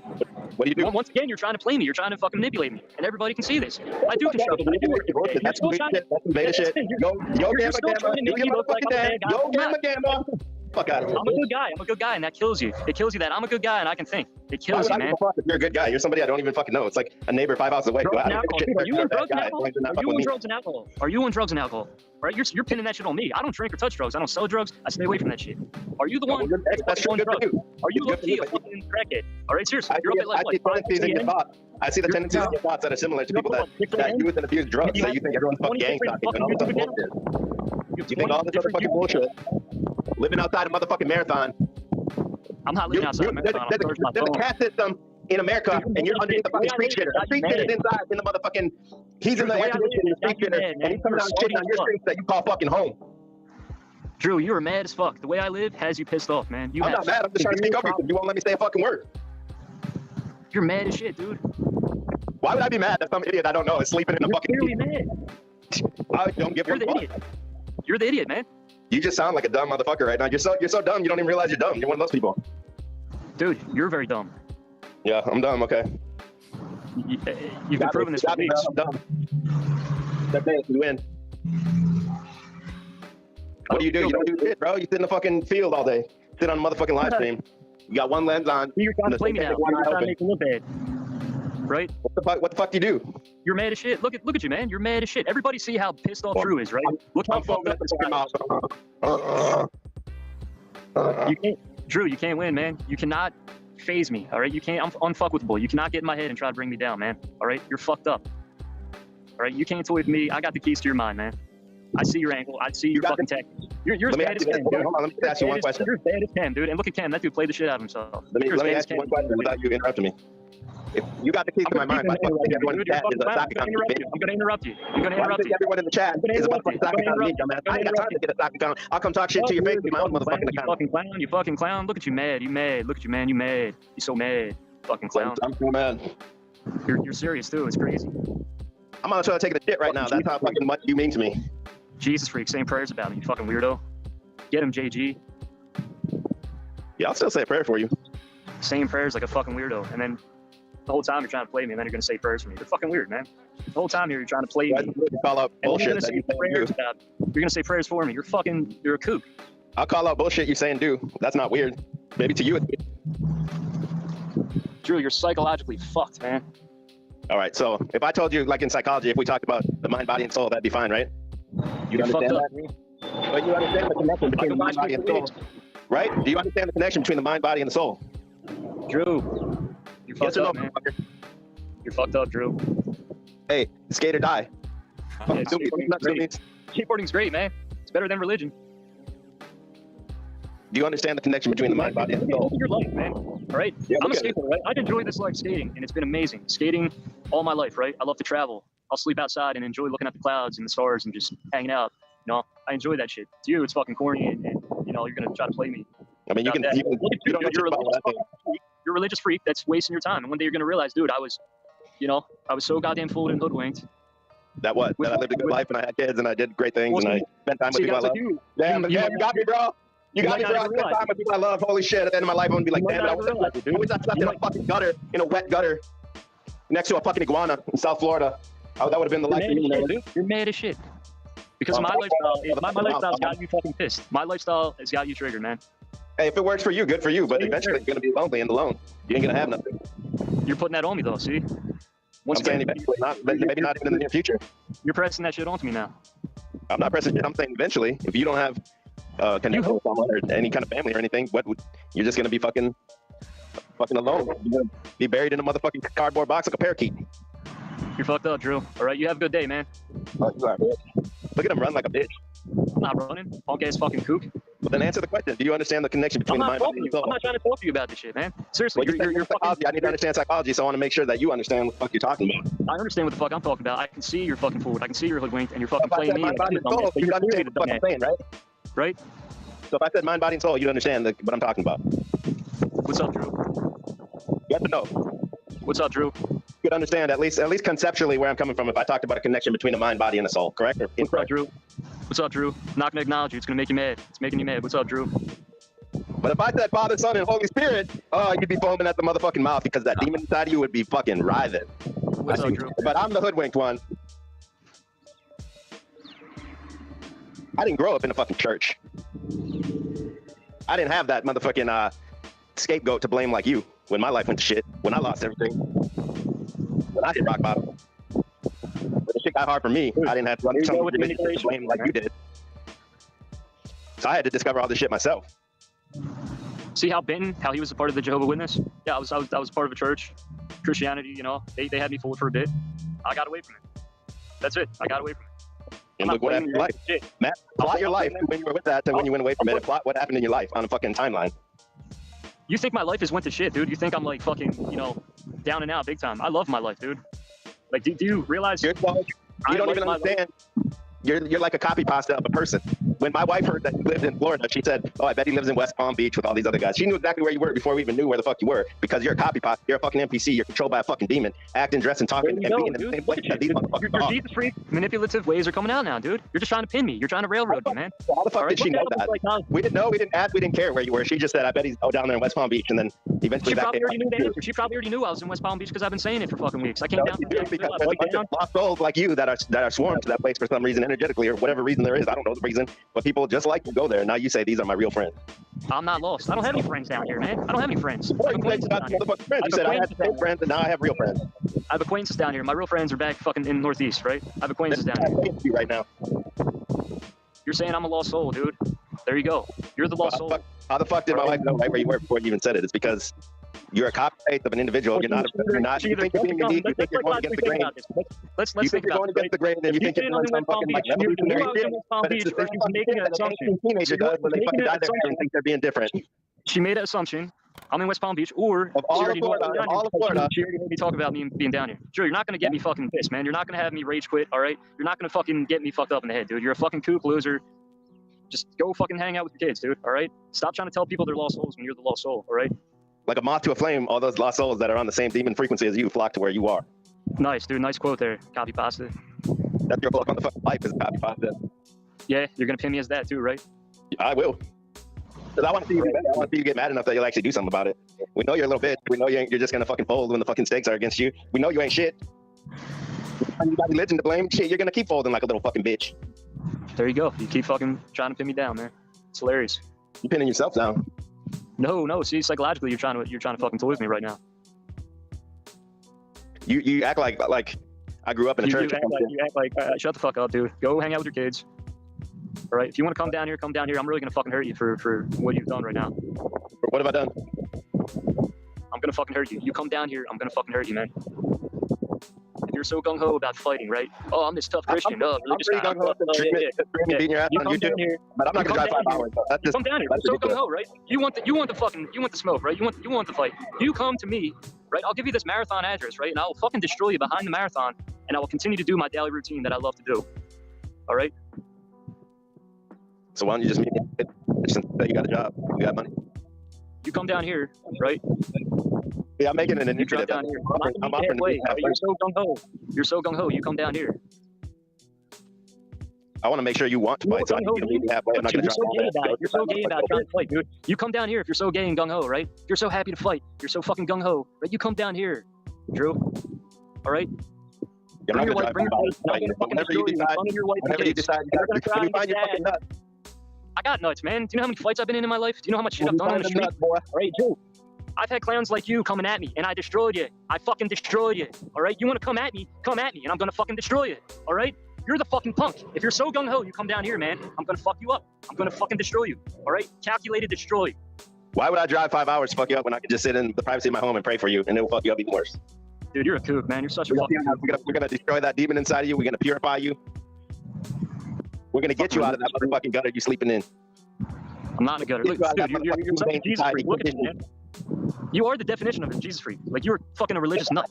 That's what makes it so funny. That's how fucking dumb you are to say some shit like that. Nobody would ever call me a Jesus freak. I don't talk about it. I don't push it on anyone. It's just my own experience, and I don't fucking talk about it. So then the other thing that shows you're a fucking dumb piece of shit is you say everyone in the chat is me under a fucking sock account, dumb bitch. Who is it, right? It's you. Paranoid motherfucker think that people are gang stalking them and shit. Man, you ain't got nothing nobody wants. True. They're your accounts, man. Truth or Cop even told me they're your accounts. If it was my account, now you're gonna act like they're not your accounts, and you're gonna say, oh, you're crazy. You're gaslighting me again, dude. You come down here, I'm gonna fucking destroy you. You come down here, I'm gonna fucking destroy you, man. I'm gonna break your fucking knees. I'm gonna break your toes. I'm gonna break your fucking hands, right? Come the fuck down here, man. I'm gonna get you good, man. You come down here. All right. You're like a Chat GTP has more fucking. You play too much. You play too much, Drew. All right, you play too much. Go say your prayers, you fucking little pussy boy. All right, go say your prayers to nobody. It makes you feel good, right? I'll pray for you, JG. The normal rewards. Oh, it's great. Prayer is awesome. You're a fucking kook, dude. All right, go fucking help your kids, man. I hope your kids get the fuck away from you, dude. I'm gonna pray to Jesus for you specifically tonight. We're gonna say a long prayer. You're not even. You're just a troll, man. Am I a Jesus freak or that prays for everyone, or am I a troll? Make up your fucking mind. That's all you are. You're just a troll. You're trolling yourself. Gaslighter. Which one is it? Drew, you come down here, man. I'm gonna hurt you. You keep playing games. Mentally and physically with me. You can't fuck with me, dog. You can't fuck with me. I already know your angles. All right. Dog, I choke you out in about 12 seconds. It'd be a wrap. You come down here, I'm gonna hurt you, man. I'm gonna have legal problems. All right. You come down here. Yeah, I'm gonna sue some guy with nothing to his name. Nothing's my name, dude. You got a house, right? You think you're better than me. You got a wife and kids. You think you're better than me, right? What does that say about you? What does that say about you? I worry about my own shit, but I'm saying for you, you better show me your fucking life. If you think your way of living, your philosophy is the correct way, then show me your life and the results of it that would make me want to even entertain that idea. You still don't get it, man. I have a different lifestyle, different culture. I understand. And it's a thing to do it for a while as like a phase, but if this is just your continued plan, which I don't know if it is or not, but this is why you're lame, dude. Like, this is why you're lame.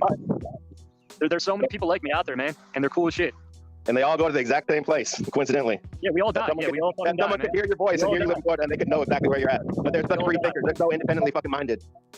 I enjoy life. I like to travel. I like my lifestyle and culture. All right. I stay away from people like you because you guys are just a buzzkill. You guys are just kooks. You know, you're religious nut. You're caught up in fucking nonsense. So I stray away from people like you, man. Did a preacher touch you or something when you were a kid? You want to talk tough, like you want to talk tough. You're not tough. You're just a manipulator. You don't know shit about me, motherfucker. You don't know one motherfucking thing about me. All right, tough guy. How many? You know I'm married with kids. What have you been through, Drew? Right? What have you been through, man? I've been through hell and back. Drug addict, right? I've done everything, man. I've seen it all. You replace the drugs for fucking what? Religion? Your moral rewards are now in religion, right? No, that's not true. Could assume that, but it'd be incorrect. You say your prayers. Dude, you're a kook, man. And you're trying to pin that drug shit on me. I don't even touch drugs, man. Okay, right? Maybe you don't. Dope fiends like you got, that's crazy. You're a dope fiend, right? You're a crack addict. I don't do any drugs. I don't even drink drugs. Nah, but you said when you were young you did, right? Of course. I had a fucked up life, man. I guarantee I had a more fucked up life than you, but I'm not going to make it a fucking dick measuring contest like you like to make it. So you folded when you were young. You folded when you were young. Right? You folded when you were young. You were still that as soon as adversity came, you bitched up and just went religion. Yo, Drew, I'm going to go to my field. I'm going to go to my field and relax and enjoy this breeze. I'm going to enjoy my life, all right? You keep saying those prayers, you fucking kook. I'll say a prayer for you. We'll do a live stream tonight. I'll make sure I'll say a prayer for you on the live stream. We'll get you're trying to play me, right? You're trying to play games. Pray for you. You play these games and then you're gonna pray for me. You're a fucking kook. Go kill yourself. Put a fucking knife in your fucking brain. A stranger that would want to see like good things happen to you is a kook. You're a kook, all right? Okay, I'm a kook. You got me. I'm a kook, dude.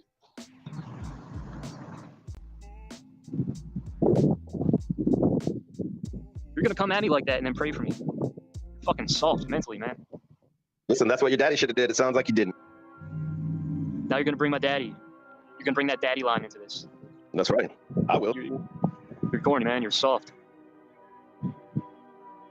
You had to prove you were such an edgelord. Like, oh, I gotta be a skater, man. I don't want people to know I'm a silver spoon kid. I'm gonna start skating so they know, man. Skateboarding's the shit. I found my craft. I got it from the mud, dog. I'm a fucking struggle, bro.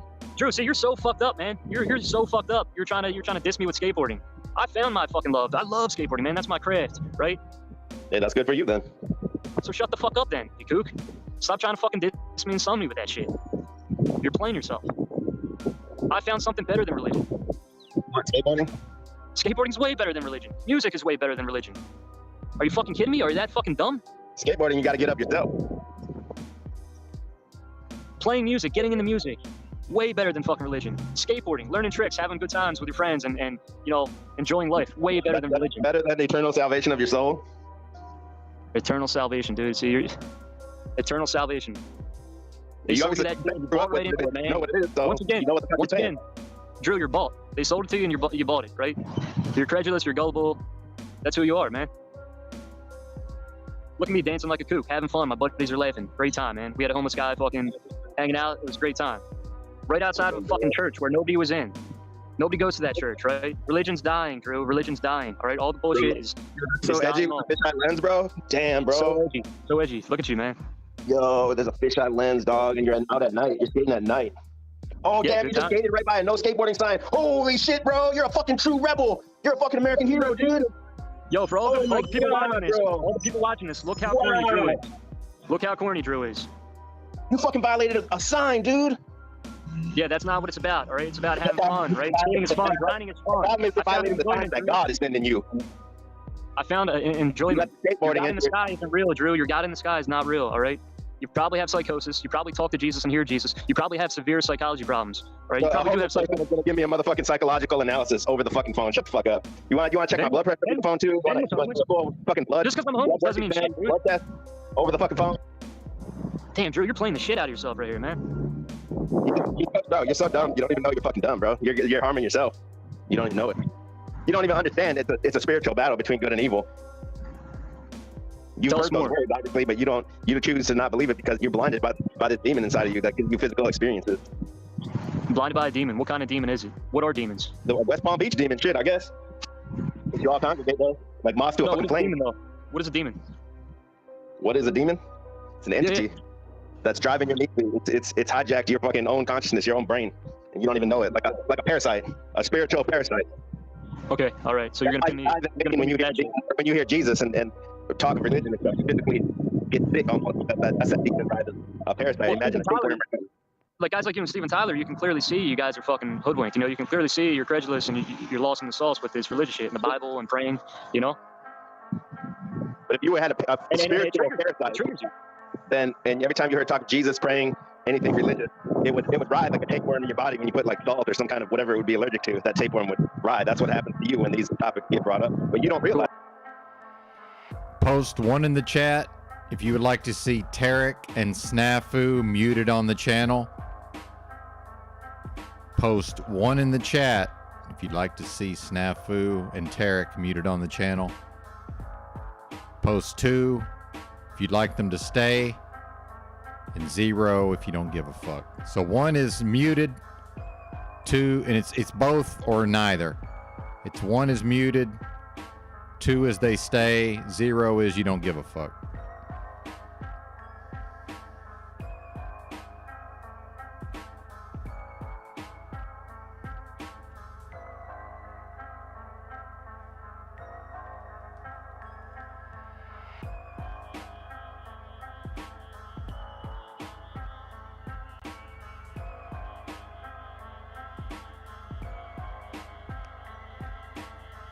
It's like the people that have like a physical tapeworm don't realize that shit.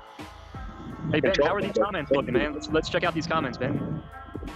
Or I guess we could do a poll if I could figure out how to do a poll. JG, that's what it says. What's up? Don't Well, judge real me. quick, Land of the Blinded has been wanting me to ask JG, and I don't think this is a negative, but I think Land of the Blinded really wants to know why is JG here?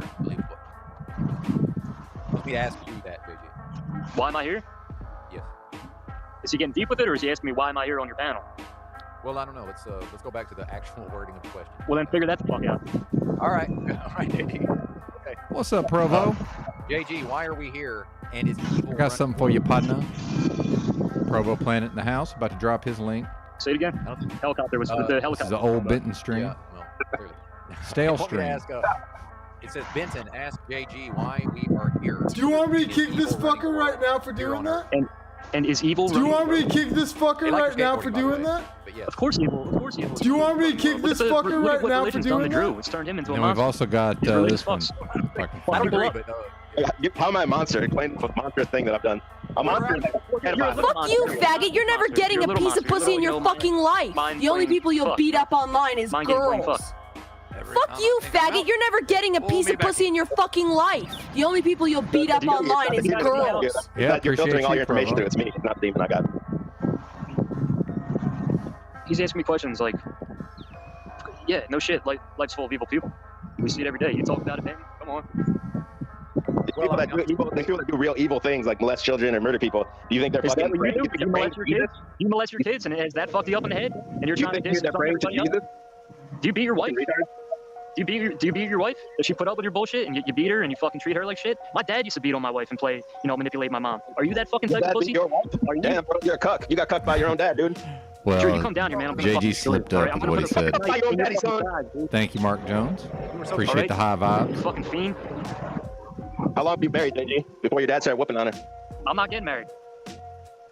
Yeah, no, you got nothing. Why would someone ever do that? It's my fucking channel. I gave up on women.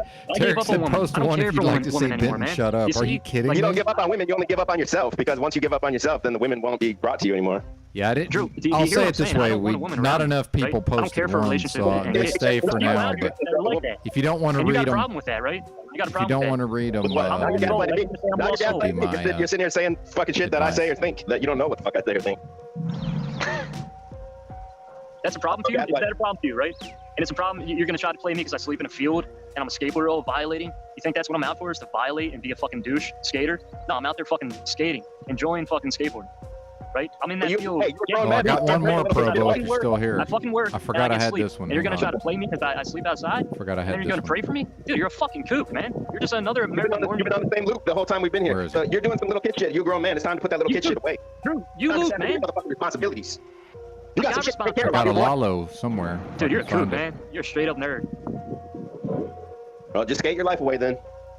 I'm not skating my life away. You're pinning that on me, right? You're the problem, right, Drew? How the fuck am I the problem in your fucking life when I'm not? I'm fucking Don't play 100 miles games with away me, from man. that. I'm not your wife. I'm not your wife. Don't play games with me, all right? You shouldn't even be playing games Thought with your I wife. did. Leave your Maybe I wife alone. Thought I Stop had playing with her Lalo mind. Stop drop. beating her. Stop treating her like shit, all right? If she's that bad, get away from her, man. That's that demon talking again, boy. Listen, JD, it's time for you to grow the fuck up, put the skateboard away, break the shit in half. You'll never be Tony Hawk. You'll never amount to shit. The skateboard bit you did, that was fun, but that's in the past. Now it's time to do some real grown man shit. Drew, check this out. I am somebody, right? You're nobody. You had success in the past, and that's good. But it's time to leave it there, just like a professional athlete or whatever. Eventually, they got to retire and go do something else. It's time for you to get on with your life and do some other This shit. is not a profession. This is me having a passion. Skateboarding's my passion. I haven't skated in weeks and months, but I'm looking forward to get back on my board. I can't wait to skate, right? Before I go to Montana, I'm probably going to skate for a few weeks. You gonna go pound it for drugs or what? You pound your board for drugs? Dude, I don't do drugs, you fucking kook. I keep telling you that. You're the one that's the drug addict. It's so easy to rile you up, boy. Dude, you're gay as fuck, dude. You're like a computer. I can press a button and know exactly what you're gonna fucking do. Yo, Ben, get him off, dude. Just get him off. Nobody's ever been removed yet. I'm pretty sure Drew's not going to be the first one. Skateboard away. Find You're your not mission. real, man. Find your You're not fucking real. mission for life. Ask Jesus for help. Jesus is gonna show you what your mission for life is, and then he'll put you on the right path, and you'll meet the right people that are gonna help you. Okay, we'll do that. Well, we know you won't, but that's what you need. That's the next step you need to take, and you're gonna be stuck in a fucking abyss until that fucking happens. Okay, and then you're not stuck in abyss, right? You're not hoodwinked, you're not fooled, you're not duped. I'm not. No. No? Ain't No. that fucking rich? So what are you gonna do? You gotta figure out what you were put here to do something. You were talking earlier about the creator energy. Sound like a fucking yoga monk. There's some energy, there's some vibration, there's some frequency. Yeah, whatever you believe, you gotta tap into that shit and figure out what you're sent to do. It's not skateboard your fucking life away and sleep outside a fucking mobile and get shit on next to a street shitter. Drew, you're fucking mad, dude. Who hurt you, man? I'm not mad at all. Those drugs really fucked you up, right? I was fucked up for years on drugs and alcohol. It That's fucked your psychology up big time, right? You gotta try to bully people, and It did at a certain point, but that's years and years and years ago now. and now you're a religious kook, right? And you're still trying to push this on other people. You're trying to, Whether you believe in keep Jesus people or not, alive, you already admitted you believe in a creator. So you don't think that creator put you here to do something for a purpose? there's gotta be. There's gotta You be just a get paid creator. for it for your own enjoyment your whole life. There's gotta be a That's creator. part of your life, but that's not what you're here to do I for just your own told you, enjoyment. I go through phases with skating. I'm gonna get back onto it. I'm not skating. You hear what I'm Okay, saying? but you said earlier that you believe in some creator shit, so what did the creator put you here to do? You gotta figure that shit out. Only you know that shit. What is he put me here to do? Skateboarding or some shit like that. It could still even be skateboard involved or whatever, but it's gotta be something with yourself. That's people outside. There you go. You're trying to tell me. You're trying to drop knowledge. I do have to say this. I skateboarded every day for about 4 years, and I was maybe 10% as good as JG. And I took that shit pretty fucking serious. I went hard, Ben. I put my fucking heart and soul into that shit, and everybody knows it, and that's why they love me. Deep down, everybody loves me, right? People don't fuck with me now, but see, I don't fuck with anybody. You just fucked up. You just fucked up, bro. You said everybody, and now they're looking at me salty. I got to fuck away from everybody. What's he I got saying? your ass by the fucking balls, bitch. You just fucked up and you said heart and soul, so you understand the psychology between the mind, body, and soul. I put my heart and soul into skateboarding. And your mind. No shit. Father, Son, Holy Spirit. Bam. The end, bitch. The Trinity is nonsense. The Trinity is nonsense, dude. You're bringing Trinity into this shit. I did like the point he made about the Trinity. And Holy shit, Drew, you're fucking up, man. I actually had never made that connection myself before. That's how dense I can be at times. Shout out to Davey Crocco. Thank God he's around, or I would be the most dense person about. You know, he should have kept the first one, JG. It's like when the skateboarder lands the trick the first time, and then they should have kept it, but he came back for the second attempt. That was the problem. Tarek, always in here barking orders, man. I didn't know he was a big time drug This addict. is America, Tarek. We don't want to be told what to do, man. It fucked his brain up when he was young, and now he's just, you know. I believe I'm just playing him right here. If you can see what I'm doing, I'm just playing him here. It's just my opinion. I believe he's made a lot of progress. It's just my opinion. Whatever that's worth. Holy shit, he's fucked up. At some point, I am going to preach a sermon about this, JG, but I don't know if you'll be around for that or not.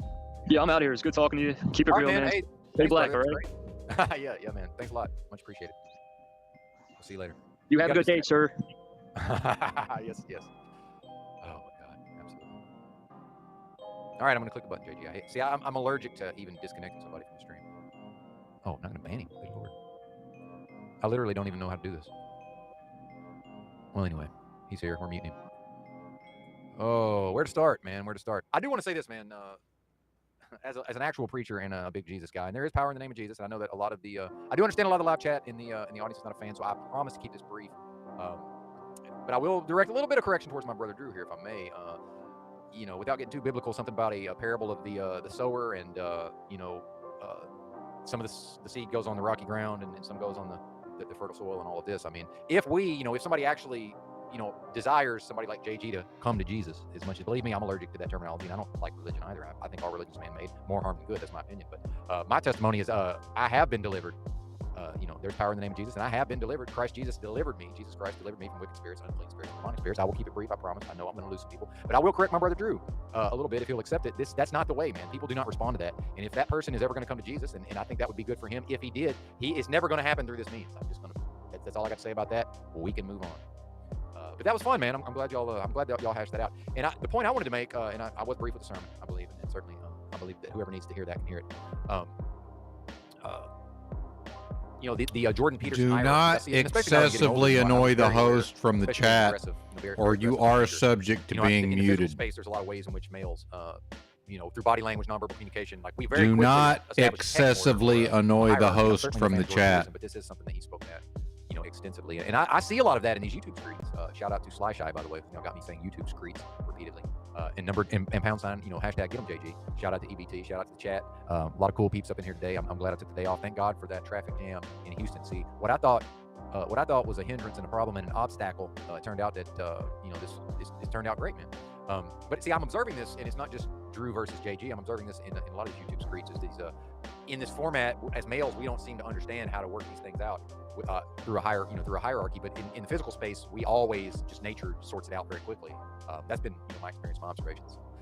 That's the main idea I've been working with as I was watching that all unfold. And I'm certainly no stranger to having a heated back and forth with someone over the internet. So I do believe both people represented themselves well. However, in a skateboarding vernacular, Drew landed the trick on the first try, meaning the first time him and JG went head to head. Drew did. That was a clear victory for Drew, but then you should have kept it. You should have kept the first one, Drew. That you did okay on the second one, but I think JG represented himself well the second time out. So don't ever be scared to keep the first one. But and skateboarding is awesome, but I understand every time I play skateboard videos out of context, nobody appreciates that, which is fine. I would expect it too. Why do I look like I dip, by the way? What is happening in my mouth?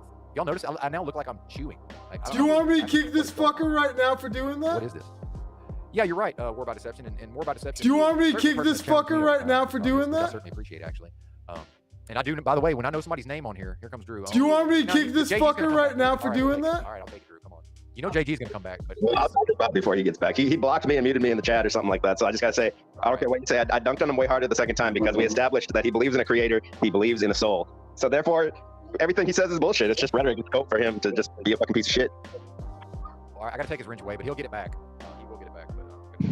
But I got to admit that, and that's a motherfucking checkmate as far as I'm concerned, whether you agree or not. Well, you know, I saw it however I saw it, Drew. I mean, ultimately it's the approximately 30 people that were watching that they will determine who the winner was. He was stuck in a loop, just saying the same thing like he always does. So that's that demon. Well, I will go ahead and say I do think there's it's not for me to determine, but I don't think you're off base with the concept of demonology in general.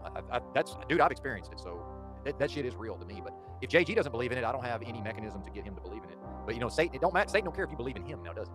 Exactly. That's where I come at it. But again, it's not for me to preach the sermon on here, except when I can fit it in on occasion. Hey, what's happening? Who's that? That's okay. Say JG's a bitch. What's your name, sir? No. JG's, Drew's kids on the stream. At least one of them. Oh, JG, you're getting your wrench back, but I can't follow all this in the chat, so. You got anyone else calling, or you shutting it down? Oh, dude, I already planned on going all day, man, but you You gonna do a 24-hour stream? No, I gotta go to sleep at some point, but Just do a 24-hour stream just for the cloud of it. Shit, I've done 36. The problem there is I'm an old man and I'm cranky without my sleep. Well, yeah, I was okay, but I working meant what you can do is on the StreamYard app, you can assign someone to be like the backstage producer or whatever, Oh, and that's a then good idea. you could actually sleep, and then that person could like bring in drop out guests. You can have like a few different people that are moderators or whatever through StreamYard, not through YouTube. I need your help with that, but yeah, that's a great idea, sir. You go in the StreamYard and then you'll see it in the options or something. You just got to send them an email to their email address, and then they become like administrator or whatever they call it on there. And then that way you can just sleep, and then like people can still like come in and out. Okay. Awesome, man. Thanks. I really didn't know that. Much love and good vibrations. JG, I'm gonna pray for you. Bye. Later, man. My scorecard is still my scorecard, Drew.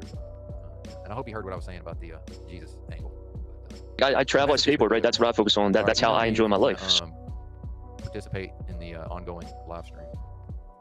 And you're just acting like you're some demon. BentonJA@protonmail.com.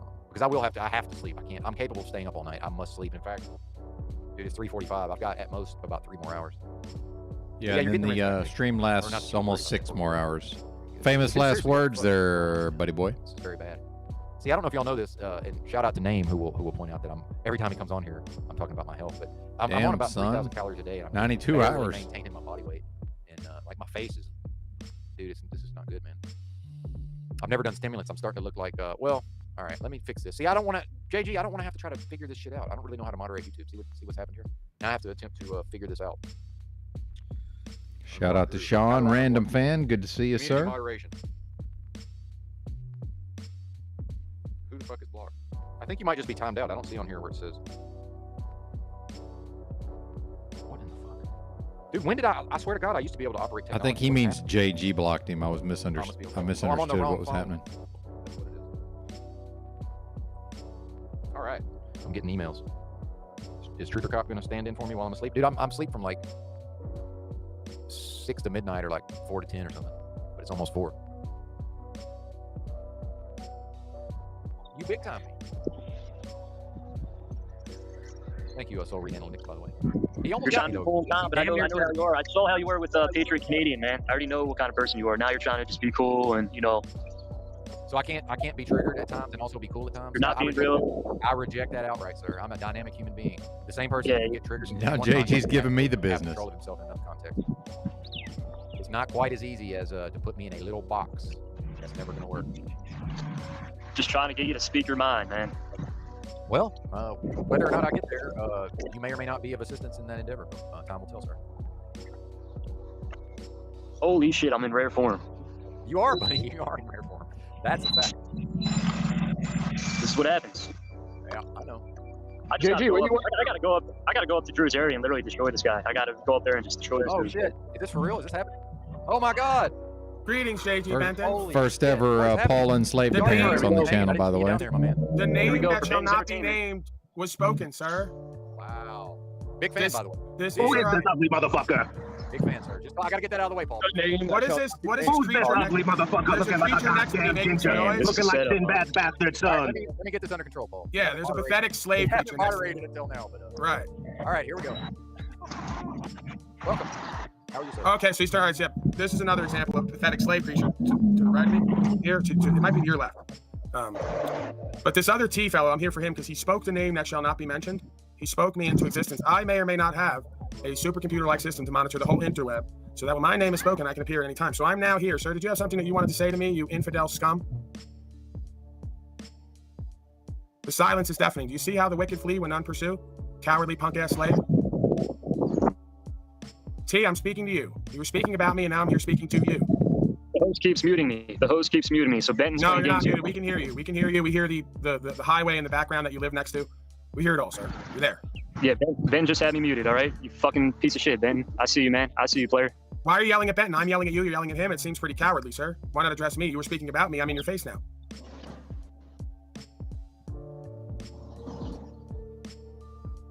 Right, got it. So another homeless, pathetic, broken hoe slave who can't come on camera and show himself because he has no purpose and meaning in life. He's a failure, loser at everything he does. Can't even entertain folks. Insufferable personality, boring, uninteresting, lacking in any kind of entertainment and honorable presentment. So the being is pretty much irredeemable on all fronts. So my question now to him and everyone else is, what do we do with the being? Is the being willing to come forward and come correct and say that he is pretty much irredeemable in all aspects in life on any kind of metric or measure? And then can we work to become better? Or is this going to be your lot in life? Mr. T, I pity the fool, Mr. T. Is this going to be your lot in life? Just being an incorrigible fool everywhere you go? He left, he ran. Well, there you go, Mr. Batten J. I gave you the first-hand exclusive look at how to deal with these infidel demon scum. You just go right at them. What a fucking retard. Right. And you are? You would be? Who? Who are you? You would be? I'm fucking D-Rec. Who are you? You're clearly another loser failure. Everything I just said about No, I'm right here, motherfucker. Who are you? Who are you? Let What me do zoom you in. do? Maybe I can't see you. Can you see me? Can you still see me? No, I can't see anyone. Oh, you can't see anyone. Then you must be fucking blind, okay? And stupid. Okay. Okay. So we don't get to see the likes of you, right? Well, I'm sorry. The Benton must be controlling that. You still can't so see? every time you fucking filthy slaves can't control your own selves and equipment, it's Benton's fault. So what do you do? I can see myself. This is what I do. I find infidel scum like you with no purpose and meaning in life. Sit in your house and do nothing all day. Oh, no, I'm on the clock. I'm on the clock, sir. I'm on the clock. Are you going to shut up? Paul, you're trying to come at me, man. I got you, bro. There you go. You're trying to come at me. There's the face of humanity right there. There it is. Get a good look, folks. So what do you do in society? I just told you. I get paid right now to be on the clock to unslave a bunch of egoic, arrogant, ignorant, insecure, fearful, disempowered slaves. So you're placing yourself in an authority position? No. God does that. When you're made in the image of Most High and live in the truth, life, and way, it's an authoritative position. I'm not the author. It's the way, not my way. I live the right way, and it's my way, and I know it's the right way. Oh, so your way is the right way. It's the right way for me. It's the right way for me. I don't need a fucking book. Why don't you go fuck yourself? Not only there you go, sir. Get all the anger and hate out, but you're a punk ass coward and wouldn't do nothing in the room with me. So let's just be real with each other and ourselves. Why is he that now? No voice now. Why does the punk coward? Sorry, I got to unmute Chalk Body Outline here. Sorry, Drew. If he wants to come back. What is this being's name now? There we go. The D-Wreck fellow, right? See, they always tell you who and what they are. This is a wrecked being. Completely destroyed from the inside out. D-Wrecked. It's like D-Bag. It's like D-Bag, except even worse. Just D-Wrecked. So a completely demonic, D the demonically wrecked soul, who you can tell by his face, he's close to death. He's got a yellow, grayish skin tone, right? He looks like he maybe has lupus, jaundice. They can all unmute, by the way. They can all unmute. Well, they can't even control their own inner space, let alone the words that come out of their mouth, let alone their equipment. They're faulty. These are faulty beings. All right? Go ahead and unmute, sir. Let's hear from you with your yellowish, grayish skin, close to death, completely taken over by a demonic horde. Aren't you a pretty little presentment there with your little finger up? What are you going to do with that finger, sir? Sit on it and twist? Paul, what are you doing with your little finger there? You played too much, man. What are you doing with your little finger there, tough guy? Another little boy. He's going to put middle fingers up on the internet and yell and scream, but not really ever do and become much of anything. And he's definitely not going to do nothing to me. We know that. He's powerless. There he goes. He's got his big mouth up into the camera now. He's just shaking, just completely disjointed, insecure, fractured, broken, bifurcated, infractuated, delineated, delaminated. I could go on and on, right, as he just rants and raves. I'd like to hear from you, sir. Word is too sacred for common use. Therefore, but this is a fascinating broadcast. Is this what you do, JG Benton, much like I do? Just an insane asylum? Just you put out some energy and then you attract a bunch of insane folks to the asylum and then you can watch over them for the day to make sure they don't harm themselves and others on the side of a highway with yellowish, grayish skin? Still figuring that out. Right. I think we all are. You're playing yourself big time, Paul. Hey, sir, we can't even hear from you because we can't see you, right? You won't even come on camera. At least this troll beast with yellowish, grayish skin comes on camera and shows his demonic presentment. You don't even come on camera. You're so weak and powerless.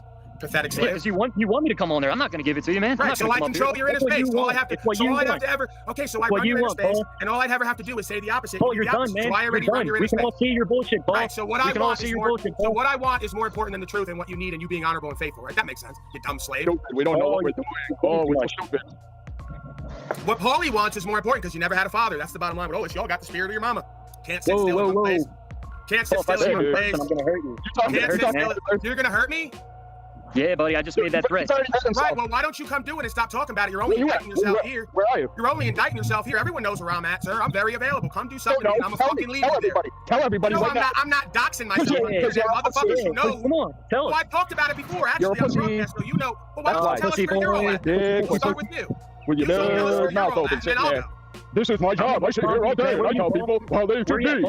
What's your last name, Paul? What's your last name, Paul? You ain't gonna come do nothing to me. My last name's out there. It's public record, fuckface. You say it right here. So I don't need to do what you tell me to do. You do what I tell you to do. That's how it works. You're a powerless. And if you come anywhere near me, both of you, I'm gonna fucking leave you there. Remember it. Know it. Like close your knee. I'm gonna fucking leave you there. Yeah, with call up policy enforcement, and I'm saying, come pick up your slave. He got out of line, stalked me, and tried to harm me, and now he's in the street. Come get him, and I'm gonna receive an award. You're the one, dude. You're the one making the threats. So I don't know what you're you all both just said you're gonna hurt me when you see me put out my address. You're saying, If you come anywhere near me, I'm gonna fucking leave you there. If you get 3 to 5 feet from me, I'm gonna leave you there. Bet on it. What's your last name, Paul? Paulie, what's your last name? Is public record. Do the research. It's all out. No, you tell us right here. Come on, Cartman. Tell us your last name. Come on. We can't even see your face, let alone know your name, punk ass coward. He's been on camera. Oh, I'm a punk. You won't tell us your last name. You're the punk. Come on. Right. Where you live? What's your last name? I'm speaking to you. I don't gotta put my fucking face up. Tell us your last name, Paul. Come on, tough guy. Let's hear it. You're so tough. This is your job. Let's tell us. Come on. Let's hear it, buddy. Come on, buddy. Where you at, pussy?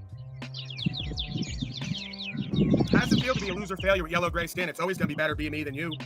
Yeah, if you think so. If that's what you really think. That's all you got, that weak-ass insecure response where you try to pad your ego? That's it? That's all you got, you punk-ass cowardly slave? I'm not here to fight like a little immature bitch. Right, you just called me a pussy and said, what do I got? Because you are a pussy. You are, and you just threatening people, and you're a big fucking pussy. anybody. He said you come anywhere near me, I'm the 3 to 5 feet, I'll let you out. Yeah, get the fuck out of here. That's self-defense. So if somebody comes near you, and they don't swing at you, that's self-defense? Okay, you fucking faggot. Yeah, okay. You want to see how immature I can be? I can be immature too. I can see that, sir. You're a loser failure who's never grown beyond. That's who I'm talking to. Why would I waste any of my intellect on you? You're a piece of shit. Right. Look at you, dude. You think this is your job? And you are? I am me, motherfucker. That's who I am. And it's always going to be better being me than you. If you think so, that's great for you. I know Good for you. Good for you. I'm not the one on line saying my job. Really bad for you. Yeah. What? Oh, okay. It's really bad for me. Bad for you. Okay. That's how life goes nowadays, right? That's how life goes nowadays. Yeah, sure. Yep. Right. You don't even have a response because you're a pathetic slave. A response for what? Yapping your lip, but nothing to say and no substance. A response for what? For what? Hey, call me a homosexual again. Hey, calm. There you go. That's the extent to your life purpose. Take another hit there. Take another hit, stick your middle finger out, fuck the system, and listen to your punk rock music with your because you know nothing about me. Ben's screaming his pants right now. Great job, sir. You're close to death. You're demonic and you're completely soulless. Actually, you are very correct about that. So I know I am. I can see it all over you. Oh, okay. We're all close to it, brother. Bro, what's up, bitch boy? What's your last name? More than you know, sir. Try going before the fall. More than you know. You probably come. You You've done nothing in your life. Oh, okay. You have no idea. You have no idea, motherfucker. I have all the idea. I know it. I see it on you. I see the hobble you're in. I see it on your gray skin, yellow skin. I see the dark circles under your eyes. And I see the blank look in your eyes. Italian. I see the blank look in your eyes, the dead look. I see the broken child. I see the discolored skin, the dark circles around your eyes. You're fucking demonic. I know you like to hear yourself talk, so keep talking, keep going. I guess you sound smart to yourself, maybe, but that's all right. So tell me, what have you done in your life? Let's go. I'm not instigating. What have you done in your life, buddy? Sir, you're not in a position to evaluate me. Oh, so you're the one to evaluate me? You're in a disempowered position. Are you in a position to evaluate me? Absolutely I am. Why? Because I'm in a power position right now. You would know. Who put you in that position? Well, JT Benton did. We're talking on a fucking screen. Right, but he's already aware that you're a demonic scum, and that I'm the closest thing to God. I'd rather have you here than you. Who's aware that I'm demonic scum? Just for entertainment reasons alone. I know, because you look like a fucking cartoon, bro. Look at you. This is my job. I sit here and instigate and evaluate people. You are again? I am Derek. That's who the fuck I am. Yes, Derek. Demonic direct. Yes, demonic direct. Okay, demonic direct. Yep, you got. Do you know? Yep, sure. And you can even look up where my name came from. That makes it even more demonic for you. So there you go. Derek, he's gonna try to toy with you, Derek, he's gonna try to toy with you here. He's trying to make your mind. I've done nothing in my life. Done nothing in my life, but I have all this shit. Got all this shit in my fucking basement. Yeah, look at all this shit, but I'm a scumbag. I got tools in the garage. Look at But I got nothing. I'm a piece of fucking shit. And I'm actually in my basement. I do have tools. I got tools. I got I got 2 cards right here as well. This is still in my basement. You know what all this shit means to me? All this shit means nothing to me. But it's my fucking passion. Just like skateboarding is JG's passion. So whatever your passion might be, other than fucking with people online, I don't know, but you need to find one, bro, because you look pretty fucking right. I need to find my passion. I'm up and down on the garage full with tools pointing to them saying I've done something, and I need to find passion and purpose. I'm just showing you that I have something. Why are you proving anything to me, you insecure little boy? I'm trying to tell you all this shit means nothing. And you've shown me nothing, so you've made yourself not only an insecure little boy, you're a fool at that. Great job. How am I insecure? And you know how I got all this shit all by my fucking self. Who's the one yelling? Who's the one yelling? No one hears anything with all the yelling. Right. I have tools tools, a garage, a 3 fucking story house on 10 acres. What do you got? What do you got? Right. Wow. Wow. What do you got? So you want to tell me I've done nothing? No. You want to tell me I've done nothing? I'm just reporting back. Just reporting back to Papa over here what I've done. Because you're a fucking faggot. No, my child is on his way back with my wife and my father-in-law, actually, so go fuck yourself. Where's your child? Where's your child? Where's your child? Why would I show? Just fine. Don't just you worry. Like this, right? You out of control, pansy with no sense of self and awareness. Yep, sure. And how do you interact with your boyfriend? Hey, honey, look at my tools. I've done so much in my life. She goes, yeah, trying to pull your head. You're trying to get around with that. Dude, how did you know? It's exactly how it went. It's easy. I've seen it 1,000 times. Bro, you're just another disempowered cookie cutter slave with yellow skin. Yeah. Dude, you got it. Definitely, you got it. I know I got it. What I did, you should look into it. Oh man, I wish I found you so long ago, man. I wish I fucking found you so long ago. Jesus Christ, how did I not fucking know? If my whole life, I needed Paul. Oh, I needed Paul my whole life. This is fucking great, dude. This is great. Can you email me? Can I come meet you? What's your address? Yeah. Piece of shit that does nothing online all day. Why would I research a piece of shit that sits online and does nothing? So you can at least know what you're talking about, but you don't seem to care about that either. So go ahead. I know exactly what I'm talking about. I'm having so much fucking fun right now. It's not even funny. Oh yeah, you seem like it's shaking, yelling, acting like a fool, cleaning yourself, yellow skin down the basement. Yeah, you're like living it up. Derek, he's having so much fun. He's living it up. Yeah, I am living it up. Yep, sure. Take another hit of that oil there, pal. So you can convince yourself that you've been somewhere and done something. Take another hit. Never said I've been any. I've actually never been out of my fucking state. Yeah, I don't doubt that. I'm not trying to claim to have. I'm not trying to claim to have. Shut up, slave. Why do I need to report to you again? Because you're a bitch? Right. Where's your family? Where's your child? Where's your boyfriend? Where's your boyfriend? You're a junkie. Where's your boyfriend? This guy's got multiple issues. He doesn't know that I have a woman on here regularly, and other women who are in my life. And he keeps like yelling out the F word and that I'm homosexual. He's got some projection. That might be part of the demon. You might need to pray the gay away or something. I don't know how that works. Giving you massages. Bro, the best part is everyone's got chill. Everyone's got chill. Chill it. Okay, let's chill, guys. Come on, guys. Let's chill. Right. So Paul, come on, easy, baby. Because we're trying to get it down. Bring it down. Come on, Paul. You got no game. You got freaking little bitches around you giving me massage. You get massage from freaking little bitches. I'm here to learn. No, I'm here to learn. Paul, you know it gets nowhere, bro. Come on. I'm listening. Come on, I'm listening. You know the yelling gets nowhere. Come on. Oh, the humanity. Does the yelling get anywhere, realistically? Shut the fuck up, Paul. We know it doesn't. We know it doesn't. Yeah, let it out. Let it out. Let it out. Let's all let it out. I don't know how the energy is fucking ridiculous. I wish I did that. If you don't want to yell, then get the fuck out of here, dude. Come on, easy, baby. Easy. Hey, bro. Get the fuck out of here already. I can bring this up. I can do it. You won't answer me. The funny part is that you won't answer me. Listen to you. I didn't hear it all, but it probably made sense. Yo, I respect you a lot, Paul. Come in. Honestly, I respect you a lot, bro. Yeah, let it out. You got some fury. No, you got. I can't deny. Listen, you can't deny Paul. He's got some etheric path going on. T-Rex is losing his mind. That fucking it's hard to pass. I'm trying to talk to Paul. Hey, you're all trying to agree to that. It's hard. Yeah, I don't like to argue with Paul. You're gonna lose. You're gonna lose. I'm not losing anything. Dude, you got the fury, bro. Paul, can you preach to me? All right, you're cool. You shut the fuck up so I can talk to Paul. How do you do this every day? How do you fire this every day, all day? I can't even imagine, dude. Well, I guess it gives you. You draw energy from it. So. Guru over here. Why don't you shut up, Paul? Can you hear me? You like that, Ben? All right, cool. I'll keep going. Paul, can you hear me? Whoa, dude, energy flow, energy go, blah blah blah, New Agers, yada da. Paul's got some fury in it. Well, not fury. Paul's got a mission. I'll say that. Paul, you got a mission? You do got a mission, bro. Why didn't my internet friends understand that I might want to talk to Paul when he showed up here in my broadcast? I'm a little. Hell yeah, you should talk to Paul. You're making a mistake thinking you got internet friends. Yeah, that don't exist, Ben. I'm gonna help you out going forward. Oh, here comes the help. But yes. I did find that amusing though that they didn't seem to understand that. Oh, they don't give a fuck because they're selfish motherfuckers in the world and of it. It's all about them all day, all the time.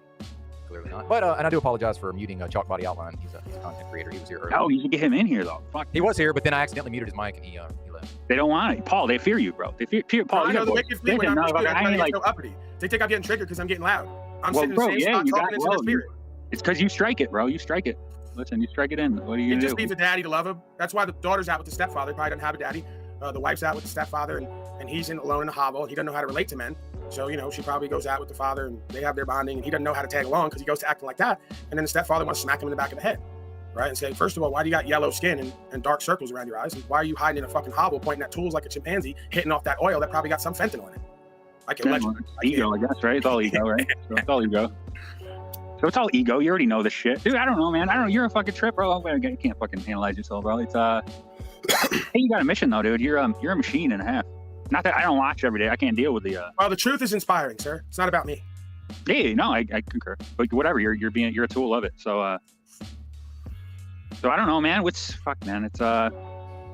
I'm singled out with here, Benton and Paul and Slave. Well, that's the thing, right? It's part of the reason why I like to enter the asylum is because the demons are all going to take up against me and rebuke me until they all want to go to talk to me and get more truth that they never heard before. So I quite like that. Fast forward through a little bit of this. Soul Read gets a little weird here. For everyone else out there. I'm a fan, by the way. I like Soul Read. But they could only teach me something. Oftentimes, I just have to speak the word of I see truth. the yurt fella pops showing up them what after they are this. and convicting themselves in their words every time. Just So you feel like you're running that bracket of system, right? So yeah, there's a process here that I run. You know we don't kick people off, so you're gonna have to bring something here. Oh, me? I don't know, dude. I'm trying to bring a realistic fucking point. I'm trying to bring like a realistic, structured point. What do you think, Paul? I think he's in his head a little too much. Yeah, get out of your imagination, I agree. man. You never watched Shaq Talcott? He's going live soon. I might have to pop over there for a little bit. But get out of your imagination and out of the past, man. Back to the now. No, thank you. Oh, wait a minute, Mr. Yes, Grills. Yeah, No, thank you. Here's the buffer. Is this real? Is this real, man? It's still real to me, damn it. Is this real? Still real to me, damn it. You're buffer it, man. Paul, I don't know, Paul. What do you want me to do? Rage on you, dude? Like, you want me to rage on Paul? Just stop being all pretty creepy. Stop being all pretty creepy. He's Like, a what do you want? I don't know what you want. Do you want that same feedback? That's the thing, even you you always asking me want like that same that. feedback? No, Like, you that's the always thing, want this like- visceral argument? That's what you want all day, every day, No, all you're day? doing it again. Let's You're do doing it it all again. day, every day. Oh shit, Let's just put out this fucking Moose angry shows energy. up after this. Let's put this angry energy out all day, every day. This Someone is guess who brought wild. this guy? I brought me. You brought me. Well, here. now- I don't know. I guess you brought Now that. I mean, even like this. I want to hear from yours. Like, what is Okay, happening? Okay, yeah, let's hear buffer. Here's the buffer. Here's the buffer. One Don't get too question. deeply I got a philosophical here. question. Let's get real. Keep it pragmatic. Right. But first, I want to welcome Get real, JP. Let's do that. I want to welcome you both to the cult of the unslaved. It's a little rough in here, but it all works out. Can't hear him. Can't hear you. Oh, you can't hear me? I don't praise I can hear you. I'm just saying you got a voice. Okay, here's a question I have. I just want to toss it out here quick for Benton and Mr. Unslaved. Can't to hear him at all. reflect on. So, in regards to Talcott, because Benton chased Talcott off my original channel one time. He called out the NLP programming. Why can't I hear? Hey, he's mumbling again. He's the guy with his mama's spirit. He's mumbling again because Yeah. it's like he can't. But so here's my question, and I heard you mention this earlier, Paul, on your channel. How would we know if Talcott is in fact an agent of some sort, officially, not just spiritually and emotionally? How would we be able to tell at this point?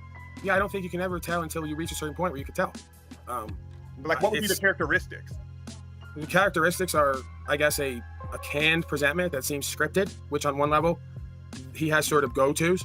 But again, how do you discern an agent of the Gubernare Mente or some agency, some corporate agency versus an agent of Shaitan, the deceiver? If one is deceived against itself, it all looks the same. They have sort of a set of rap in their mind that they go to present in certain situations to appear authentic. But behind it all, there's no purpose and meaning. And if you follow them, you're going nowhere. Right? So it's all the same thing to me. I just have to question then, is it an agent of a deception or is it an agent of a corporate organization, which is still the same thing, because if you're an agent of a corporate structure who's part of the deception, then you're inhabited by the same spirit. It's all the same thing to me, right? But I just have made the determination that Talcott has been through a lot of shit in his life, trauma, as they say, and he's built up this image of a reality in his mind that has to be that way no matter what you say to him. Because if it's not, he doesn't know who he is, what he's doing, and why he's had to go through all this. What's the point? What's the reason? Right? So it's like an ends justifies the means ideology where everything has to line up with that. And like they say with me with the cult, they say it and believe it before they go to looking at it. So by the time they look at it, everything has to lead back to it being true. And they'll formulate every narrative to make it fit that turns out that way, right? Dude, how funny was that last night, the Tony Robbins stuff, walking on the coals? He said he walked on the coals, and he's like, it hurt and it burned his foot. I mean, listen, if that's a corporate agent, that's good material. Unless he's winging it, like they tell him, okay, stick to the script and then ad-lib. If he's an agent and he's ad-libbing Tony Robbins walking across coals material, he needs to do more with that, okay? Because you can't make that up, I don't think. That's gold, right? Hey, man, I did the Tony Robbins seminar and walked across coals, and now let me tell you about how I'm an honorable man. You know, that and Wayne Dyer will get you on the bus with $1, right? That Wayne Dyer and $1 will get you on the bus, as they say back east. I no longer cross the Mason-Dixon line myself. Dude. There's a joke in there, but it's a family broadcast. I was going to make it about Talcott, but I'm not going to get into it. Well, thank you for blessing us and gracing us with your presence, and I am a big fan. I've been enjoying the live streams here of late. And you are referenced frequently on this broadcast by myself, but generally with respect to I'm conveying a specific idea in a specific context, not just I have to do it soul read analytics, not just merely worshiping your very visage. Well, Mr. Benton. Bro, I'm not. Listen. Let Paul talk. Oh, no, I ain't gonna let Paul talk. Paul always talk. Our time is limited. Broadcasting, sir. Our time is limited. The man's not going to stay. I get it. I'm not here to praise. I'm just saying Paul's got a voice. Come back later and have your say. I'm listening.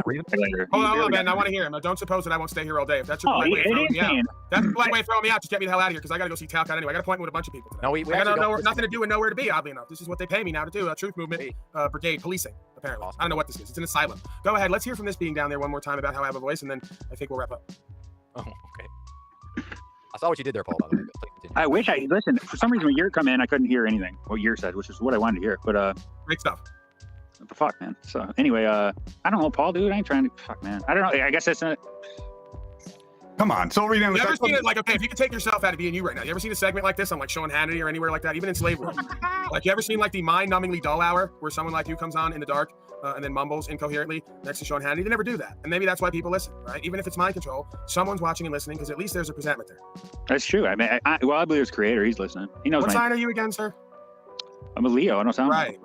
Well, we got to look at the rest of that chart. All right, let me hear your lion. No, we're going to do an exercise. Sir, get with it. We're inspiring fire here. You say there's a lot of fire. I want to hear your lion roar right now. Let me hear you roar. All right, here's my lion roar. My lion roar is very analytical, and it's very... No, get out of your head. Yeah. It is. Well, it is, because it is analytical, dude. Right, we live in a time... Sir, I want to hear it. Your lion's roar. Motherfucker. My lion's roar is... The lion's roar gets nowhere. No one can hear. It's just a bunch of loudness. Lion that doesn't roar. It's a loudness. It's the lion from the Wizard of Oz. The world's his tail, and he's analytical. Right? He's got the spirit of his mama. He said he was looking for courage, and he went to the midget behind the screen. All right, sir, you keep at it. You're going to get somewhere here. I got faith in you. Fuck you, Paul, man. You fucker. You're just an asshole. Dude, you're great. You're great. Like, you're great. Like, honestly, you are. But it's like down between your legs, and you can grab your nuts. Yeah, I got a big cock. Whoa, we don't want to know how big your cock is, sir. Again, you're off the mark. Different conversation for different. I'm trying to build myself up here. I'm trying to build myself up here. You want to know what size cock he has? You were talking about his balls and something about manhood, and he went to telling you what he's going to do. Yeah, I'm going to the final. What do you want me to do? Come on, man. You're doing it again. You're doing it again. You're being awkward and creepy, bro. We're trying to help you out. Good Lord. What's happening here? Yeah, Soul Read Analytics. I'd like to welcome you to Cole. He goes every day, usually for about 4 to 12 hours, and he's willing to be your dad. I did 20 the other day. I did a marathon, 20 hours. There you go, and you'll find it. Soul Read Analytics is a good dude. He's a smart dude. I can just tell, Paul, you motherfucker. You're trying to instill the anger in me, huh? Yeah, I'm trying to get that Jezebel harlot. Hey, when the anger doesn't work, bro, I tried the anger. It's like a. What do you want me to say? Fuck, dude. What do you want me to say? We're all trapped in our own little boxes. Wait, you want me to spit the truth? I'll spit the truth, dude. Yeah. It's analytical. It's a hybrid of the truth. It's the Soul Read Analytics, Tony Robbins. You already did again, a hybrid. Hybrid's like... Well, it is, because the fucking enlightened mind. The enlightened mind, Paul. The enlightened mind. You're all the way gasoline. Hybrid is like Prius territory. All right, well, what's the enlightened mind, Paul? What's the enlightened mind? Tell us about the cave Romans. Bro. Tell us about the damn star system, whatever it is. Go ahead. I don't. I'm not that deep in it, but I do know simply. I do know simply it's a crossover the mind. It's just, fuck, Paul, I know you're trying to give me the energy, but I'm trying, Paul. What do you want to say? I want to be chill, because it's just like, it gets nowhere. It gets nowhere when all people do is yell and argue and drama and get it up. Like, it's fucking stupid. It's just stupid. Just like it gets nowhere. It does get nowhere. You got to admit that. It gets nowhere. Sir, how long if you're running a bracket of a system that, sir, please. How long have you been involuntary celibate? At with it right now. 3 years, bro. There you go. What do you think is at the root of all this? You've lost touch with your primal nature, awakening, bro. The awakening. Lost touch with your passion and primal nature. You're the carnal. You're right. You're right. I know you're trying to drum that up. You want me to come over there and roll around with you? Are you awakening a little bit? I'll wrestle you, boy. Wake you right up. Paul, you're right. You ever wrestle a white gorilla in cooking oil? Maybe you have, maybe you haven't. There's a time and place for everything. You're right. Yeah, and it's that paradox, Soul Read Analytics, and I'm the same way, man. I'm not busting on you. I got the same. I just hate the cleverness of this game, man. No, man, it's not clever. Such a clever game. You're cool for all this, bro. You're just so. I'm not too cool. It's not too cool. Hey, dude, I ain't angry about it. Like, you want my testimony, bro? You want to hear my testimony? You want to hear my fucking testimony? Like, ridiculous. It's fucking ridiculous. Hey, so, like, I watch people suffer. Hey, you're fucking hating on me. Hey, you're fucking hating on me because I'm clever. Maybe that's why you're involuntary celibate. Women like men who are spontaneous and clever. Why don't you learn from me instead of hating on me? Stop hating. I get that. See the other side of that love? You came in here sucking all that good dick in public, and the other side is a jealous, envious hater. Because you feel like you can't be like me. Motherfucker, maybe you could be like me and better. You ever thought of that? Dude, talk about me like I'm somebody beyond you. Stop that. I'm not talking, dude, especially now. Whatever, you're triggering me in. But yeah, I'm bringing you back down to earth. I'm grounding you, motherfucker. We're getting into real shit. We ain't this ain't for my ego. I ain't here today for my ego to play games with everybody. I'm here for the truth. If you need it, we're gonna get right into it. If the man allows. Like I said, I got nothing to do with nowhere to be. I'm restricted. This is good content for me either way. It should be. I hope you listen to I hope my words are actually penetrating because bro, it's a fucker, dude. We're in Screenland. We're in Screenland, right? We're a bunch of bitches in Screenland is what we're doing. That's what we're doing. Man, I've got my realistically. own Let's head, look at it. I don't need Let's to be look at inside it. your head, and I got my own fucking head, man. Why Yeah, I got you. Your perception is still coming through a screen, Ben. What's going on inside a soul read analytics head? That's fucking fascinating. Why are we doing this? Mind, body, and because spirit, I'm trying to break it down. I'm trying to be the piece. You're trying to. I'm Motherfucker, not I saw trying. Star Wars back in the 80s, sir. Do or do not, there is no tribe. Motherfucking Yoda, man. Just do that shit. I'm trying to. Come on, man. Yeah, you're all right. Come on, man. Yeah, Boomhauer reference is good. I'm a hick from Arkansas. Come on. Do I have to I do like it. Hey, Ben, I like you. Paul and Taylor, like you. I like it. Yeah, you're my 3 favorite people right here. Hey, man, can you guys start being a little nicer? All right, let's get Moose in here. Now we got some drama. Get Moose. I saw Paul's face light up. I just can't believe all the hate, man. It's a lot of hate. Bro, I got no hate for you. You know I got no hate for you. Quit bullshitting, you motherfucker. I don't know. You know I fucking don't. Get the fuck. You want the hate. I mean, I got that for you. I've been doing all this horrible stuff, abusing you, and you just sit there and take it. Yeah, I'm one of those dudes. I guess I'm empathetic to people, man. Well, is what I'm saying true or not? Or am I abusing? Yeah. I think you speak a lot of truth. Yeah, I know. Honestly, I do. It's not like I'm abuse now and again for the 3rd time today. Probably. I know, but what do you want me to fire up and you come roaring back? Like, what do you want? Like, you want me to roar back at you? I just think that gets nowhere with people. Like, I don't think that. You're talking in my ear. I'll yell at someone on my panel because he's inept. You're talking in my ear and I can't hear them. Mr. 10, you're like talking in my ear on a panel restream and I can't hear the. What now? Who's doing that? I don't have to let you talk, bro. Bye. Now you leave. See how it works? You're not owed anything here. You're fucking entitled. Oh, you don't get to talk in my ear while I'm restreaming them and I'm having a conversation with them. You didn't see the other 3, 4 motherfuckers either leave or just go silent. We got into an interaction. It's authentic. I didn't want everyone to leave or not be here. That's just what happened. So you want to talk over me in my ear and what everyone else is seeing and hearing from them, and no one can understand anything. But it's all about I never let you talk, right? See the folks who love me as much go to hating me as soon as their entitlement isn't met, even if it fucks everything up, including their life path and our broadcast. You got to watch for this. And now maybe Benton should go and restream Talcott, and then we can have a true vortex. That's the thing. I was gonna say he's on it. This kid's on it. He's got Mossy, this your fellow. Okay, we got to get on Talcott now. So can you join us? And I don't care, because I can restream either way. You want to restream Talcott, I'll restream you, restream Talcott, and now we're triplicate. We're so deep in the metaverse that we might not get back out, but hey, we're having fun. That's what it's all about, and we're learning, I think. And JG, I think we are learning. Handle some business. JG, you played yourself, son. You played yourself. Benton, look at Benton blow up, bro. He's got some heavy hitters in here, bro. Ben,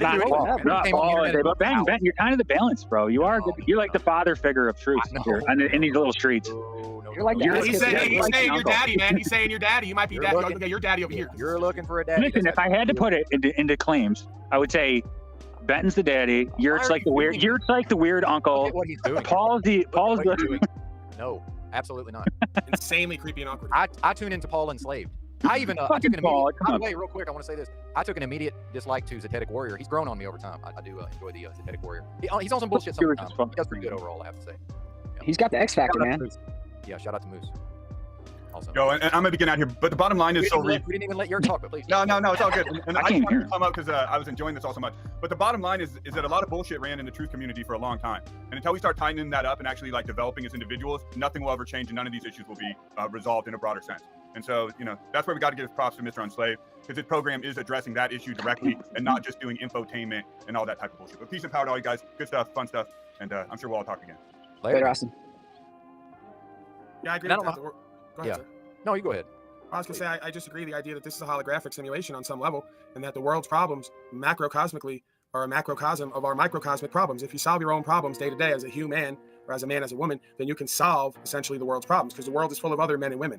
So you have to solve the problems in yourself and in your own life first, and then you can take that into the world and help others solve their problems, and therefore solve the world's problems. Right? Folks oftentimes don't want to do inner work and go out into the world to save the world and solve the world's problems. All you wind up doing is fucking it up more. So this is, again, a sort of a paradox that has to be resolved. Well, I mean, those are certainly points I would like to address, but I'm still a little, I wouldn't say starstruck, but I am a fan of the show, so I've got a lot to say on those topics, but I think I will save that for another time. But absolutely, these are very interesting topics, definitely. And I've spoken at length on some of these things, and that's what gets me out of bed in the morning, is that I have the potential to work towards progressing and interfacing with a lot of these ideas. But I do have my own specific thoughts and ideas about what Paul just said. And like I said, I really don't want to get into it right now. That might end up being quite long, but yeah. Ben, get into it, Ben. Give it a short stick. Soul. Come on, give it a little short stick. Soul, I gotta tell you something, man. There's time. No, Ben, give it a little short quick. Hey, on your first date, man, you don't talk about your cock, right? Paul, can I say Paul? Paul. Person, You know? Can I say Paul without praising you? You haven't been on the right Paul? first date. Listen, I don't waste time, man. I don't waste time. By the time we get to the first date, there's an understanding. All right? At least on some. And the praise though, he's got to stop with the praise. I'm man. teasing. I'm teasing. That's not a hard and fast rule. You got a voice, I don't know if he's man. picking on me or Moose. You got a I can't even voice. hear Moose. Can I hear Moose? You have a lot of audio problems there. You're Dude, saying it's this, like guy, this guy everyone who on comes his in first new- date, you're saying for this guy the way he is now, on his first date, definitely don't talk about it. He's leaving there a mystery. That's what he's saying, Paul? Yeah, how can you not hear me? My microphone's all the way up. I still don't get it. But you fucking you motherfucker. I hear him. You have to be able to hear him. Why are you doing this, Moose? Why are you doing this to this guy? Well, I mean, Oh, I GG. help him out, man. Because, like, you don't talk about your dog in the first 10 minutes of meeting somebody, and you don't them 20 times. Because that's just weird, dude. It makes them I want can to hear be him for a away second. from you. Well, I brought him up because he was showing his face, but then as soon as he realized he was on here, he went back to the T there. You got to watch out, Ben. That guy, he's going to start threatening you. He wants to fight everybody. Yeah, it was Hey, pretty close. He was almost a co-host over here, by the way. I offered him the co-host role, and he big timed me. Paul, can you hook up like a truth or boxing match? Like legit, like a creator content or a boxing match? You know, like they do on You the want me big to level? box that slave? No, anyone, anywhere we could get. I got like 8 candidates already, bro. Come on, let's get real. It might be good for the truth. I'm just saying, it could be God's You're like will. the Don King of the truth movement. You're ready to sell No, everything out. I'm trying to make Don you. King probably a Leo, by the way. Who? Don King? Oh yeah, Oh, I gotta look that up now. Leos are the new Jews. Leos. Yeah, maybe we'll get like Jake Paul to fight the homeless kid who comes on here constantly threatening everyone but never doing anything. I like it. August 20th, by the way. How did I know that off the top of my head? Don King, a Leo. It's probably the hair. Why you got to make Leos look bad, bro? All right, I'm gonna get out of here, man. All right, brother. I'm gonna check in on Talcott. If you guys are still on after, I might pop back in. I Much appreciate you, Ben. See you. Right on, See you later, Moose. And Hey, Mr. later, brother. Soul. It's Andrew, bro. Andrew, thank you, Andrew, for being a good sport. I appreciate it. Yeah, we're gonna enjoy the I like afterglow. it, man. Good day, sir. All right. Oh, we lost Paul and Slade, man. That was fucking epic, man. Wow, what y'all think about that? It was beautiful. Beautiful That display. was awesome, yeah. Once we got past the cacophony of intransigence. Cacophony of intransigence. Yeah, man. That's why What you does like. that mean? Break that down, Ben. Come on. Well, it's the meanings of the words. Cacophony has a meaning, and intransigence has a meaning. I like words. So you had to use like one extra word to say the meanings of But the word. I don't have that ability. So you're asking too much. And I I'm will get not- into what I will address what Paul said at the level of ideas. I'll probably just replay this and respond to it. But I would like to keep the lines of communication open to Mr. Paul Enslaved, if that's going to be able to be happening. You know, if that's something that can happen, I would definitely like to see that. Jake says Paul kind of sucks, unfortunately. Yeah. But so we'll read analytics. Well, real quick, the co-host role is still available, by the way. I offered it to JG big time me, so. Bro, You step your game up a little bit. You might be in line for the co-host role. I'm just putting it out there. game up for what, man? It's like See, you're too good for it. You're too cool for school. I'm not too good for it. It's not that. It's like I just want to get to the mechanics of it, you know. Do you write? Let me ask you this: do you write? I haven't written in a while, bro. Jesus Christ! So you do write? Yeah, sure. I mean, no, I'm not like a journal taker. Per Hey, se. job applications don't count. Okay. Yeah, I'm just saying, like, listen. You want me to break it down? Like, it's like fucking the whole thing, and I can't. How can I break it down? I'm trapped in the same screen y'all are. So it's like, what are we really talking about here? What are we really talking about here? It's like, do we have to examine the environment in excruciating detail before we go on to the idea? not excruciating. It doesn't have to be It is, excruciating. yes, it is, but you're making it excruciating. No, I'm not. Oh, okay. But You're it's not- got to be I broken apologize. down. Well, I apologize. for instance, Ben. See, we can spit. I think you and I can spit because I think it's That's good. what I'm waiting for. It's like, so, I can spit with you. It's like, so, like, let's break down this barrier between love and light and the materialistic world. You know, so like that's the barrier that's being broken right now. Whether we want to think about it or not, that's the reality of it. I mean, it's the truth. It's been forced. It's the fucking coronavirus. All right, the corona. Yeah, you did this last time. The corona. Yeah, I did. Okay, this is the shit no one talks about, and it's all symbolic. And it's all symbolic. We're all meant to figure it out. He's We're all pulling meant the to figure it talcot on out. you, Benton. You better watch out. No, You I'm got not talcot on pulling your the pants. talcot. Moose, don't Listen, even man, start. now I got to speak on this, Soul Reed. Let's just be realistic about it. I am being realistic about it. What I'm telling you is that a bunch of you are way behind. You're years behind. I did a podcast. I talking get about that. this. I get that. No, I do you get don't that. get that. I did a do get it. podcast 3 years ago talking about this stuff. All right. No, I do. I admire for that. addressed these topics 3 motherfucking years ago on a Okay, podcast that on a was website that thousands of motherfuckers listen to on my website. And I know we got Wizard out here talking about his website. It's damn near impossible to get motherfuckers to a website. I've still got it back up. I've still got it Christine's trapped in the thousands mud, of though. uniques a month on a fucking website of me talking about what you're talking about. All right. I can't contest nor deny that, and I don't deny it. I believe it's probably definitely true. Well, you think I'm making So, no, I don't think you're making it up at all. You know, that happened. Thanks to Drew. So I'm saying there's a bunch of people who don't get it at all. Yeah. So Let's simplify it. Let's fucking simplify this shit. You know? Are you in I'm gonna simplify. No, I'm in a like a house. It's a house. Dope. But Dope house. I gotta tell you, Soul, when Benson's talking, like he's the lead man, right? And then you keep talking over him. I can't hear him. And you don't talk loud enough for me to hear you. But you might not get that. Ben understands. He might not get that much of me. So it's like he's letting That's it true. fly. You're right. That is true. Soul Reed knows that he has interesting ideas that I want to hear. That's part of the game here. Absolutely. I want to pick his brain and get some of those ideas as much as I. Well, it's only the pragmatic, practical thing that's going to happen. It's like people are going to be like, "What's going to happen next? What are we going to sit here and dwell in fucking vitriol argument?" It's stupid. Who is this we though? Who are you talking about? We out of the internet. These 27 people. How many people? Before you were born, man. So what? Fuck the internet. No, you weren't. I was born 19. I was. When you were born, you might be older than I think. 82. Oh, okay, you're way older than I thought.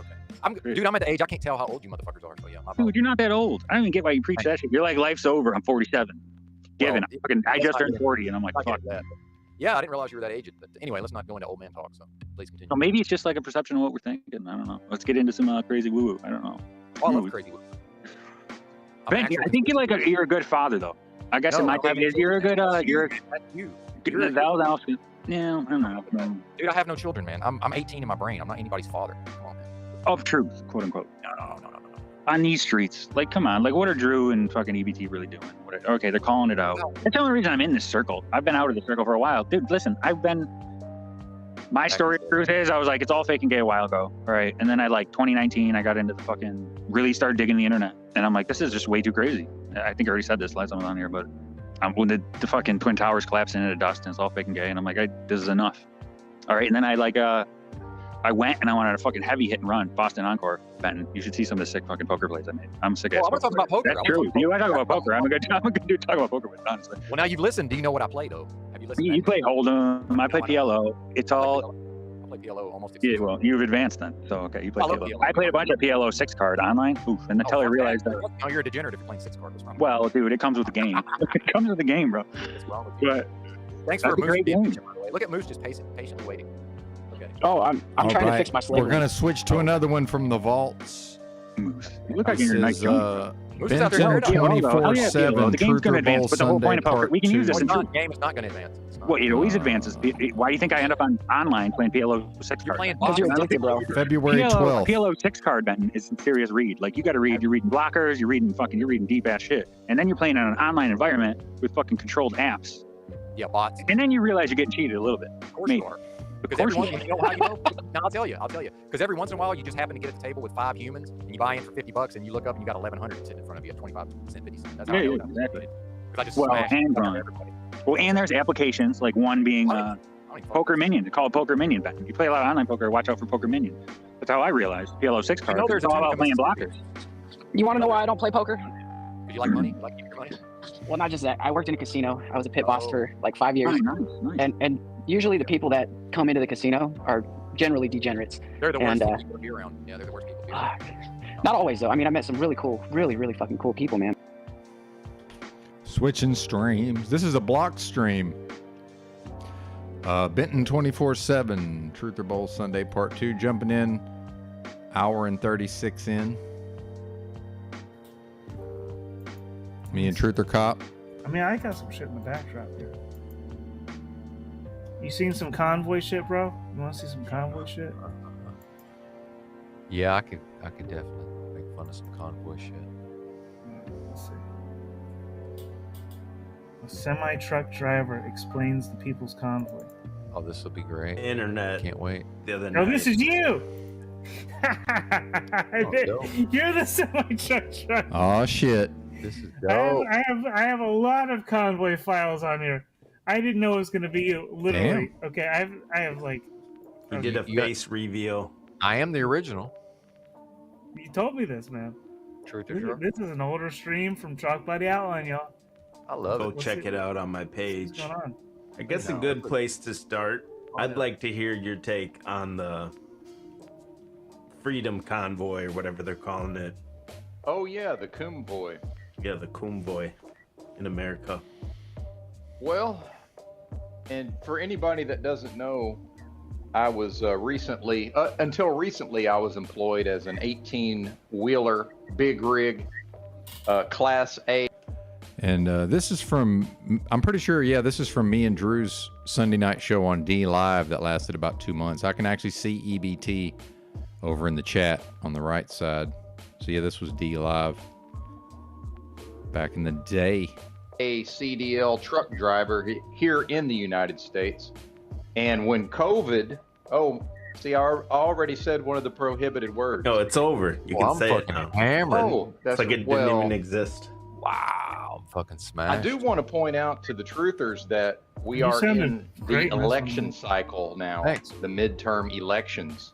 I'm very And this stuff is all rolling back because it's got to look plausible that the Democrats were able to hang on to just enough of their seats in the Congress. So Bill Gates has already said there's another pandemic coming. So yeah, it's rolling back, but it's all going to return. I just want everybody to understand that this is only because of the election cycle. Yeah. Other than everything being multi-layered and multifaceted, of course. So as a shout out to Mr. Miyagi in the house. Welcome, sir. Good to see you. Yeah, how's it going? Hey, can you get off the full screen, please?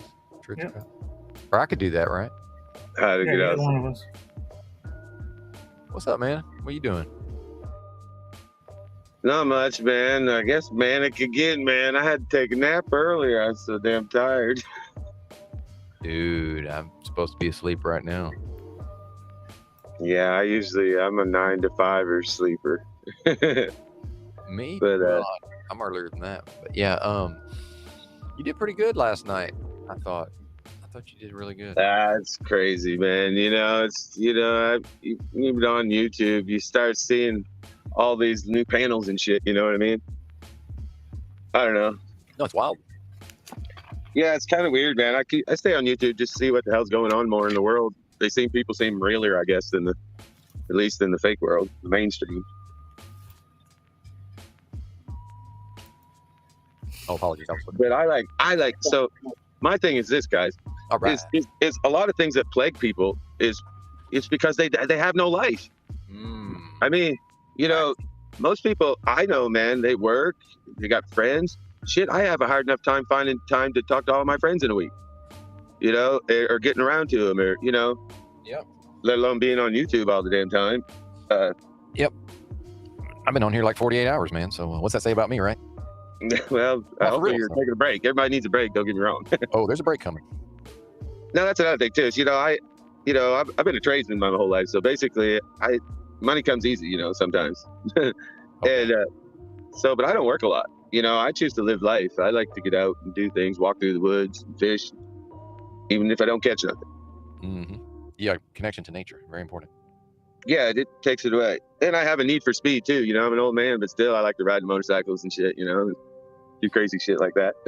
You had mentioned something about some Kawasaki 650s. Was that you?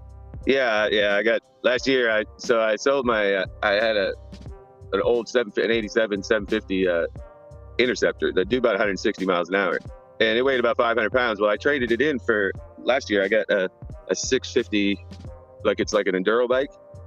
Okay. And it's on or off road. It only does 100 miles an hour, but it's fine. Off is nice, right? Oh yeah, man. I live by a creek, man, and I've already been in some deep shit. So it's like I always feel the need to act young too. That's a good point. Yeah, I know what you mean. I haven't been. I myself could maybe take some of those lessons. So I think it's good to stress those ideas for sure. Yeah, you come off a lot older than you are, Benton. Really. Thanks, man. I appreciate it. Yeah. No, I know, man. I know. Well, no, 47, I was but yeah, I'm fucking dying. Yeah, you're 53 if I remember correctly. Yeah. I can't. Yeah. It's tough to overstate how ill I was. So at the really, time, I guess by I'm the way. 52. Really. So I just calculate my birth different. Okay. I was born in 1970. When COVID. September 25th. I'm a Libra. What up, So, Dominic? there you go. Yeah. And so,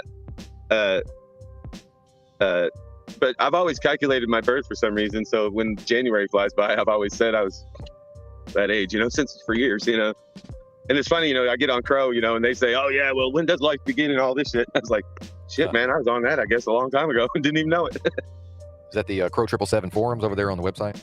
Yeah, And, Mitchell's joined the I've panel. endeavored into a lot of his shit, as American treasure. A lot of it, I like to try to find out the flaws of it, Okay. And mostly, you know, I just have the flaw with the way he speaks, you know? Yeah.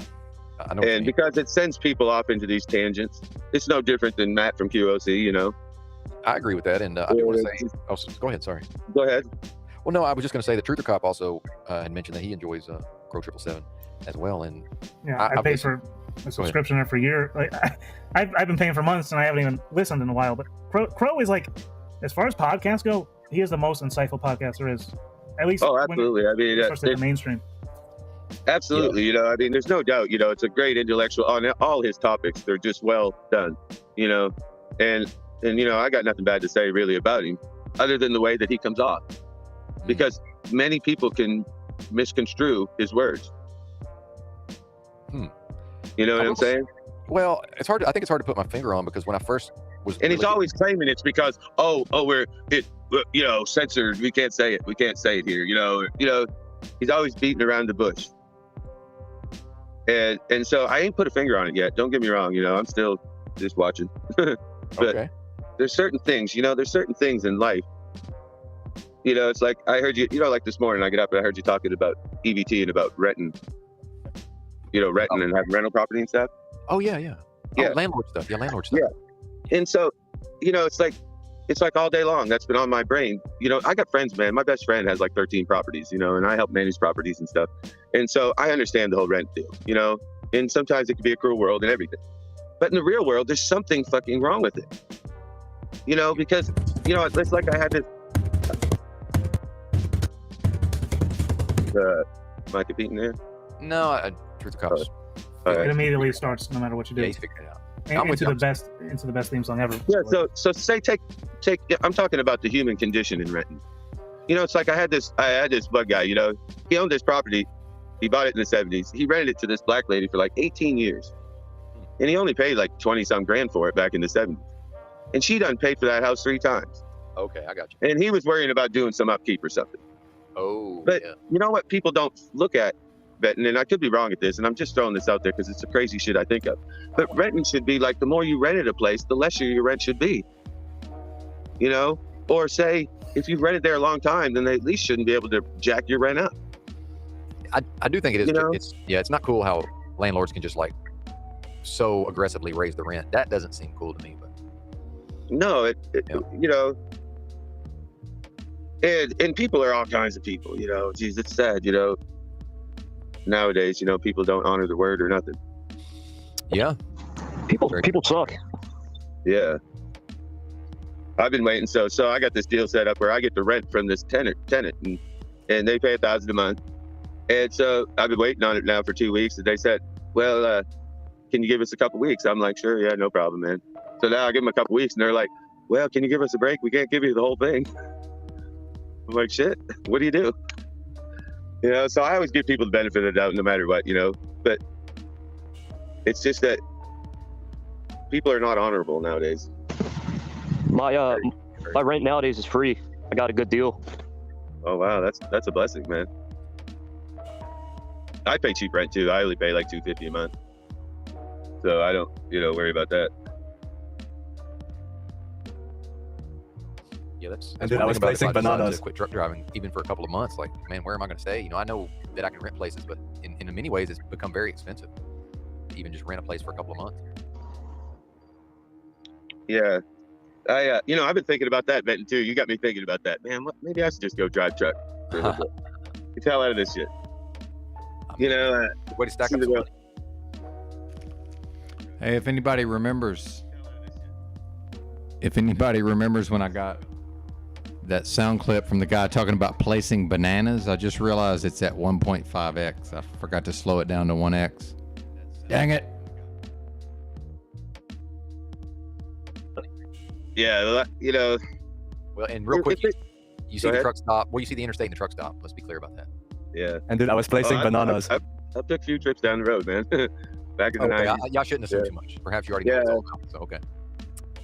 You know, back in the day, man, I was 19 years old, man. We took an 89 Freightliner all the way to Florida. I didn't even have a driver's license. I'm from Maine, you know. And so, yeah, man.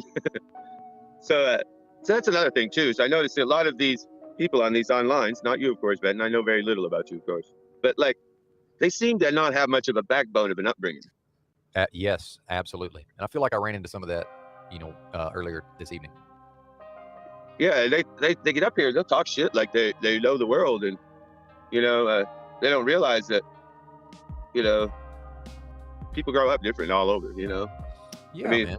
Yeah. I mean, where I was from, man, I was 10 years old. I was toting a gun in the woods. Exactly. We were treated like little men. Yeah, absolutely. We had a lot of responsibility, but if we did our responsibility, shit, I think I got my first gun when I was 8 years old. Got my first rifle when I was 13, and but they don't get me wrong. Even back in my day, you just wouldn't hand any kid a gun.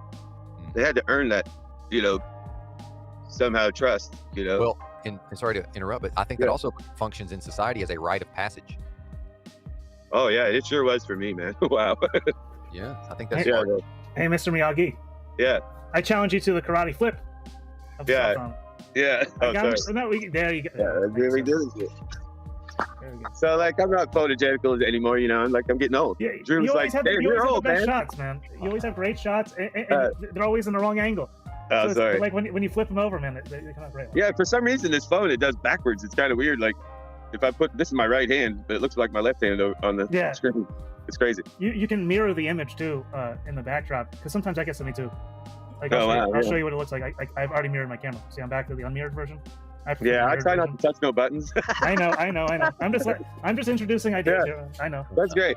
I'm kind of interested in you, man, because the whole truther cop thing, and then the trucker thing, Don't get me wrong, man. I love seeing that convoy shit. I come from a trucking family, so I have a lot of heart for truckers, man. And believe me, I wished Americans would grow a set of balls like those Canadians did last year. But we did a lot of honking across the country. I followed them. I drove last year across the country 4 times. Oh, really? With the convoys. I'm sure I at least saw you on some of those streams. There's no way I didn't. Oh, yeah, there's no way. There's no way.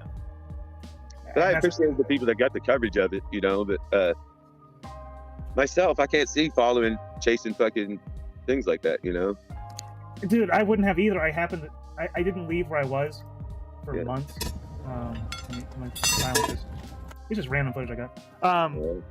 This is Rat Rod. He often led the convoys coming across the country, back and forth.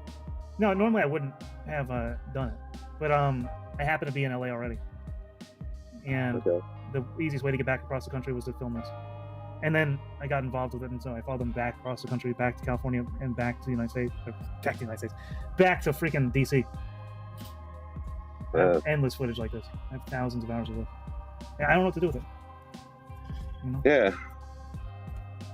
Yeah, just think of all the as these cameras go on. You guys ever heard of the thought that people like photographers, they don't have good memories? Because I know, yeah, exactly. Because the brain knows they've got the image stored, so it knows not to make it into a memory. Absolutely. It's fascinating, yeah. It's kind of like the whole texting. It's caused the psychosis. Yeah. And you mean like actual texting? Yeah, where people don't know how to interact now no more, or they think they need that little interface before they interact. Yeah. Well, and it's not the whole reason why I'm not involved with dating anymore, but at a certain point I recognize I'm just not going to be texting these broads, man. I'm just not. I'm the same way. Yeah. I heard you the other day, and it's kind of the same for me, but I choose to be single. Shit, if you don't know, I got girls knocking down the door. Sure you do. And I don't want to be. I just, as a mature male, I know I don't want to be with those women. And one of them's got a lot to offer. A lot more than I got. but I just, it's one of those things, man. I choose to make this life matter the most for the next life. Okay. And I don't know how to do that, but most of the way that I try to do it, I like putting myself in people's shoes, even uncomfortable shoes, homeless people, or there you go.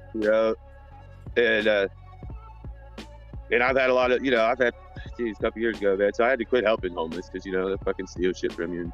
Oh, yeah, the worst. But and I don't know. I guess I'd always be that way. I don't know. I care about people, man. I love people, man. I love God's creation. And you got all these people, these gurus talking about ways to get on with life and blessings. And I just always look at it this way. It's like you navigate through life, and if you find a way that's according to the Creator, or kind of His way, right? Life seems to go easy, man. Like I say, the crazy thing is, I was thinking today, how blessed I am, where a lot of people, they probably in my shoes, a lot of people on the internet would look at me like, oh man, this guy, he thinks he's got it made, Well, and then, yeah, but it's fascinating to me because of the social media and how much of these things are, people are they're putting forth a certain image, and a lot of it is visual through the social media. And then, it's not really real, but they're portraying themselves in very specific ways, to their peer groups and people they're interacting with versus, a lot of people are immediately going to, so by extension, the way you're living doesn't translate. Yeah. So I think when they immediately get any kind of, this may have had something to do with when I talked to Ben Thorpe, when we had our dust up, visually what I'm doing is just very much like, look at this fucking loser. Like I recognize that visually there's an element of that, right? But then there's an like this shit is real too though. Like this is where it's going down. I've got a fucking $40, webcam here on a $200 used laptop, and we're just fucking chopping it up and making it happen. Yeah, and he does come off as like a poser, like if you saw him in real life, you'd be like, you got these people, they try real hard, but they just spin their wheels. This is so dangerous. And it took me a long time, but I played all that game, I grew up, paying the bills, and all that shit, rat race, the rat race, the whole thing. And I realized, geez, the more things I got, the more I have to work to keep them. Literally Fight Club 1998, the things you own end up owning you. That shit blew my mind because I was super fucking stormy rat race, had a mortgage with ex-wife number one. It was pre 9/11, dude. I didn't have a clue about nothing, man. I mean, anything. Yeah, me neither. Now, I've always. Go ahead. In most of my early life, I took pride in just knowing trades. Say looking back. So, like I say, I've never had an unemployment check. I was homeless about 25, 30 years ago. But and the crazy thing is, Brenton, is sometimes I'll try to sabotage my life. Where like you were talking about Slab City. Dude, yeah, Slab City. Yeah, I was thinking, man, that's great. I'll go fucking live in a lawless fucking place. Well, I kind of realized, hey man, I don't do drugs, so I probably won't fit in. But yeah. And I would love to do that, but please continue. Yeah. No, I've done my share of drugs, Benton. Okay, I heard you say something about meth psychosis and stuff. I haven't touched anything like that in years. 10 years or better. Matter of fact, I haven't. So the last time I got drunk was even like 2 or 3 years ago, and I was like once in every 4 years or something. But I do smoke a hellacious lot of pot, probably too much. When I smoke, that's me. But I'm not because of my job. But when I do it, it's a lot. Yes, sir. Yeah, and then last September, right, my birthday, right, man, I quit smoking for a month, and I also did the fucking no nut challenge. Oh yeah. Fuck, man, I want to tell you, dude, I turned into a righteous motherfucker, man. But I had no filter for people's bullshit at all. Well, yeah. You know what I mean? I'm feeding back. So like, I had to get back on my meds. Well, yeah, and I would like to speak to that. Hey, I'm feeding back real bit. Is that you, Trooper Cop, or is it just no? It's not me. And maybe sometimes not myself. Pick up randomly. What do I need to do? I'm muting Mr. Miyagi. Is it him? Mr. Miyagi, it's you. Oh yeah, Mr. Miyagi, you got something going on in the background. Sometimes devices will randomly get done. You just gotta unmute yourself once you figure it out. Yeah, unmute. There you go. Okay, how about that? All right, go ahead. Man. Oh, it's still you got something. You got a YouTube. Oh, he's got the YouTube going somewhere. Sometimes it'll pick back up. No, you still got it. You still have it. No, it's you. It's you. Yeah, You got it. Did you get it? It's the first time this has happened on this stream. We're fighting. See, my phone. Randomly, my phones will pick back up out of nowhere and start replaying the stream. Huh? It's weird. I think that's what happened to him. There's something going on then, huh? I was playing these clips, so sometimes I don't know what triggers it. Well, hopefully it comes back. Yeah, for sure. But it was definitely him because the moment I muted him, it just shut off. He's back. Boom. Okay, good. All right. How's it going, man? Yeah, just something happened, man. It just kept putting mute or something. Yeah, it happens. Yeah. Shit. So go ahead, Ben. What were you gonna? So another thing too is like Paul and people grilling people. Yeah. Sometimes I wish people would grill me, man. I need some excitement. Fucking grill me, motherfucker. That's interesting.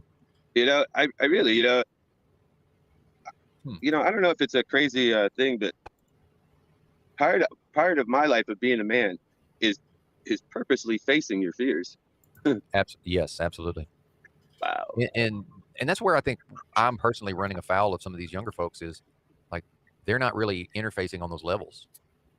But then on the internet, it really is different in that, you know, in the physical space, you know, people can act too cool for school, but there is going to be an intimidation factor, like in certain instances, right? Like a physical, not even like a violence, just a physical intimidation.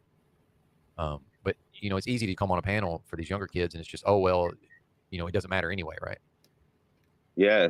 Oh, to me, yeah, it's not consistent with my code, and you can say, well, you're taking yourself too seriously and this and that. But it's like, yeah, but that's my code. I'm not going to just give up my code as a man, and then now just nothing matters, and I can just do whatever I want, and there's like there's nothing behind it. Like I'm not able to do that. Yeah. Yeah, man. I think your integrity is pretty good, man. You know, I'm no, you know, guru, but basically, you know, what got me on you, man, is basically Drew talking so much shit about you, you know? Yeah. And basically, I'd like, you know, I can't pass judgment on someone unless I got a feel of who they are or something, you know? And so I've checked into your you know, I haven't ever said nothing on your streams or even in your chat in the morning when you're up in trucking and shit, you know, just something to do, you know what I mean? That's dope though, man.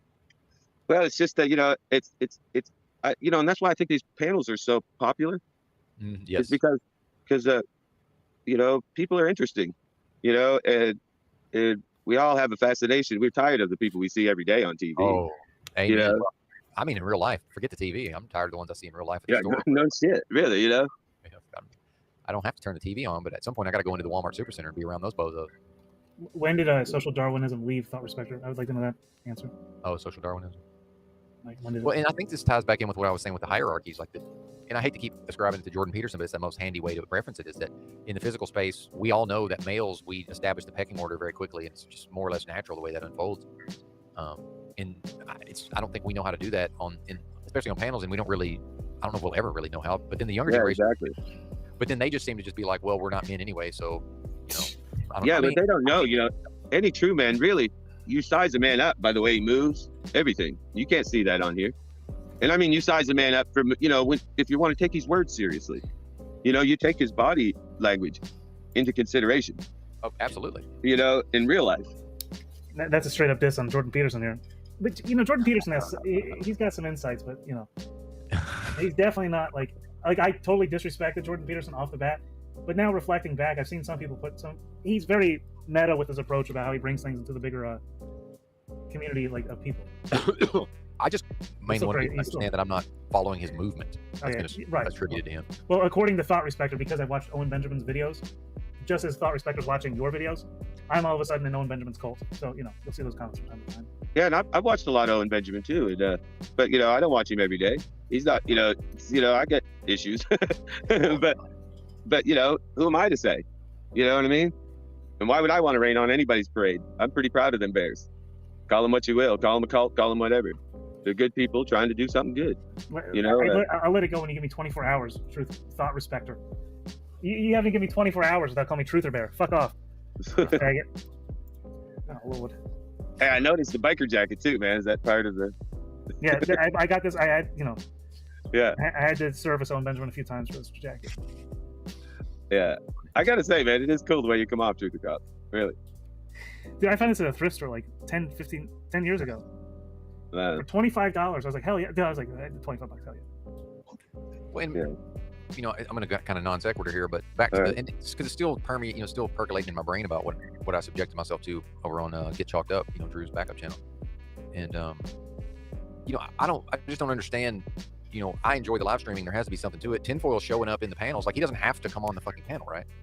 Yeah. So it's almost like he's there, but then he's above it all, which I actually don't have a problem with necessarily. That's fine. But then he's above it all and simultaneously coming at me. And I'm just going to bring it back to, well, why don't you just do it better? Which he probably could, let's be honest. And I would enjoy the content. Like I'm not being disingenuous. I'm like, hey kids, and I'm not gonna call them kids, but from my perspective, hey children, go make some cool shit because I'm old and there's a generation gap, and I'd really like to see you put out. I mean, does that make sense? Yeah, but I can't. You know, I'm really, the crazy thing is, Ben. You know, so I have a lot of introspect. You know, in myself. You know, I wonder myself because these streams, you know, like your stream, you know, there ain't a lot going on, right? But it's been crazy. I ain't been able to turn it off.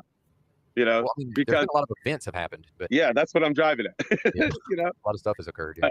You know that's what I always want to catch. I was not at a single bear meetup. I couldn't afford to make it, so fuck you, Thought Respector. But that Snicker pie last night, man. You know, it was great, man. You know, it'd be one thing if she was talking shit or off, you know, but geez, he was spot on, man. No, she was on point. Yeah, I know. It's like, damn, dude, that's killer. Well, and I thought, and see that sometimes I think I'm detecting something and I'm wrong. Initially, I just thought I heard something in her delivery. It was like, oh, she's just used to people listening and hearing her out because she's attractive. But the more I listened, I'm like, oh no, that's not it at all. Like she's on point, making sense. Like that has nothing to do with physical attractiveness. You know, she's going to be able to get her points across regardless, right? Yeah, and to tell you the truth, man, I find that attractive and never seen her physically. You know what I'm saying? Absolutely. You know, women. So I don't like them.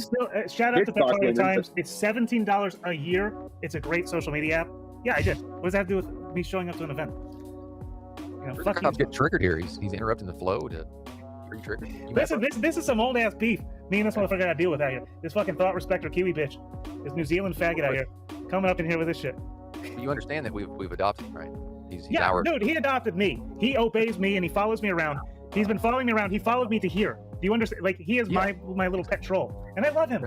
I love Timber. Come here. And I've embraced him as well. He's my little baby troll. He won live chatter of the day. I don't know if you're aware of that. He was awarded I heard that earlier. Yeah. You knew where that, Timber? Yeah. Live chatter of the day. No, he puts out more comments than anyone. I'll tell you what. Good comments. Yeah. Oh, good. Yeah, and you know, I want to say this, thought respecter. I'm the reason why Crocco will just. I'm the reason Crocco quit. The bow tie. What was the guy? Tucker. You know when finally he took the bow tie off because Jon Stewart went in on him. I basically did that for Crocco about his drug use. I just made it okay for him to fucking just admit that he's done drugs. He used to LARP as if he'd never done drugs. And I was basically like, dude, nobody fucking cares. Like, I don't care that you did drugs. Who cares? Like, but obviously we can see you're on fucking pills, man. Like, why are you coming on here? We gotta pretend like you're not on pills, dude. And then he was cool after that. But yeah, I love me some Crocco. But then all this weirdo, we can tell you're on pills, but we gotta listen to all this fucking people, you know, him trying to put the smoke screen out. It's like, man, we got time for that. Yeah, but that's kind of a pet peeve of mine too in my life, is people looking at people. Now, I believe me, I've been around the streets and I ain't no fucking.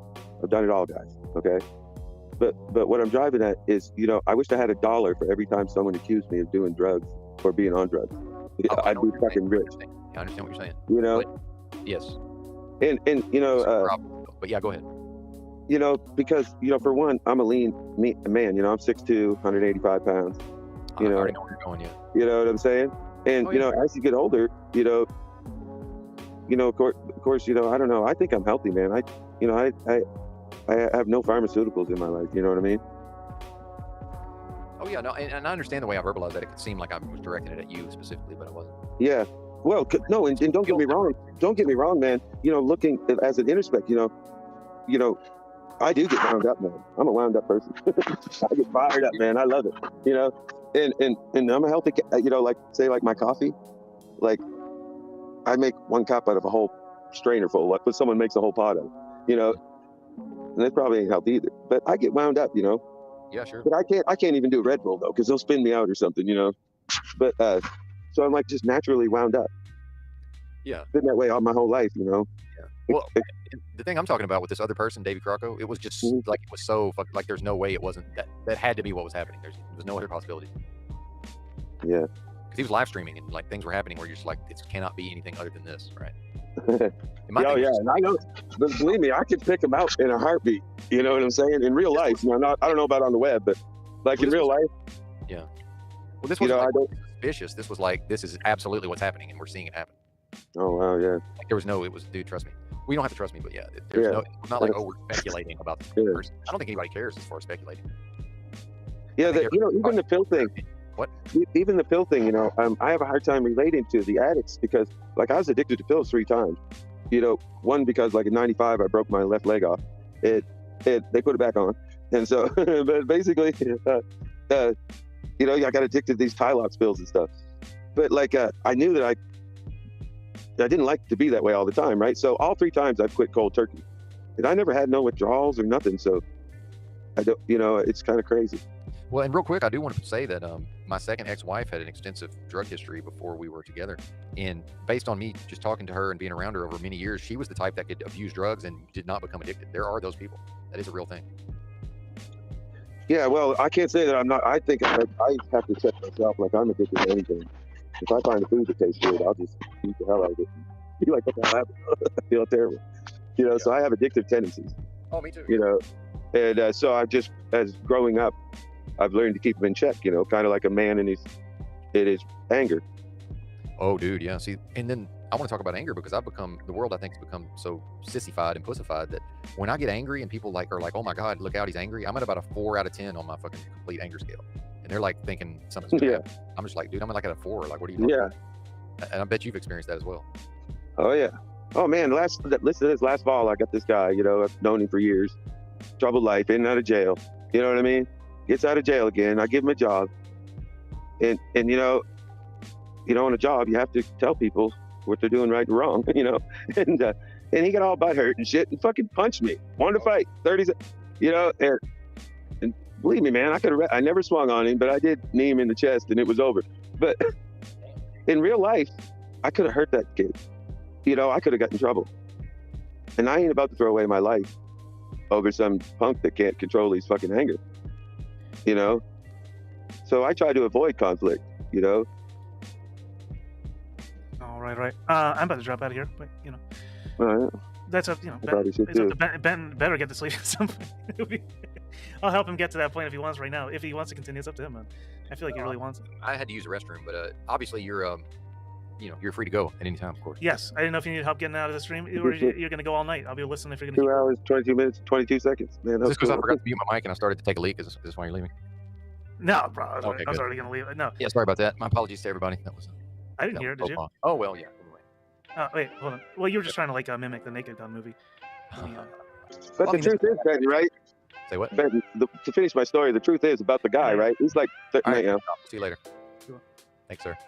He's like 30 years old. He's white guy. He's in a welfare case. Got 3 kids on welfare. He ain't raising none of them. He's been in trouble with the law. But I love you, man. And I think he found Jesus. So I don't know. But who, maybe. No, the guy I was telling you about that I got in a fight with. Even right now, I have no ill towards the guy. It's just an example of how the younger generations don't know. There's consequences for your actions. Yes. And you can't always pick the consequences. I think more specifically, we cannot escape the consequences of our actions. There's just no way out of it. Exactly. And there will be consequences for certain actions. Yeah. So yeah, somebody can be like, oh well, this doesn't matter, I don't care, but there's still consequences. Yeah. And basically, for some reason, I find these men, they're just so emasculated because of society or something. They've got all this extra fucking rambunctious and no way to take it out on. Yes. And they're not skilled. I'm kind of worried for the nation at this point, from my standpoint, is because I don't see skilled tradesmen like I used to. I'm sure that's true, yeah. They're not being replaced as they're aging out. Exactly. And no young guys coming in full of piss and vinegar with wanting to learn it. Mm-hmm. And it seems to me like if there's young guys who actually want to just work hard and make money, dude, I think they can kick ass just because of hardly anybody has a work ethic. And I'm not preaching a work ethic. I'm just saying, I'm specifically saying if a guy wanted to, or a gal, let's be honest, but if a young person wanted to make some money in a blue collar trade, there's a lot of money to be made, but it's going to be hard work. But I'm not saying, oh, they need to go out and get a job. I don't care if they get a job, but it's like, I like money. Y'all don't like money? Like, what is it? It's a crazy. So, it's like, that's another one too, Ben, between me and you. Here we're on the internet. Yeah. But, like one time, man, I did this experiment. I worked for like 7 or 8 months for no money. Oh, wow. And I told people I work for charity. I work for love. You can pay me whatever you want to pay me. Yeah, donate. And I did real work. I mean, I did real services, fixed people's houses, did things, and I gave them the spiel. And I noticed some of them paid good. It's crazy. Poorer people will love you back more. Oh, they're the most generous by far. It's not even close. Yeah. But those that have the least will give you the most. By the whole experiment, it really ended up in people just don't love you as much as you can love them. That's interesting. Never thought about that. It's crazy. They don't, I don't know. But I'm just trying to work out this thing in life, you know what I mean? And not just play work or talk about it like these guys on the panel, Yes. Yep. And, I don't care if no one's looking or nothing, I know my creator is, Well, and real quick, it's not my concern what these other people do. I think what they miss is that if they just leave me alone, then there's not a problem. Yeah. I mean, seriously, it's like, what's the point of going and giving Benton a hard time? I don't understand it. And the tinfoil can say whatever he wants. Whatever dust up we had initially, it came out of something he started. Can't tell you what that is because I don't know. But dude, I trust my gut and I trust my intuition. And throughout my life, I've been able to be accurate with those things. And I don't know what he did, but he did something to elicit that reaction. And I have no history of just randomly fucking going off on people like that. Yeah, well, shit happens like that, What's that? Shit happens, and sometimes, things are for a reason. And so, probably a good thing. Yeah. Well, I mean, I don't know, man, but it's like, I would apologize to him because it was fucked up. But it's like, he just acts like it's all me, but it's like, man, you had something to do with it. I really don't know what these guys bring to the table to be to be like their names to be known around, That's also a good point, yeah. I've never seen him accomplish anything or heard him say anything brilliant. Mm-hmm. Well, I mean, Tinfoil's had his moments. He's very talented creatively, like music and making videos and stuff. Like, he's legit really good at that. And he's funny, he's got a lot of comedy. He says hilarious shit. Yeah, dude, he's fucking hilarious. What is Tinfoil Earth or? You know what? I don't even know. What? I don't even know. Yeah, I don't either. Mostly, like when I got the time, sometimes I pop into a lot of flat earther channels, just because they're in the same circle as Rose and them guys from Crow 777. Yep. And and so I like an intellectual discussion. I don't have to be in on it to kind of like be a part of it in my mind. You know what I mean? Yeah, and real quick, and I apologize for cutting you off, but I think that is I do think that's a big part of the inherent value in something like what's going on here. And people can poo-poo it and say, well, it's just, it is what it is. But, and I've said it going back to my podcast, there's really not a lot of outlets for actual just somewhat intelligent, and I'm being a little facetious, but intelligent intellectual discourse. It's very difficult to access it. A human voice just like verbalizing some ideas. It's hard to find. It really is. And it's like, okay, Crow 777 puts out a podcast, but like, how much content is that in a month, right? Versus, when you add it all up together, I'm finding like I don't really have enough to listen to, but I can make my own, I can actually make my own content. So that's it's appealing. Yeah, I have, mixed, so like to me, man, it's kind of like in the bars, how they say, no, don't talk about politics or religion. Yeah. And it's like, to me, it sucks that you can't talk about religion on the fucking, they call it religion. I call it a fucking reality. You know what I mean? So. Well, yeah, but it's people's, I don't know, it is difficult to discuss, I would say. I don't know that you can't, but I know you're exaggerating, you're speaking generally. So yeah, effectively, it's very difficult to do. Well, no one wants to hear it say, you know what I'm saying? Or say someone's opinion on, because like, that's why I like that at Jim Bob there. Okay. Because, he talks about a lot of uncomfortable religious angles. Yeah, it's important. So remember how you're talking about, so like how you talk about signs and stuff. I'm no astrology. I'm not into that, astronomer, and I'm not into astrology. Mm-hmm. But I do notice, being a Libra and stuff, I do try to find the tipping point of the scales. Yes. I try to find that little mark of how far. It's like, the tree of good and evil. What's the difference between the good on the tree and God's goodness? I try to find those little, where the line is. And yep. I don't know what it is, but I don't know where I was going with that. No, I think that was well said. And, I think the astrology means something because, like, I know it's just simple sun sign astrology. It can only take you so far. But the fact is, like, male Libras, women really do fucking flock to them. I think you know what I'm talking about. Yeah, it's a thing. For real. Yeah, but, I've never been married, Ben, and I've desired a good woman. You know what I mean? Sure. But yeah, and then sometimes too much of a good thing can be a bad thing. Well, yeah, and like my dad's a Libra, and like literally, when I was in my early 30s, women my age would come up, we'd be in a store together or something, they'd come up and start talking to him.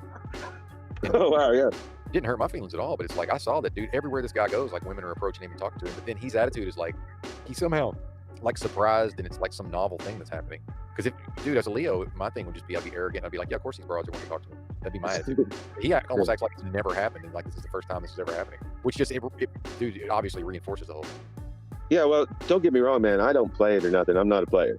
Oh, I always tell people, tell my friends, I just say it's good for the ego. Dude, my dad's not at all. That's it. What I'm saying is he doesn't take advantage of it. Yeah, I don't either, man. Really, I don't. I've always been leery. When I was in my 20s, one time I was in this band and I was the singer, and it was always crazy, man. All these girls they don't know nothing about you, but they would fucking take it all off, And it's like I was like, damn, that's cheap. And so I've had this kind of little distrust of women. Yeah. Reminds me of that movie Easy Rider. If you remember that movie. Yeah. There's one scene where like they just roll into town, man. It's some little town or whatever, and the women just lose their fucking minds. Yeah. Like I gotta think that's got to be based on reality. I don't think that's just like they invented, out of fucking whole cloth that could happen, right? Like probably some version of that. And things have progressed so rapidly, and society's transformed. Nowadays that you couldn't really even conceive of that happening in 2023. I don't think, not in America. Yeah, well, the crazy thing was, so like that bad boy thing, like I could sometimes come off as that, being a construction worker, long hair and shit. Yeah. And but I get the girl, and I've had some hotties, but basically, I ain't that cool because I'm a man of God, dude. I'm a different man of God. I leave the judgment up to him, so I can hang around people that drink and stuff, and I don't pass no judgment. I feel no need to. Hey, real quick, it looks like EBT's going live here shortly. Oh shit. So okay. You don't have to do anything. I just wanted to put it out there. So if he goes live, EBT also will sometimes schedule things and then they just don't ever happen.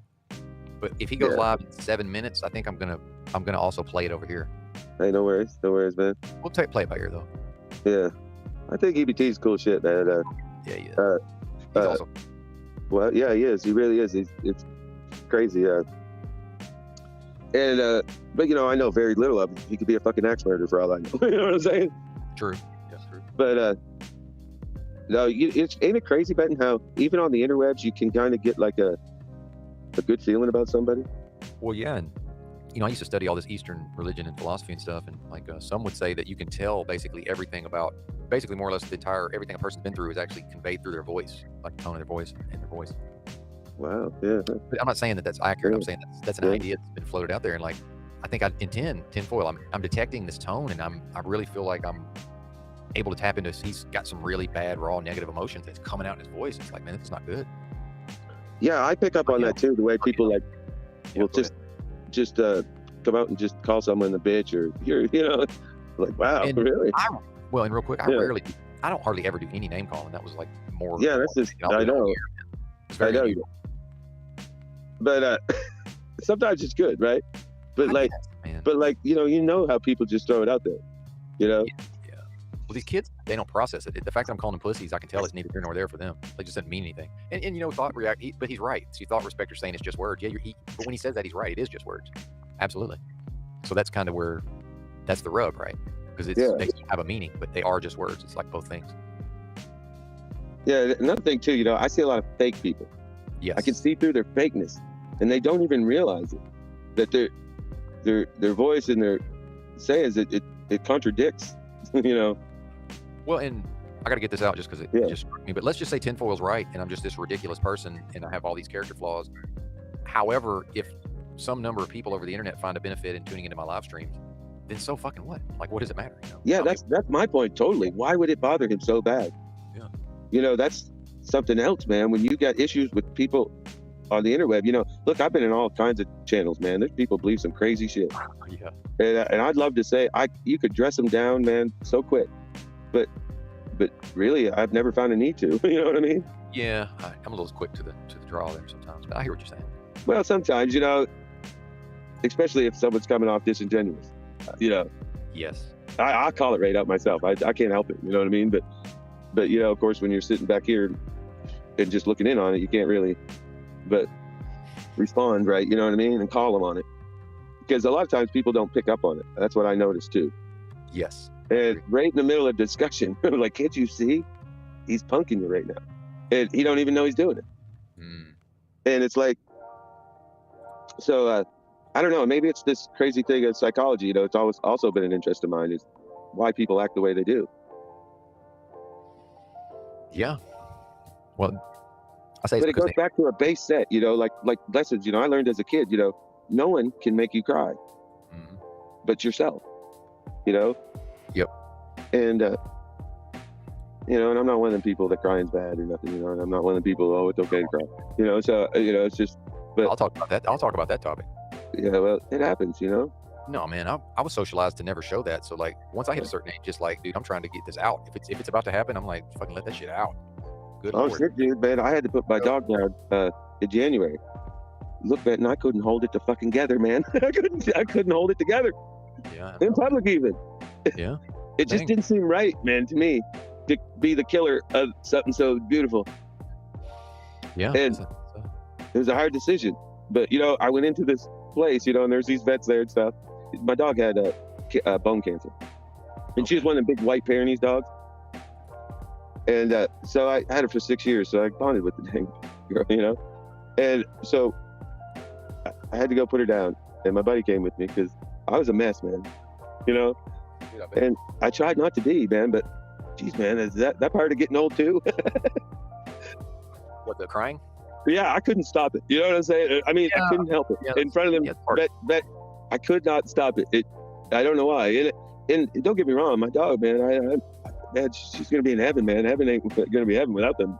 But you know, and I'm okay with that. It's just that, man, I couldn't pull it together, and I was like, "Fuck, man, am I getting that old?"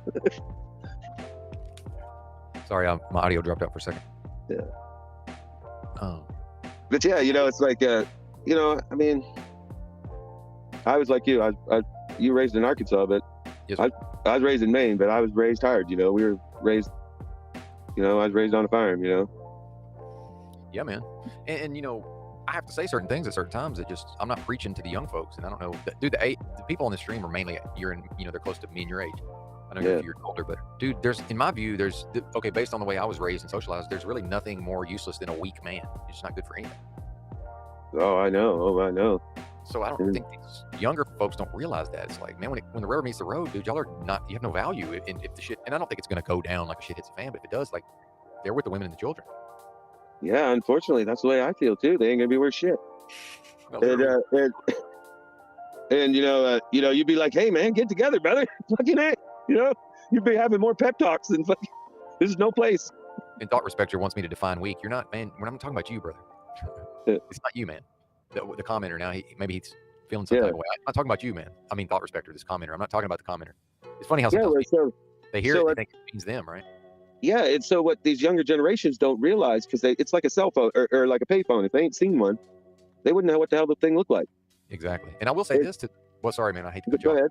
To a younger person, if a young guy is not sure if he's strong or weak, all I have to say is, dude, there's all kind of ways, and I don't mean lifting weights, there's all kind of shit you can do, and at the end of that, whatever it is, you will be strong. So either you're strong already, or you can just go do some shit that will transform you into strong. Fucking grab a bag, man, and hitchhike 1,200 miles. Exactly. Which I've done. With nothing but what's on your back. Yep. Nothing will happen.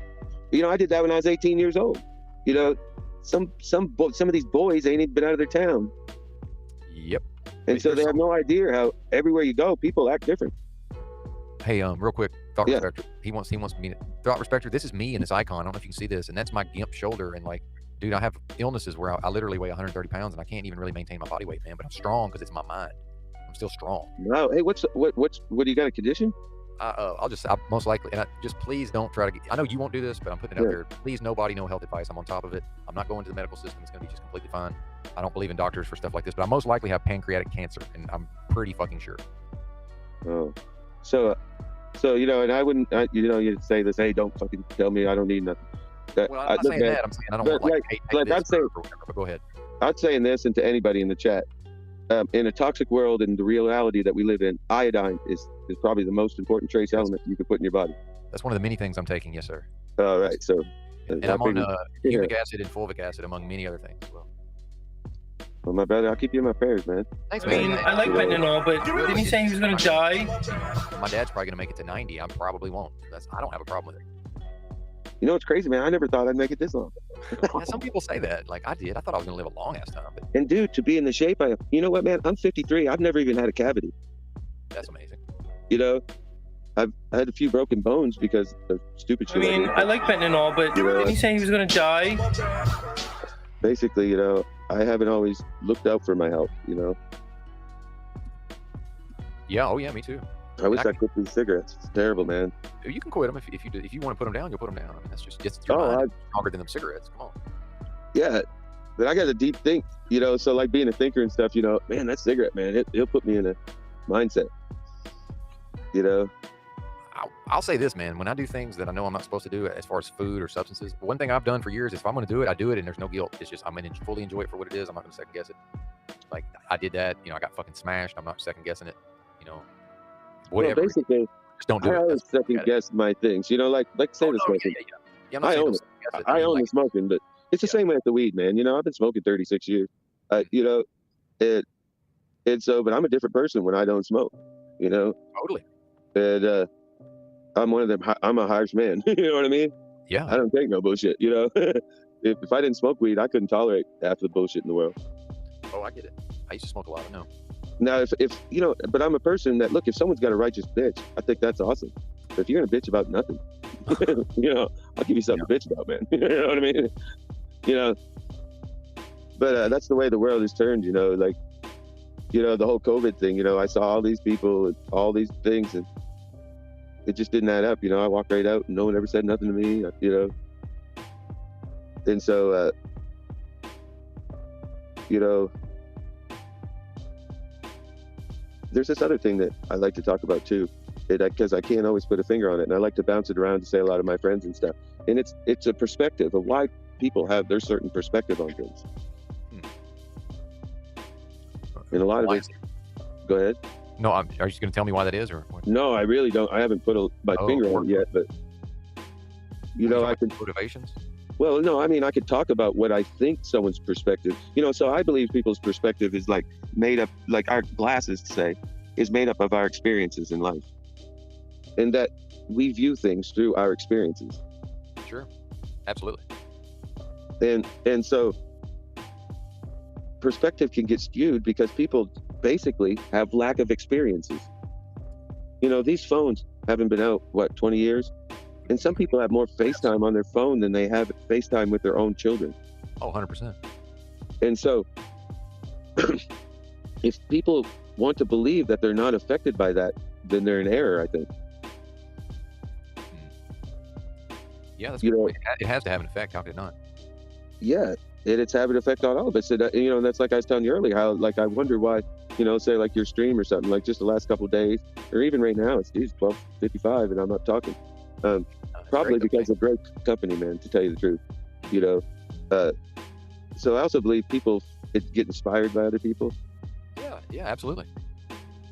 But well, and you know, it sounds kind of corny, but I have this, especially in the physical space. I'm still kind of figuring it out over the internet, but it's more the effect is more magnified in the physical space. But I firmly believe when two human beings communicate in the way we're communicating, that does have a healing effect for both parties on some level. Oh yeah. You know, yeah, stronger in the physical space, but please go ahead. Yeah, exactly. Exactly. That's what I was going to say. You know, without being one of them gurus, I can probably agree with you there. You know, that, you know, it's like the whole tribalism in men, you know, we know about the Super Bowl and all that, you know, right? Yeah. Well, the thing is what are men replacing it with? And, you know, like being on the job site, you know, I've seen it over the years, even evolve after these telephones. And, of course, too, the job sites evolved around modern drug use, you know? Oh yeah, absolutely. You know, because, you know, construction work, shit, people be on anything. Oh, I've observed it. I've done day labor here and there, but just I'm aware of what you're talking about. Yeah, and basically they don't realize they can become a danger, you know. No, don't get me wrong, I've always been stoned on a job site, but there's certain people you can't get stoned, they'll damn cut their finger off. Also true. You know, but and so, you know, but nowadays, man, I mean, people just show up, work, man, geez, beads of sweat rolling off their forehead. It ain't even started yet. You know, it's like, what the fuck, man? Yeah. Do I even want to be out here? You know what I mean? A lot of drug use. Yeah. Oh, it's tore up this down. I bet, man. People dying of fentanyl, and it's terrible, man. But I have such a heart for them, man. I kind of want to be one of these YouTubers that go down and record the people homeless. Oh yeah. Because I just wanted to. You know, I try to put myself in their position. You know, even you know, like with the heroin. You know, I tried it once just to try it, to see what the fuck people are, you know, doing it, you know? And I just couldn't see the hype myself. But, you know, before I'd want to point the finger at somebody, I'd at least want to see what the fucking hype was about, you know? I was probably wrong in doing that. But, you know, I don't know. Well, I tuned out because I was, you could tell I tuned out a little bit. I was typing. Yeah, Yeah, I can tell. You can tell. But that's kind of what I mean. Like even over the internet, we can be in tune with what's going on. Like there's something to that human interaction. Like it has a value, and we may not know exactly what it is, but it has a value. Absolutely. Yeah, you know what's crazy too, man? I call it synchronicities. You know, but I'll be thinking of something, and you know, like one time I was on a channel talking about the Mandela and shooting it down with some people, and then you know, Owen Benjamin literally would be talking about the same thing, and I wasn't tuned in on him or nothing. But a couple times, man, we've had this synchronicity. It's crazy. Well, you remember when you were saying that I'd be driving my truck and talking, and you were listening and not chatting? Yeah. Dude, there was several times when, like, I went into Paul and Slave's live. You know, I checked his out the next day, and he was talking on a lot of the same things I was talking about. Yeah, that's crazy. And I tuned into Paul a lot too. You know, I learned about him from Crow. Actually, I learned it was Crow, and then he was on Brian from High Impact. Oh yeah, that's right. Yeah, I'm not a big fan. I have nothing against Brian. It's just not my cup of tea. Well, his channel's gone to a different direction, of course. You know, but you know, being against cops and stuff. But you know, he was one of those YouTube things where I'd try to find any flaw, right? And he's a righteous brother. You know what I'm saying? He's righteous, man. I call him the king of fucking morality. Who is this? I got lost.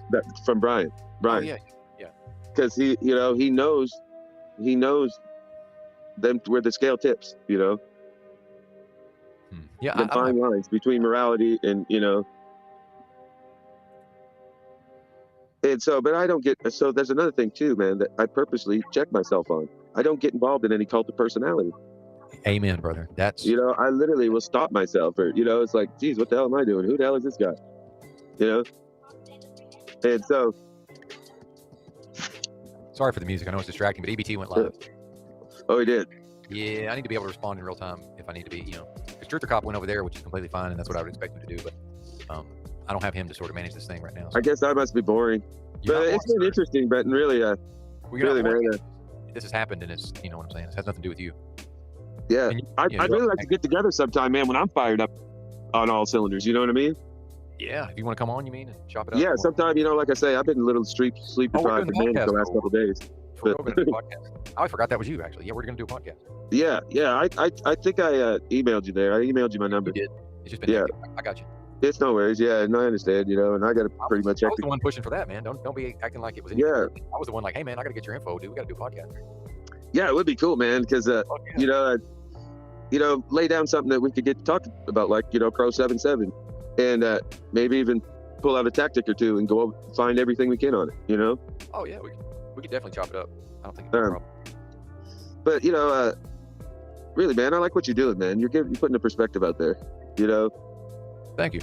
And you're a pretty good ambassador, I'd say. I'll take that. Like I say, I know it has to have value because I'm drawn to do it, and I've been working with this. I've been working with this idea of making more content than I consume. I think that's going to be important for whatever reason. Wow, that makes a lot of sense. Yeah. It's like sometimes you might maybe you get shown a lesson, but it's like years later before you actually start acting on the lesson. It's like years ago I came into contact with the concept of like, hey, don't be consuming content, make content, and that was like years ago. Yeah, I always wished I could. I just, because, man, I've had some interesting stuff, man. Well, you can, though. That's the thing. You can if you want to. Well, I just didn't ever have the equipment and stuff, to do it right. Other than a phone camera, You don't. You could do it with that. Like, you really don't need anything now. It's getting wild, dude. I'm one of the baddest motherfuckers of all time. People get diagnosed with all kind of illnesses. They know they got to quit eating trash and drinking alcohol to heal, and they can't do it. I turned on a dime. No processed foods, no bad oils, no sodas, no candy bars, no nothing. Been preparing all my own meals every single day for over 365 because I'm one of the baddest motherfuckers ever. One of the strongest minded people you will ever meet. That's me, Jack. I put my name on that.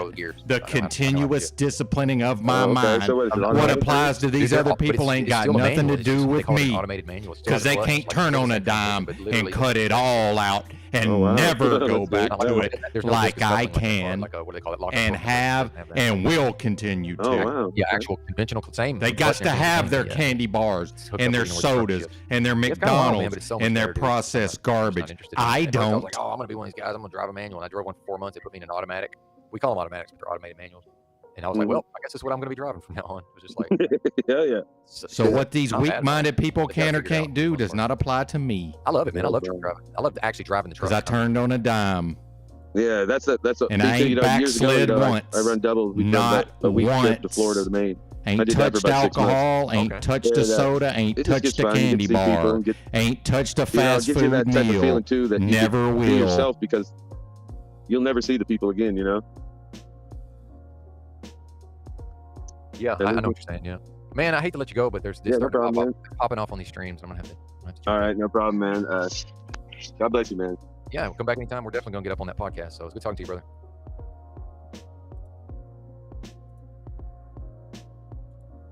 Well, and Wizard did it too. I'm not the only one. If anybody hasn't seen me shirtless, because EBT, I get a little carried away sometimes, but on the live stream, Wizard did it too. And I'm going shirtless. Just so you know. He's even got my. The thumbnail's not up there anymore, but he's even in the thumbnail for the video. He's got my fucking Gimp shoulder. I look like ET, not Slash Eye. Yeah, I just took an immediate dislike to that high impact pack flick. I'm sure there's, I've heard him talk. He seems to know his shit. For whatever reason, I just took an immediate dislike to him. It's funny how it's just some people you do. You can see, dude. Damn, I'm so fucking scrawny.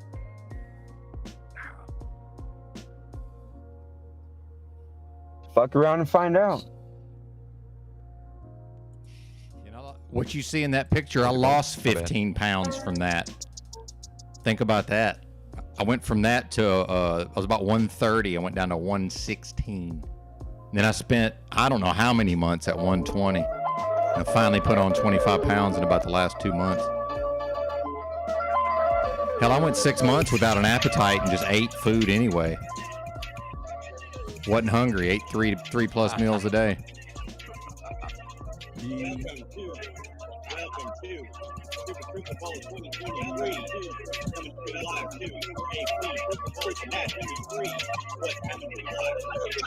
Well, ultimately, I chose to live, and let's face the reality that, your average American, that was jamming. If you look at the way they live, man, that's not life. Come on, shirtless. That's not living. Oh, you do? Yeah, man. I'm doing my thing. Can you hear me still, though? Yes. All right, yeah. That's right. WRAP coming to you live from Truth and Natty. I called into EBT on here. Glad to have all your partners here tonight. That's right, Venus, mind over matter. This is the panels on Panel After Show, Overtime, Super Truther, Sunday. Let's get it going. Let's do this. And it's not hard, small town girl. It's impossible for most people. Most people are unable to change their lifestyle, period. Go ahead and click that link, join in tonight. I'll add you to the stream. Can't do it. Go ahead and just chill and jam out and get the vibe right here for a minute. I'm doing a little drinking, doing a little smoking, doing a little eating here real quick. We'll get going here in a second. Ben's probably only got a few kind of. See, you can tell I still had a little bit of my muscles left, not a lot. No, I had a little bit of them. I'm good then. All right. It's just gone now. Jam out. We got Truther Cop coming in here. Let's add into the stream real quick. Yo, what up, man? What's happening? What's up, my nigga? What up, my nigga? What's happening, partner? What up now? Like I said, the link to join the stream is in the chat. Go ahead and join in. We're going to hang out for a few minutes here and just get the vibe right here. I mean, shit. This is fire right here, though. Thank you, 666 FM Memphis Radio. Memphis, Tennessee. Yeah, you saw that little bit on my belly there. I lost 15 pounds from that. Think about that. Fucked up. Yeah, I won't go to doctors, Venus. This is not health advice, but I will not go to doctors. How's the audio on the guest right now? I took my shirt off. Everybody left EBT on my stream. They must be coming over here. It looks like I got 17 watching right now, according to my. Fantastic. That's all right with me. I don't really care if anybody watches. Turn the volume down. I used to have muscles. I used to have muscles. To build up, but we'll just bullshit. Well, and the fact is, I'm going to end up doing some fasting now. And you got my Gimp shoulder in the thumbnail, man. Because remember, this is not health advice. He done got my Gimp shoulder out there, man. I said, damn.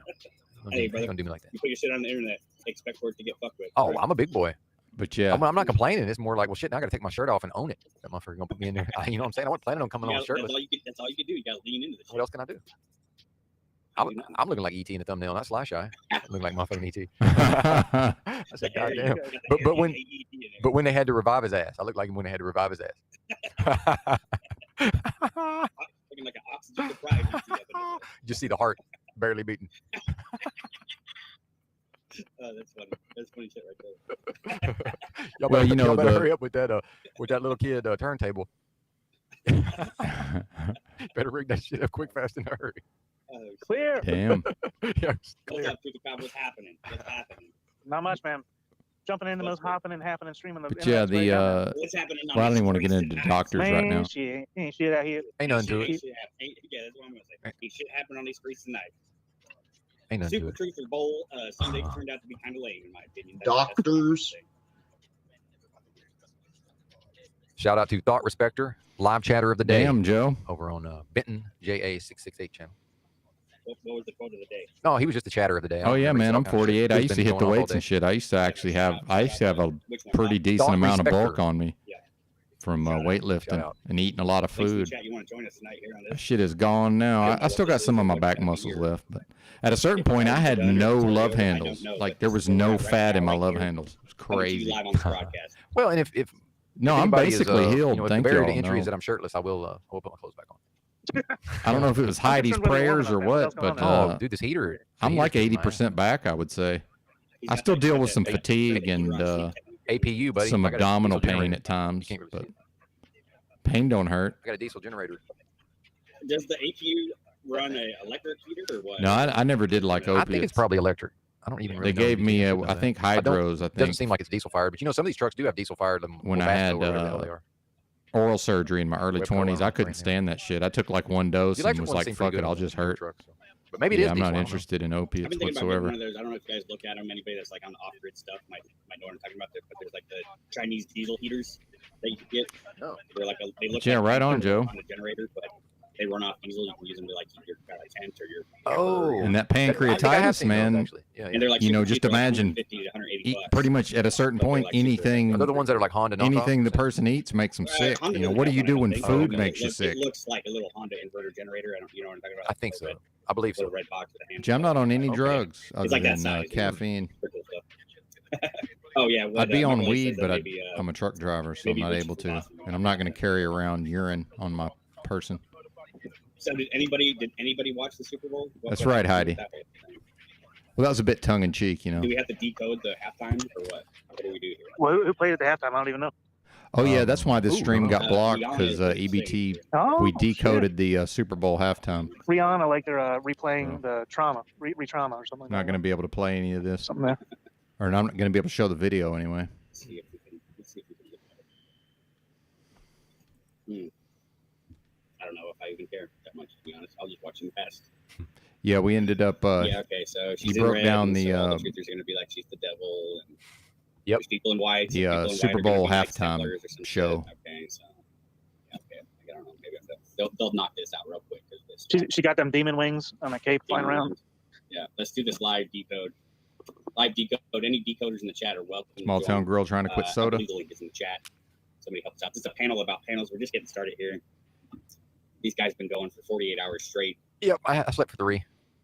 I'm just trying to get it into the next leg of this journey that we're going through here. But yeah, best Going wishes through to a- you, Joe. Okay, look. Thank Oh, you, sir. dude, we need. There's too much happening here.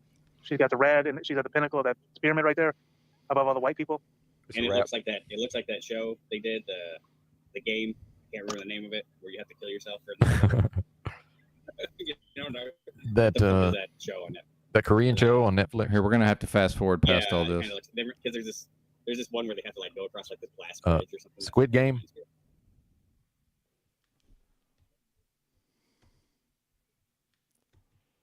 When y'all said you weren't into the sleep streams, look at this. There's old Benton going to sleep. This was after like 48 hours of streaming. Now, for some reason, I didn't get the audio on my side. I think I must have turned all my shit off and just went to sleep. Because the EBT stream, he had the audio, and so this is unfortunately no audio on my side. But they're discussing whether or not I'm, am I punking them? Did I just put up like a static image and I'm really still there? Yeah.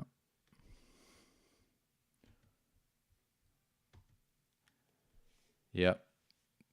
Well, I chose to live because I attempted to drink myself to death. Well, I actually came quite close to drinking myself to death over a year ago now. Went through 3 weeks of nightmare withdrawals. Oh, it was horrible.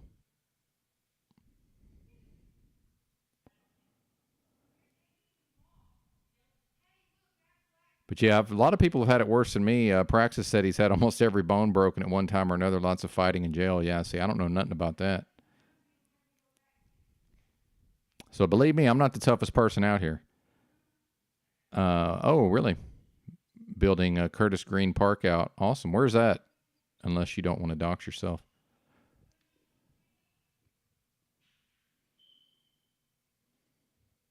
Well, and I don't literally mean, when I say I'm one of the baddest motherfuckers of all time and all this, like, I'm not even saying that's literally true, but I'm saying that's how I approach things, right? Like that's like my spirit,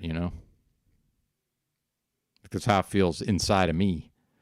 I don't need it to be true in comparison to the other folks, right? And meanwhile, I wasn't ever going to totally clean up my diet until I got that sick. I was still drinking. Even when I wasn't trying to drink myself to death, I was still drinking to excess at times, which I had done pretty much my whole adult life, but I was never a daily drinker, until the fake pandemic.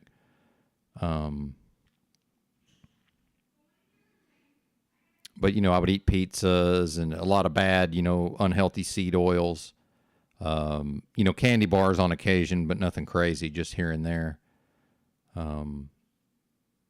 So I didn't eat, and I got plenty of nutrients, right? I would eat nutritious food, but I would also eat some bullshit here and there, and I'm convinced that just for me, again, this is not medical advice or diet advice, trust your, the whole spiel, go to a doctor, whatever, conduct what do they say? Consult a professional. I'm not qualified to speak about any of this on YouTube, but I can talk about me, I can talk about what I've done. Oh yeah, customer service is over with. Yeah, definitely. I don't know about that, Dow, but it's funny. He was just more of a my grandfather. It's kind of hard to explain. He was intimidating for sure, but I don't think he was really a fighter either. My dad's brothers though, fucking terrors, beating everybody up.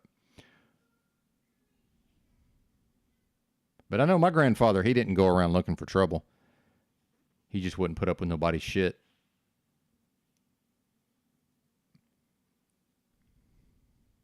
Yeah, Machine Lies is in Michigan there, Praxis.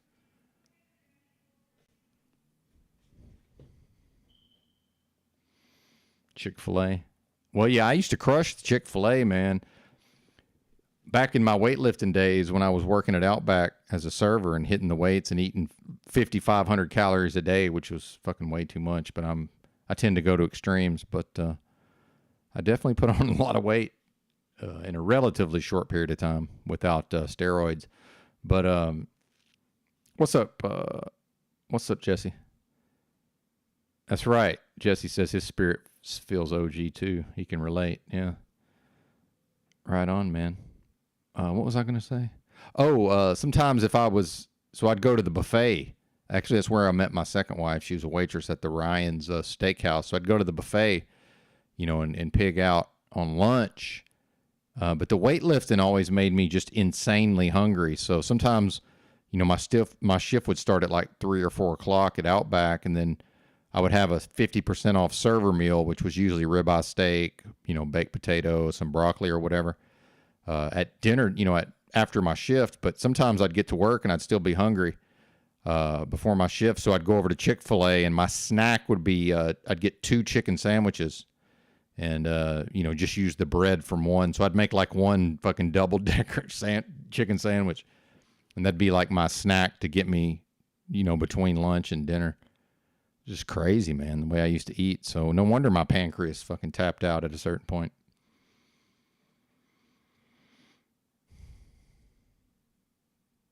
Yeah, Ryan's. Most of them went out of business, Heidi. Most of them have gone out of business.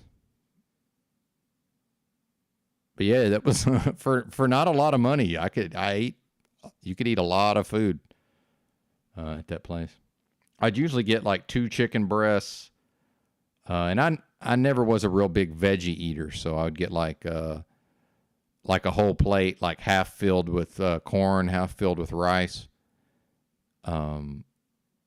And then if I was still hungry, of course, I would eat more, chicken and more chicken, more rice, more corn, which I understand corn, we don't really even digest it, but I knew much less back then.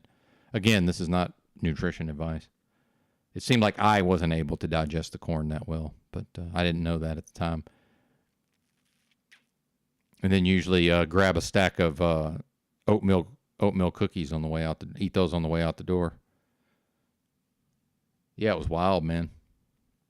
Oh, Praxis is from Alabama. Interesting, yeah. There you go. Right on, man. I feel like y'all never properly thanked us for Bear Bryant, by the way. He's from, actually, my grandfather's in Bear Bryant. Went to the same high school in Arkansas. Not at the same time, though, I don't think. Although they probably would have known each other to some extent, I'm assuming. But Mr. Bryant was a little older. Coach Bryant, rather.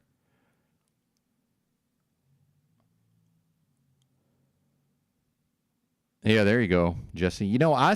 I'm not opposed to eating meat, although I don't want to get into it here, but, I have to state my views on my main problem with meat is how horrible the meat industry is. It's not ethically, I don't find there to be anything wrong with eating animals, or like I've got eggs.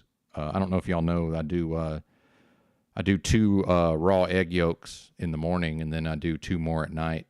That's my brain food right there. I need the sat fat and the dietary cholesterol, certainly, to make proper amounts of hormones. But I'm not opposed to animal products, but it's the way that the animals are processed that I have a problem with. But I'll still go to if I want to, I'll still go to the supermarket and get a steak or whatever. But I mostly eat tuna these days. So I eat almost no raw meat now, but I used to eat a ton of it. But just my opinion is eggs are it's just too much nutrition in eggs. I could give up the tuna if I just really wanted to, but I see no reason to give up eggs. Yeah, corn. There you go, Gary. That's right. Corn and peanut poop. Well, and that, if you hear a smoke detector over here, that's because it's a special case. I'm in a motel. I think something's wrong with the wiring, so I just have no way to make it not beep if you're hearing it. It's random too. It's not like constant. It just does it whenever it does it. But thank God it's not the one in this room. But yeah, I agree, man. Delete the beep. Couldn't agree more. Well, I've got a bunch of 9-volt batteries right here, actually. Well, yeah, that's the thing is I tend to agree to some extent with what you're saying, Jesse. I certainly overconsumed it. The fact is, though, beef does have a lot of nutrition in it. It is nutrient dense. I mean, that's the thing that, a lot of folks don't want to face. But, oh, yeah, I don't eat corn anymore. I can assure you. Those days are over. I'm on the beets and the carrots. And the carrots is just mainly because that vitamin A really is a thing, And I'm looking at these friggin' screens all day, And then when I go back to truck driving, it's still the same thing. I need the vitamin A. So beets, eat beets and carrots, but ain't a lot of fruit though. And actually, I think the papaya was responsible for much of the weight gain, believe it or not. And eat a lot of watermelon as well.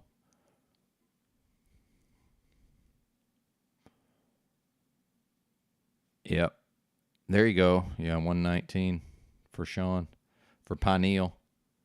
Well, thank you. Much appreciated, Provo.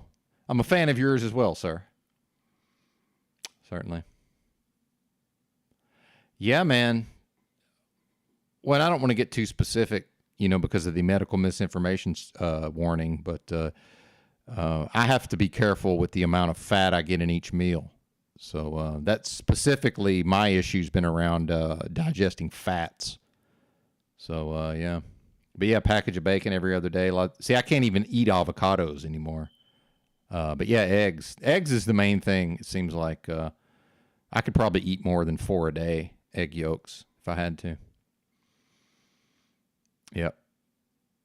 Well, see, I was on a high-fat diet for years, Joe, because I'm convinced that and I don't know what Provo Planet would think about this, but,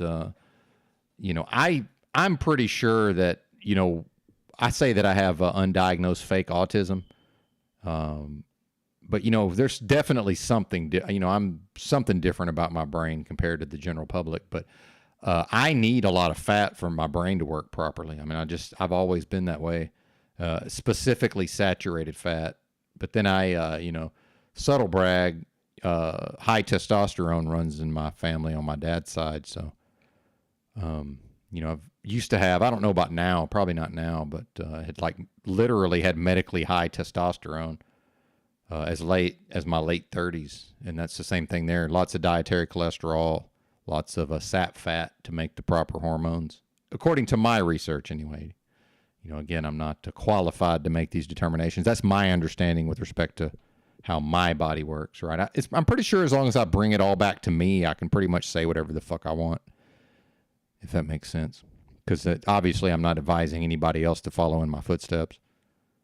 But let me drop Mr. Provo's link here if I can manage to talk and navigate the computer. But we'll be getting out of here pretty soon, folks.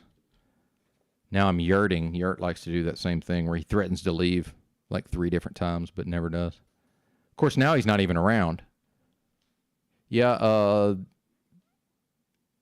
the thing about olive oil, though, Jesse, is that it goes rancid so easy. And also, I'm sure you're aware that a lot of what they sell in the grocery store is not olive oil, or it's at least not entirely olive oil. So there's another thing is, we may think that we're doing something healthy, and if it ends up being rancid, if it goes rancid, or if it's actually not real olive oil, what then? But I buy a specific brand of tuna, and I am doing the canned tuna, but I don't want to hear anything about the mercury. The mercury is the least of my problems, I can assure you. And I've been eating 4 to 6 cans of tuna every single day for over a year now. I'm pretty sure I'm okay. I think the mercury is not going to do me in. I'm pretty sure. But yeah, exactly, Dick. But it seems like whatever oil they're using in this, I drained most of it out, but it seems to be of good quality as best as I can tell. This tuna, but I don't ever buy olive oil anymore. And then, like I say, the eggs, and that's all the fat I get, other than what little bit might be in the veggies, which I don't think is much at all.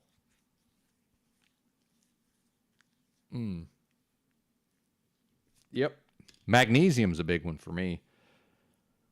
Also, that magnesium 3 and 8, or however you say that. I take that every day. Actually, it's time.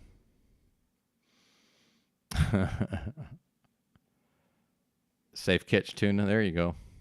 For your safety and convenience. Yeah. Well, and that is one of the drawbacks of if I go back to driving a truck. It can be challenging to find, the proper food at the proper times, but I'll figure it out. I've got a really good slow cooker, so that helps. Shout out to 59 folks here. Oh, yeah, we're right at 10 hours, so I think. That's not even clicking, though. Yep, we're right at 10. I think we're going to shut her down, folks. Appreciate everybody being here. Thank you for the donations. Feel free to kick in a few more if you're feeling so inclined, but certainly not required, and I'm doing just fine on money. And the job search begins tomorrow, folks. Let's see. I'm watching the clock. I'm trying to decide where to stop it. Yeah, the job search ends tomorrow, folks. Or, sorry, begins. Yeah, ends. Hilarious. Although it may end the same day. It's pretty easy to get a job driving a truck. All righty. Appreciate everybody being here. Thanks for watching. Bye.